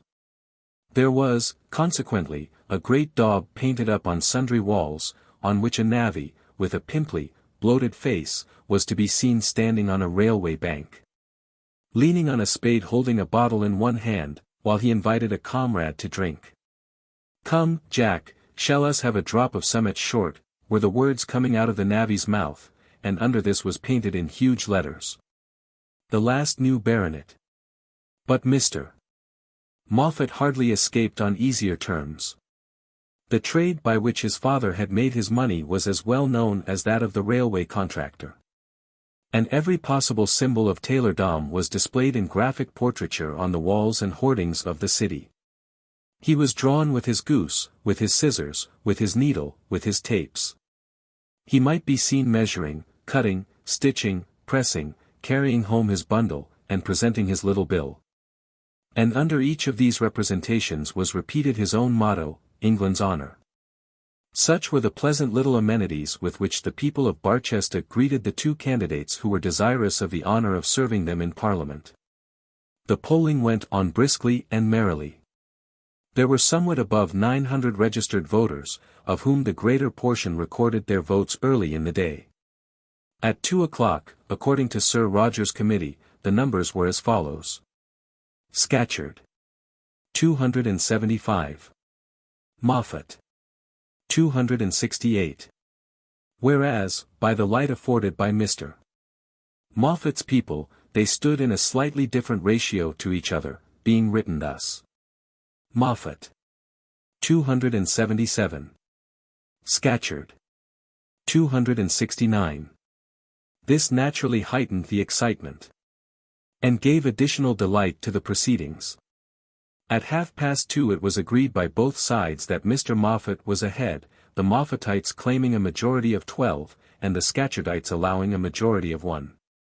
But by 3 o'clock sundry good men and true, belonging to the railway interest, had made their way to the booth in spite of the efforts of a band of roughs from Courcy. And Sir Roger was again leading, by 10 or a dozen, according to his own showing. One little transaction which took place in the earlier part of the day deserves to be recorded. There was in Barchester an honest publican, honest as the world of publicans goes, who not only was possessed of a vote, but possessed also of a son who was a voter. He was one ready palm, and in former days, before he had learned to appreciate the full value of an Englishman's franchise, he had been a declared liberal and an early friend of Roger Scatcherd's. In latter days he had governed his political feelings with more decorum, and had not allowed himself to be carried away by such foolish fervour as he had evinced in his youth. On this special occasion, however, his line of conduct was so mysterious as for a while to baffle even those who knew him best. His house was apparently open in Sir Roger's interest. Beer, at any rate, was flowing there as elsewhere, and scarlet ribbons going in, not, perhaps, in a state of perfect steadiness, came out more unsteady than before. Still had Mr. Ready Palm been deaf to the voice of that charmer, Closers till, though he had charmed with all his wisdom. Mr. Ready Palm had stated, first his unwillingness to vote at all. He had, he said, given over politics, and was not inclined to trouble his mind again with the subject. Then he had spoken of his great devotion to the Duke of Omnium, under whose grandfathers his grandfather had been bred. Mr. Nerthawind had, as he said, been with him, and proved to him beyond a shadow of a doubt that it would show the deepest ingratitude on his part to vote against the Duke's candidate. Mr. Closers still thought he understood all this, and sent more, and still more men to drink beer.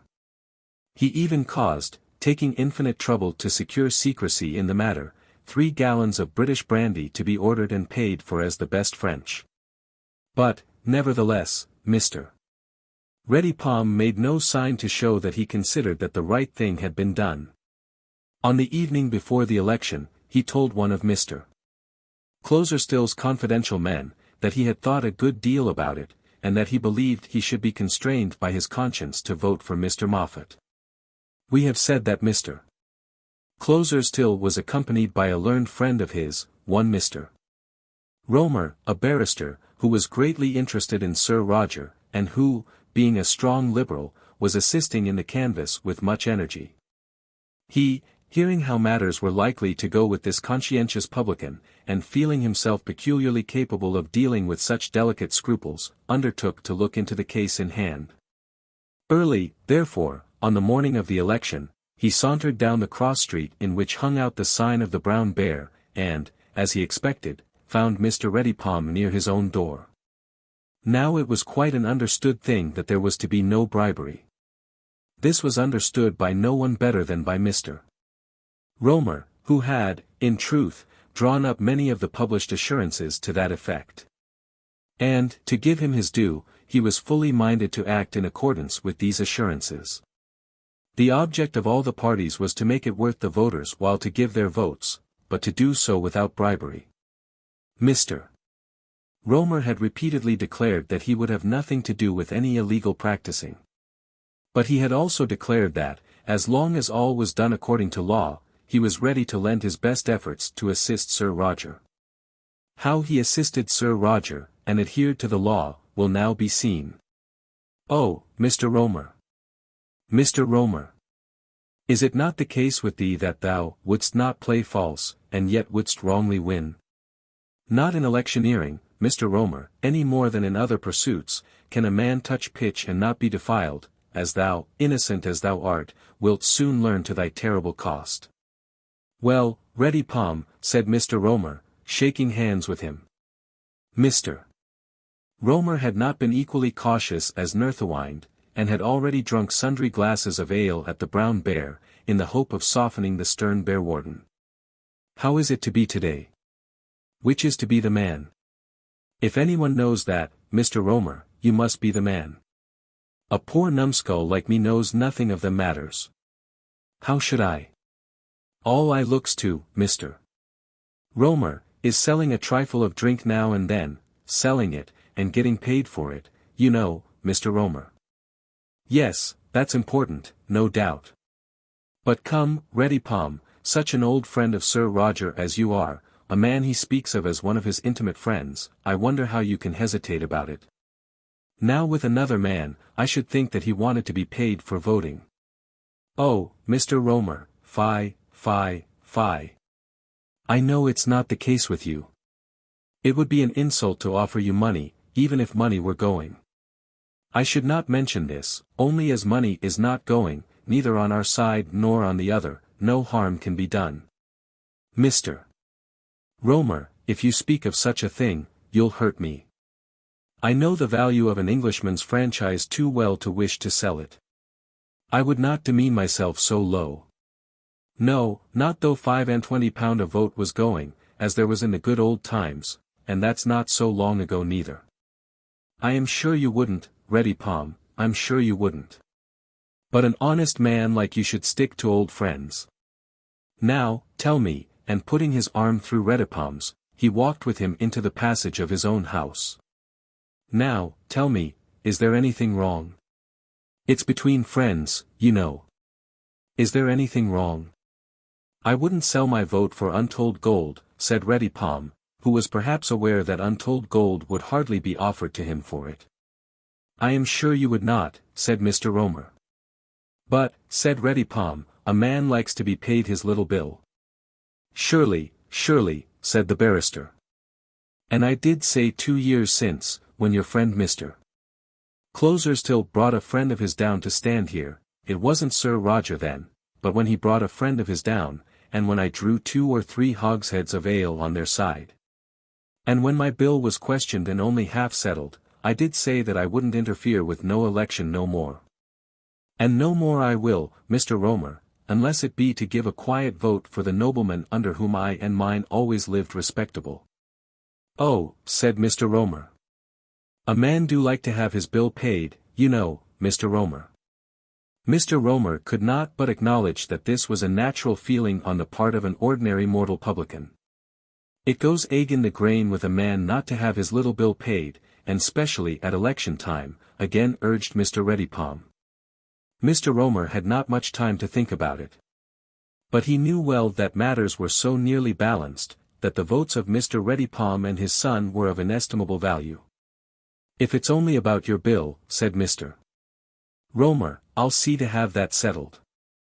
I'll speak to Closerstill about that."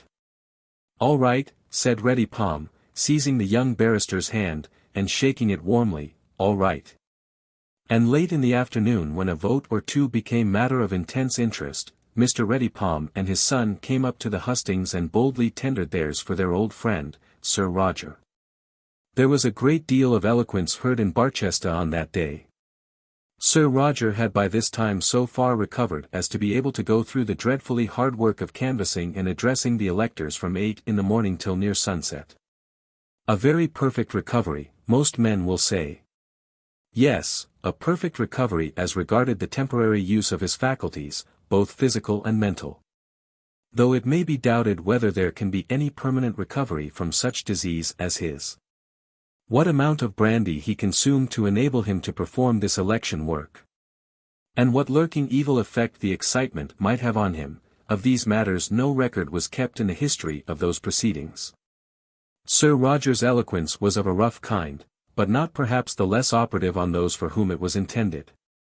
The aristocracy of Barchester consisted chiefly of clerical dignitaries, bishops, deans, prebendaries, and such like. On them and theirs it was not probable that anything said by Sir Roger would have much effect. Those men would either abstain from voting, or vote for the railway hero, with the view of keeping out the de Courcy candidate. Then came the shopkeepers, who might also be regarded as a stiff-necked generation, impervious to electioneering eloquence. They would, generally, support Mr. Moffat.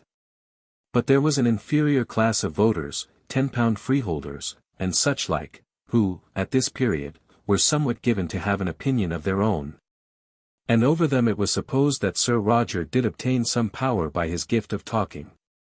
"Now, gentlemen, will you tell me this," said he, bawling at the top of his voice from off the portico which graced the door of the Dragon of Wantley, at which celebrated in Sir Roger's committee sat, "who is Mr.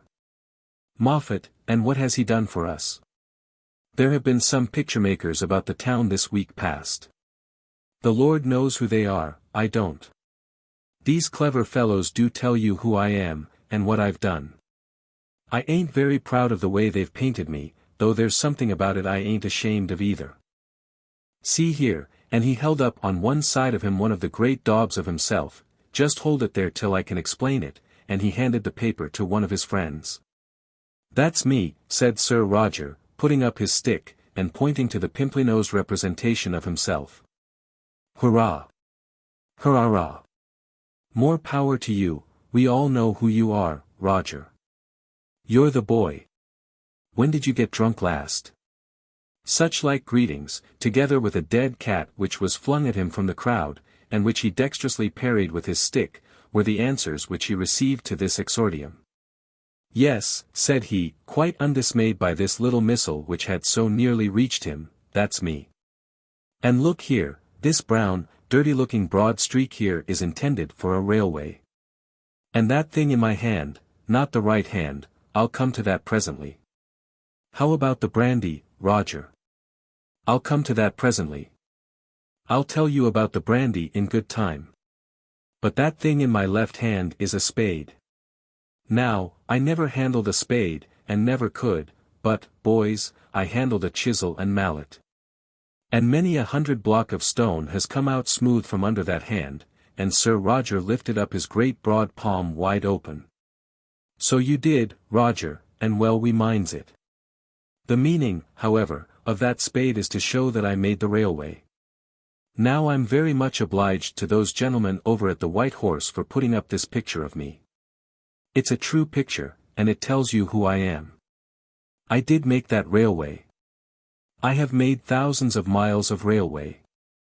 I am making thousands of miles of railways, some in Europe, some in Asia, some in America. It's a true picture, and he poked his stick through it and held it up to the crowd. A true picture, but for that spade and that railway, I shouldn't be now here asking your votes. And, when next February comes, I shouldn't be sitting in Westminster to represent you, as, by God's grace, I certainly will do. That tells you who I am. But now, will you tell me who Mr. Moffat is? How about the brandy, Roger? Oh, yes, the brandy. I was forgetting that and the little speech that is coming out of my mouth, a deal shorter speech, and a better one than what I am making now.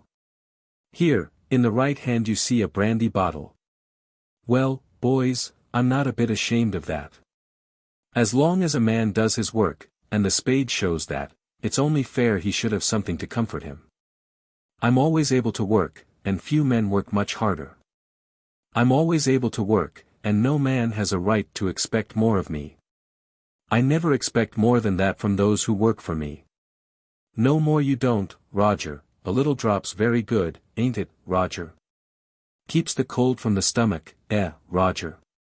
Then as to this speech, come, Jack, let's have a drop of summit short. Why, that's a good speech too. When I do drink I like to share with a friend, and I don't care how humble that friend is. Hurrah! More power. That's true too, Roger. May you never be without a drop to wet your whistle. They say I'm the last new baronet. Well, I ain't ashamed of that, not a bit. When will Mr. Moffat get himself made a baronet?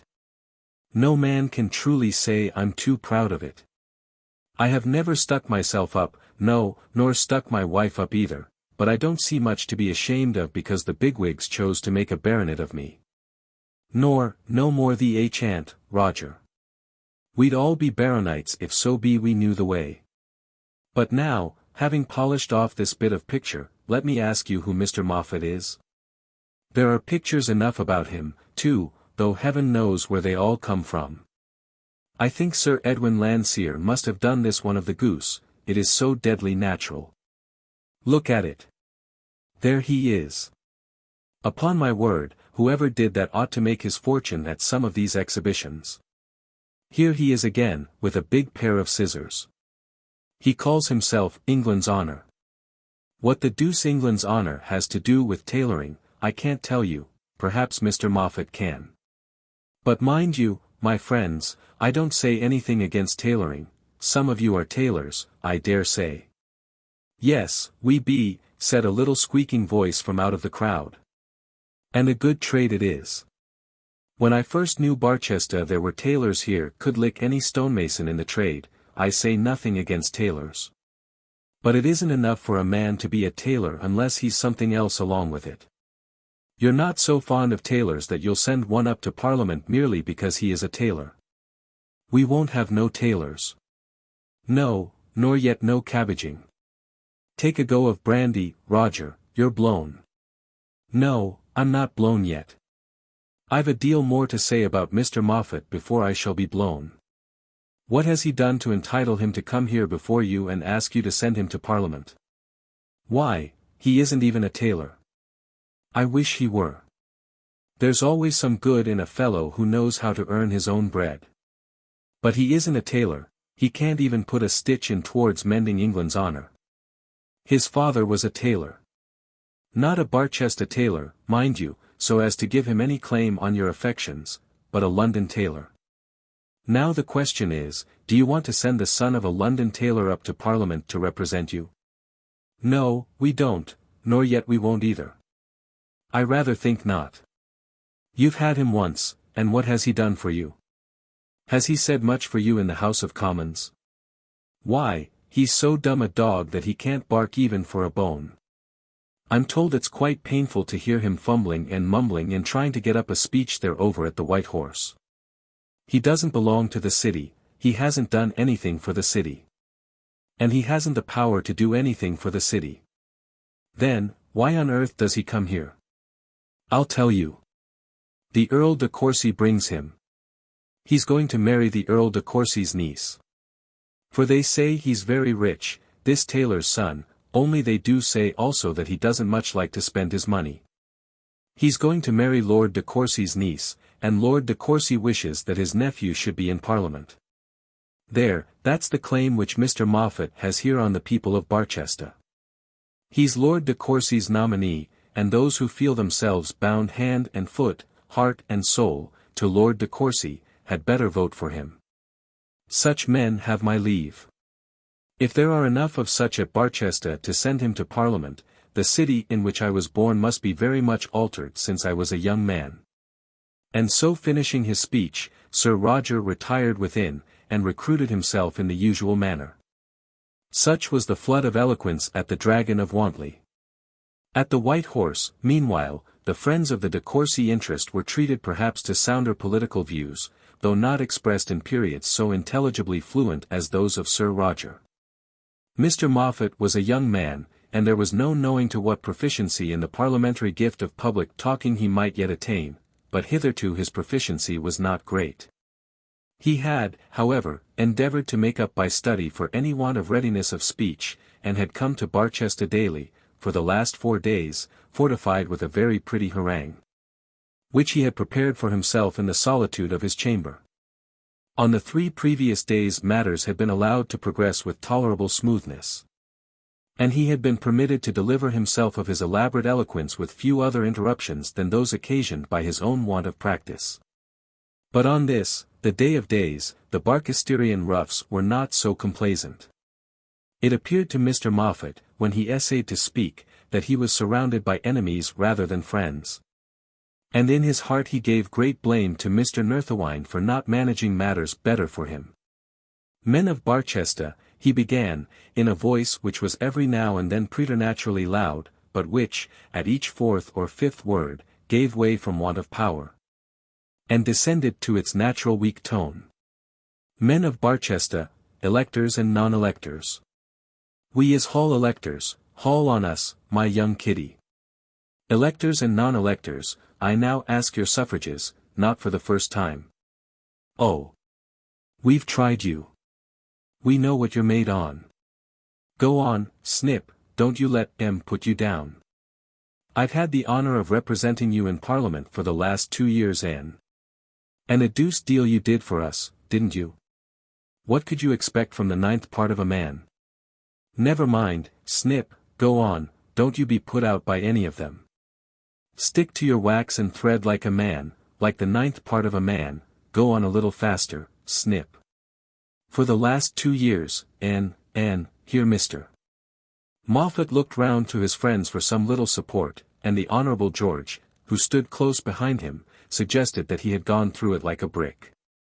And I went through it like a brick, said Mr. Moffat, with the gravest possible face, taking up in his utter confusion the words that were put into his mouth. Hooray! So you did, you're the real brick. Well done, Snip, go it again with the wax and thread. I am a thorough-paced reformer, continued Mr. Moffat, somewhat reassured by the effect of the opportune words which his friend had whispered into his ear. A thorough-paced reformer, a thorough-paced reformer. Go on, Snip. We all know what that means. A thorough-paced reformer. Never mind your paces, man, but get on. Tell us something new. We're all reformers, we are. Poor Mr. Moffat was a little thrown back. It wasn't so easy to tell these gentlemen anything new, harnessed as he was at this moment, so he looked back at his honourable supporter for some further hint.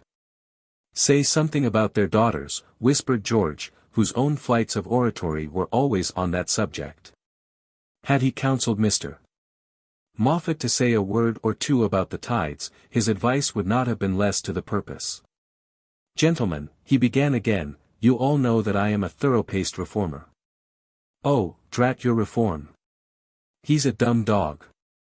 Go back to your goose, Snippy, you never were made for this work. Go to Courcy Castle and reform that. Mr. Moffat, grieved in his soul, was becoming inextricably bewildered by such facetiae as these, when an egg, and it may be feared not a fresh egg, flung with unerring precision, struck him on the open part of his well-plaited shirt, and reduced him to speechless despair. An egg is a means of delightful support when properly administered. But it is not calculated to add much spirit to a man's eloquence, or to ensure his powers of endurance, when supplied in the manner above described. Men there are, doubtless, whose tongues would not be stopped even by such an argument as this, but Mr. Moffat was not one of them. As the insidious fluid trickled down beneath his waistcoat, he felt that all further powers of coaxing the electors out of their votes, by words flowing from his tongue sweeter than honey, was for that occasion denied to him. He could not be self-confident, energetic, witty, and good-humoured with a rotten egg drying through his clothes. He was forced, therefore, to give way, and with sadly disconcerted air retired from the open window at which he had been standing. It was in vain that the Honourable George, Mr. Nerthawind, and Frank endeavoured again to bring him to the charge. He was like a beaten prize-fighter, whose pluck has been cowed out of him, and who, if he stands up, only stands up to fall. Mr.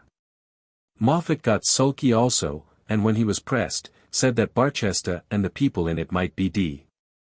With all my heart, said Mr. Nerthawind. That wouldn't have any effect on their votes. But, in truth, it mattered very little whether Mr. Moffat spoke, or whether he didn't speak. 4 o'clock was the hour for closing the poll, and that was now fast coming. Tremendous exertions had been made about 3:30, by a safe emissary sent from Nerthawind, to prove to Mr. Ready Palm that all manner of contingent advantages would accrue to the Brown Bear if it should turn out that Mr. Moffat should take his seat for Barchester. No bribe was, of course, offered or even hinted at. The purity of Barchester was not contaminated during the day by one such curse as this. But a man, and a publican, would be required to do some great deed in the public line, to open some colossal tap, to draw beer for the million, and no one would be so fit as Mr. Ready Palm, if only it might turn out that Mr. Moffat should, in the coming February, take his seat as member for Barchester. But Mr. Ready Palm was a man of humble desires, whose ambitions soared no higher than this, that his little bills should be duly settled. It is wonderful what love an innkeeper has for his bill in its entirety. An account, with a respectable total of £5 or £6, is brought to you, and you complain but of one article. That fire in the bedroom was never lighted, or that second glass of brandy and water was never called for. You desire to have the shilling expunged, and all your host's pleasure in the whole transaction is destroyed. Oh! My friends, pay for the brandy and water, though you never drank it. Suffer the fire to pass, though it never warmed you. Why make a good man miserable for such a trifle? It became notified to Ready Palm with sufficient clearness that his bill for the past election should be paid without further question. And, therefore, at 5 o'clock the mayor of Barchester proclaimed the results of the contest in the following figures. Scatcherd, 378. Moffat, 376. Mr. Redipalm's 2 votes had decided the question. Mr. Nerthawind immediately went up to town, and the dinner party at Courcy Castle that evening was not a particularly pleasant meal. This much, however, had been absolutely decided before the Yellow Committee concluded their labor at the White Horse, there should be a petition. Mr. Nerthawind had not been asleep, and already knew something of the manner in which Mr. Redipalm's mind had been quieted. Chapter 18. The Rivals. The intimacy between Frank and Miss Dunstable grew and prospered. That is to say, it prospered as an intimacy, though perhaps hardly as a love affair. There was a continued succession of jokes between them, which no one else in the castle understood. But the very fact of there being such a good understanding between them rather stood in the way of, than assisted, that consummation which the Countess desired. People, when they are in love with each other, or even when they pretend to be, do not generally show it by loud laughter. Nor is it frequently the case that a wife with £200,000 can be won without some little preliminary despair. Now there was no despair at all about Frank Gresham. Lady de Courcy, who thoroughly understood that portion of the world in which she herself lived, saw that things were not going quite as they should do, and gave much and repeated advice to Frank on the subject. She was the more eager in doing this, because she imagined Frank had done what he could to obey her first precepts. He had not turned up his nose at Miss Dunstable's curls, nor found fault with her loud voice, he had not objected to her as ugly, nor even shown any dislike to her age. A young man who had been so amenable to reason was worthy of further assistance, and so Lady de Courcy did what she could to assist him. "Frank, my dear boy," she would say, "you are a little too noisy, I think. I don't mean for myself, you know, I don't mind it. But Miss Dunstable would like it better if you were a little more quiet with her." "Would she, aunt?" said Frank, looking demurely up into the Countess's face. "I rather think she likes fun and noise, and that sort of thing. You know she's not very quiet herself." "Ah, but Frank, there are times, you know, when that sort of thing should be laid aside. Fun, as you call it, is all very well in its place. Indeed, no one likes it better than I do. But that's not the way to show admiration. Young ladies like to be admired. And if you'll be a little more soft-mannered with Miss Dunstable, I'm sure you'll find it will answer better." And so the old bird taught the young bird how to fly, very needlessly, for in this matter of flying, nature gives her own lessons thoroughly. And the ducklings will take the water, even though the maternal hen warned them against the perfidious element never so loudly. Soon after this, Lady de Courcy began to be not very well pleased in the matter. She took it into her head that Miss Dunstable was sometimes almost inclined to laugh at her. And on one or two occasions it almost seemed as though Frank was joining Miss Dunstable in doing so. The fact indeed was, that Miss Dunstable was fond of fun. And, endowed as she was with all the privileges which £200,000 may be supposed to give to a young lady, did not very much care at whom she laughed. She was able to make a tolerably correct guess at Lady de Courcy's plan towards herself, but she did not for a moment think that Frank had any intention of furthering his aunt's views. She was, therefore, not at all ill-inclined to have her revenge on the Countess. "How very fond your aunt is of you," she said to him one wet morning, as he was sauntering through the house. Now laughing, and almost romping with her, then teasing his sister about Mr. Moffat, and then bothering his lady cousins out of all their propriety. "Oh, very," said Frank, "she is a dear, good woman, is my Aunt de Courcy. I declare she takes more notice of you and your doings than of any of your cousins. I wonder they ain't jealous. Oh, they're such good people. Bless me, they'd never be jealous. You are so much younger than they are, that I suppose she thinks you want more of her care. Yes, that's it. You see she's fond of having a baby to nurse. Tell me, Mr. Gresham, what was it she was saying to you last night? I know we had been misbehaving ourselves dreadfully. It was all your fault. You would make me laugh so. That's just what I said to her. She was talking about me, then. How on earth should she talk of anyone else as long as you are here? Don't you know that all the world is talking about you? Is it, dear me, how kind. But I don't care a straw about any world just at present but Lady de Courcy's world. What did she say? She said you were very beautiful. Did she? How good of her. No, I forgot. It was I that said that, and she said, what was it she said? She said, that after all, beauty was but skin deep, and that she valued you for your virtues and prudence rather than your good looks. Virtues and prudence. She said I was prudent and virtuous? Yes. And you talked of my beauty? That was so kind of you. You didn't either of you say anything about other matters. What other matters? Oh. I don't know. Only some people are sometimes valued rather for what they've got than for any good qualities belonging to themselves intrinsically. That can never be the case with Miss Dunstable. Especially not at Courcy Castle, said Frank, bowing easily from the corner of the sofa over which he was leaning. Of course not, said Miss Dunstable. And Frank at once perceived that she spoke in a tone of voice differing much from that half-bantering, half-good-humoured manner that was customary with her. Of course not, any such idea would be quite out of the question with Lady de Courcy.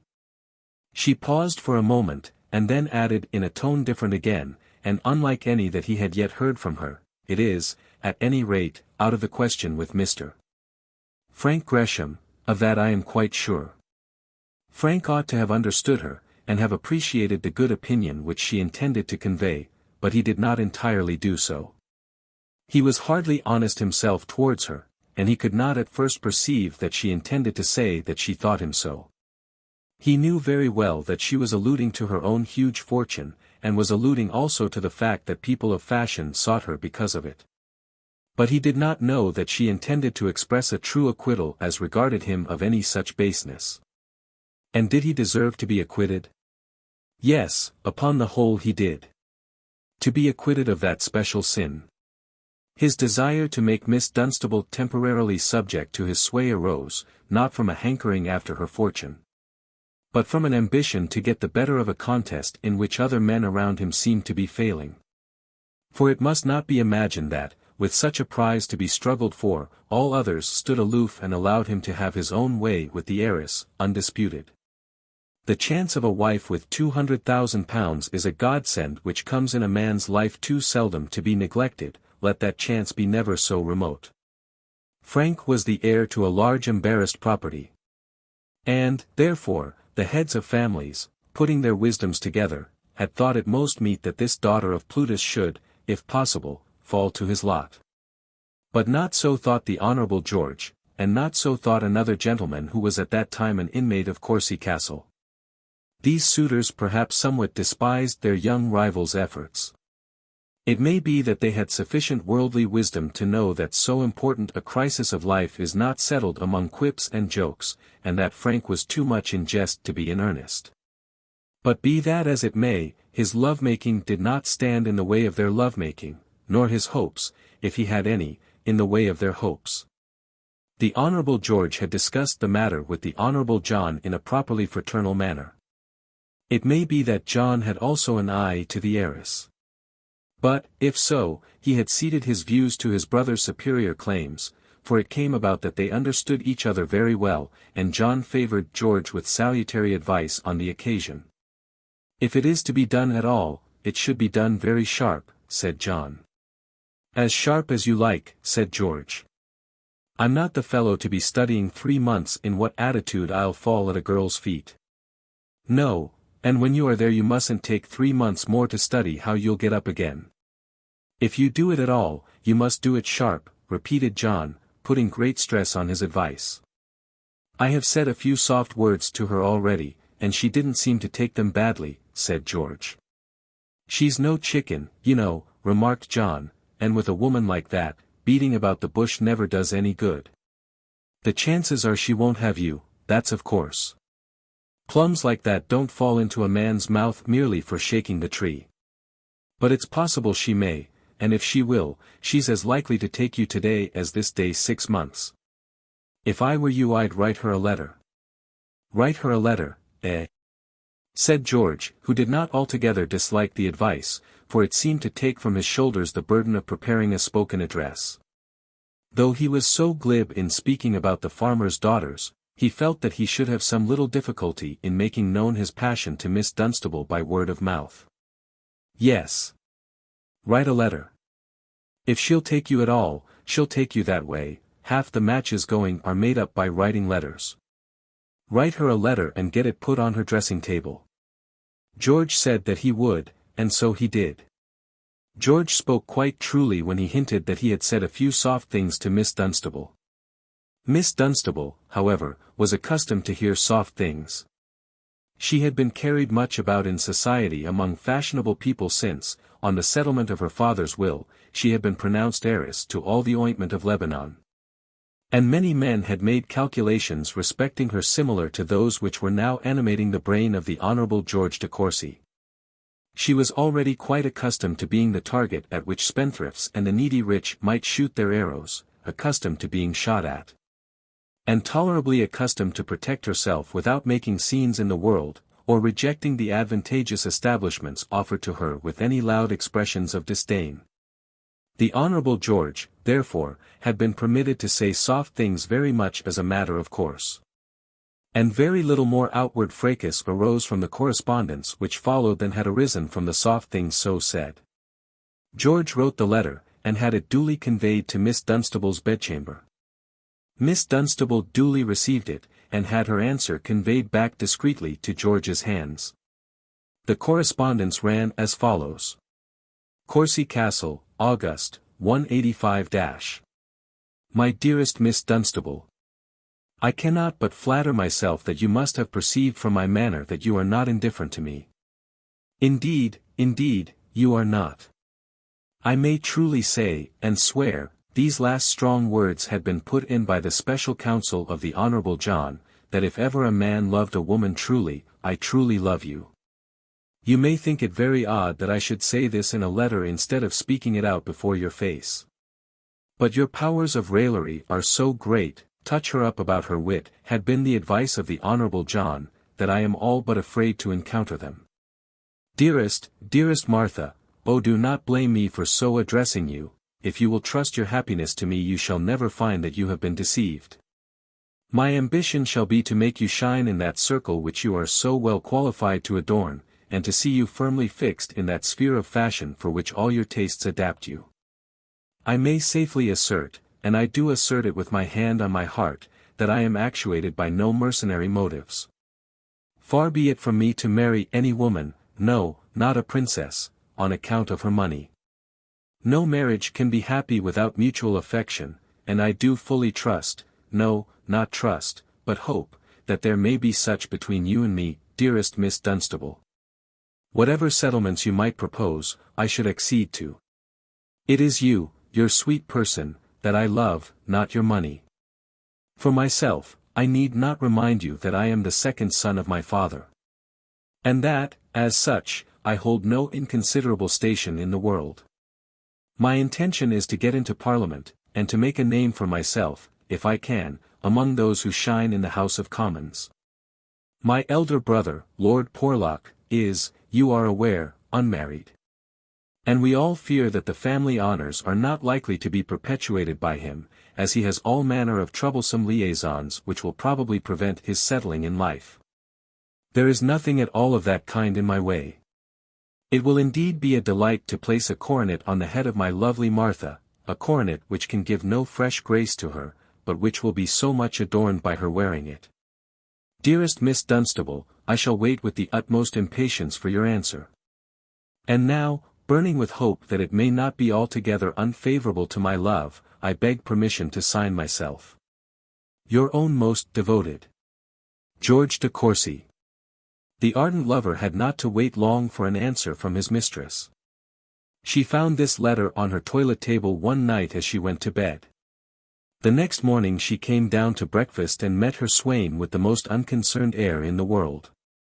So much so that he began to think, as he munched his toast with rather a shamefaced look, that the letter on which so much was to depend had not yet come safely to hand. But his suspense was not of a prolonged duration. After breakfast, as was his wont, he went out to the stables with his brother and Frank Gresham. And while there, Miss Dunstable's man, coming up to him, touched his hat, and put a letter into his hand. Frank, who knew the man, glanced at the letter and looked at his cousin. But he said nothing. He was, however, a little jealous, and felt that an injury was done to him by any correspondence between Miss Dunstable and his cousin George. Miss Dunstable's reply was as follows. And it may be remarked that it was written in a very clear and well-penned hand, and one which certainly did not betray much emotion of the heart. My dear Mr. de Courcy, I am sorry to say that I had not perceived from your manner that you entertained any peculiar feelings towards me. As, had I done so, I should at once have endeavored to put an end to them. I am much flattered by the way in which you speak of me, but I am in too humble a position to return your affection. And can, therefore, only express a hope that you may be soon able to eradicate it from your bosom. A letter is a very good way of making an offer, and as such I do not think it at all odd. But I certainly did not expect such an honor last night.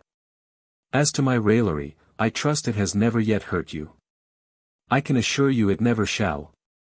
I hope you will soon have a worthier ambition than that to which you allude, for I am well aware that no attempt will ever make me shine anywhere.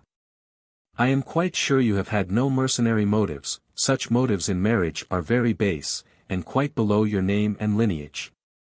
Any little fortune that I may have must be a matter of indifference to one who looks forward, as you do, to put a coronet on his wife's brow. Nevertheless, for the sake of the family, I trust that Lord Porlock, in spite of his obstacles, may live to do the same for a wife of his own some of these days. I am glad to hear that there is nothing to interfere with your own prospects of domestic felicity.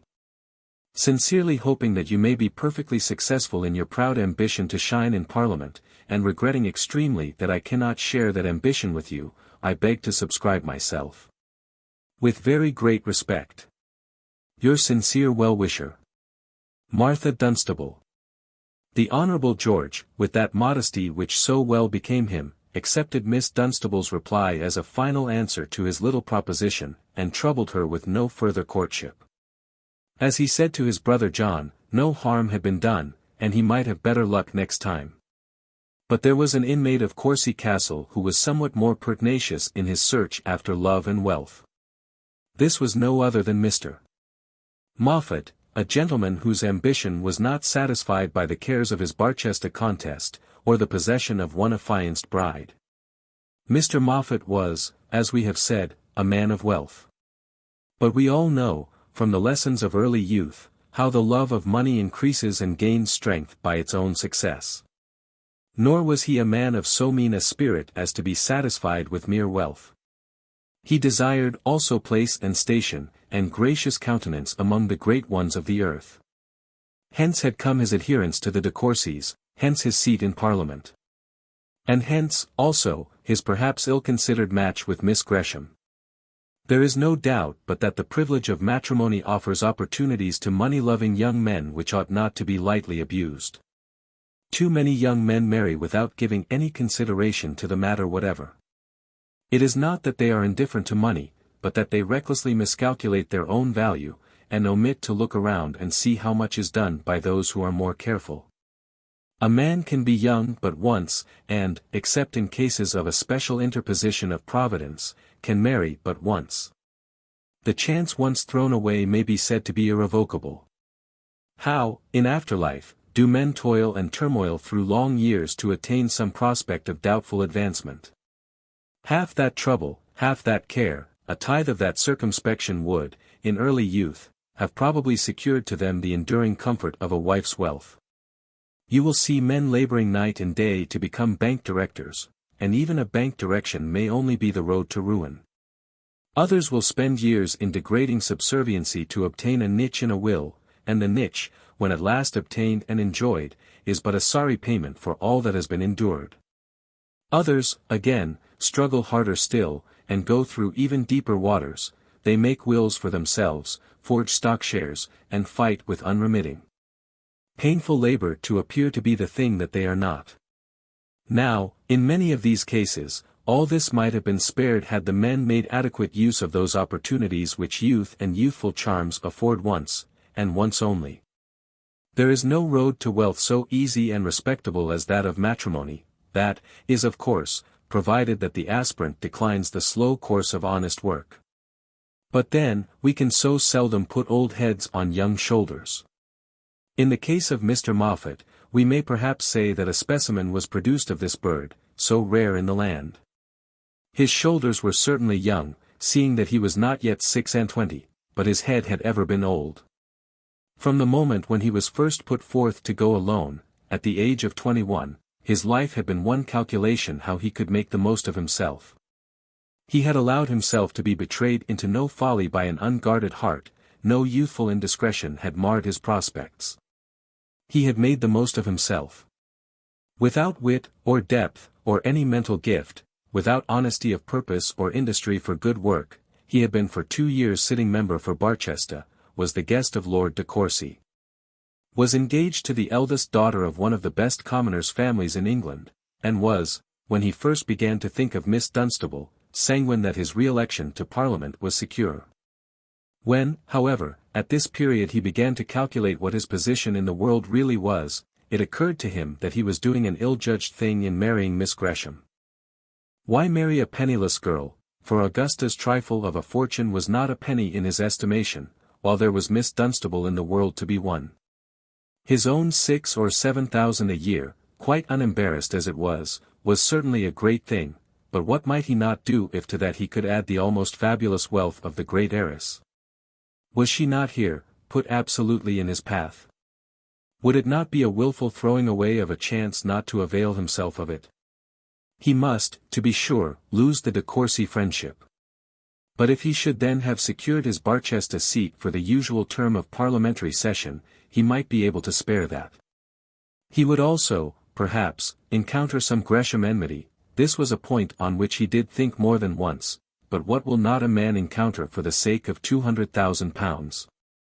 It was thus that Mr. Moffat argued with himself, with much prudence, and brought himself to resolve that he would at any rate become a candidate for the great prize. He also, therefore, began to say soft things, and it must be admitted that he said them with more considerate propriety than had the Honourable George. Mr. Moffat had an idea that Miss Dunstable was not a fool, and that in order to catch her he must do more than endeavour to lay salt on her tail, in the guise of flattery. It was evident to him that she was a bird of some cunning, not to be caught by an ordinary gin, such as those commonly in use with the Honourable George of society. It seemed to Mr. Moffat, that though Miss Dunstable was so sprightly, so full of fun, and so ready to chatter on all subjects, she well knew the value of her own money, and of her position as dependent on it. He perceived that she never flattered the Countess, and seemed to be no whit absorbed by the titled grandeur of her host's family. He gave her credit, therefore, for an independent spirit, and an independent spirit in his estimation was one that placed its sole dependence on a respectable balance at its bankers. Working on these ideas, Mr. Moffat commenced operations in such manner that his overtures to the heiress should not, if unsuccessful, interfere with the Greshamsbury engagement. He began by making common cause with Miss Dunstable. Their positions in the world, he said to her, were closely similar. They had both risen from the lower class by the strength of honest industry, they were both now wealthy, and had both hitherto made such use of their wealth as to induce the highest aristocracy of England to admit them into their circles. Yes, Mr. Moffat, had Miss Dunstable remarked, and if all that I hear be true, to admit you into their very families. At this Mr. Moffat slightly demurred. He would not affect, he said, to misunderstand what Miss Dunstable meant. There had been something said on the probability of such an event. But he begged Miss Dunstable not to believe all that she heard on such subjects.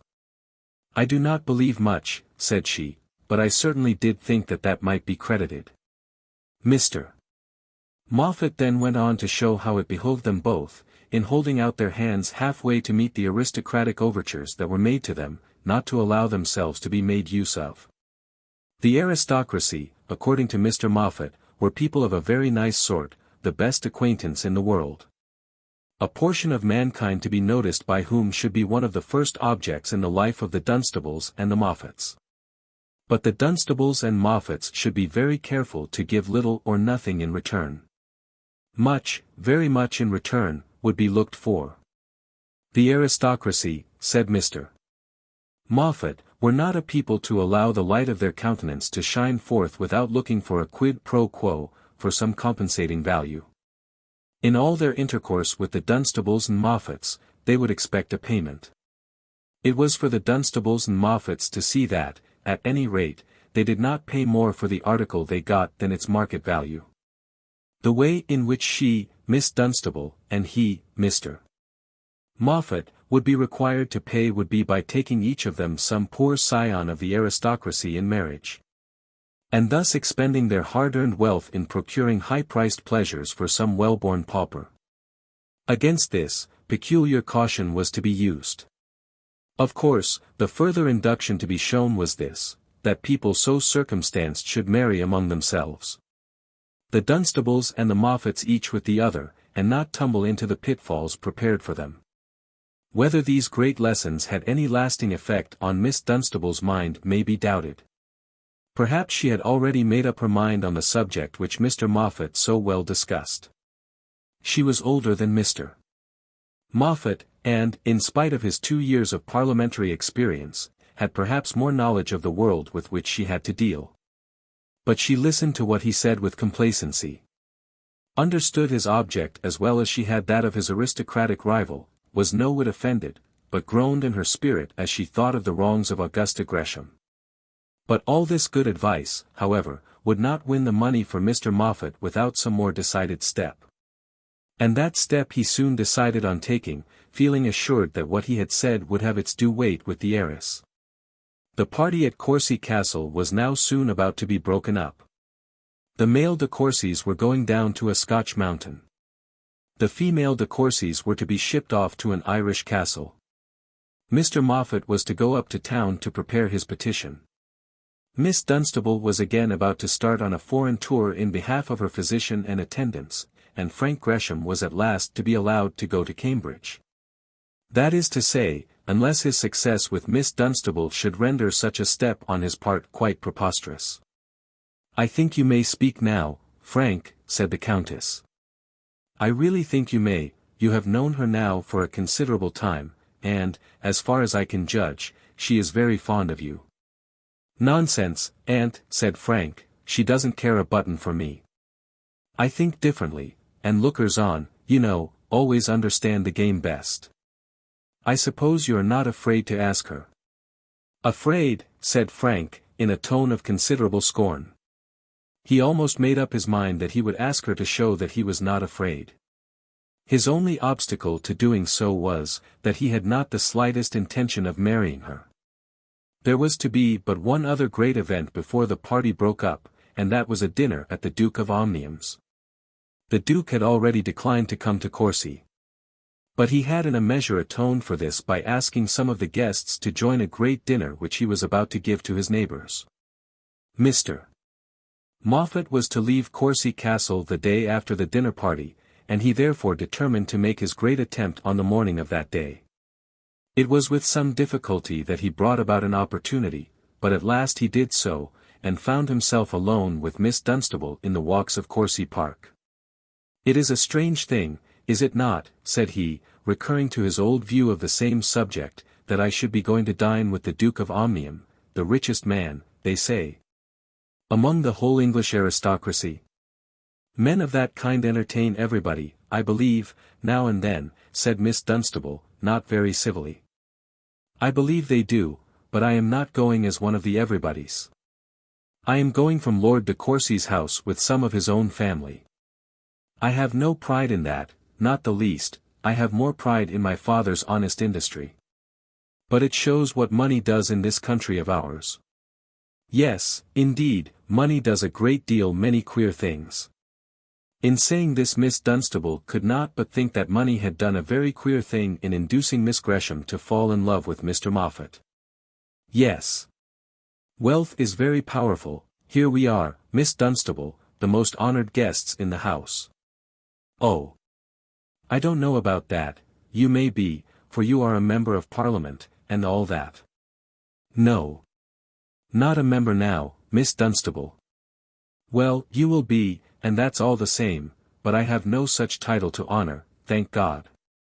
They walked on in silence for a little while, for Mr. Moffat hardly knew how to manage the business he had in hand.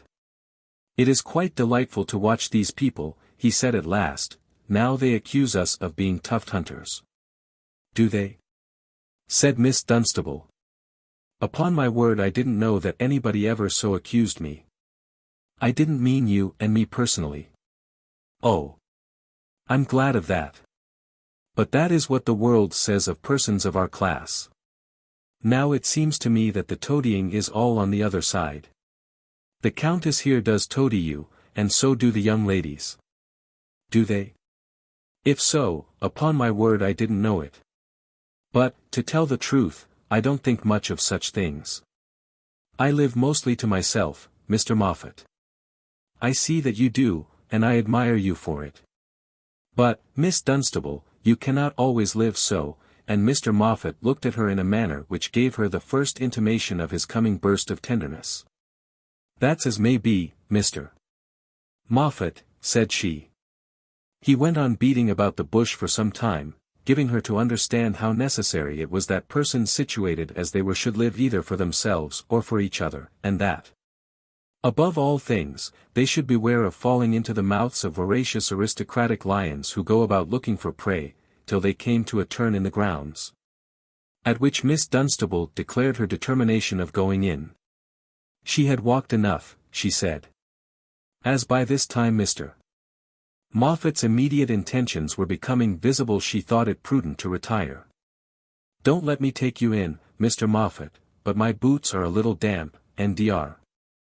Easy Man will never forgive me if I do not hurry in as fast as I can." "Your feet damp? I hope not, I do hope not," said he, with a look of the greatest solicitude. "Oh. It's nothing to signify. But it's well to be prudent, you know. Good morning, Mr. Moffat." "Miss Dunstable." Yes," and Miss Dunstable stopped in the grand path. "I won't let you return with me, Mr. Moffat, because I know you were not coming in so soon. Miss Dunstable, I shall be leaving this tomorrow." "Yes, and I go myself the day after." "I know it. I am going to town and you are going abroad. It may be long, very long, before we meet again." "About Easter," said Miss Dunstable, "that is, if the doctor doesn't knock up on the road. And I had wished to say something before we part for so long a time." Miss Dunstable. "Stop, Mr. Moffat. Let me ask you one question. I'll hear anything that you have got to say, but on one condition, that is, that Miss Augusta Gresham shall be by while you say it. Will you consent to that?" "Miss Augusta Gresham," said he, "has no right to listen to my private conversation." "Has she not, Mr. Moffat? Then I think she should have. I, at any rate, will not so far interfere with what I look on as her undoubted privileges as to be a party to any secret in which she may not participate. But, Miss Dunstable.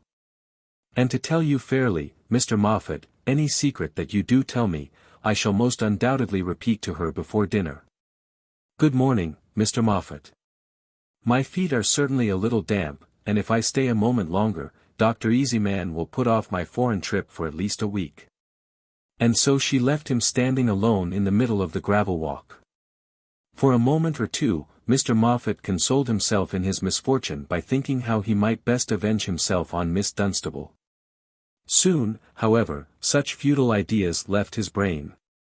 Why should he give over the chase because the rich galleon had escaped him on this, his first cruise in pursuit of her? Such prizes were not to be won so easily. Her present objection clearly consisted in his engagement to Miss Gresham, and in that only. Let that engagement be at an end, notoriously and publicly broken off, and this objection would fall to the ground. Yes. Ships so richly freighted were not to be run down in one summer morning's plain sailing. Instead of looking for his revenge on Miss Dunstable, it would be more prudent in him, more in keeping with his character, to pursue his object. And overcome such difficulties as he might find in his way. Chapter 19. The Duke of Omnium. The Duke of Omnium was, as we have said, a bachelor. Not the less on that account did he on certain rare gala days entertain the beauty of the county at his magnificent rural seat, or the female fashion of London in Belgrave Square. But on this occasion the dinner at Gatherum Castle, for such was the name of his mansion, was to be confined to the lords of the creation. It was to be one of those days on which he collected round his board all the notables of the county, in order that his popularity might not wane, or the established glory of his hospitable house become dim. On such an occasion it was not probable that Lord de Courcy would be one of the guests. The party, indeed, who went from Courcy Castle was not large, and consisted of the Honourable George, Mr. Moffat, and Frank Gresham. They went in a tax-cart, with a tandem horse, driven very knowingly by George de Courcy.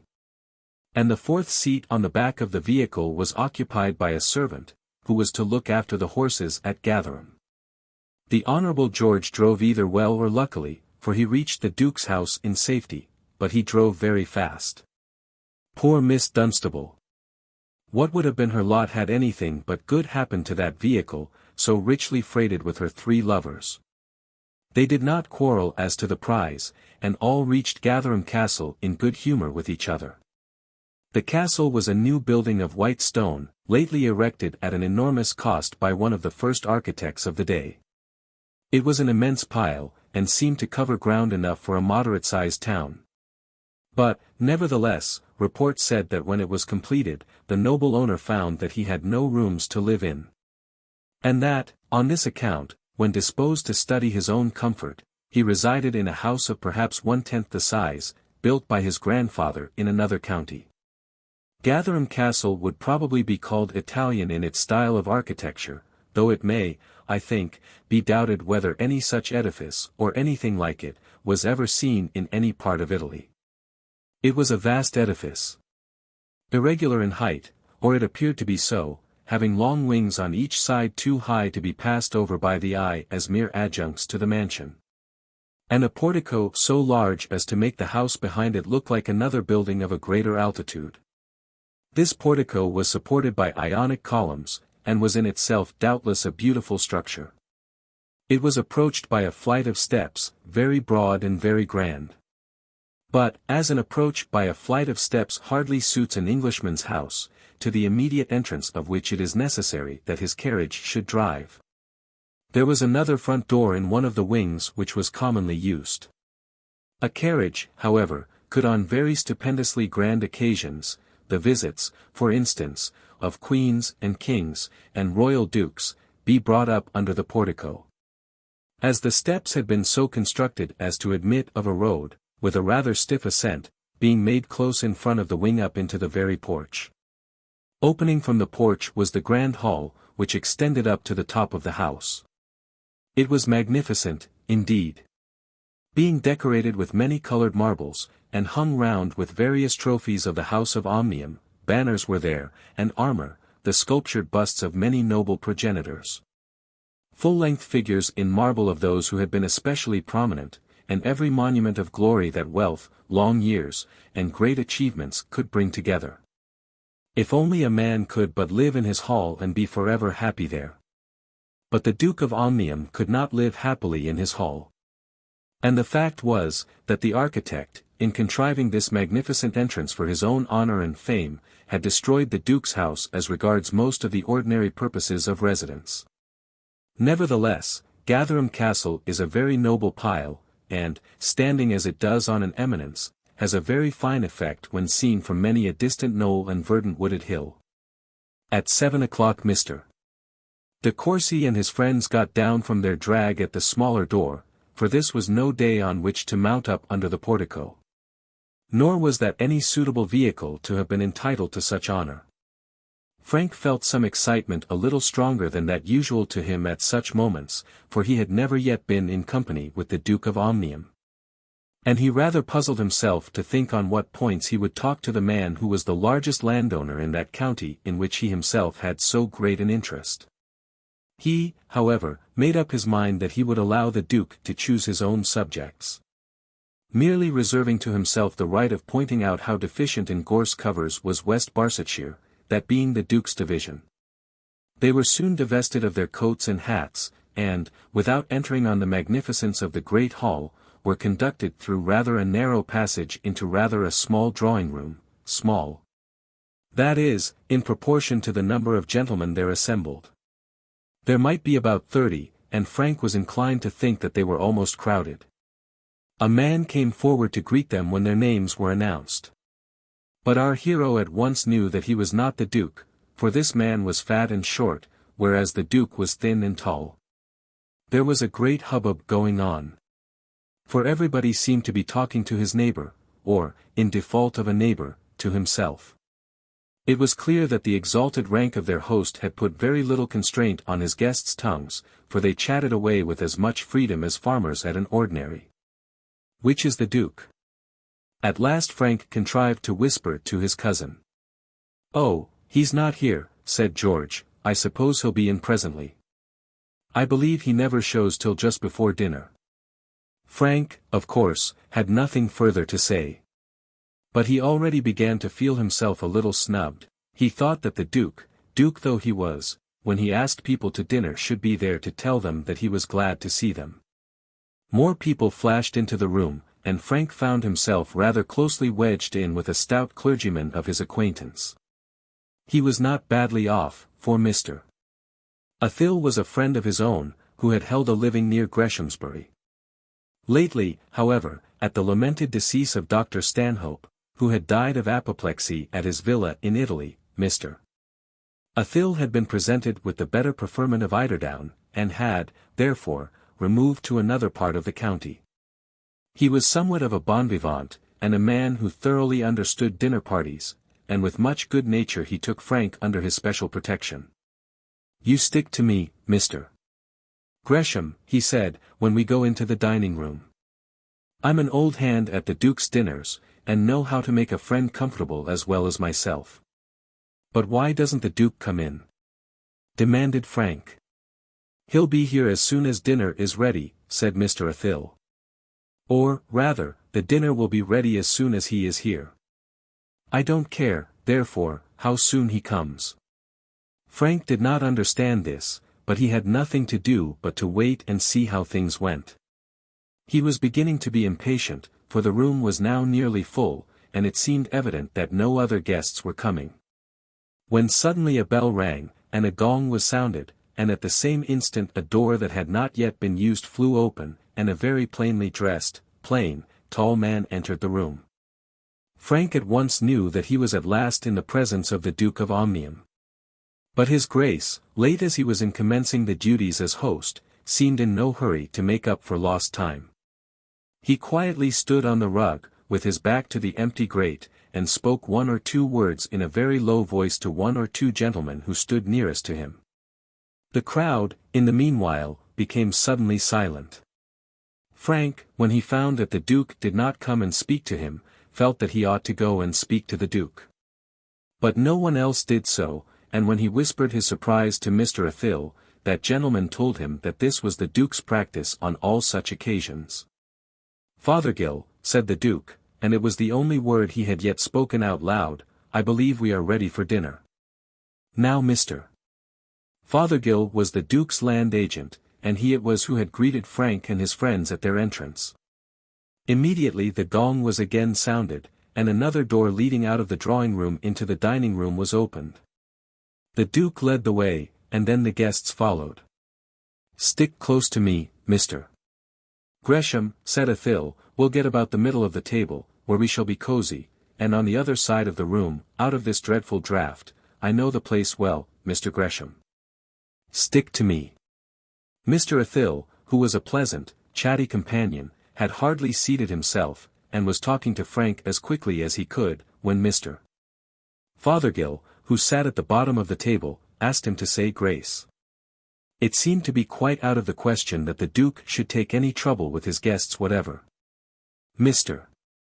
XIII consequently dropped the word he was speaking, and uttered a prayer, if it was a prayer, that they might all have grateful hearts for that which God was about to give them. If it was a prayer. As far as my own experience goes, such utterances are seldom prayers, seldom can be prayers. And if not prayers, what then? To me it is unintelligible that the full tide of glibest chatter can be stopped at a moment in the midst of profuse good living, and the giver thanked becomingly in words of heartfelt praise. Setting aside for the moment what one daily hears and sees, may not one declare that a change so sudden is not within the compass of the human mind?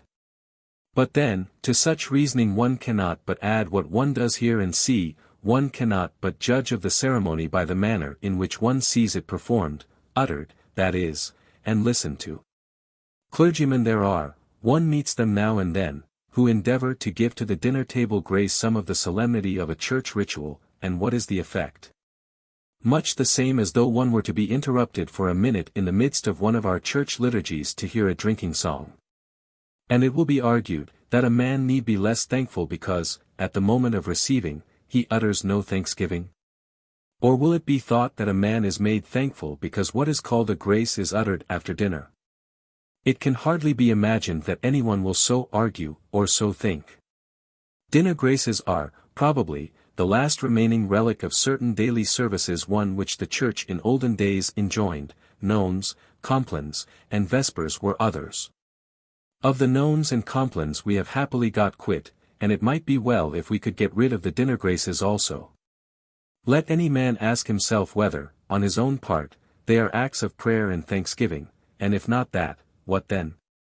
When the large party entered the dining room, one or two gentlemen might be seen to come in from some other door and set themselves at the table near to the Duke's chair. These were guests of his own, who were staying in the house, his particular friends, the men with whom he lived, the others were strangers whom he fed, perhaps once a year.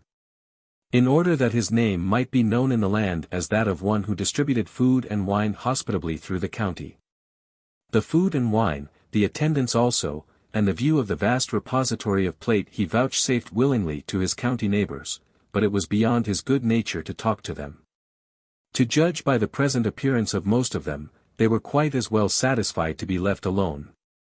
Frank was altogether a stranger there, but Mr. Athil knew everyone at the table. "That's Upjohn," said he, "don't you know, Mr. Upjohn, the attorney from Barchester? He's always here, he does some of Fothergill's law business, and makes himself useful. If any fellow knows the value of a good dinner, he does. You'll see that the Duke's hospitality will not be thrown away on him." "It's very much thrown away upon me, I know," said Frank, who could not at all put up with the idea of sitting down to dinner without having been spoken to by his host. "Oh, nonsense," said his clerical friend, "you'll enjoy yourself amazingly by and by. There is not such champagne in any other house in Barsetshire, and then the claret, and Mr. Athil pressed his lips together, and gently shook his head, meaning to signify by the motion that the claret of Gatherum Castle was sufficient atonement for any penance which a man might have to go through in his mode of obtaining it. "Who's that funny little man sitting there, next but one to Mr. de Courcy? I never saw such a queer fellow in my life. Don't you know old Bolus?" "Well, I thought everyone in Barsetshire knew Bolus. You especially should do so, as he is such a dear friend of Dr. Thorne." "A dear friend of Dr. Thorne?" "Yes. He was apothecary at Scarrington in the old days, before Dr. Filgrave came into vogue.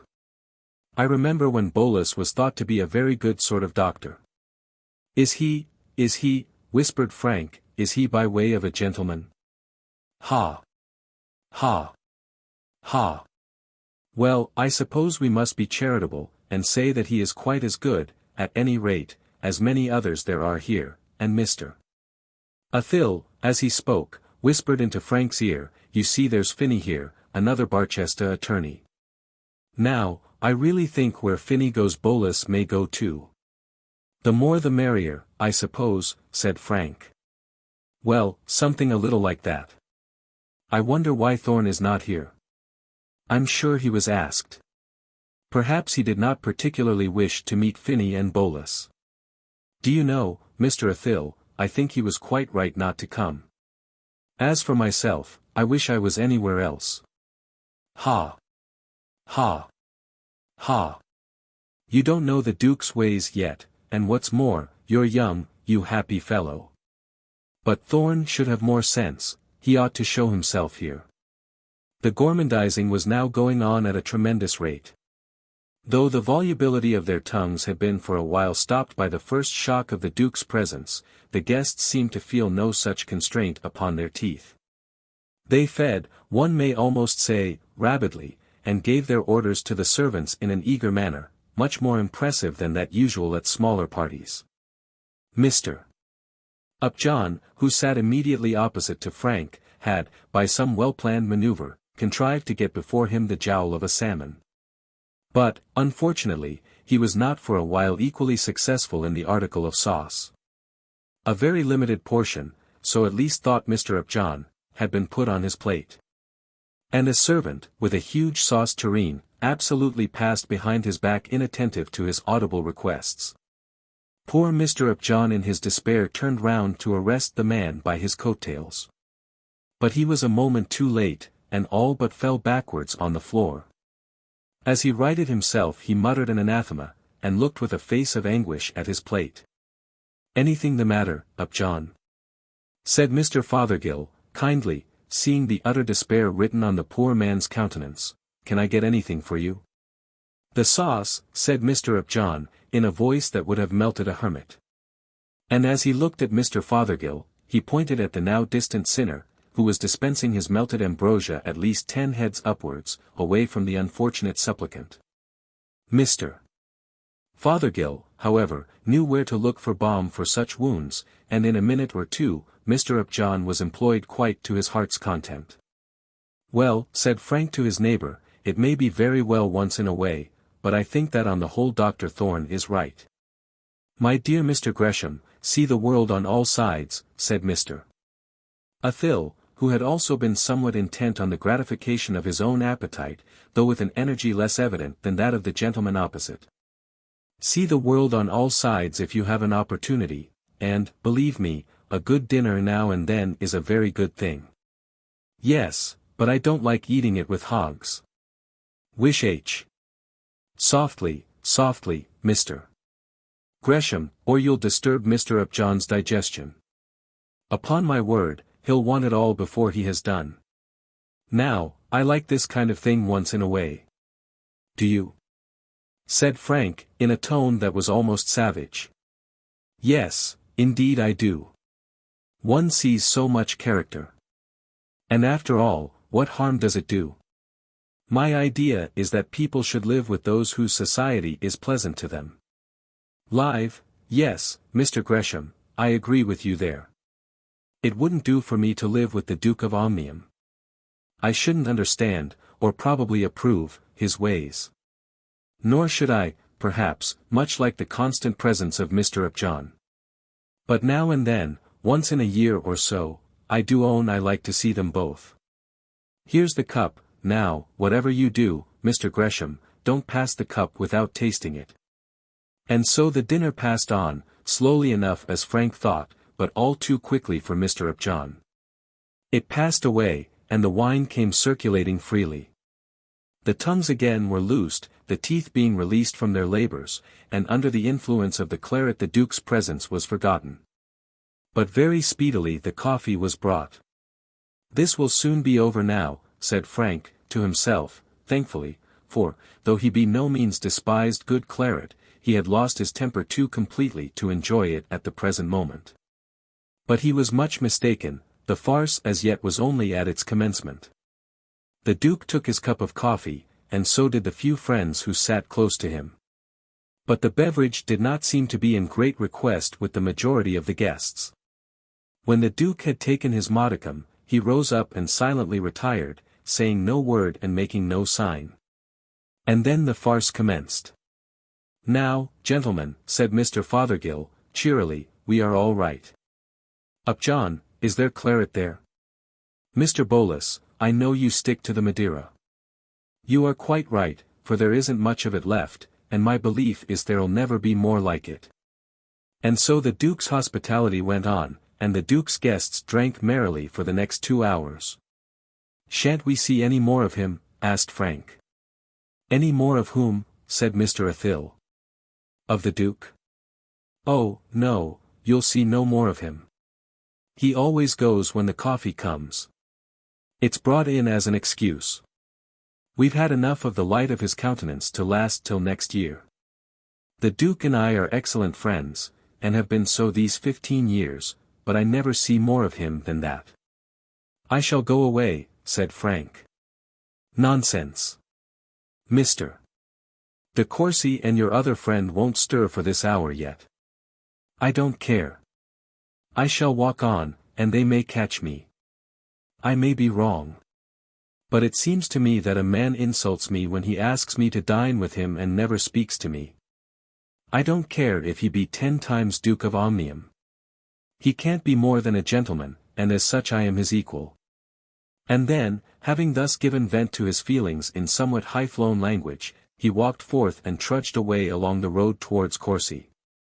Frank Gresham had been born and bred a conservative, whereas the Duke of Omnium was well known as a consistent Whig. There is no one so devoutly resolved to admit of no superior as your conservative, born and bred, no one so inclined to high domestic despotism as your thoroughgoing consistent old Whig. When he had proceeded about 6 miles, Frank was picked up by his friends, but even then his anger had hardly cooled. Was the Duke as civil as ever when you took your leave of him? Said he to his cousin George, as he took his seat on the drag. The Duke was just Jude wine, let me tell you that, old fella, hiccuped out the Honourable George, as he touched up the leader under the flank. Chapter 20. The Proposal. And now the departures from Courcy Castle came rapidly one after another, and there remained but one more evening before Miss Dunstable's carriage was to be packed. The Countess, in the early moments of Frank's courtship, had controlled his ardour and checked the rapidity of his amorous professions. But as days, and at last weeks, wore away, she found that it was necessary to stir the fire which she had before endeavoured to slacken.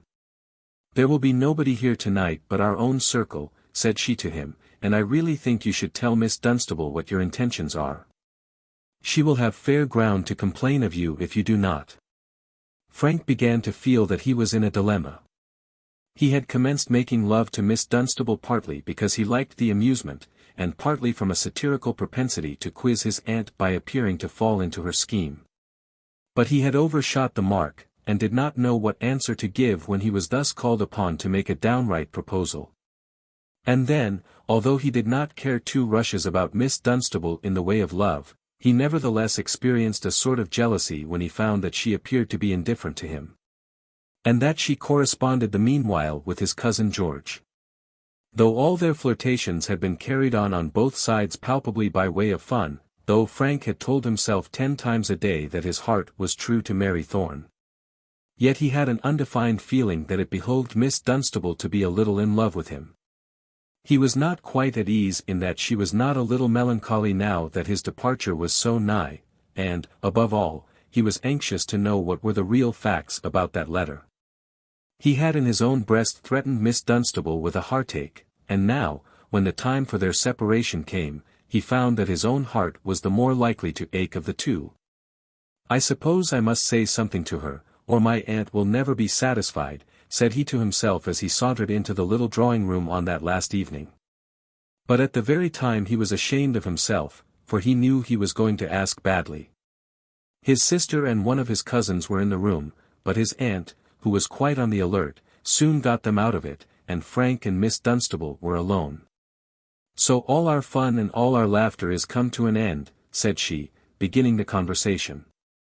I don't know how you feel, but for myself I really am a little melancholy at the idea of parting. And she looked up at him with her laughing black eyes, as though she never had, and never could have a care in the world. Melancholy. Oh, yes. You look so, said Frank, who really did feel somewhat lackadaisically sentimental. But how thoroughly glad the Countess must be that we are both going, continued she. I declare we have treated her most infamously. Ever since we've been here we've had all the amusement to ourselves. I've sometimes thought she would turn me out of the house. I wish with all my heart she had. Oh, you cruel barbarian! Why on earth should you wish that? That I might have joined you in your exile. I hate Courcy Castle, and should have rejoiced to leave, Anne. And what? And I love Miss Dunstable, and should have doubly, trebly rejoiced to leave it with her. Frank's voice quivered a little as he made this gallant profession, but still Miss Dunstable only laughed the louder. Upon my word, of all my knights you are by far the best behaved, said she, and say much the prettiest things. Frank became rather red in the face, and felt that he did so. Miss Dunstable was treating him like a boy. While she pretended to be so fond of him she was only laughing at him, and corresponding the while with his cousin George. Now Frank Gresham already entertained a sort of contempt for his cousin, which increased the bitterness of his feelings. Could it really be possible that George had succeeded while he had utterly failed, that his stupid cousin had touched the heart of the heiress while she was playing with him as with a boy? Of all your knights! Is that the way you talk to me when we are going to part? When was it, Miss Dunstable, that George de Courcy became one of them? Miss Dunstable for a while looked serious enough. What makes you ask that, said she. What makes you inquire about Mr. de Courcy? Oh, I have eyes, you know, and can't help seeing. Not that I see, or have seen anything that I could possibly help. And what have you seen, Mr. Gresham? Why, I know you have been writing to him. Did he tell you so? No. He did not tell me, but I know it. For a moment she sat silent, and then her face again resumed its usual happy smile. Come, Mr.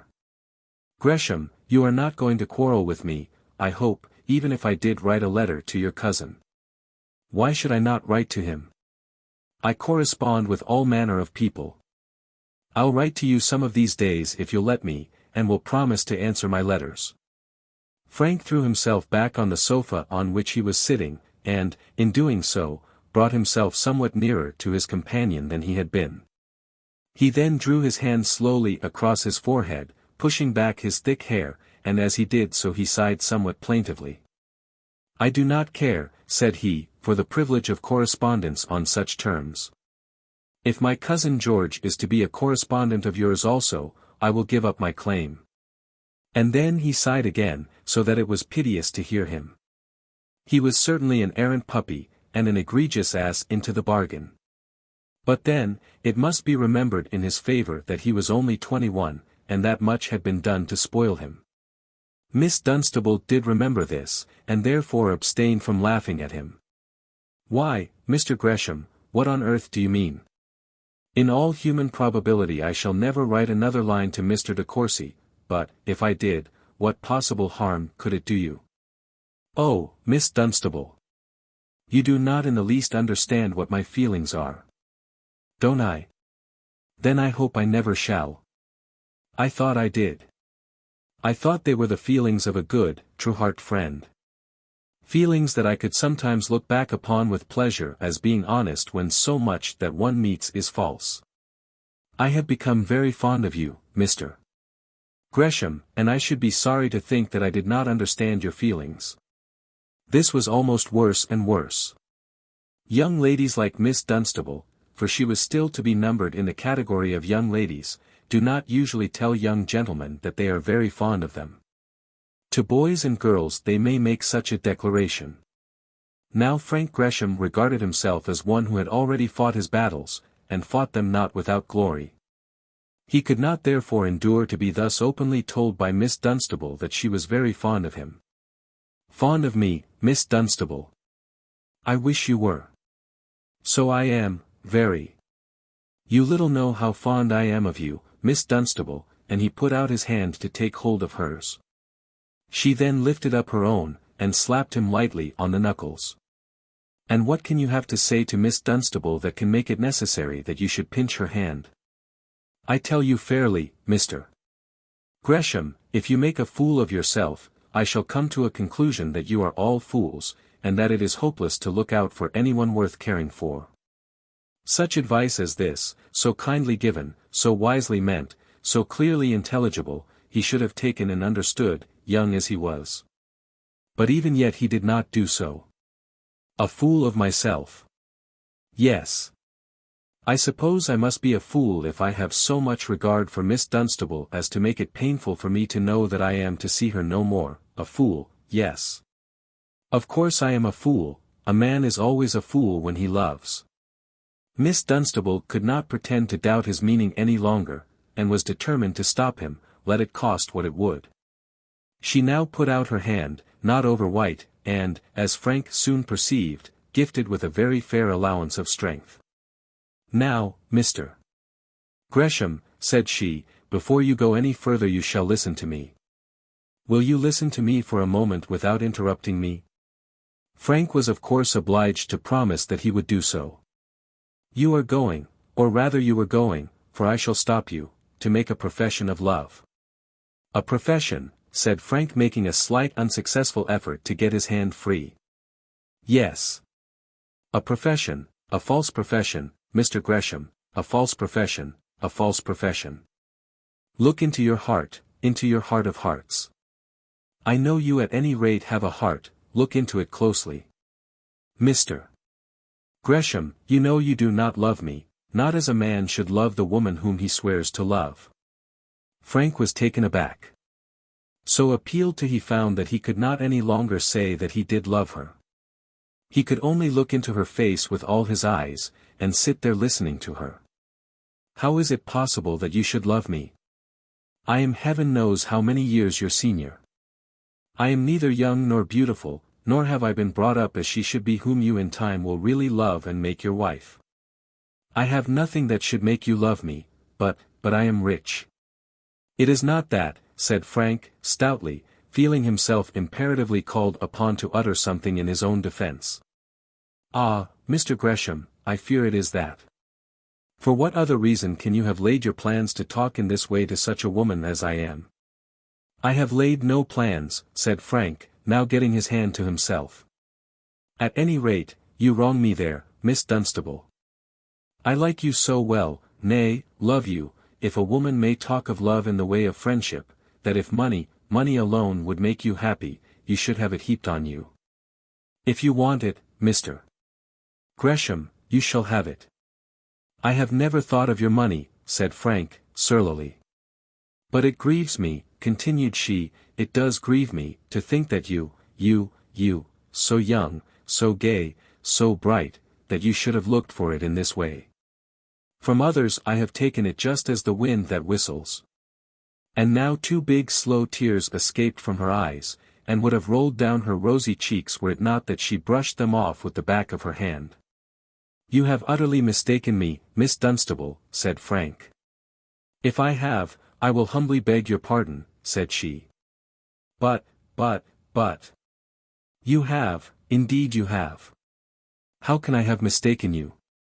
Were you not about to say that you loved me, to talk absolute nonsense, to make me an offer? If you were not, if I have mistaken you indeed, I will beg your pardon." Frank had nothing further to say in his own defense. He had not wanted Miss Dunstable's money, that was true. But he could not deny that he had been about to talk that absolute nonsense of which she spoke with so much scorn. "You would almost make me think that there are none honest in this fashionable world of yours. I well know why Lady de Courcy has had me here, how could I help knowing it? She has been so foolish in her plans that 10 times a day she has told her own secret. But I have said to myself 20 times, that if she were crafty, you were honest. And am I dishonest? I have laughed in my sleeve to see how she played her game, and to hear others around playing theirs. All of them thinking that they could get the money of the poor fool who had come at their beck and call. But I was able to laugh at them as long as I thought that I had one true friend to laugh with me. But one cannot laugh with all the world against one. I am not against you, Miss Dunstable. Sell yourself for money. Why, if I were a man I would not sell one jot of liberty for mountains of gold. What? Tie myself in the heyday of my youth to a person I could never love, for a price. Perjure myself, destroy myself, and not only myself, but her also, in order that I might live idly. Oh, heavens! Mr. Gresham! Can it be that the words of such a woman as your aunt have sunk so deeply in your heart, have blackened you so foully as to make you think of such vile folly as this? Have you forgotten your soul, your spirit, your man's energy, the treasure of your heart? And you, so young! For shame, Mr. Gresham. For shame, for shame. Frank found the task before him by no means an easy one. He had to make Miss Dunstable understand that he had never had the slightest idea of marrying her. And that he had made love to her merely with the object of keeping his hand in for the work as it were. With that object, and the other equally laudable one of interfering with his cousin George. And yet there was nothing for him but to get through this task as best he might. He was goaded to it by the accusations which Miss Dunstable brought against him. And he began to feel, that though her invective against him might be bitter when he had told the truth, they could not be so bitter as those she now kept hinting at under her mistaken impression as to his views. He had never had any strong propensity for money hunting, but now that offence appeared in his eyes abominable, unmanly, and disgusting. Any imputation would be better than that. Miss Dunstable, I never for a moment thought of doing what you accuse me of, on my honour, I never did. I have been very foolish, very wrong, idiotic, I believe, but I have never intended that. Then, Mr. Gresham, what did you intend? This was rather a difficult question to answer, and Frank was not very quick in attempting it. I know you will not forgive me, he said at last. And, indeed, I do not see how you can. I don't know how it came about, but this is certain, Miss Dunstable, I have never for a moment thought about your fortune. That is, thought about it in the way of coveting it. You never thought of making me your wife, then? Never, said Frank, looking boldly into her face. You never intended really to propose to go with me to the altar, and then make yourself rich by one great perjury? Never for a moment, said he. You have never gloated over me as the bird of prey gloats over the poor beast that is soon to become carrion beneath its claws. You have not counted me out as equal to so much land, and calculated on me as a balance at your bankers. Ah, Mr. Gresham, she continued, seeing that he stared as though struck almost with awe by her strong language, you little guess what a woman situated as I am has to suffer. I have behaved badly to you, Miss Dunstable, and I beg your pardon, but I have never thought of your money. Then we will be friends again, Mr. Gresham, won't we? It is so nice to have a friend like you. There, I think I understand it now, you need not tell me. It was half by way of making a fool of my aunt, said Frank, in an apologetic tone. There is merit in that, at any rate, said Miss Dunstable. I understand it all now, you thought to make a fool of me in real earnest. Well, I can forgive that, at any rate it is not mean. It may be, that Miss Dunstable did not feel much acute anger at finding that this young man had addressed her with words of love in the course of an ordinary flirtation. Although that flirtation had been unmeaning and silly. This was not the offence against which her heart and breast had found peculiar cause to arm itself, this was not the injury from which she had hitherto experienced suffering. At any rate, she and Frank again became friends, and, before the evening was over, they perfectly understood each other. Twice during this long tête-à-tête Lady de Courcy came into the room to see how things were going on, and twice she went out almost unnoticed. It was quite clear to her that something uncommon had taken place, was taking place, or would take place, and that should this be for weal or for woe, no good could now come from her interference.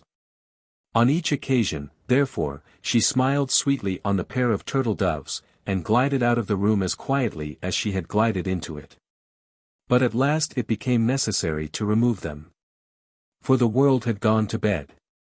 Frank, in the meantime, had told to Miss Dunstable all his love for Mary Thorne, and Miss Dunstable had enjoined him to be true to his vows. To her eyes there was something of heavenly beauty in young, true love, of beauty that was heavenly because it had been unknown to her. Mind you let me hear, Mr. Gresham, said she. Mind you do. And, Mr. Gresham, never, never forget her for one moment, not for one moment, Mr. Gresham. Frank was about to swear that he never would, again, when the Countess, for the third time, sailed into the room. Young people, said she, do you know what o'clock it is? Dear me, Lady de Courcy, I declare it is past 12, I really am ashamed of myself. How glad you will be to get rid of me tomorrow. No, no, indeed we shan't, shall we, Frank?" And so Miss Dunstable passed out. Then once again the aunt tapped her nephew with her fan. It was the last time in her life that she did so. He looked up in her face, and his look was enough to tell her that the acres of Greshamsbury were not to be reclaimed by the ointment of Lebanon. Nothing further on the subject was said. On the following morning Miss Dunstable took her departure, not much heeding the rather cold words of farewell which her hostess gave her, and on the following day Frank started for Greshamsbury. Chapter 21. Mr. Moffat falls into trouble. We will now, with the reader's kind permission, skip over some months in our narrative. Frank returned from Courcy Castle to Greshamsbury, and having communicated to his mother, much in the same manner as he had to the Countess, the fact that his mission had been unsuccessful, he went up after a day or two to Cambridge. During his short stay at Greshamsbury he did not even catch a glimpse of Mary. He asked for her, of course, and was told that it was not likely that she would be at the house just at present. He called at the doctor's, but she was denied to him there. She was out, Janet said, probably with Miss Oriel. He went to the parsonage and found Miss Oriel at home. But Mary had not been seen that morning. He then returned to the house. And, having come to the conclusion that she had not thus vanished into air, otherwise than by preconcerted arrangement, he boldly taxed Beatrice on the subject. Beatrice looked very demure. Declared that no one in the house had quarrelled with Mary, confessed that it had been thought prudent that she should for a while stay away from Greshamsbury. And, of course, ended by telling her brother everything, including all the scenes that had passed between Mary and herself. "It is out of the question you're thinking of marrying her, Frank," said she. "You must know that nobody feels it more strongly than poor Mary herself." And Beatrice looked the very personification of domestic prudence. "I know nothing of the kind," said he, with the headlong imperative air that was usual with him in discussing matters with his sisters. "I know nothing of the kind. Of course I cannot say what Mary's feelings may be, a pretty life she must have had of it among you. But you may be sure of this, Beatrice, and so may my mother, that nothing on earth shall make me give her up, nothing." And Frank, as he made the protestation, strengthened his own resolution by thinking of all the counsel that Miss Dunstable had given him. The brother and sister could hardly agree, as Beatrice was dead against the match. Not that she would not have liked Mary Thorne for a sister-in-law, but that she shared to a certain degree the feeling which was now common to all the Greshams, that Frank must marry money. It seemed, at any rate, to be imperative that he should either do that or not marry at all. Poor Beatrice was not very mercenary in her views, she had no wish to sacrifice her brother to any Miss Dunstable. But yet she felt, as they all felt, Mary Thorne included, that such a match as that, of the young heir with the doctor's niece, was not to be thought of. Not to be spoken of as a thing that was in any way possible. Therefore, Beatrice, though she was Mary's great friend, though she was her brother's favourite sister, could give Frank no encouragement. Poor Frank! Circumstances had made but one bride possible to him, he must marry money. His mother said nothing to him on the subject, when she learnt that the affair with Miss Dunstable was not to come off. She merely remarked that it would perhaps be best for him to return to Cambridge as soon as possible. Had she spoken her mind out, she would probably have also advised him to remain there as long as possible. The Countess had not omitted to write to her when Frank left Courcy Castle. And the Countess's letter certainly made the anxious mother think that her son's education had hardly yet been completed. With this secondary object, but with that of keeping him out of the way of Mary Thorne in the first place.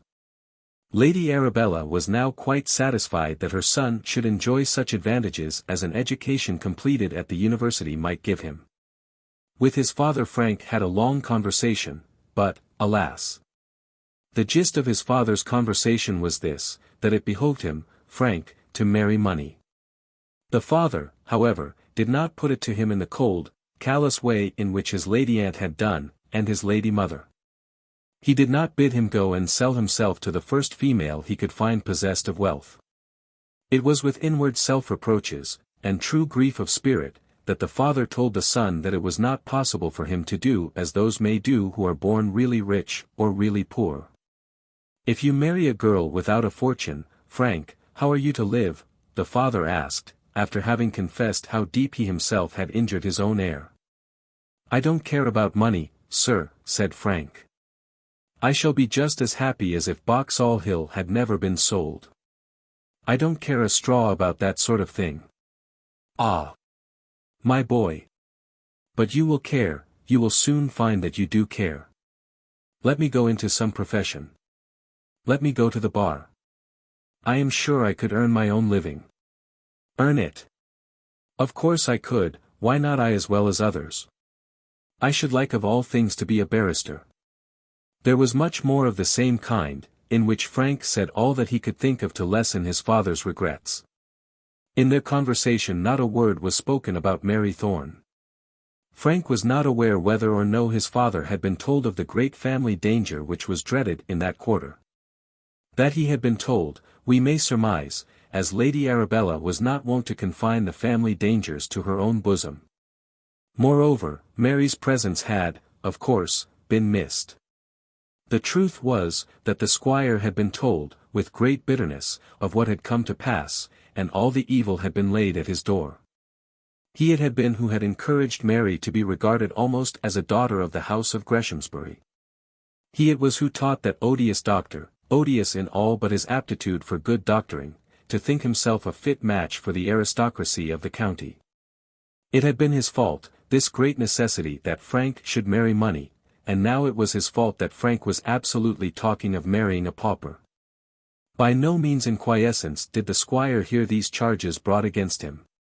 The Lady Arabella, in each attack, got quite as much as she gave, and, at last, was driven to retreat in a state of headache, which she declared to be chronic.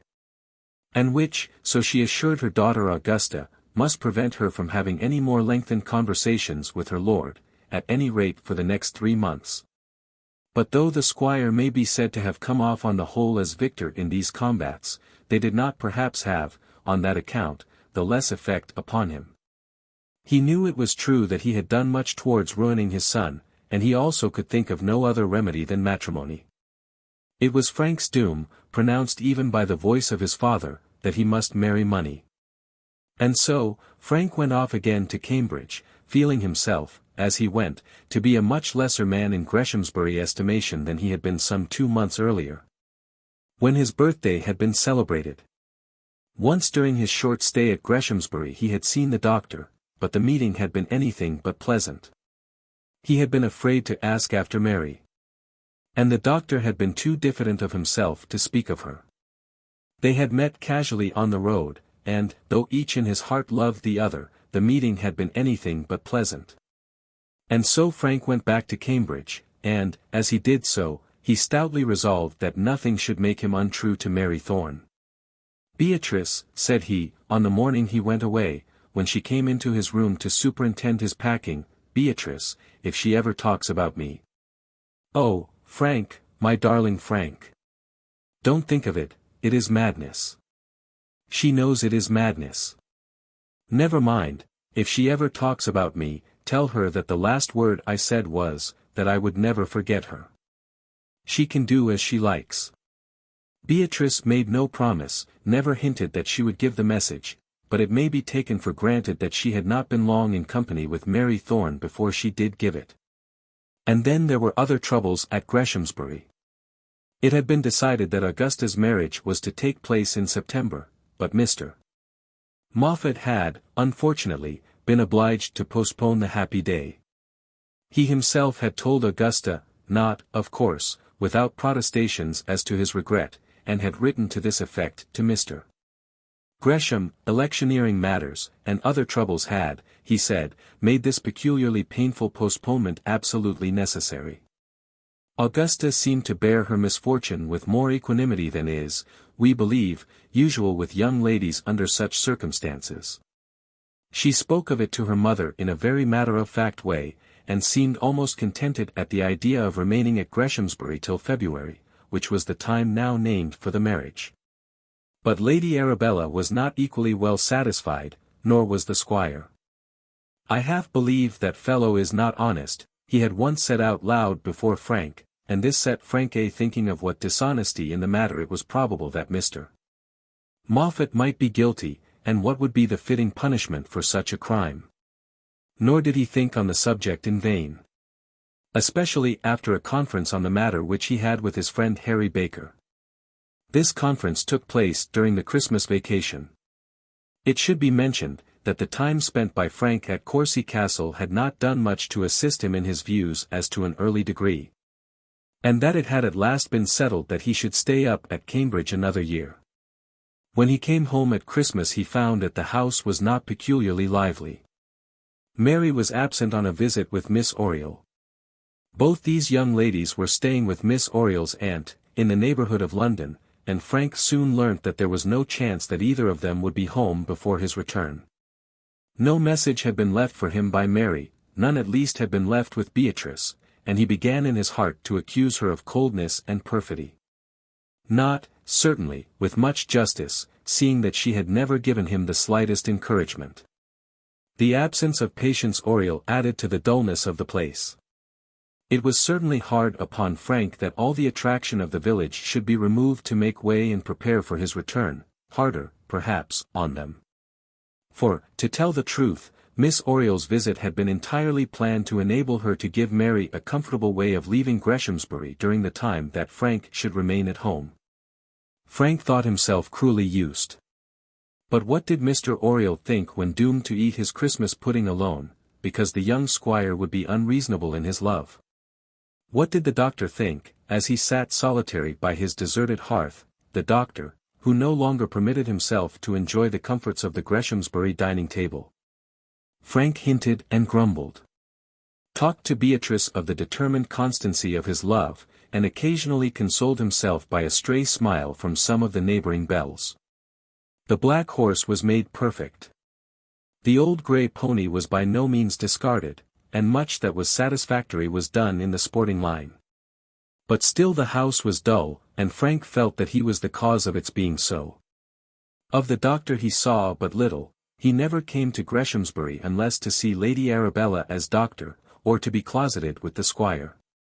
There were no social evenings with him.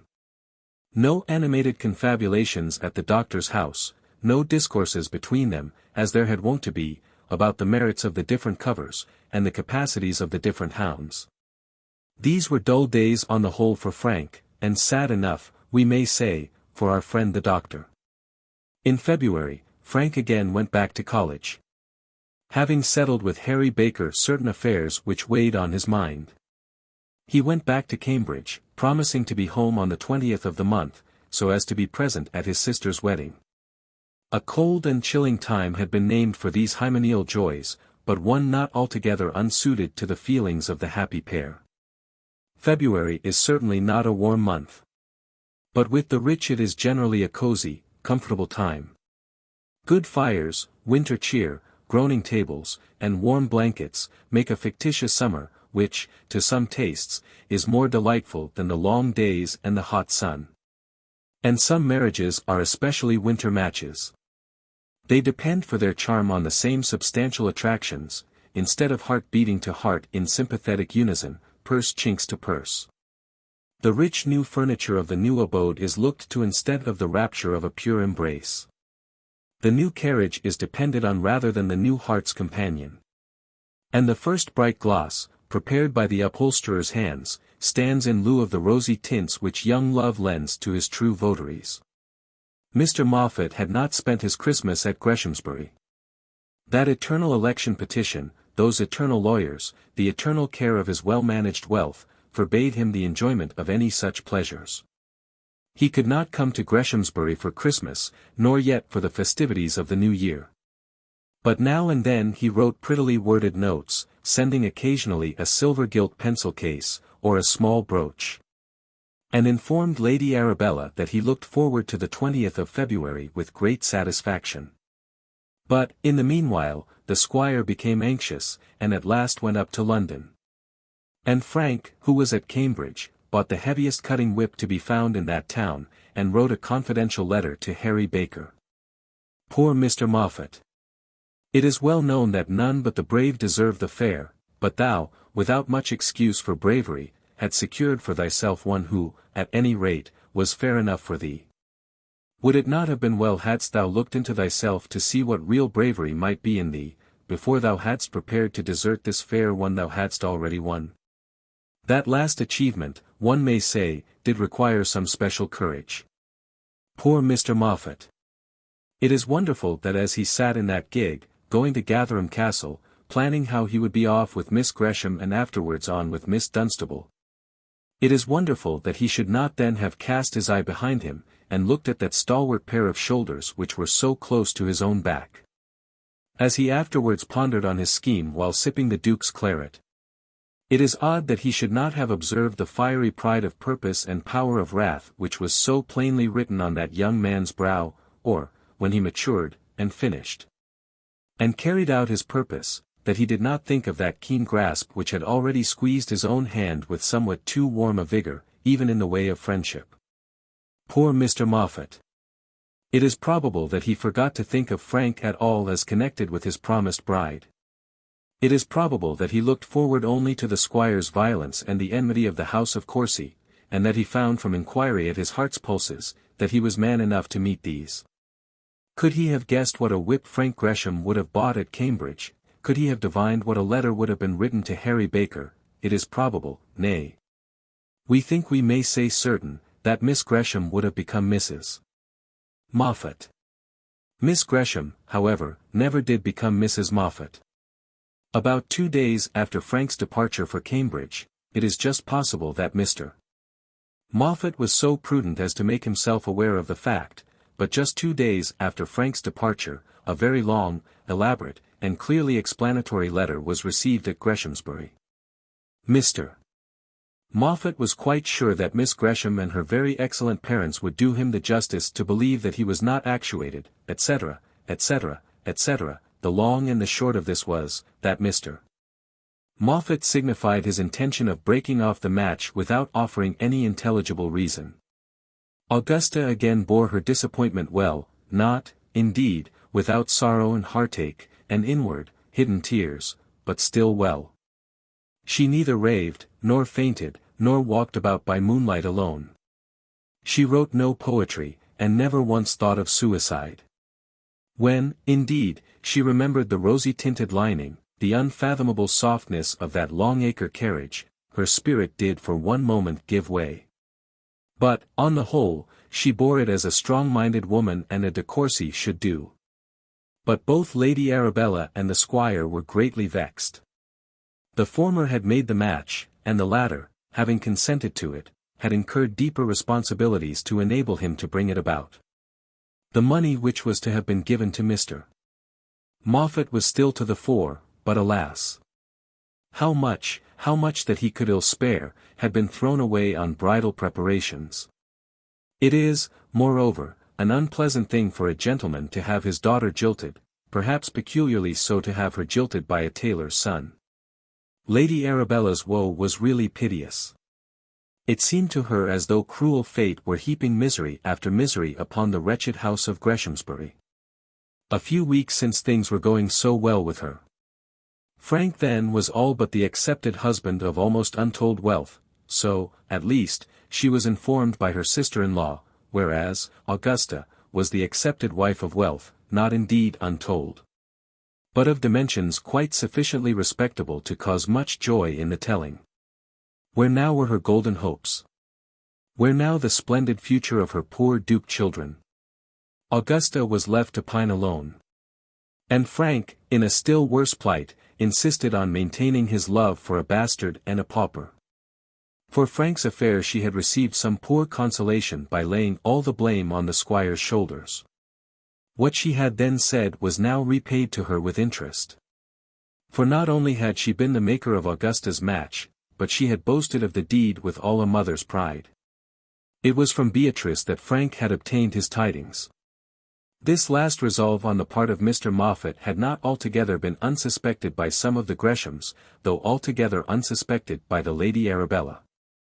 Frank had spoken of it as a possibility to Beatrice, and was not quite unprepared when the information reached him. He consequently bought his big cutting whip, and wrote his confidential letter to Harry Baker. On the following day Frank and Harry might have been seen, with their heads nearly close together, leaning over one of the tables in the large breakfast room at the Tavistock Hotel in Covent Garden. The ominous whip, to the handle of which Frank had already made his hand well accustomed, was lying on the table between them. And ever and anon Harry Baker would take it up and feel its weight approvingly. "Oh, Mr. Moffat! Poor Mr. Moffat! Go not out into the fashionable world today.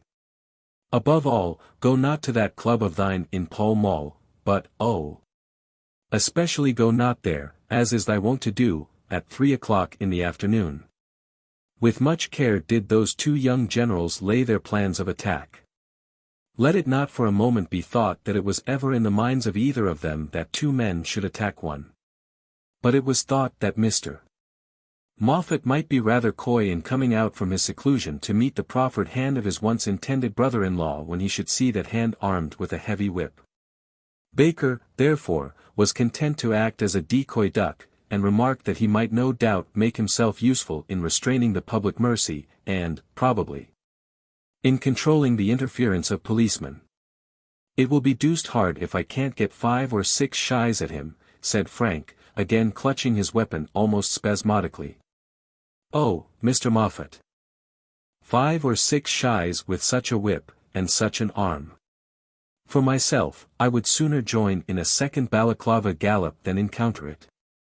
At 10 minutes before 4 these two heroes might be seen walking up Pall Mall, towards the club. Young Baker walked with an eager disengaged air. Mr. Moffat did not know his appearance, he had, therefore, no anxiety to pass along unnoticed. But Frank had in some mysterious way drawn his hat very far over his forehead, and had buttoned his shooting coat up round his chin. Harry had recommended to him a greatcoat, in order that he might the better conceal his face, but Frank had found that the greatcoat was an encumbrance to his arm. He put it on, and when thus clothed he had tried the whip, he found that he cut the air with much less potency than in the lighter garment. He contented himself, therefore, with looking down on the pavement as he walked along, letting the long point of the whip stick up from his pocket, and flattering himself that even Mr. Moffat would not recognize him at the first glance. Poor Mr. Moffat! If he had but had the chance! And now, having arrived at the front of the club, the two friends for a moment separate, Frank remains standing on the pavement, under the shade of the high stone area railing, while Harry jauntily skips up 3 steps at a time, and with a very civil word of inquiry of the hall porter, sends in his card to Mr. Moffat. Mr. Harry Baker. Mr. Moffat, never having heard of such a gentleman in his life, unwittingly comes out into the hall, and Harry, with the sweetest smile, addresses him. Now the plan of the campaign had been settled in this wise: Baker was to send into the club for Mr. Moffat, and invite that gentleman down into the street. It was probable that the invitation might be declined. And it had been calculated in such case that the two gentlemen would retire for parley into the stranger's room, which was known to be immediately opposite the hall door. Frank was to keep his eye on the portals, and if he found that Mr. Moffat did not appear as readily as might be desired, he also was to ascend the steps and hurry into the stranger's room. Then, whether he met Mr. Moffat there or elsewhere, or wherever he might meet him, he was to greet him with all the friendly vigor in his power, while Harry disposed of the club porters. But fortune, who ever favors the brave, specially favored Frank Gresham on this occasion. Just as Harry Baker had put his card into the servant's hand, Mr. Moffat, with his hat on, prepared for the street, appeared in the hall. Mr. Baker addressed him with his sweetest smile, and begged the pleasure of saying a word or two as they descended into the street. Had not Mr. Moffat been going thither, it would have been very improbable that he should have done so at Harry's instance. But, as it was, he merely looked rather solemn at his visitor. It was his wont to look solemn, and continued the descent of the steps. Frank, his heart leaping the while, saw his prey, and retreated 2 steps behind the area railing, the dread weapon already well poised in his hand. Oh! Mr. Moffat! Mr. Moffat! If there be any goddess to interfere in thy favour, let her come forward now without delay, let her now bear thee off on a cloud if there be one to whom thou art sufficiently dear. But there is no such goddess. Harry smiled blandly till they were well on the pavement, saying some nothing, and keeping the victim's face averted from the avenging angel. And then, when the raised hand was sufficiently nigh, he withdrew 2 steps towards the nearest lamppost. Not for him was the honour of the interview. Unless, indeed, succouring policemen might give occasion for some gleam of glory. But succouring policemen were no more to be come by than goddesses. Where were ye, men, when that savage whip fell about the ears of the poor ex-legislator? In Scotland Yard, sitting dozing on your benches, or talking soft nothings to the housemaids round the corner.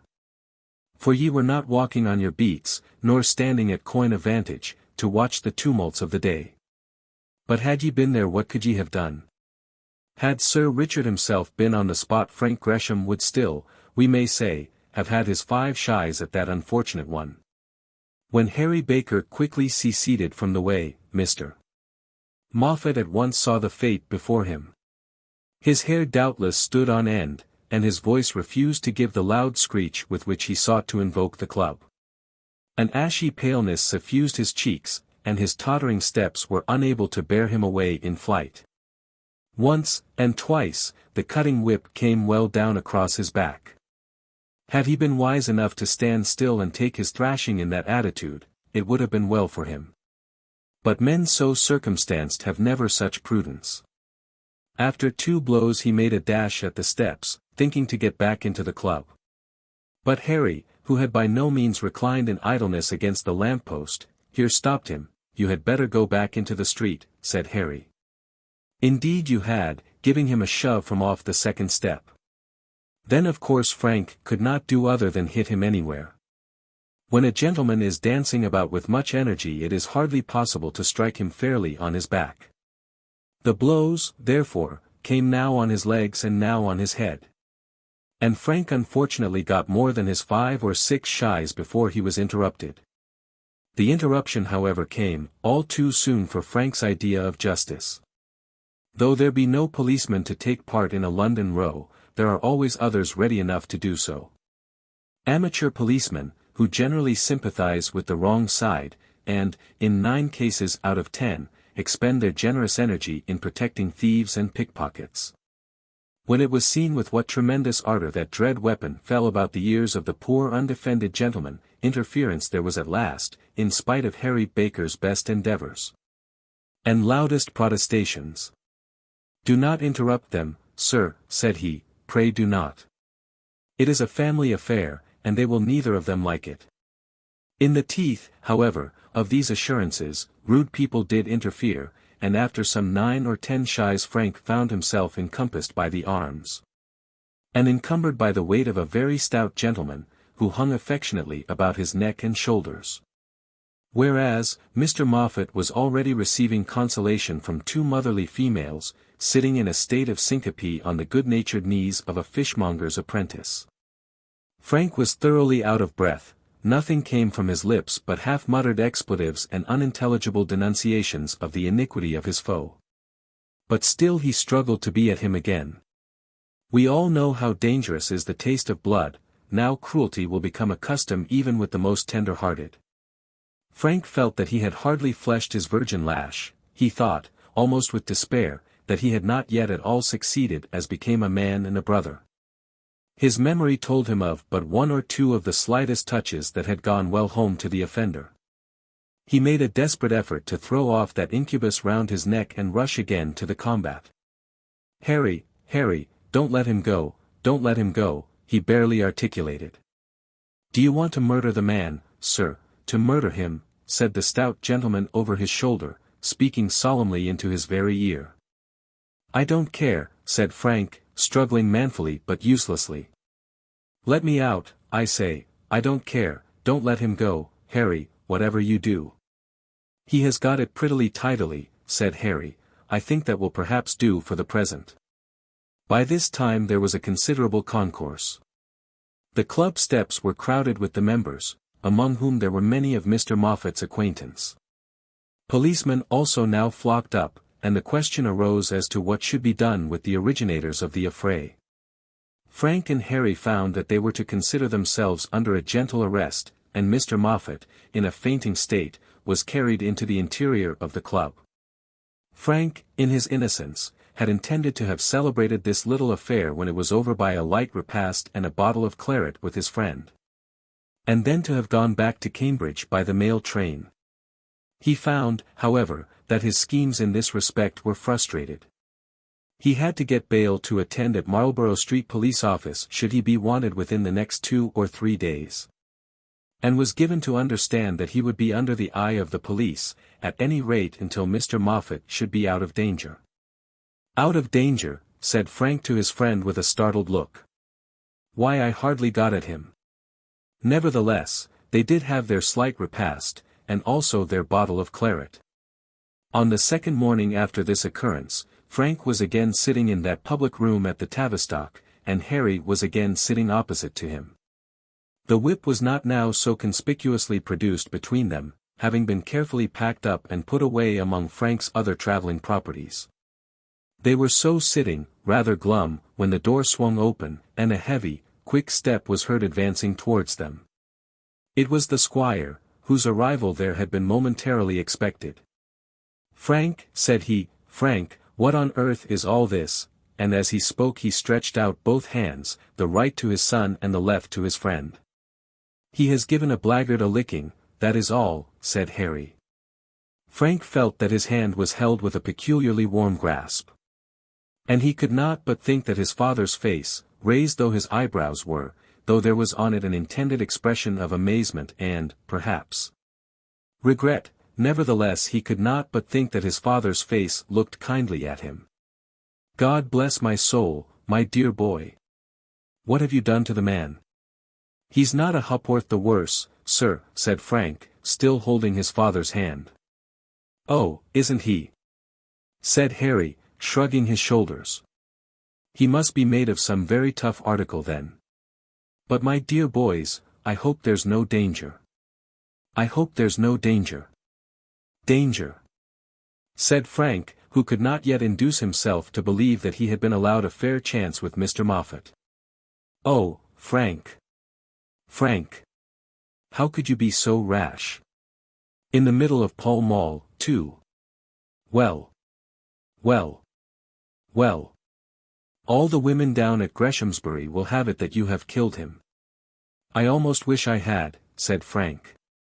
"Oh, Frank. Frank. But now tell me." And then the father sat well pleased while he heard, chiefly from Harry Baker, the full story of his son's prowess. And then they did not separate without another slight repast and another bottle of claret. Mr. Moffat retired to the country for a while, and then went abroad. Having doubtless learnt that the petition was not likely to give him a seat for the city of Barchester. And this was the end of the wooing with Miss Gresham. Chapter 22. Sir Roger is unseated. After this, little occurred at Greshamsbury, or among Greshamsbury people, which it will be necessary for us to record. Some notice was, of course, taken of Frank's prolonged absence from his college. And tidings, perhaps exaggerated tidings, of what had happened in Pall Mall were not slow to reach the High Street of Cambridge. But that affair was gradually hushed up. And Frank went on with his studies. He went back to his studies, it then being an understood arrangement between him and his father that he should not return to Greshamsbury till the summer vacation. On this occasion, the squire and Lady Arabella had, strange to say, been of the same mind. They both wished to keep their son away from Miss Thorne. And both calculated, that at his age and with his disposition, it was not probable that any passion would last out a 6 months' absence. "And when the summer comes it will be an excellent opportunity for us to go abroad," said Lady Arabella. "Poor Augusta will require some change to renovate her spirits." To this last proposition the squire did not assent. It was, however, allowed to pass over, and this much was fixed, that Frank was not to return home till midsummer. It will be remembered that Sir Roger Scatcherd had been elected as sitting member for the city of Barchester, but it will also be remembered that a petition against his return was threatened.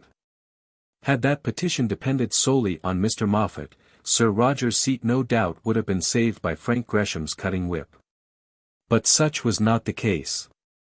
Mr. Moffat had been put forward by the de Courcy interest, and that noble family with its dependents was not to go to the wall because Mr. Moffat had had a thrashing.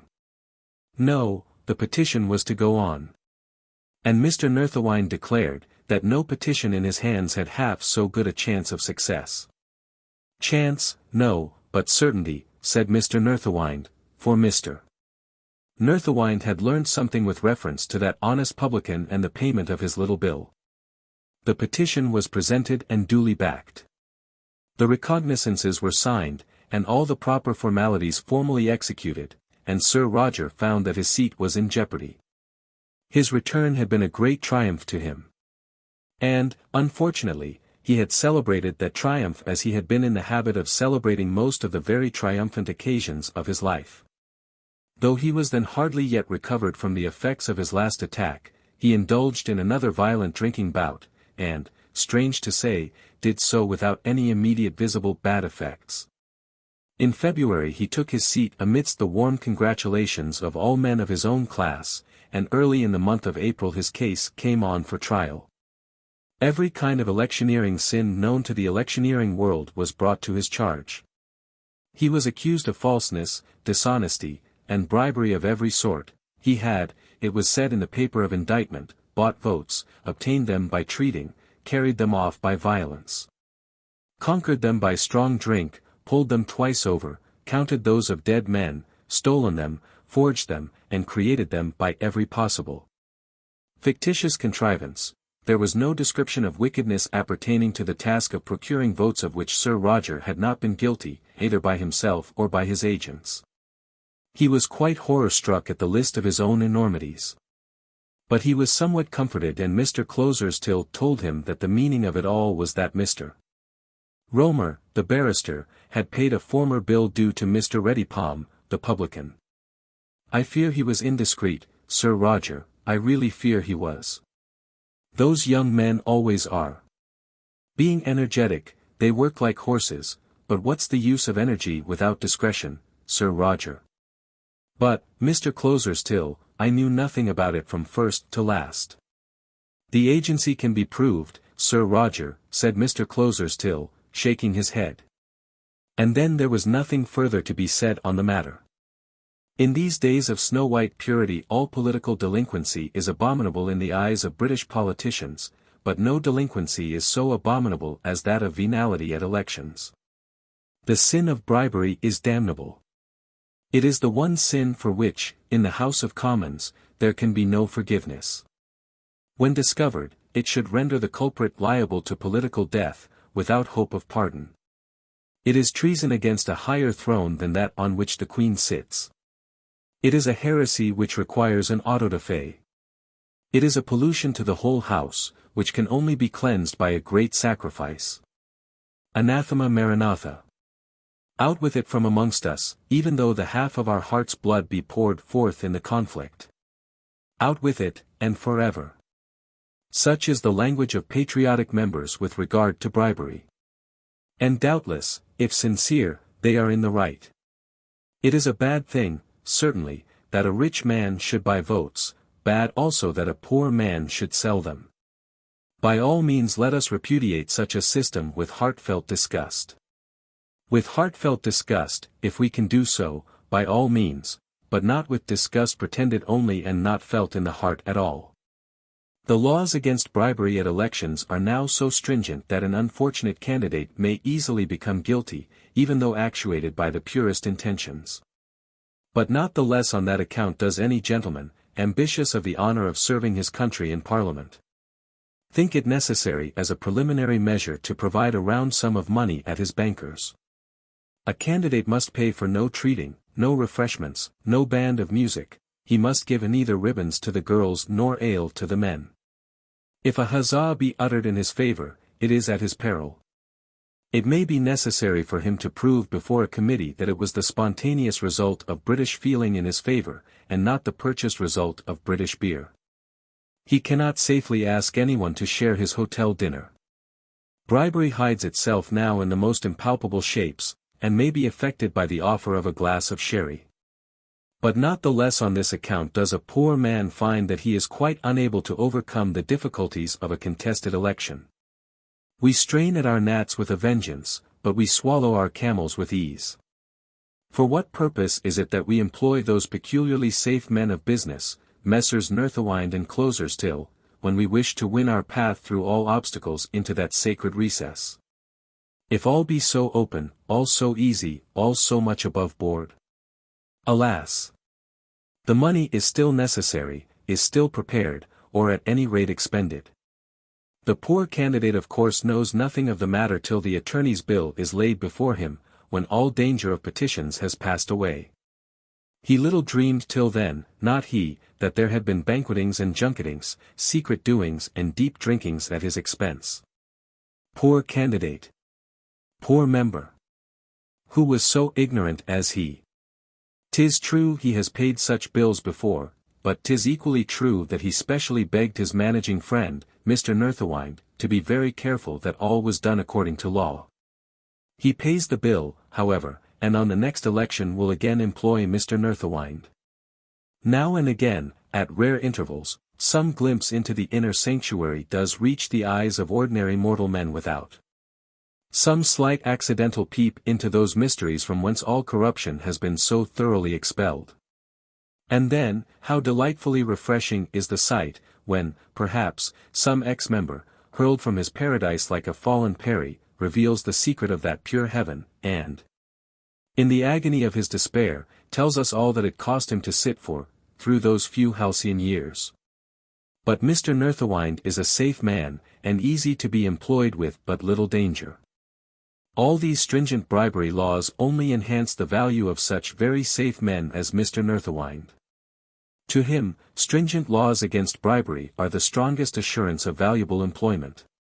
Were these laws of a nature to be evaded with ease, any indifferent attorney might manage a candidate's affairs and enable him to take his seat with security. It would have been well for Sir Roger if he had trusted solely to Mr. Closers till, well also for Mr. Romer had he never fished in those troubled waters. In due process of time the hearing of the petition came on, and then who so happy, sitting at his ease at his London inn, blowing his cloud from a long pipe, with measureless content, as Mr. Readypalm? Mr. Readypalm was the one great man of the contest. All depended on Mr. Readypalm, and well he did his duty. The result of the petition was declared by the committee to be as follows, that Sir Roger's election was null and void, that the election altogether was null and void, that Sir Roger had, by his agent, been guilty of bribery in obtaining a vote, by the payment of a bill alleged to have been previously refused payment, that Sir Roger himself knew nothing about it. This is always a matter of course, but that Sir Roger's agent, Mr. Romer, had been wittingly guilty of bribery with reference to the transaction above described. Poor Sir Roger! Poor Mr. Romer! Poor Mr. Romer indeed! His fate was perhaps as sad as well might be, and as foul a blot to the purism of these very pure times in which we live. Not long after those days, it so happening that some considerable amount of youthful energy and quidnunc ability were required to set litigation afloat at Hong Kong, Mr. Romer was sent thither as the fittest man for such work, with rich assurance of future guerdon. Who so happy then as Mr. Romer? But even among the pure there is room for envy and detraction. Mr. Romer had not yet ceased to wonder at new worlds, as he skimmed among the islands of that southern ocean, before the edict had gone forth for his return. There were men sitting in that huge court of Parliament on whose breasts it lay as an intolerable burden, that England should be represented among the antipodes by one who had tampered with the purity of the franchise. For them there was no rest till this great disgrace should be wiped out and atoned for. Men they were of that caliber, that the slightest reflection on them of such a stigma seemed to themselves to blacken their own character. They could not break bread with satisfaction till Mr. Romer was recalled. He was recalled, and of course ruined, and the minds of those just men were then at peace. To any honourable gentleman who really felt his brow suffused with a patriotic blush, as he thought of his country dishonoured by Mr. Romer's presence at Hong Kong, to any such gentleman, if any such there were, let all honour be given, even though the intensity of his purity may create amazement to our less finely organised souls. But if no such blush suffused the brow of any honourable gentleman, if Mr. Romer was recalled from quite other feelings, what then in lieu of honour shall we allot to those honourable gentlemen who were most concerned? Sir Roger, however, lost his seat, and, after 3 months of the joys of legislation, found himself reduced by a terrible blow to the low level of private life. And the blow to him was very heavy. Men but seldom tell the truth of what is in them, even to their dearest friends. They are ashamed of having feelings, or rather of showing that they are troubled by any intensity of feeling. It is the practice of the time to treat all pursuits as though they were only half important to us, as though in what we desire we were only half in earnest. To be visibly eager seems childish, and is always bad policy. And men, therefore, nowadays, though they strive as hard as ever in the service of ambition, harder than ever in that of mammon, usually do so with a pleasant smile on. As though after all they were but amusing themselves with the little matter in hand. Perhaps it had been so with Sir Roger in those electioneering days when he was looking for votes. At any rate, he had spoken of his seat in Parliament as but a doubtful good. He was willing, indeed, to stand, having been asked, but the thing would interfere wonderfully with his business, and then, what did he know about Parliament? Nothing on earth. It was the maddest scheme, but nevertheless, he was not going to hang back when called upon. He had always been rough and ready when wanted, and there he was now ready as ever. And rough enough too, God knows. 'Twas thus that he had spoken of his coming parliamentary honours, and men had generally taken him at his word. He had been returned, and this success had been hailed as a great thing for the cause and class to which he belonged. But men did not know that his inner heart was swelling with triumph.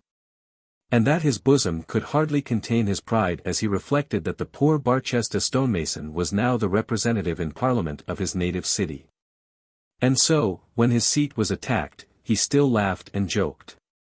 They were welcome to it for him, he said, he could keep it or want it. And of the two, perhaps, the want of it would come most convenient to him. He did not exactly think that he had bribed anyone, but if the bigwigs chose to say so, it was all one to him. He was rough and ready, now as ever, etc., etc.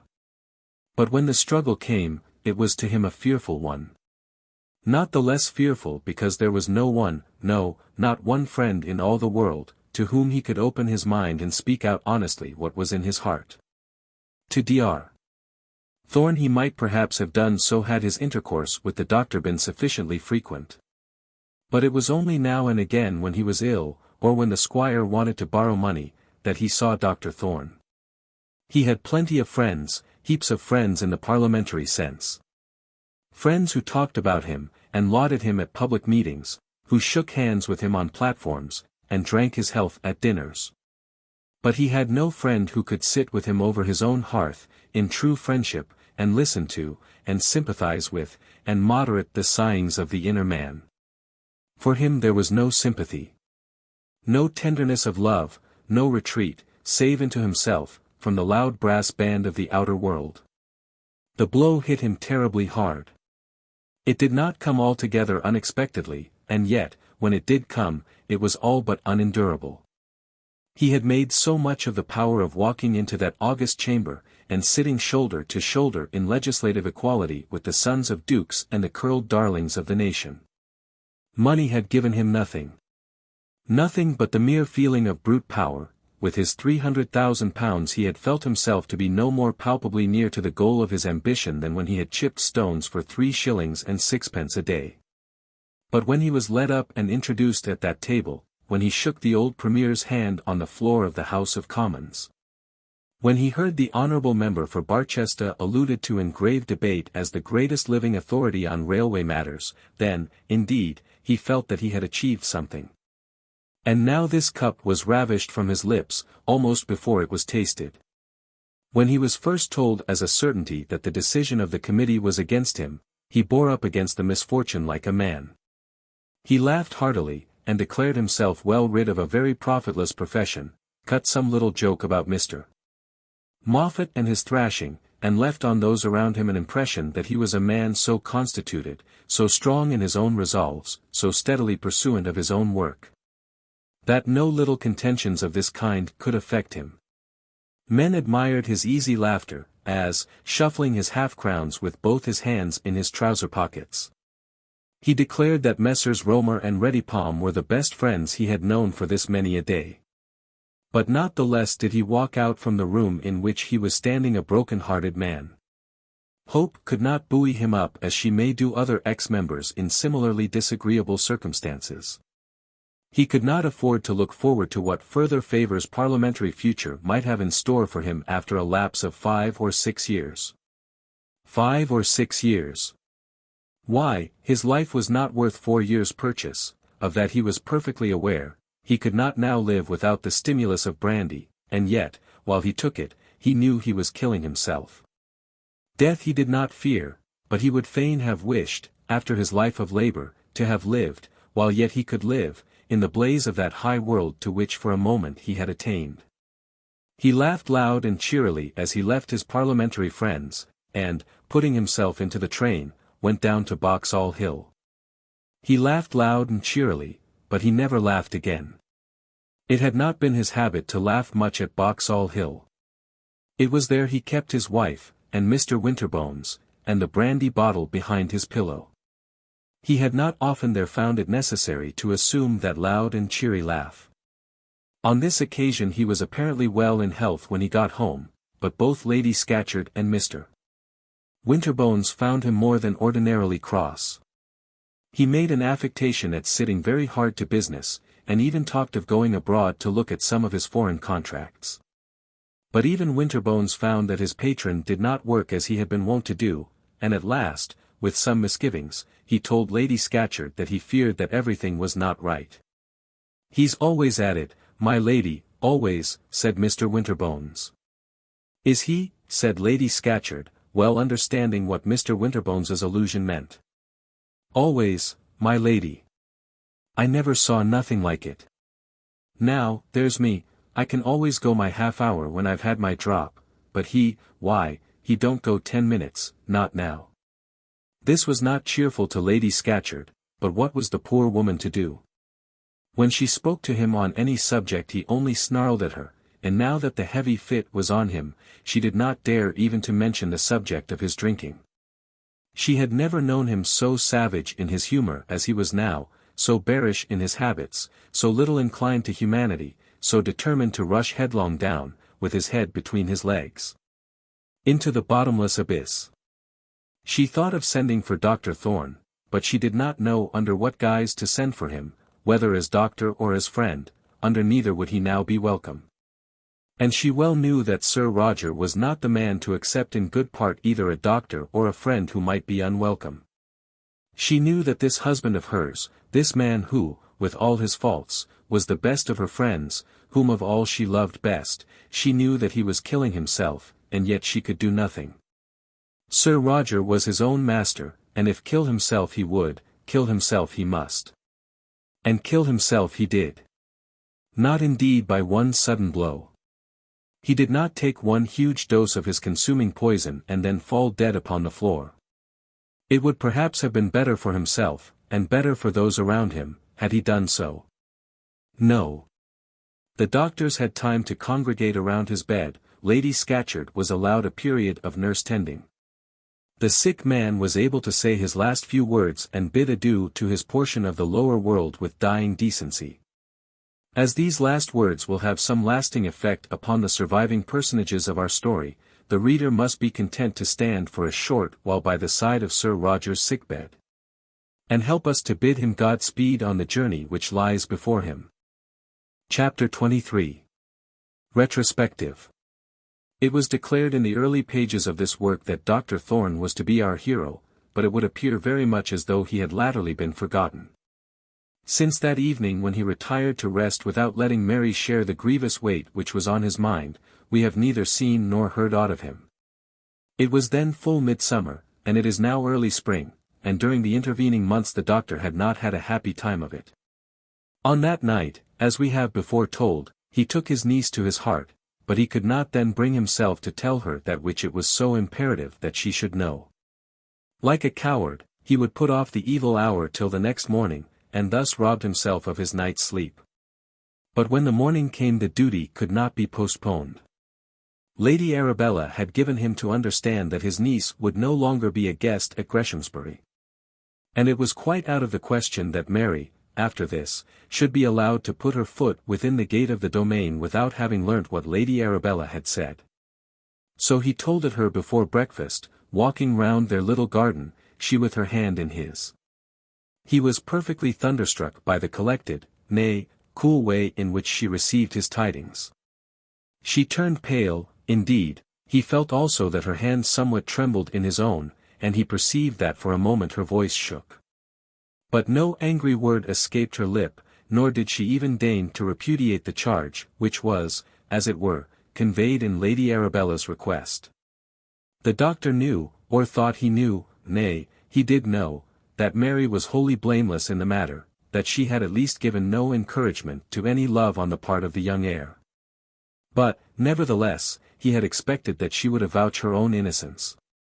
This, however, she by no means did. Lady Arabella is quite right, she said, quite right. If she has any fear of that kind, she cannot be too careful. She is a selfish, proud woman, said the doctor, quite indifferent to the feelings of others. Quite careless how deeply she may hurt her neighbors, if, in doing so, she may possibly benefit herself. She will not hurt me, uncle, nor yet you. I can live without going to Greshamsbury. But it is not to be endured that she should dare to cast an imputation on my darling. On me, uncle? She casts no imputation on me. Frank has been foolish, I have said nothing of it, for it was not worth while to trouble you. But as Lady Arabella chooses to interfere, I have no right to blame her. He has said what he should not have said, he has been foolish. Uncle, you know I could not prevent it. Let her send him away then, not you, let her banish him. Uncle, he is her son. A mother can hardly send her son away so easily, could you send me away, uncle? He merely answered her by twining his arm round her waist and pressing her to his side. He was well sure that she was badly treated, and yet now that she so unaccountably took Lady Arabella's part, he hardly knew how to make this out plainly to be the case. Besides, uncle, Greshamsbury is in a manner his own, how can he be banished from his father's house? No, uncle, there is an end of my visits there. They shall find that I will not thrust myself in their way. And then Mary, with a calm brow and steady gait, went in and made the tea. And what might be the feelings of her heart when she so sententiously told her uncle that Frank had been foolish? She was of the same age with him. As impressionable, though more powerful in hiding such impressions, as all women should be. Her heart was as warm, her blood as full of life, her innate desire for the companionship of some much-loved object as strong as his. Frank had been foolish in avowing his passion. No such folly as that could be laid at her door. But had she been proof against the other folly?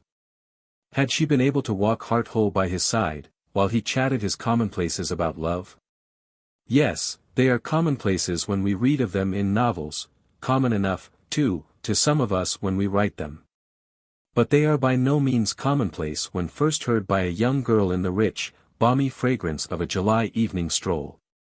Nor are they commonplaces when so uttered for the first or second time at least, or perhaps the third. 'Tis a pity that so heavenly a pleasure should pall upon the senses.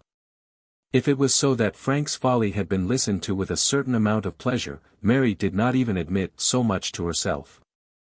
But why should it have been otherwise? Why should she have been less prone to love than he was? Had he not everything which girls do love? Which girls should love? Which God created noble, beautiful, all but godlike, in order that women, all but goddess-like, might love. To love thoroughly, truly, heartily, with her whole body, soul, heart, and strength. Should not that be counted for a merit in a woman? And yet we are wont to make a disgrace of it. We do so most unnaturally, most unreasonably. For we expect our daughters to get themselves married off our hands. When the period of that step comes, then love is proper enough. But up to that, before that, as regards all those preliminary passages which must, we suppose, be necessary, in all those it becomes a young lady to be icy-hearted as a river god in winter. Oh, whistle and I'll come to you, my lad. Oh, whistle and I'll come to you, my lad. Though father and mither and it should go mad. Oh, whistle and I'll come to you, my lad. This is the kind of love which a girl should feel before she puts her hand proudly in that of her lover, and consents that they two shall be made one flesh. Mary felt no such love as this. She, too, had some inner perception of that dread destiny by which it behoved Frank Gresham to be forewarned. She, too, though she had never heard so much said in words, had an almost instinctive knowledge that his fate required him to marry money. Thinking over this in her own way, she was not slow to convince herself that it was out of the question that she should allow herself to love Frank Gresham. However well her heart might be inclined to such a feeling, it was her duty to repress it. She resolved, therefore, to do so, and she sometimes flattered herself that she had kept her resolution. These were bad times for the doctor, and bad times for Mary too. She had declared that she could live without going to Greshamsbury, but she did not find it so easy. She had been going to Greshamsbury all her life, and it was as customary with her to be there as at home. Such old customs are not broken without pain. Had she left the place it would have been far different. But, as it was, she daily passed the gates, daily saw and spoke to some of the servants, who knew her as well as they did the young ladies of the family, was in hourly contact, as it were, with Greshamsbury.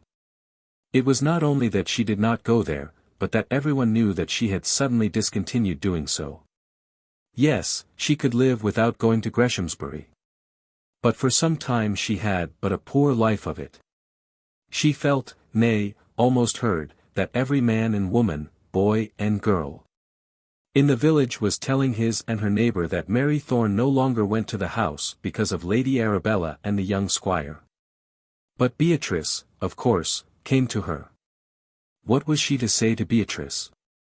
The truth. Nay, but it is not always so easy to say the truth, even to one's dearest friends. But you'll come up now he has gone, said Beatrice. No, indeed, said Mary, that would hardly be pleasant to Lady Arabella, nor to me either. No, Trishy, dearest. My visits to dear old Greshamsbury are done.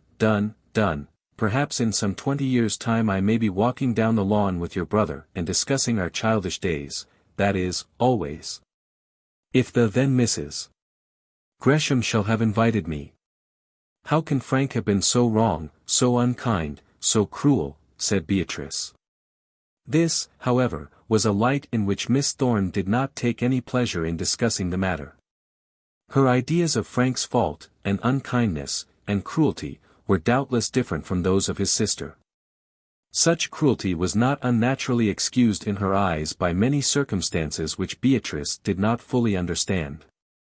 Mary was quite ready to go hand in hand with Lady Arabella and the rest of the Greshamsbury fold in putting an end, if possible, to Frank's passion. She would give no one a right to accuse her of assisting to ruin the young heir.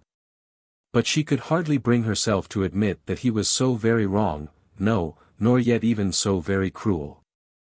And then the squire came to see her, and this was a yet harder trial than the visit of Beatrice. It was so difficult for her to speak to him that she could not but wish him away. And yet, had he not come, had he altogether neglected her, she would have felt it to be unkind. She had ever been his pet, had always received kindness from him. I am sorry for all this, Mary. Very sorry, said he, standing up, and holding both her hands in his. It can't be helped, sir, said she, smiling. I don't know, said he. I don't know, it ought to be helped somehow, I am quite sure you have not been to blame. No, said she, very quietly, as though the position was one quite a matter of course. I don't think I have been very much to blame. There will be misfortunes sometimes when nobody is to blame. I do not quite understand it all, said the squire, but if Frank— Oh! We will not talk about him, said she, still laughing gently. You can understand, Mary, how dear he must be to me, but if Mr. Gresham, I would not for worlds be the cause of any unpleasantness between you and him. But I cannot bear to think that we have banished you, Mary. It cannot be helped. Things will all come right in time. But you will be so lonely here. Oh! I shall get over all that. Here, you know, Mr. Gresham, I am monarch of all I survey. And there is a great deal in that. The squire did not quite catch her meaning, but a glimmering of it did reach him. It was competent to Lady Arabella to banish her from Greshamsbury. It was within the sphere of the squire's duties to prohibit his son from an imprudent match. It was for the Greshams to guard their Greshamsbury treasure as best they could within their own territories, but let them beware that they did not attack her on hers. In obedience to the first expression of their wishes, she had submitted herself to this public mark of their disapproval because she had seen at once, with her clear intellect, that they were only doing that which her conscience must approve. Without a murmur, therefore, she consented to be pointed at as the young lady who had been turned out of Greshamsbury because of the young squire. She had no help for it. But let them take care that they did not go beyond that. Outside those Greshamsbury gates she and Frank Gresham, she and Lady Arabella met on equal terms, let them each fight their own battle. The squire kissed her forehead affectionately and took his leave, feeling, somehow, that he had been excused and pitied, and made much of. Whereas he had called on his young neighbor with the intention of excusing, and pitying, and making much of her. He was not quite comfortable as he left the house. But, nevertheless, he was sufficiently honest-hearted to own to himself that Mary Thorne was a fine girl. Only that it was so absolutely necessary that Frank should marry money, and only, also, that poor Mary was such a birthless foundling in the world's esteem, only, but for these things. What a wife she would have made for that son of his! To one person only did she talk freely on the subject, and that one was Patience Oriel, and even with her the freedom was rather of the mind than of the heart. She never said a word of her feeling with reference to Frank, but she said much of her position in the village, and of the necessity she was under to keep out of the way. It is very hard, said Patience, that the offence should be all with him, and the punishment all with you. Oh! As for that, said Mary, laughing, I will not confess to any offence, nor yet to any punishment, certainly not to any punishment. It comes to the same thing in the end. No, not so, Patience. There is always some little sting of disgrace in punishment. Now I am not going to hold myself in the least disgraced. But, Mary, you must meet the Greshams sometimes. Meet them. I have not the slightest objection on earth to meet all, or any of them. They are not a whit dangerous to me, my dear. 'Tis I that am the wild beast, and 'tis they that must avoid me, and then she added. After a pause, slightly blushing, I have not the slightest objection even to meet him if chance brings him in my way. Let them look to that. My undertaking goes no further than this, that I will not be seen within their gates. But the girls so far understood each other that Patience undertook, rather than promised, to give Mary what assistance she could. And, despite Mary's bravado, she was in such a position that she much wanted the assistance of such a friend as Miss Oriel. After an absence of some 6 weeks, Frank, as we have seen, returned home. Nothing was said to him, except by Beatrice, as to these new Greshamsbury arrangements, and he, when he found Mary was not at the place, went boldly to the doctor's house to seek her. But it has been seen, also, that she discreetly kept out of his way. This she had thought fit to do when the time came, although she had been so ready with her boast that she had no objection on earth to meet him. After that there had been the Christmas vacation, and Mary had again found discretion to be the better part of valor. This was doubtless disagreeable enough. She had no particular wish to spend her Christmas with Miss Oriel's aunt instead of at her uncle's fireside. Indeed, her Christmas festivities had hitherto been kept at Greshamsbury, the doctor and herself having made a part of the family circle there assembled. This was out of the question now. And perhaps the absolute change to old Miss Oriel's house was better for her than the lesser change to her uncle's drawing-room. Besides, how could she have demeaned herself when she met Frank in their parish church? All this had been fully understood by Patience, and, therefore, had this Christmas visit been planned. And then this affair of Frank and Mary Thorne ceased for a while to be talked of at Greshamsbury, for that other affair of Mr. Moffat and Augusta monopolized the rural attention. Augusta, as we have said, bore it well, and sustained the public gaze without much flinching. Her period of martyrdom, however, did not last long, for soon the news arrived of Frank's exploit in Pall Mall.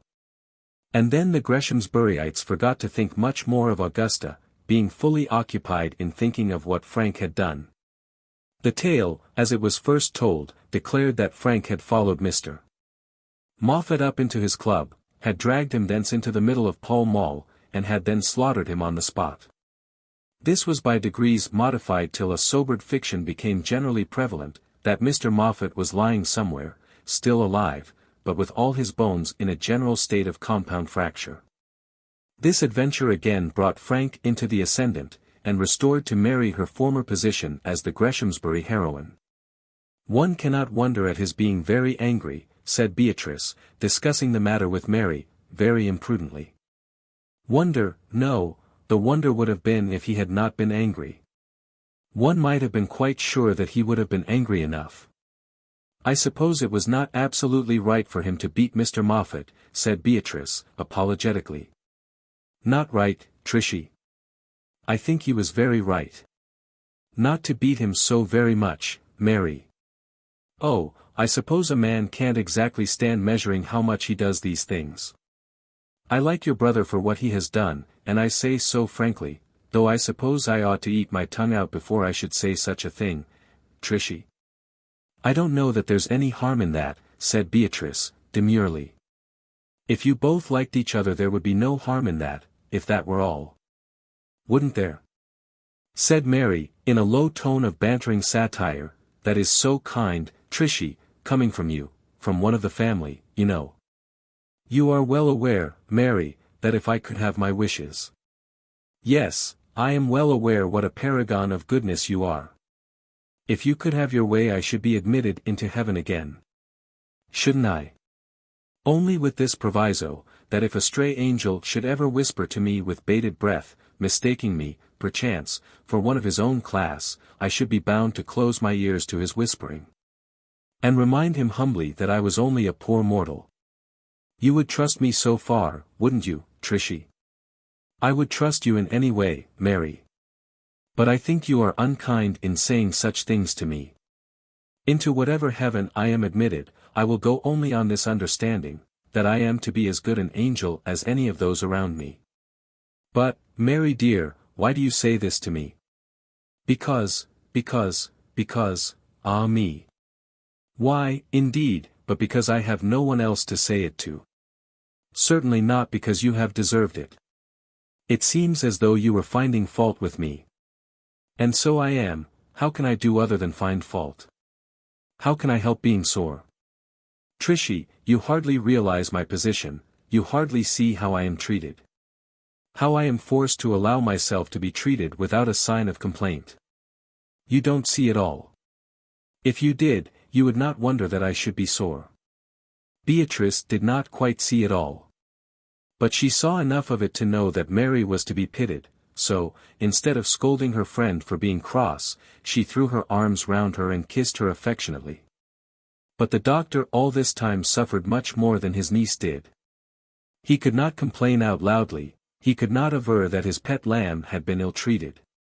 He could not even have the pleasure of openly quarrelling with Lady Arabella. But not the less did he feel it to be most cruel that Mary should have to live before the world as an outcast, because it had pleased Frank Gresham to fall in love with her. But his bitterness was not chiefly against Frank.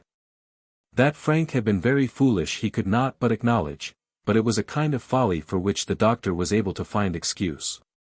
For Lady Arabella's cold propriety he could find no excuse.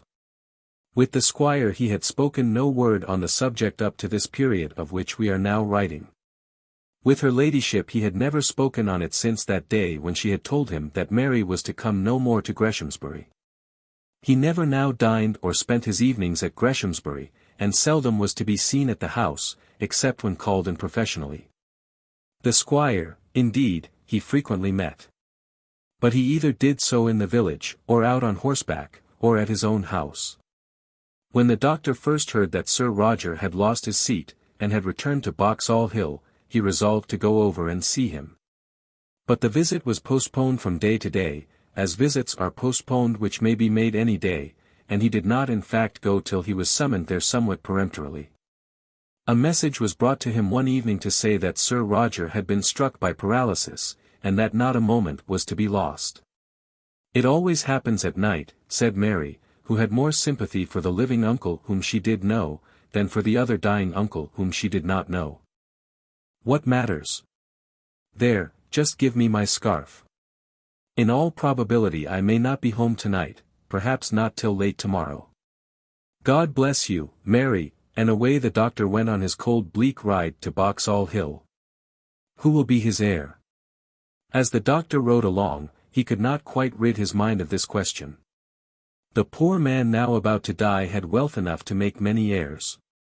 What if his heart should have softened towards his sister's child? What if Mary should be found in a few days to be possessed of such wealth that the Greshams should be again happy to welcome her at Greshamsbury? The doctor was not a lover of money, and he did his best to get rid of such pernicious thoughts. But his longings, perhaps, were not so much that Mary should be rich, as that she should have the power of heaping coals of fire upon the heads of those people who had so injured her. Chapter 24. Lewis Scatcherd. When Dr. Thorne reached Boxall Hill he found Mr. Rerechild from Barchester there before him. Poor Lady Scatcherd, when her husband was stricken by the fit, hardly knew in her dismay what adequate steps to take. She had, as a matter of course, sent for Dr. Thorne. But she had thought that in so grave a peril the medical skill of no one man could suffice. It was, she knew, quite out of the question for her to invoke the aid of Dr. Filgrave, whom no earthly persuasion would have brought to Boxall Hill, and as Mr. Rerechild was supposed in the Barchester world to be second, though at a long interval, to that great man, she had applied for his assistance. Now Mr. Rerechild was a follower and humble friend of Dr. Filgrave, and was wont to regard anything that came from the Barchester doctor as sure light from the lamp of Aesculapius. He could not therefore be other than an enemy of Dr. Thorne. But he was a prudent, discreet man, with a long family, averse to professional hostilities, as knowing that he could make more by medical friends than medical foes. And not at all inclined to take up any man's cudgel to his own detriment. He had, of course, heard of that dreadful affront which had been put upon his friend, as had all the medical world at least of Barsetshire. And he had often expressed his sympathy with Dr. Filgrave and his abhorrence of Dr. Thorne's anti-professional practices. But now that he found himself about to be brought in contact with Dr. Thorne, he reflected that the Galen of Greshamsbury was at any rate equal in reputation to him of Barchester. That the one was probably on the rise, whereas the other was already considered by some as rather antiquated. And he therefore wisely resolved that the present would be an excellent opportunity for him to make a friend of Dr. Thorne. Poor Lady Scatcherd had an inkling that Dr. Filgrave and Mr. Rerechild were accustomed to row in the same boat, and she was not altogether free from fear that there might be an outbreak. She therefore took an opportunity before Dr. Thorne's arrival to deprecate any wrathful tendency. "Oh, Lady Scatcherd! I have the greatest respect for Dr. Thorne," said he, "the greatest possible respect. A most skilful practitioner, something brusque certainly, and perhaps a little obstinate. But what then? We all have our faults, Lady Scatcherd." "Oh, yes, we all have, Mr. Rerechild. That's certain. There's my friend Filgrave, Lady Scatcherd.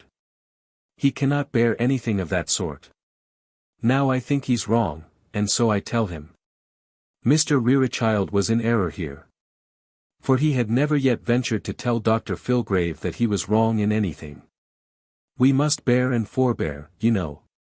Dr. Thorne is an excellent man, in his way very excellent, Lady Scatcherd. This little conversation took place after Mr. Rerechild's first visit to his patient. What steps were immediately taken for the relief of the sufferer we need not describe. They were doubtless well intended, and were, perhaps, as well adapted to stave off the coming evil day as any that Dr. Filgrave, or even the great Sir Omicron Pye might have used. And then Dr. Thorne arrived. "Oh, Doctor! Doctor!" exclaimed Lady Scatcherd, almost hanging round his neck in the hall. "What are we to do? What are we to do? He's very bad. Has he spoken?" "No. Nothing like a word, he has made one or two muttered sounds, but, poor soul, you could make nothing of it. Oh, Doctor! Doctor! He has never been like this before." It was easy to see where Lady Scatcherd placed any such faith as she might still have in the healing art. "Mr. Rerechild is here and has seen him," she continued. "I thought it best to send for two, for fear of accidents. He has done something, I don't know what. But, Doctor, do tell the truth now, I look to you to tell me the truth." Dr. Thorne then went up and saw his patient, and had he literally complied with Lady Scatcherd's request, he might have told her at once that there was no hope. As, however, he had not the heart to do this, he mystified the case as doctors so well know how to do, and told her that there was cause to fear, great cause for fear. He was sorry to say, very great cause for much fear. Dr. Thorne promised to stay the night there, and, if possible, the following night also. And then Lady Scatcherd became troubled in her mind as to what she should do with Mr. Rerechild. He also declared, with much medical humanity, that, let the inconvenience be what it might, he too would stay the night. The loss, he said, of such a man as Sir Roger Scatcherd was of such paramount importance as to make other matters trivial. He would certainly not allow the whole weight to fall on the shoulders of his friend Dr. Thorne. He also would stay at any rate that night by the sick man's bedside. By the following morning some change might be expected. "I say, Dr. Thorne," said her ladyship, calling the doctor into the housekeeping room, in which she and Hannah spent any time that they were not required upstairs. "Just come in, Doctor, you couldn't tell him we don't want him any more, could you?" "Tell whom?" said the doctor. "Why, Mr. Rerechild, mightn't he go away, do you think?" Dr. Thorne explained that Mr. Rerechild certainly might go away if he pleased, but that it would by no means be proper for one doctor to tell another to leave the house. And so Mr. Rerechild was allowed to share the glories of the night. In the meantime the patient remained speechless, but it soon became evident that nature was using all her efforts to make one final rally. From time to time he moaned and muttered as though he was conscious, and it seemed as though he strove to speak.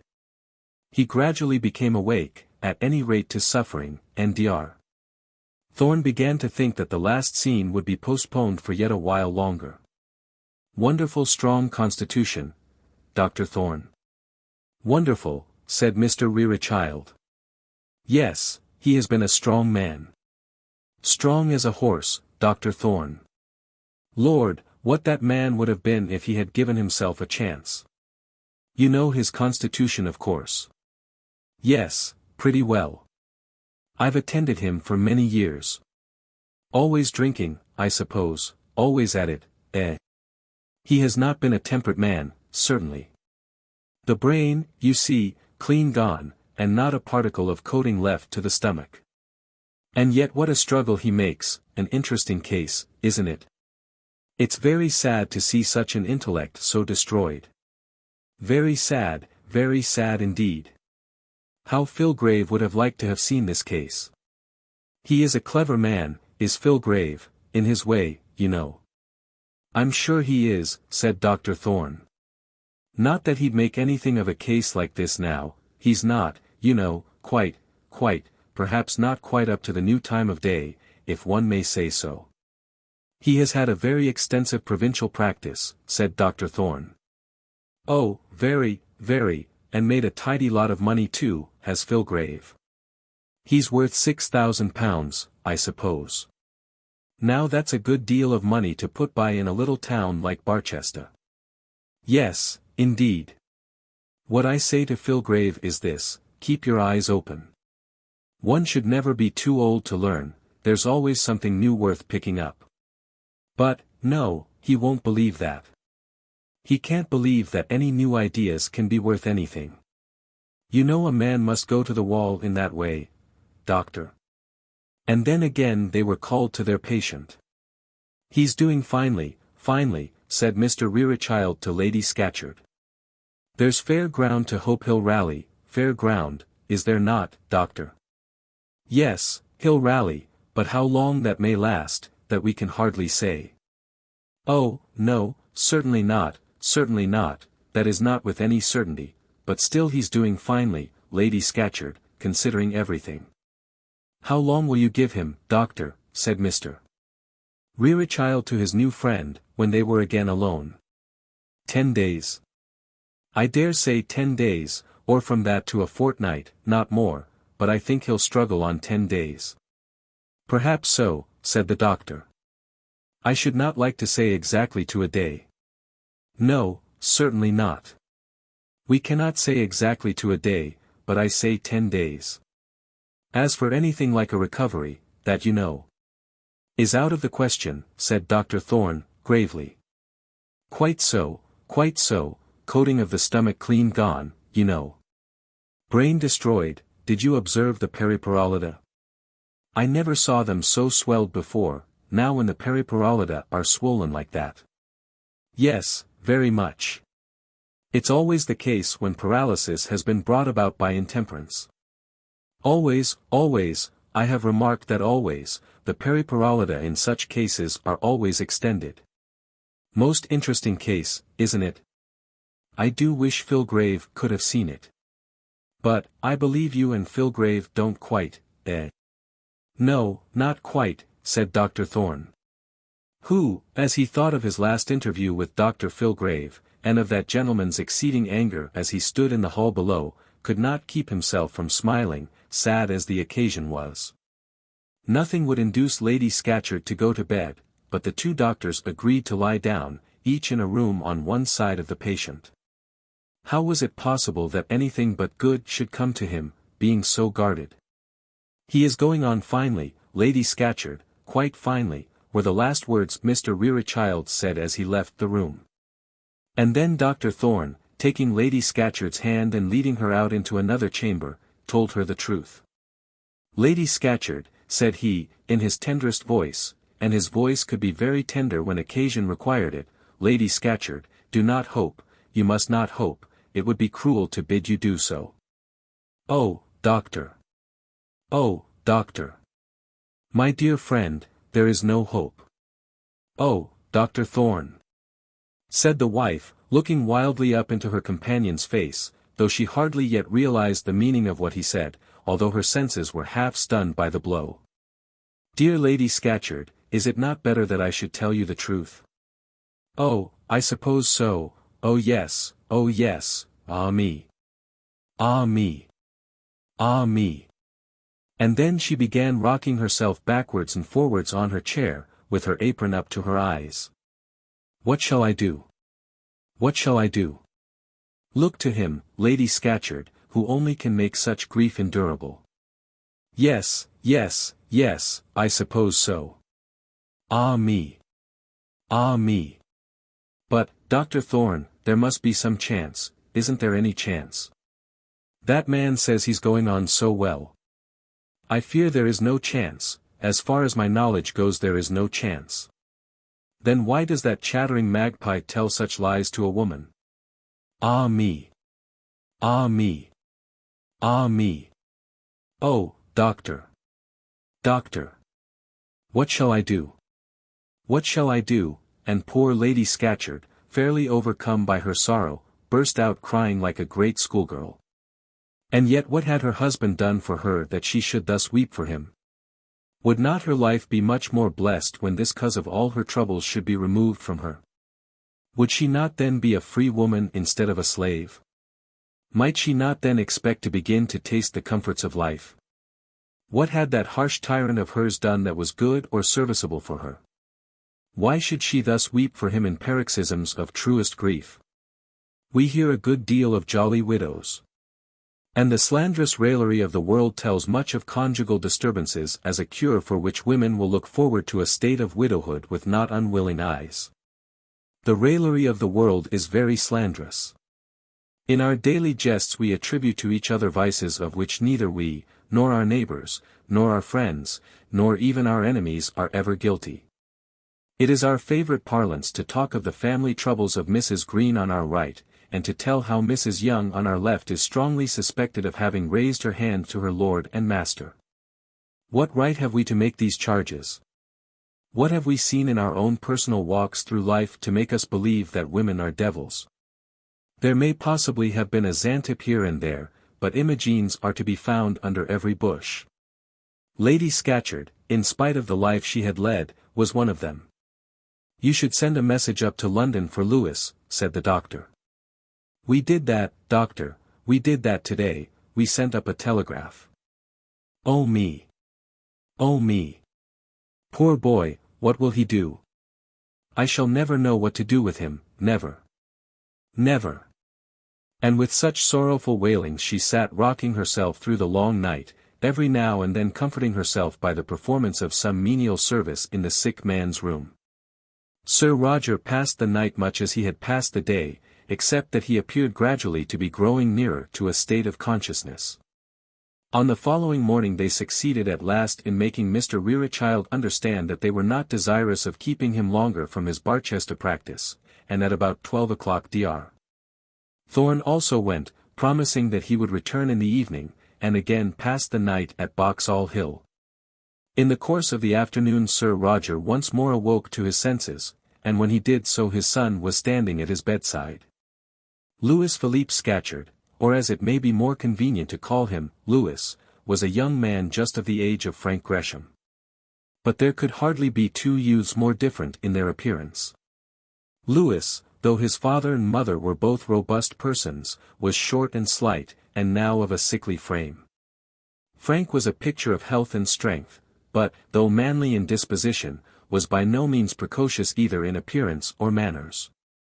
Louis Scatcherd looked as though he was 4 years the other's senior. He had been sent to Eton when he was 15, his father being under the impression that this was the most ready and best recognized method of making him a gentleman. Here he did not altogether fail as regarded the coveted object of his becoming the companion of gentlemen. He had more pocket money than any other lad in the school, and was possessed also of a certain effrontery which carried him ahead among boys of his own age. He gained, therefore, a degree of éclat, even among those who knew, and very frequently said to each other, that young Scatcherd was not fit to be their companion except on such open occasions as those of cricket matches and boat races. Boys, in this respect, are at least as exclusive as men, and understand as well the difference between an inner and an outer circle. Scatcherd had many companions at school who were glad enough to go up to Maidenhead with him in his boat, but there was not one among them who would have talked to him of his sister. Sir Roger was vastly proud of his son's success, and did his best to stimulate it by lavish expenditure at the Christopher, whenever he could manage to run down to Eton. But this practice, though sufficiently unexceptionable to the boys, was not held in equal delight by the masters. To tell the truth, neither Sir Roger nor his son were favourites with these stern custodians. At last it was felt necessary to get rid of them both. And Louis was not long in giving them an opportunity, by getting tipsy twice in 1 week. On the second occasion he was sent away, and he and Sir Roger, though long talked of, were seen no more at Eton. But the universities were still open to Louis Philippe, and before he was 18 he was entered as a gentleman commoner at Trinity. As he was, moreover, the eldest son of a baronet, and had almost unlimited command of money, here also he was enabled for a while to shine. To shine. But very fitfully. And one may say almost with a ghastly glare. The very lads who had eaten his father's dinners at Eton, and shared his furore at Eton, knew much better than to associate with him at Cambridge now that they had put on the toga virilis. They were still as prone as ever to fun, frolic, and devilry, perhaps more so than ever, seeing that more was in their power.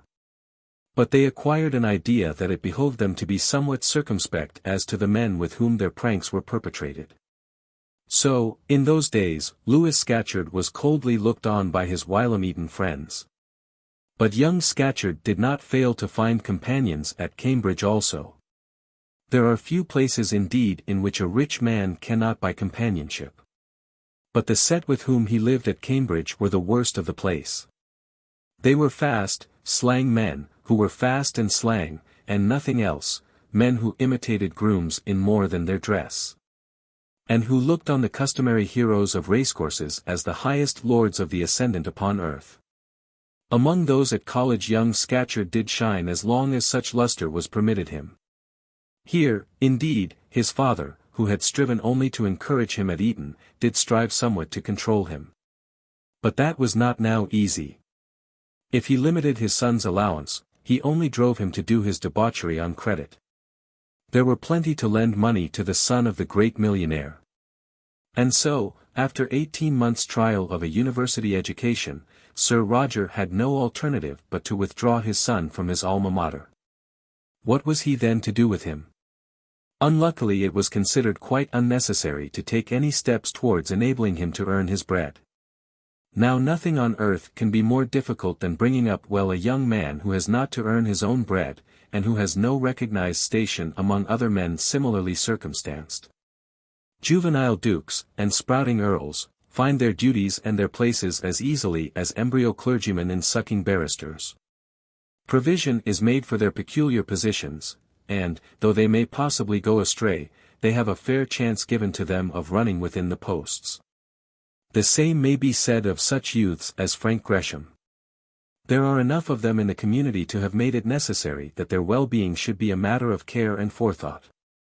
But there are but few men turned out in the world in the position of Lewis Scatcherd, and, of those few, but very few enter the real battle of life under good auspices. Poor Sir Roger, though he had hardly time with all his multitudinous railways to look into this thoroughly, had a glimmering of it. When he saw his son's pale face, and paid his wine bills, and heard of his doings in horseflesh, he did know that things were not going well. He did understand that the heir to a baronetcy and a fortune of some 10,000 a year might be doing better. But what was he to do? He could not watch over his boy himself. So he took a tutor for him and sent him abroad. Lewis and the tutor got as far as Berlin, with what mutual satisfaction to each other need not be specially described. But from Berlin Sir Roger received a letter in which the tutor declined to go any further in the task which he had undertaken. He found that he had no influence over his pupil, and he could not reconcile it to his conscience to be the spectator of such a life as that which Mr. Scatcherd led. He had no power in inducing Mr. Scatcherd to leave Berlin, but he would remain there himself till he should hear from Sir Roger. So Sir Roger had to leave the huge government works which he was then erecting on the southern coast, and hurry off to Berlin to see what could be done with young Hopeful. The young Hopeful was by no means a fool, and in some matters was more than a match for his father. Sir Roger, in his anger, threatened to cast him off without a shilling. Lewis, with mixed penitence and effrontery, reminded him that he could not change the descent of the title, promised amendment, declared that he had done only as do other young men of fortune, and hinted that the tutor was a straight-laced ass. The father and the son returned together to Boxall Hill, and 3 months afterwards Mr. Scatcherd set up for himself in London. And now his life, if not more virtuous, was more crafty than it had been. He had no tutor to watch his doings and complain of them, and he had sufficient sense to keep himself from absolute pecuniary ruin. He lived, it is true, where sharpers and blacklegs had too often opportunities of plucking him. But, young as he was, he had been sufficiently long about the world to take care he was not openly robbed, and as he was not openly robbed, his father, in a certain sense, was proud of him. Tidings, however, came at least in those last days, which cut Sir Roger to the quick, tidings of vice in the son which the father could not but attribute to his own example. Twice the mother was called up to the sickbed of her only child, while he lay raving in that horrid madness by which the outraged mind avenges itself on the body. Twice he was found raging in delirium tremens, and twice the father was told that a continuance of such life must end in an early death. It may easily be conceived that Sir Roger was not a happy man. Lying there with that brandy bottle beneath his pillow, reflecting in his moments of rest that that son of his had his brandy bottle beneath his pillow, he could hardly have been happy. But he was not a man to say much about his misery. Though he could restrain neither himself nor his heir, he could endure in silence. And in silence he did endure, till, opening his eyes to the consciousness of death, he at last spoke a few words to the only friend he knew. Lewis Scatcherd was not a fool, nor was he naturally, perhaps, of a depraved disposition, but he had to reap the fruits of the worst education which England was able to give him.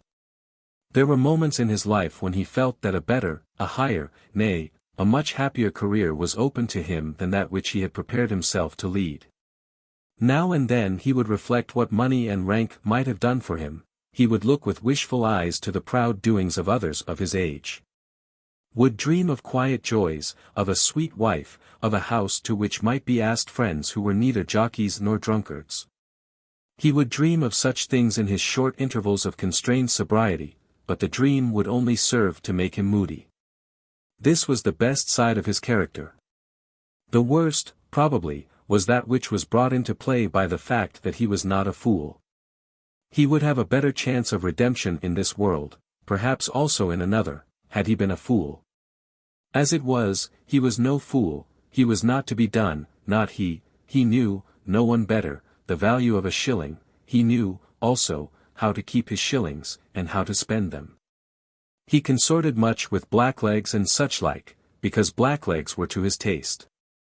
But he boasted daily, nay, hourly to himself, and frequently to those around him, that the leeches who were stuck round him could draw but little blood from him. He could spend his money freely. But he would so spend it that he himself might reap the gratification of the expenditure. He was acute, crafty, knowing, and up to every damnable dodge practiced by men of the class with whom he lived. At 1 and 20 he was that most odious of all odious characters, a close-fisted reprobate. He was a small man, not ill-made by nature, but reduced to unnatural tenuity by dissipation, a corporeal attribute of which he was apt to boast, as it enabled him, as he said, to put himself up at 7 £7 without any nonsense of not eating and drinking. The power, however, was one of which he did not often avail himself, as his nerves were seldom in a fit state for riding. His hair was dark red, and he wore red moustaches, and a great deal of red beard beneath his chin, cut in a manner to make him look like an American. His voice also had a Yankee twang, being a cross between that of an American trader and an English groom, and his eyes were keen and fixed, and cold and knowing. Such was the son whom Sir Roger saw standing at his bedside and first he awoke to consciousness. It must not be supposed that Sir Roger looked at him with our eyes. To him he was an only child, the heir of his wealth, the future bearer of his title. The most heart-stirring remembrancer of those other days, when he had been so much a poorer, and so much a happier man. Let that boy be bad or good, he was all Sir Roger had. And the father was still able to hope, when others thought that all ground for hope was gone. The mother also loved her son with a mother's natural love. But Lewis had ever been ashamed of his mother, and had, as far as possible, estranged himself from her. Her heart, perhaps, fixed itself with almost a warmer love on Frank Gresham, her foster son. Frank she saw but seldom, but when she did see him he never refused her embrace. There was, too, a joyous, genial luster about Frank's face which always endeared him to women, and made his former nurse regard him as the pet creation of the age. Though she but seldom interfered with any monetary arrangement of her husband's, yet once or twice she had ventured to hint that a legacy left to the young squire would make her a happy woman. Sir Roger, however, on these occasions had not appeared very desirous of making his wife happy. "Ah, Lewis," Is that you? Ejaculated Sir Roger, in tones hardly more than half-formed. Afterwards, in a day or two that is, he fully recovered his voice. But just then he could hardly open his jaws, and spoke almost through his teeth. He managed, however, to put out his hand and lay it on the counterpane, so that his son could take it. "Why, that's well, governor," said the son, "you'll be as right as a trivet in a day or two, governor." The governor smiled with a ghastly smile. He already pretty well knew that he would never again be right, as his son called it, on that side of the grave. It did not, moreover, suit him to say much just at that moment, so he contented himself with holding his son's hand. He lay still in this position for a moment, and then, turning round painfully on his side, endeavoured to put his hand to the place where his dire enemy usually was concealed. Sir Roger, however, was too weak now to be his own master. He was at length, though too late, a captive in the hands of nurses and doctors, and the bottle had now been removed. Then Lady Scatcherd came in, and seeing that her husband was no longer unconscious, she could not but believe that Dr. Thorne had been wrong. She could not but think that there must be some ground for hope. She threw herself on her knees at the bedside, bursting into tears as she did so, and taking Sir Roger's hand in hers covered it with kisses. "Bother," said Sir Roger. She did not, however, long occupy herself with the indulgence of her feelings. But going speedily to work, produced such sustenance as the doctors had ordered to be given when the patient might awake. A breakfast cup was brought to him, and a few drops were put into his mouth. But he soon made it manifest that he would take nothing more of a description so perfectly innocent. "A drop of brandy, just a little drop," said he, half ordering, and half entreating. "Ah, Roger," said Lady Scatcherd. "Just a little drop, Lewis," said the sick man, appealing to his son. "A little will be good for him. Bring the bottle, mother," said the son. After some altercation the brandy bottle was brought, and Lewis, with what he thought a very sparing hand, proceeded to pour about half a wineglassful into the cup. As he did so, Sir Roger, weak as he was, contrived to shake his son's arm, so as greatly to increase the dose. "Ha! Ha! Ha!" laughed the sick man, and then greedily swallowed the dose. Chapter 25. Sir Roger dies. That night the doctor stayed at Boxall Hill, and the next night. So that it became a customary thing for him to sleep there during the latter part of Sir Roger's illness. He returned home daily to Greshamsbury. For he had his patients there, to whom he was as necessary as to Sir Roger, the foremost of whom was Lady Arabella. He had, therefore, no slight work on his hands, seeing that his nights were by no means wholly devoted to rest. Mr. Rerechild had not been much wrong as to the remaining space of life which he had allotted to the dying man. Once or twice Dr.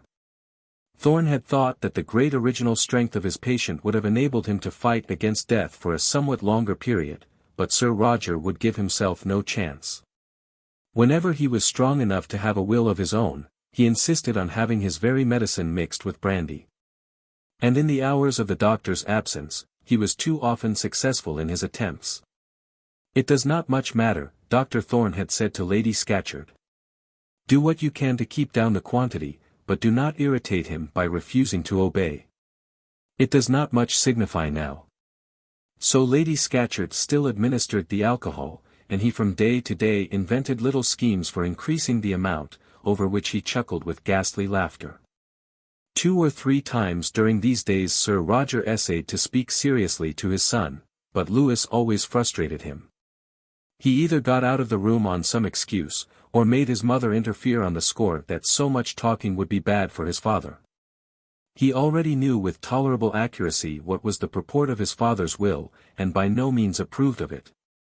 But as he could not now hope to induce his father to alter it so as to make it more favourable to himself, he conceived that no conversation on matters of business could be of use to him. "Lewis," said Sir Roger, one afternoon to his son, "Lewis, I have not done by you as I ought to have done, I know that now." "Nonsense, governor, never mind about that now. I shall do well enough, I dare say."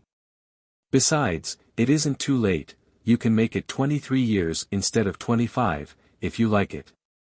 I do not mean as to money, Louis. There are things besides money which a father ought to look to. Now, father, don't fret yourself, I'm all right, you may be sure of that.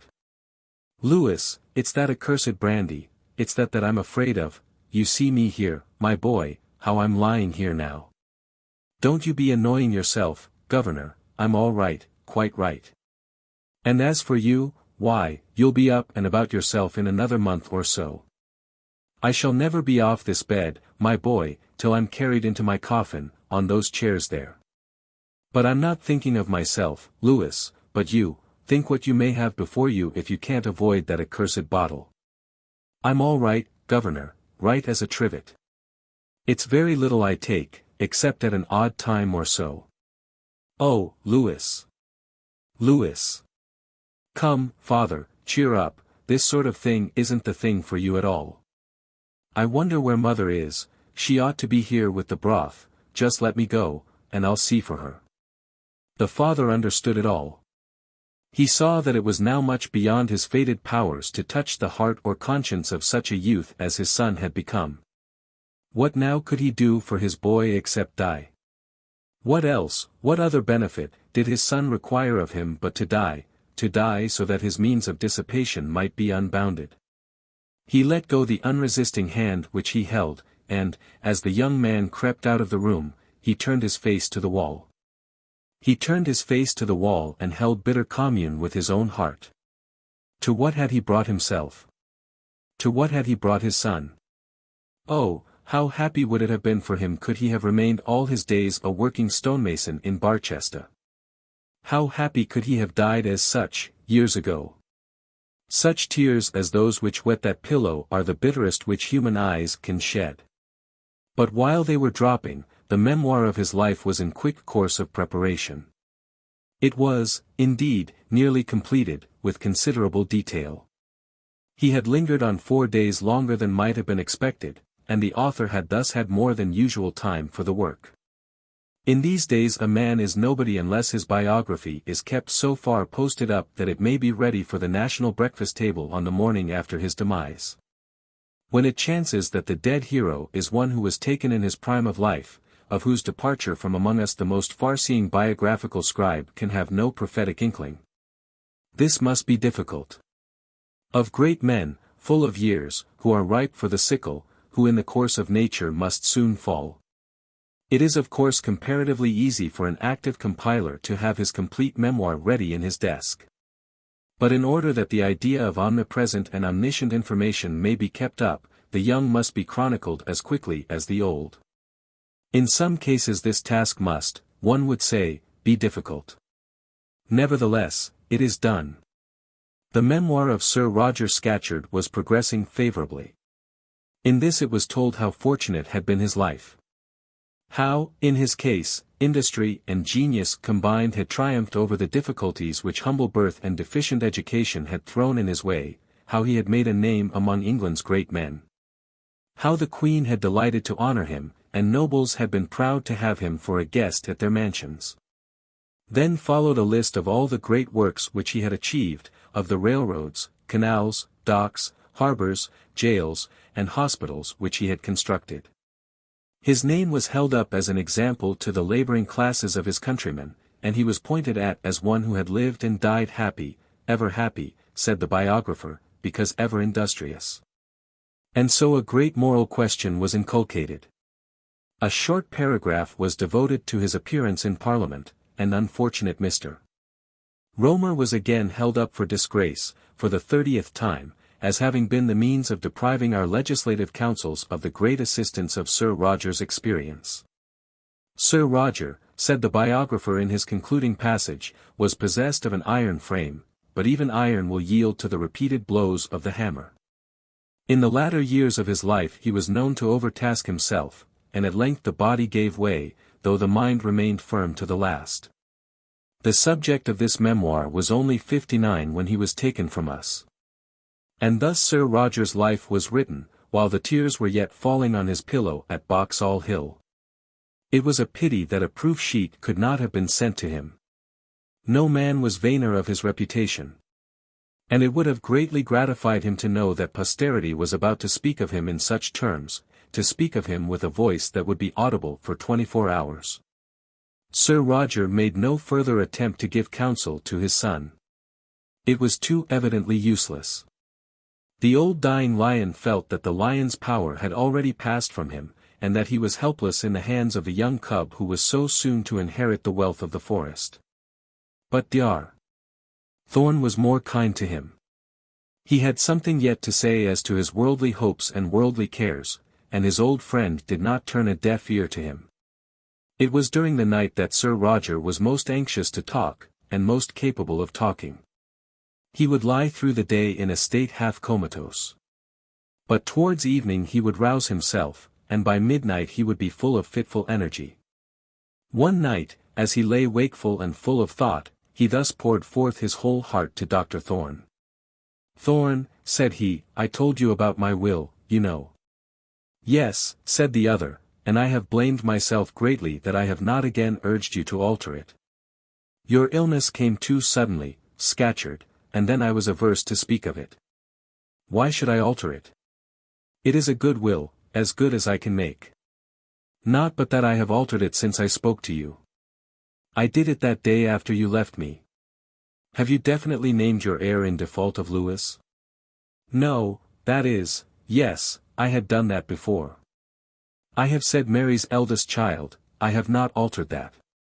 But, Scatcherd, you must alter it." "Must. Well then I won't, but I'll tell you what I have done. I have added a postscript, a codicil they call it, saying that you, and you only, know who is her eldest child. Winterbones and Jack Martin have witnessed that." Dr. Thorne was going to explain how very injudicious such an arrangement appeared to be, but Sir Roger would not listen to him. It was not about that he wished to speak to him. To him it was matter of but minor interest who might inherit his money if his son should die early. His care was solely for his son's welfare. At 25 the heir might make his own will, might bequeath all this wealth according to his own fancy. Sir Roger would not bring himself to believe that his son could follow him to the grave in so short a time. "Never mind that, doctor, now, but about Lewis, you will be his guardian, you know." "Not his guardian. He is more than of age." "Ah. But doctor, you will be his guardian. The property will not be his till he be 25.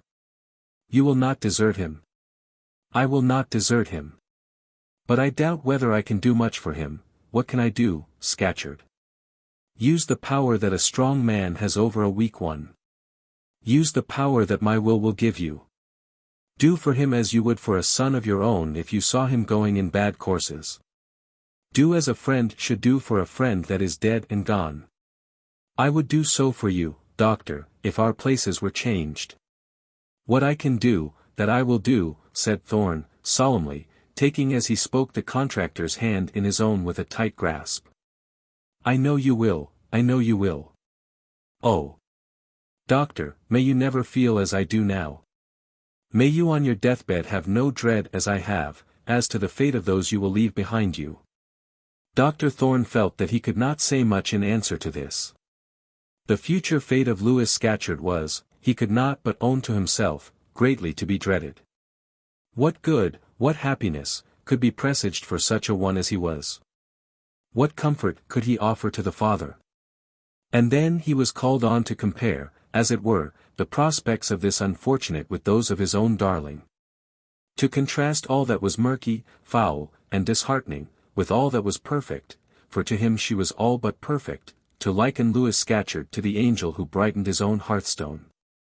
How could he answer to such an appeal? He said nothing, but merely tightened his grasp of the other's hand, to signify that he would do, as best he could, all that was asked of him. Sir Roger looked up sadly into the doctor's face, as though expecting some word of consolation. There was no comfort, no consolation to come to him. "For 3 or 4 years he must greatly depend upon you," continued Sir Roger. "I will do what I can," said the doctor. "What I can do I will do. But he is not a child, Scatcherd, at his age he must stand or fall mainly by his own conduct. The best thing for him will be to marry. Exactly, that's just it, Thorne, I was coming to that.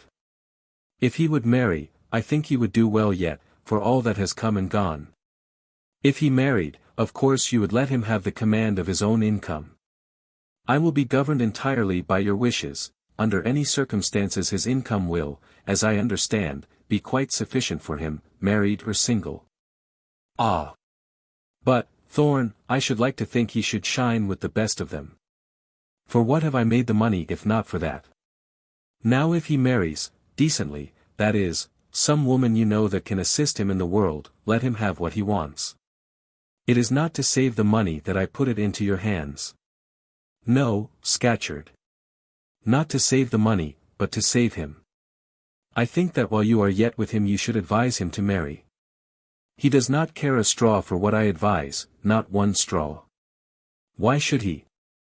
How can I tell him to be sober when I have been a beast all my life myself? How can I advise him? That's where it is. It is that now kills me. Advise. Why, when I speak to him he treats me like a child. He fears that you are too weak, you know, he thinks that you should not be allowed to talk. Nonsense. He knows better, you know better. Too weak. What signifies? Would I not give all that I have of strength at one blow if I could open his eyes to see as I see but for 1 minute? And the sick man raised himself up in his bed as though he were actually going to expend all that remained to him of vigor in the energy of a moment. Gently, Scatcherd, gently. He will listen to you yet, but do not be so unruly. Thorne, you see that bottle there? Give me half a glass of brandy. The doctor turned round in his chair. But he hesitated in doing as he was desired. Do as I ask you, doctor. It can do no harm now, you know that well enough. Why torture me now? No, I will not torture you. But you will have water with it. Water. No, the brandy by itself. I tell you I cannot speak without it. What's the use of canting now? You know it can make no difference. Sir Roger was right. It could make no difference, and Dr. Thorne gave him the half-glass of brandy. Ah, well, you've a stingy hand, doctor, confounded stingy. You don't measure your medicines out in such light doses. You will be wanting more before morning, you know. Before morning. Indeed I shall, a pint or so before that. I remember the time, doctor, when I have drunk to my own cheek above 2 quarts between dinner and breakfast. Aye, and worked all the day after it. You have been a wonderful man, Scatcherd, very wonderful. Aye, wonderful. Well, never mind. It's over now. But what was I saying, about Lewis, doctor, you'll not desert him? Certainly not. He's not strong, I know that. How should he be strong, living as he has done? Not that it seemed to hurt me when I was his age. You had the advantage of hard work. That's it. Sometimes I wish that Lewis had not a shilling in the world, that he had to trudge about with an apron round his waist as I did. But it's too late now to think of that. If he would only marry, doctor. Dr. Thorne again expressed an opinion that no step would be so likely to reform the habits of the young heir as marriage. And repeated his advice to the father to implore his son to take a wife. I'll tell you what, Thorne, said he. And then, after a pause, he went on. I have not half told you as yet what is on my mind, and I'm nearly afraid to tell it, though, indeed, I don't know why I should be. I never knew you afraid of anything yet, said the doctor, smiling gently. Well, then, I'll not end by turning coward. Now, doctor, tell the truth to me. What do you expect me to do for that girl of yours that we were talking of, Mary's child? There was a pause for a moment, for Thorne was slow to answer him. You would not let me see her, you know, though she is my niece as truly as she is yours. Nothing, at last said the doctor, slowly. I expect nothing. I would not let you see her, and therefore, I expect nothing. She will have it all if poor Lewis should die, said Sir Roger. If you intend it so you should put her name into the will, said the other. Not that I ask you or wish you to do so. Mary, thank God, can do without wealth. Thorne, on one condition I will put her name into it. I will alter it all on one condition. Let the two cousins be man and wife, let Lewis marry poor Mary's child. The proposition for a moment took away the doctor's breath, and he was unable to answer. Not for all the wealth of India would he have given up his lamb to that young wolf, even though he had had the power to do so. But that lamb though she was, had, as he well knew, a will of her own on such a matter. What alliance could be more impossible, thought he to himself, than one between Mary Thorne and Lewis Scatcherd?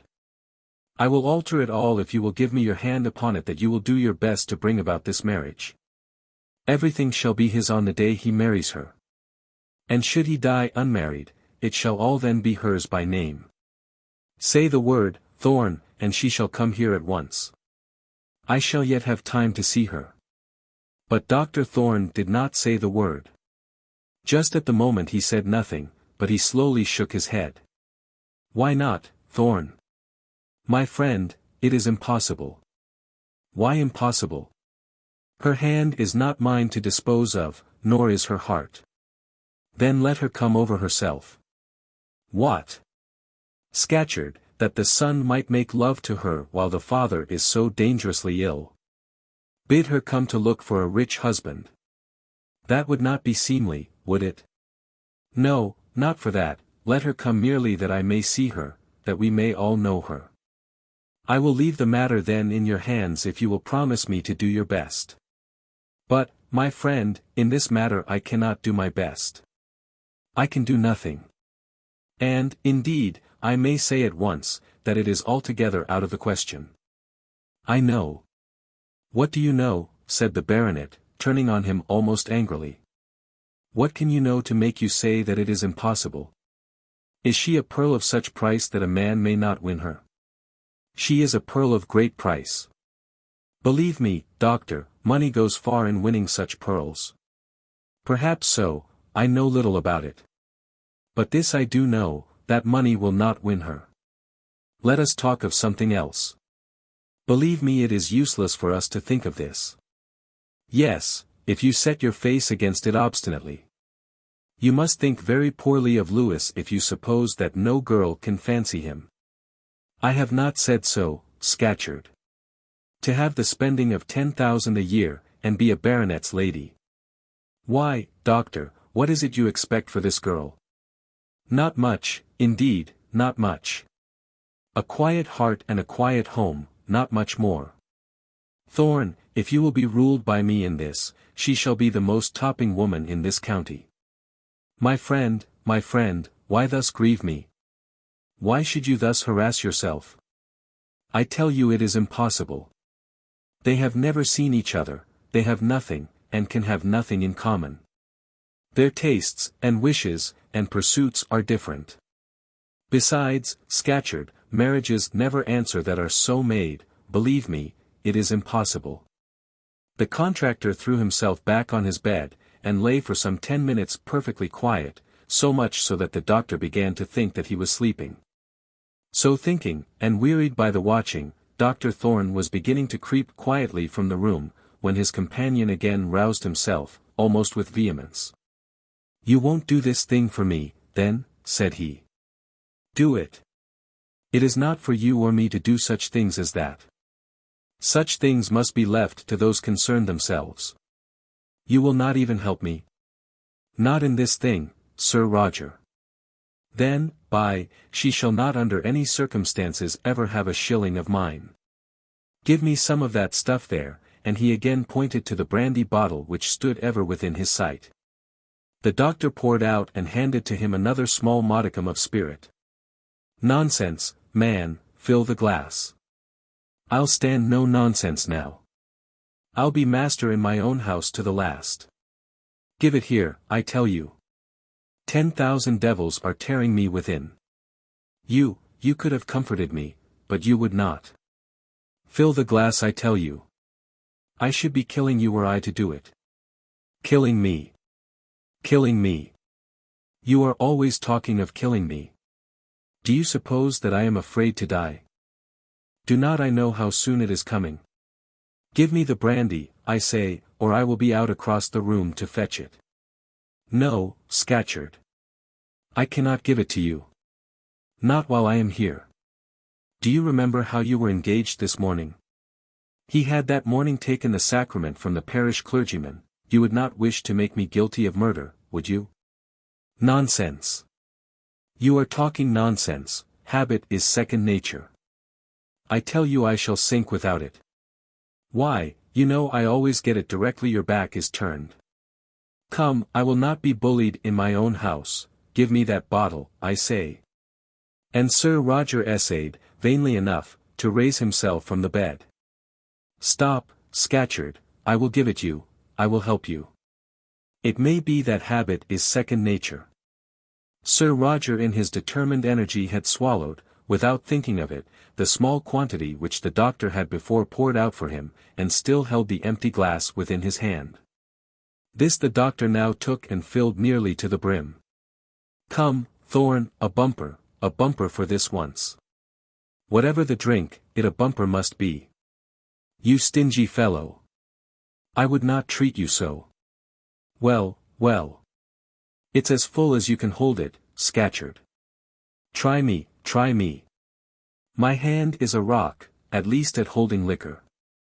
And then he drained the contents of the glass, which were sufficient in quantity to have taken away the breath from any ordinary man. Ah, I'm better now. But, Thorne, I do love a full glass, ha. Ha. Ha. There was something frightful, almost sickening, in the peculiar hoarse guttural tone of his voice. The sounds came from him as though steeped in brandy, and told, all too plainly, the havoc which the alcohol had made. There was a fire too about his eyes which contrasted with his sunken cheeks, his hanging jaw, unshorn beard, and haggard face were terrible to look at. His hands and arms were hot and clammy, but so thin and wasted. Of his lower limbs the lost use had not returned to him, so that in all his efforts at vehemence he was controlled by his own want of vitality. When he supported himself, half sitting against the pillows, he was in a continual tremor, and yet, as he boasted, he could still lift his glass steadily to his mouth. Such now was the hero of whom that ready compiler of memoirs had just finished his correct and succinct account. After he had had his brandy, he sat glaring a while at vacancy, as though he was dead to all around him, and was thinking of things in the infinite distance of the past. Shall I go now, said the doctor, and send Lady Scatcherd to you? Wait a while, doctor, just 1 minute longer. So you will do nothing for Louis, then? I will do everything for him that I can do. Ah, yes. Everything but the one thing that will save him. Well, I will not ask you again. But remember, Thorne, I shall alter my will tomorrow.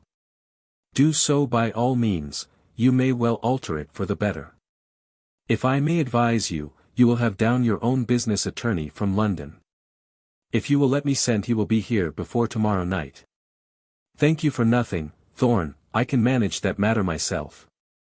Now leave me, but remember, you have ruined that girl's fortune. The doctor did leave him, and went not altogether happy to his room. He could not but confess to himself that he had, despite himself as it were, fed himself with hope that Mary's future might be made more secure, aye, and brighter too, by some small unheeded fraction broken off from the huge mass of her uncle's wealth. Such hope, if it had amounted to hope, was now all gone. But this was not all, nor was this the worst of it. That he had done right in utterly repudiating all idea of a marriage between Mary and her cousin, of that he was certain enough. That no earthly consideration would have induced Mary to plight her troth to such a man, that, with him, was as certain as doom. But how far had he done right in keeping her from the sight of her uncle? How could he justify it to himself if he had thus robbed her of her inheritance, seeing that he had done so from a selfish fear lest she, who was now all his own, should be known to the world as belonging to others rather than to him? He had taken upon him on her behalf to reject wealth as valueless, and yet he had no sooner done so than he began to consume his hours with reflecting how great to her would be the value of wealth. And thus, when Sir Roger told him, as he left the room, that he had ruined Mary's fortune, he was hardly able to bear the taunt with equanimity.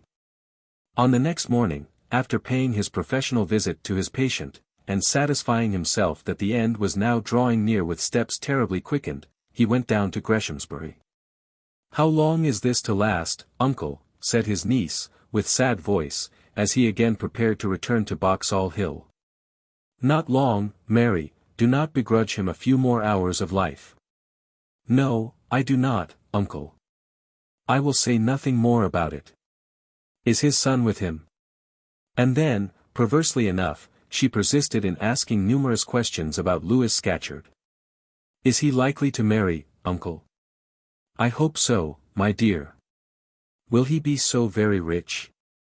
"Yes, ultimately he will be very rich. He will be a baronet, will he not?" "Yes, my dear." "What is he like, uncle?" "Like, I never know what a young man is like. He is like a man with red hair."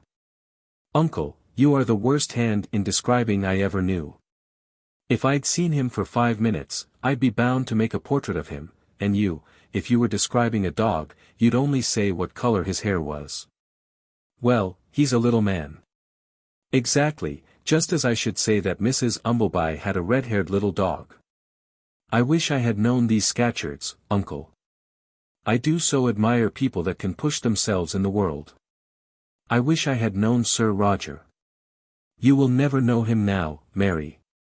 "I suppose not. I am so sorry for him." "Is Lady Scatcherd nice?" "She is an excellent woman. I hope I may know her some day." "You are so much there now, uncle, I wonder whether you ever mention me to them. If you do, tell her from me how much I grieve for her." That same night Dr. Thorne again found himself alone with Sir Roger. The sick man was much more tranquil, and apparently more at ease than he had been on the preceding night. He said nothing about his will, and not a word about Mary Thorne, but the doctor knew that Winterbones and a notary's clerk from Barchester had been in the bedroom a great part of the day. And, as he knew also that the great man of business was accustomed to do his most important work by the hands of such tools as these, he did not doubt but that the will had been altered and remodelled. Indeed, he thought it more than probable, that when it was opened it would be found to be wholly different in its provisions from that which Sir Roger had already described. "Louis is clever enough," he said, "sharp enough, I mean. He won't squander the property. He has good natural abilities," said the doctor. "Excellent, excellent," said the father. "He may do well, very well, if he can only be kept from this," and Sir Roger held up the empty wineglass which stood by his bedside. "What a life he may have before him! And to throw it away for this," and as he spoke he took the glass and tossed it across the room. "Oh, doctor! Would that it were all to begin again. We all wish that, I dare say, Scatcherd." "No, you don't wish it.